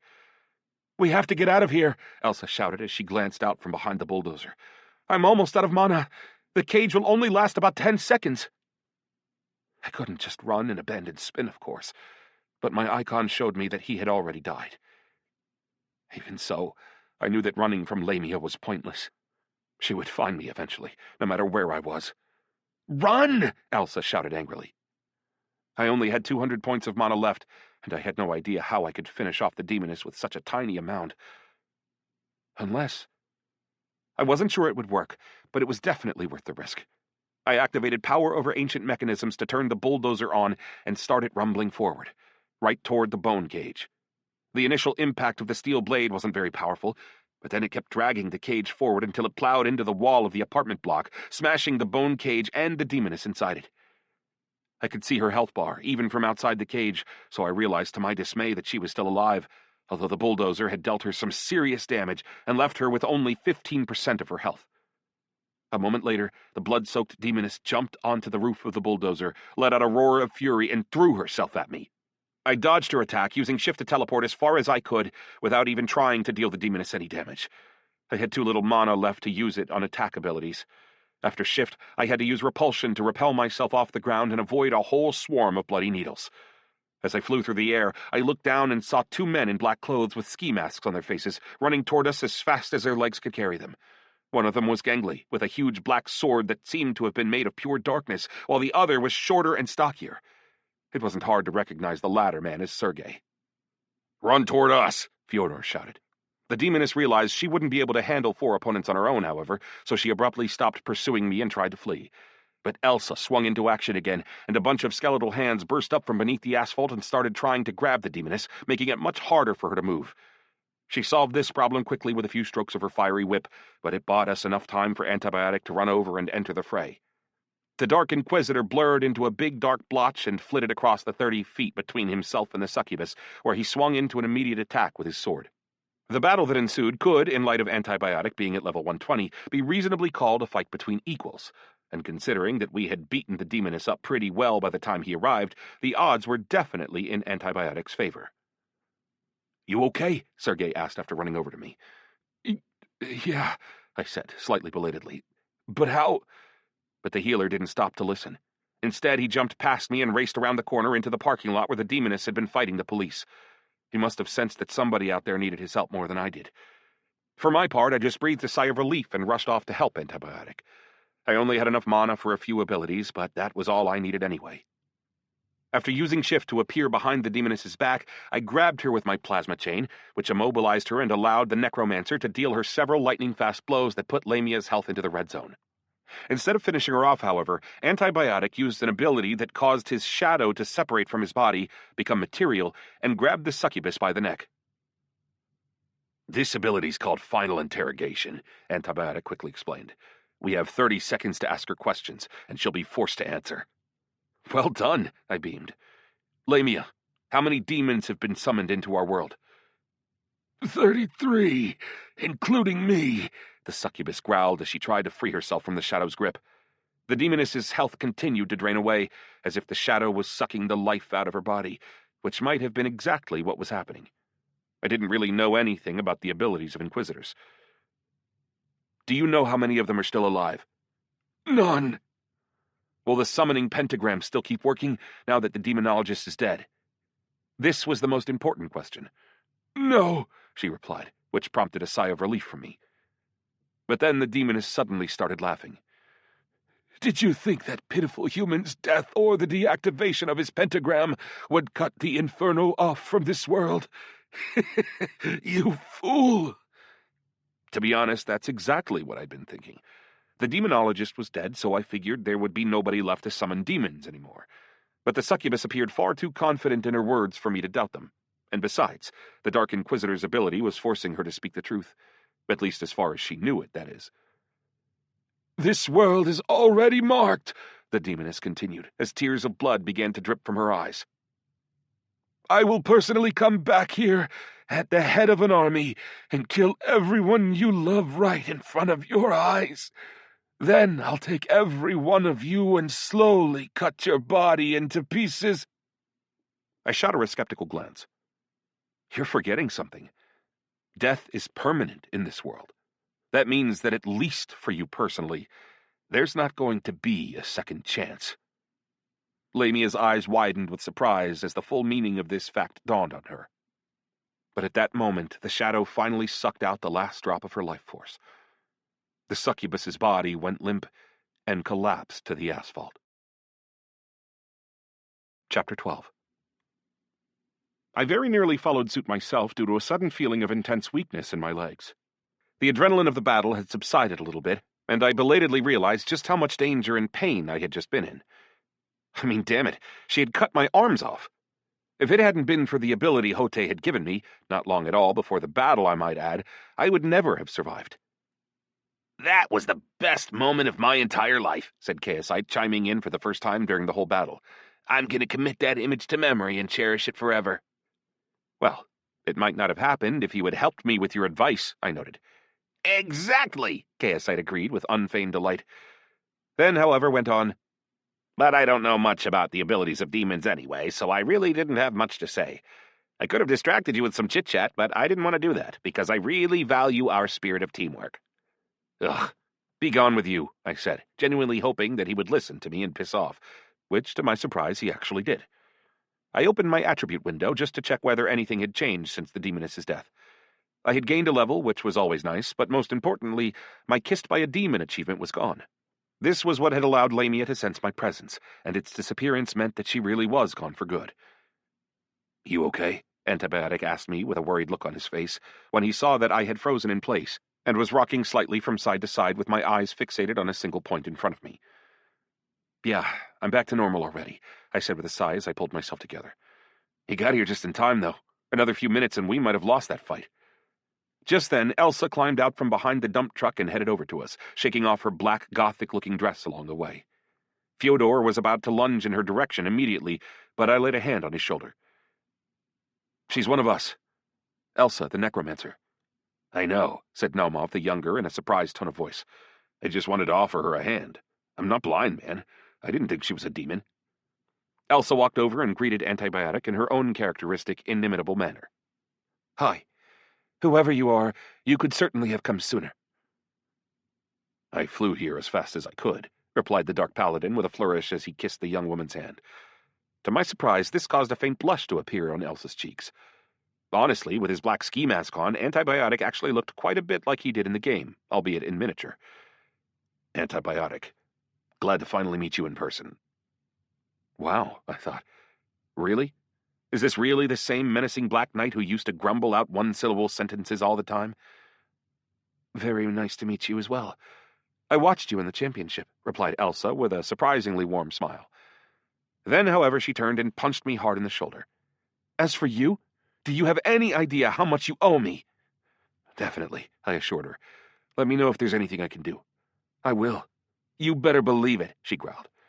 "Anyway, we have to get out of here. More sirens headed this way." I glanced down at the demoness's body. "Are we just going to leave her here? That'll draw more attention from the powers that be, won't it?" "As if that'll make any difference," Elsa scoffed. "There are dead demons all over the place outside this apartment block. My zombies were cutting them down in droves. This is all going to draw plenty of attention anyway." Okay, I thought. So those were definitely gunshots I had heard when I climbed out of my capsule. It was the army of zombies protecting me from the demons while I was stuck inside Hote's little world. Which meant that without Elsa's help, I would have been torn to pieces without ever getting the chance to return to the real world at all. "How did you get so much weaponry?" I asked, remembering how well armed her zombies had been. "Did you rob a warehouse or something?" "Pfft, no, you idiot. Don't be stupid." For some reason, the necromancer seemed bashful as she said this. "By the way, where's Sergei?" Antibiotic suddenly remembered. I wondered whether it was the word stupid or the word idiot that had reminded him of the healer. "I think he's helping the wounded," I said. "Let's go get him and get the hell out of here." Sure enough, we found Sergei out in the parking lot helping the surviving policeman. He didn't seem too concerned about the fact that we were supposed to be concealing our abilities. And to be honest, there probably wasn't much point in doing so anymore. Although, at least he had a mask, unlike me and Elsa. "You done?" Sergei grumbled as we hurried over to join him. "Where's the demonologist?" I looked around for the poor guy's body. "Lying over there." "What? Why the hell did you let him get killed?" The healer snapped indignantly. "The task isn't complete. We need to destroy the summoning pentagram. Where are we going to find it now?" "Are you an idiot?" It was my turn to feel indignant, although my outburst earned me a jealous glare from the necromancer who may have felt that she had a monopoly on the use of that word. How was I supposed to protect him when a succubus was leading him around on a chain, let alone protect him from machine gun fire? "I don't understand a word you just said, and I really don't care at all," the healer sneered. "We still need to complete the quest. My map only has his neighborhood marked. It might take weeks to find his shelter." "What if more demons come out of that pentagram while we're looking?" "Man, you idiots sure are lucky to have me. Elsa announced with a smug look on her face. "I have an ability that lets me ask zombies questions." "Then let's grab that demonologist and get the hell out of here," Sergei exclaimed after thinking for a minute. "I healed and tranquilized all the survivors. Regular EMTs will be able to help them from here." The task of dragging away the demonologist's body fell to me. Antibiotic almost looked like he needed carrying himself, since he really hadn't put much muscle back on his frame after his time in the capsule. Elsa was a pretty frail young woman, and Sergei simply refused to help me on principle. Only when we finally got the body loaded into the Naumov's jeep did the necromancer admit that she could have ordered the zombie to follow us on its own 2 feet. "Listen, how the hell are you at level 103? The healer asked angrily, once we were finally all inside the black jeep and pulling out of the apartment building's parking lot. "You got regressed to level 30 just a day and a half ago." "You're the only one who's regressed around here," I replied, although without any particular malice in my voice. "I spent that whole day and a half leveling up as fast as I could to get back those levels I lost." "Obviously." 70 levels in a day and a half?" the necromancer exclaimed, sitting next to me in the back of the jeep. "What the hell are you talking about? Although actually, wait. Let's take a step back first. How did you manage to lose 40 levels since the last time I saw you? What kind of loser lets that happen?" I hadn't been planning to conceal my compulsory adventures in Hotei's little world from Sergei or Naumov Jr., but I still didn't really trust Elsa, even after she had saved me. But I didn't want to seem like an ungrateful bastard either, so I quickly told the necromancer how I had lost my levels. That done, I went on to explain to everybody, in a little more detail, how I had managed to get them back. "That's all really interesting, you goddamn cheater," said the healer from behind the wheel without turning around. "But I think we've gone far enough now. Time to ask our dead colleague here where we actually need to go." "Easy." Without a second thought, Elsa made the demonologist in the trunk shout out his address, and we headed straight for it. His apartment block was about half an hour's drive from my own, but Elsa refused to go with us, declaring that she didn't want to see me specifically ever again in her life, and that she just wanted to take a bath and forget about everything that had just happened. It all sounded pretty understandable until she said that the worst part was losing her pyramid head, who she had spent half a night sewing together in the local morgue. After that, everybody else in the car was only too happy to bid farewell to this strange young woman, although of course I was still very grateful to her on a personal level. "Let's exchange contacts," suggested Antibiotic, sounding slightly bashful. Elsa's weirdness obviously hadn't put him off as much as I initially thought. After removing his mask, he smoothed out his hair, as though his close-cropped haircut could somehow have made a difference.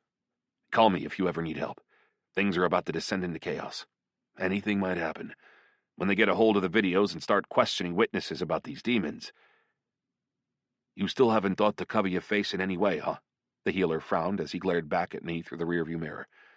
"That little bit of grime on your cheeks isn't going to help at all. Now we're going to have to go underground until this mysterious D-Day finally comes." "I haven't had any time," I growled back. "I don't give a shit about any cameras," said Elsa airily as she stared at Naumov Jr. She clearly wasn't thinking about the game. "Necromancers have a passive ability that helps conceal our faces." "Death mask," Antibiotic nodded knowingly, which earned him a smile from the necromancer. I had never heard of this ability before, but I had no energy left to be curious about it, so I just let the matter drop for the time being. By the way, Elsa and Antibiotic were obviously both connected with the god of death, albeit in different ways. But their specialties were obviously related to one another. Maybe that was why they had found common ground so easily. Or maybe the necromancer just liked his look. She was actually a pretty cute girl herself, except for the fact that she put way too much white powder on her face, dressed pretty strangely, and was way too interested in corpses for my liking. "Listen, though, how did you know where to find me?" I belatedly remembered to ask Elsa just as she was about to get out of the car. I also wanted to know why the necromancer had agreed to help me. We weren't exactly friends after all, but I knew that this question would probably just make her shut down and tell me to piss off already. "Well, you know how it goes. Your god got in touch with my god," she replies, still sounding airy and nonchalant. "They hammered out a deal, and I got sent to help." Wow, I thought. Hotei managed to take care of that as well. I could only hope he was doing okay. He certainly hadn't looked very good the last time we met. We dropped Elsa off at the nearest metro station, the Moscow metro this time, and bade her a relatively warm goodbye. To be honest, and despite all her irritated grumbling, I was actually glad that I'd had the chance to see her again and that she was doing all right. That said, I still had quite a number of questions about her army of zombies and their machine guns. "I'll be reaching out in Arctania," the necromancer warned me as she left. "You owe me a favor." And I'll help too, if I can, interjected Antibiotic as he kissed her hand once more in farewell. As soon as we pulled away from the stop, Sergei turned to him, and in an acid voice he asked, "You know she works on zombies with those hands, right? And just smothering them with kisses." "Whatever," replied Naumov Jr., seemingly without a care in the world. He picked up his phone to send his dad a message and let him know he was okay, and that they had managed to find me in time. I mean, I'm a Dark Inquisitor myself. He turned to look at me. "Is there anything going on between you two?" My instinct was to say something like, "Oh, hell no," but I caught myself in time. I knew the guy probably wouldn't like hearing somebody talk that way about the girl whom he had obviously taken a shine to. "No, of course not," I assured him. Sergei, however, didn't seem to have the ability to remain tactfully silent, and he spoke up again. "I'm just going to remind you that her hobby is sewing corpses together. I think we'd all be wise to keep things strictly neutral when it comes to that girl, and keep her at arm's length. Or even farther, if possible." Antibiotic bristled. He obviously didn't agree with the healer. "What was that you said about a list of other emissaries?" I decided to change the subject and ask Sergei about what he had said during our brief, frantic phone call a few hours before. "Yeah, there is such a thing," replied the healer with a self-important nod. "After I completed the quest for the goddess Lethera, I got access to a list of all the living emissaries, which also showed me which players had already completed their divine quests like I have." "Whoa." That was all I could say. While I had been running all over Arctania, Sergei had been out here collecting all the necessary pieces of the puzzle at a nice leisurely pace. Lucky bastard. His level, by the way, had also increased significantly since our previous meeting, all the way up to 95, which just goes to show that having a close relationship with an elvish princess certainly helps when it comes to leveling up. Either that, or he had simply been forced to level up by that evil elf whom I had unwittingly released from his icy trap, and who was presumably still busy wreaking havoc in Elendril. And then there was also the Ice Lord who had dreamed of turning all Arctania into a kingdom of ice, and who had decided to start that process with the lands of the elves, and who, by the way, I had also unwittingly released. "For the time being, only 4 emissaries have completed their quests, myself included," the healer continued. "The other 3, Zachariel, Prophet 97, and Puppy Master, are all from Spirit of the Hunt. By the way, they're also the only ones who never bothered to conceal their nicknames. The others are all just listed as emissaries with numbers. I concealed my name too, of course. I definitely don't want any extra attention." So, I thought, it's just like we assumed it would be. There doesn't have to be just one winner in this race. You either need to complete your quest by D-Day, or D-Day will come on its own once a certain number of emissaries have completed their divine quests. I just wish somebody would explain the rules of this game to us. It would make things a lot simpler. All told, there are 22 emissaries still alive. Unfortunately, that's all the information I have so far. The last stage of the quest sounds pretty simple. Just wait for D-Day. I think D-Day refers to the moment when a certain number of emissaries complete their quests, although we don't know exactly how many will need to do so to make D-Day happen. Why isn't it a specific date? That would mean there'd be a countdown.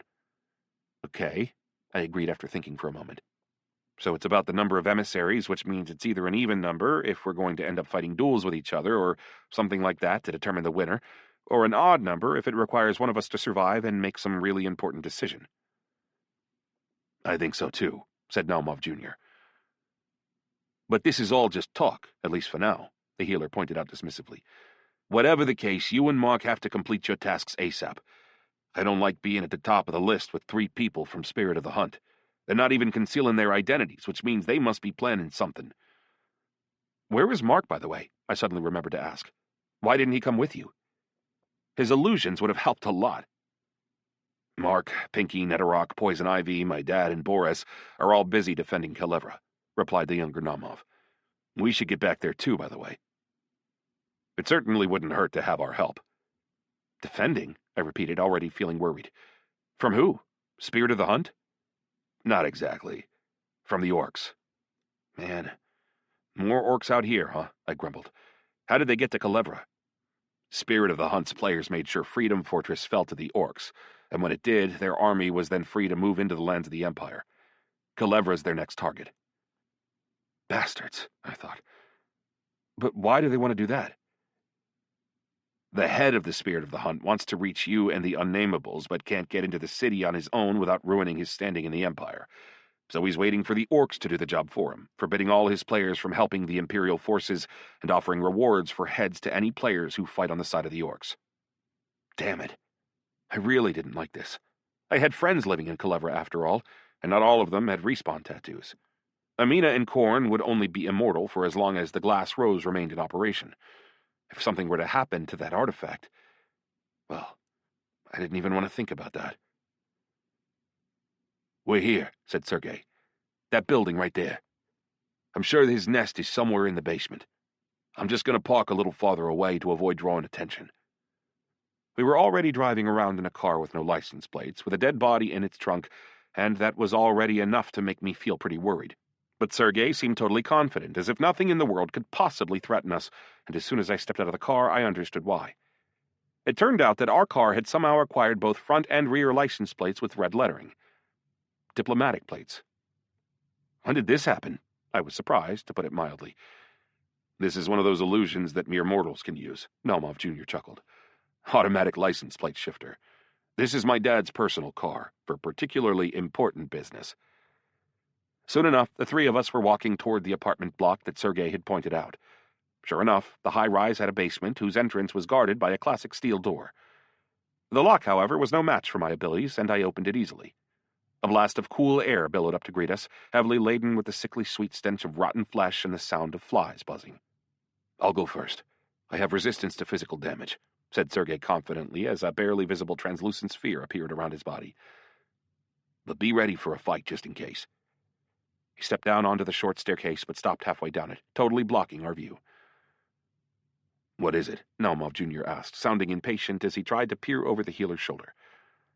A moment later he went pale, hunched over, and vomited all over the stairs, missing Sergei's back only by a miracle. He sprayed me a little bit since I was walking behind him, although thankfully it was just a little bit. "Goddamn psychos," the healer mumbled as he kept walking. He moved aside and made room for us to pass into the basement. I immediately wished I hadn't. The gloomy darkness was broken only by a couple faint yellowed light bulbs, and every surface their light touched was carpeted with headless human corpses. Dozens of bodies, some of them obviously belonging to children, had been dumped carelessly into a big pile like a heap of broken dolls. Surprisingly, there was no blood on the floor at all, and the bodies themselves were suspiciously clean, at least as far as I could tell. It looked like someone had gone to great pains to save every drop of blood. And in the center of the big hall, there was a massive pentagram roughly 30 feet in diameter that had obviously been traced with the blood from these bodies. At the corners of the complex pattern, with its multitude of runes, were little mounds of human heads. "This isn't a nightmare, is it?" Melmov Jr. asked, his voice trembling. "This isn't a game anymore. This is—" He lapsed into a long, colorful stream of curse words. He had no more literal bile to spill, so he had to switch to verbal bile. Better, though, than leaving one's DNA at the scene. To be honest, the first thing I thought when I looked around the basement was regret. Regret that the demonologist had died such a quick and painless death. If there was anyone who truly deserved to be skinned alive, it was him. "I'll destroy the pentagram," said Sergei, whose voice was shaking with fury. "And then we're going to have to notify the cops about this place. I'd love to just burn it to the ground, but these people need to be identified and laid to rest properly. Fyodor, you're going to have to clean up your mess on the stairwell. We don't want to leave any traces. And we'll have to drag the demonologist in here somehow as well. Find a piece of cloth and wrap him up so we don't attract any unwanted attention." We certainly could have used the illusionist's help. After all, unloading a human body from the trunk of a jeep and dragging it into a basement in broad daylight was an epic quest all in its own. That said, I already had a solution in mind. Just as an experiment, I put my arms under the corpse while it was still inside the car and tried to use electrical form. The body was an item, I figured, and my shift electrical form combo allowed me to bring them with me when I teleported. If they hadn't, I'd have ended up naked every time I used either ability. So I just used electrical form to teleport right to the middle of the staircase, corpse in hand, without attracting any unwanted attention whatsoever. Antibiotic, meanwhile, had summoned some sort of black flame and was using it to burn away any trace of our presence. "Done," he said, flashing me a thumbs up. I thought Sergei would use some sort of ability to destroy the pentagram, but instead he opted for good old-fashioned elbow grease and scrubbed away the blood with nothing but water and rags. Once he saw how easily Antibiotic had cleaned up his own mess, however, the healer reluctantly asked him for a hand, and the Dark Inquisitor burned the rest of the pentagram away with a snap of his fingers. "My black fire can only devour living tissue," he explained. "I'm a Dark Inquisitor, after all." "Good. The quest is complete," said Sergei with a sigh of relief as the last line of the pentagram disappeared. "I really hope no more of these beasts make it into our world." At this, Naumov Jr. and I exchanged a glance. Well, actually, we told the healer about the demoness's last words. He didn't react at all, other than an intermittent twitch in his jaw. Instead, he just turned and headed up out of the basement. "What do you think? Was the demoness lying?" Antibiotic asked me as we headed back to the car. "Destroying the pentagram really won't protect us from the inferno. You think they can come back here whenever they want, now that someone's forged a path into the real world for them?" "I really hope she's wrong, like she was about her own ability to respawn." "What if she isn't, though?" "Enough with the what-ifs," Sergei suddenly snapped as he slammed his fist into the steering wheel. "We'll cross that bridge when we come to it." Apparently, our story had shocked him so badly that he had fallen out of reality for a minute. "You're right," I agreed. "And speaking of problems, I totally forgot to ask. With your abilities, could you possibly scan me and give me a prognosis? Pote said that speeding up my perception might have side effects." "I'm not a walking MRI," the healer grumbled. "All I can see is that your health bar has dropped by about 20%. I'll top it off as soon as my mana regenerates. Or not, I guess, if the illness is serious enough." He hit the gas and the car jolted into motion. It was finally time to get back to our friends in Arctania. Only a day and a half had passed by for them, but I had been gone for a full 2 weeks, and I had actually started to miss them. Especially Artyom, who had only recently been given a new lease on life. "Listen," I suddenly remembered. "You said that Mark, Pinky, Poison Ivy, Netherrock, your dad, and Boris are in Kulevra. Where's Artyom?" Naumov Jr. hesitated, then reached up to scratch the back of his head. "Look, here's the thing.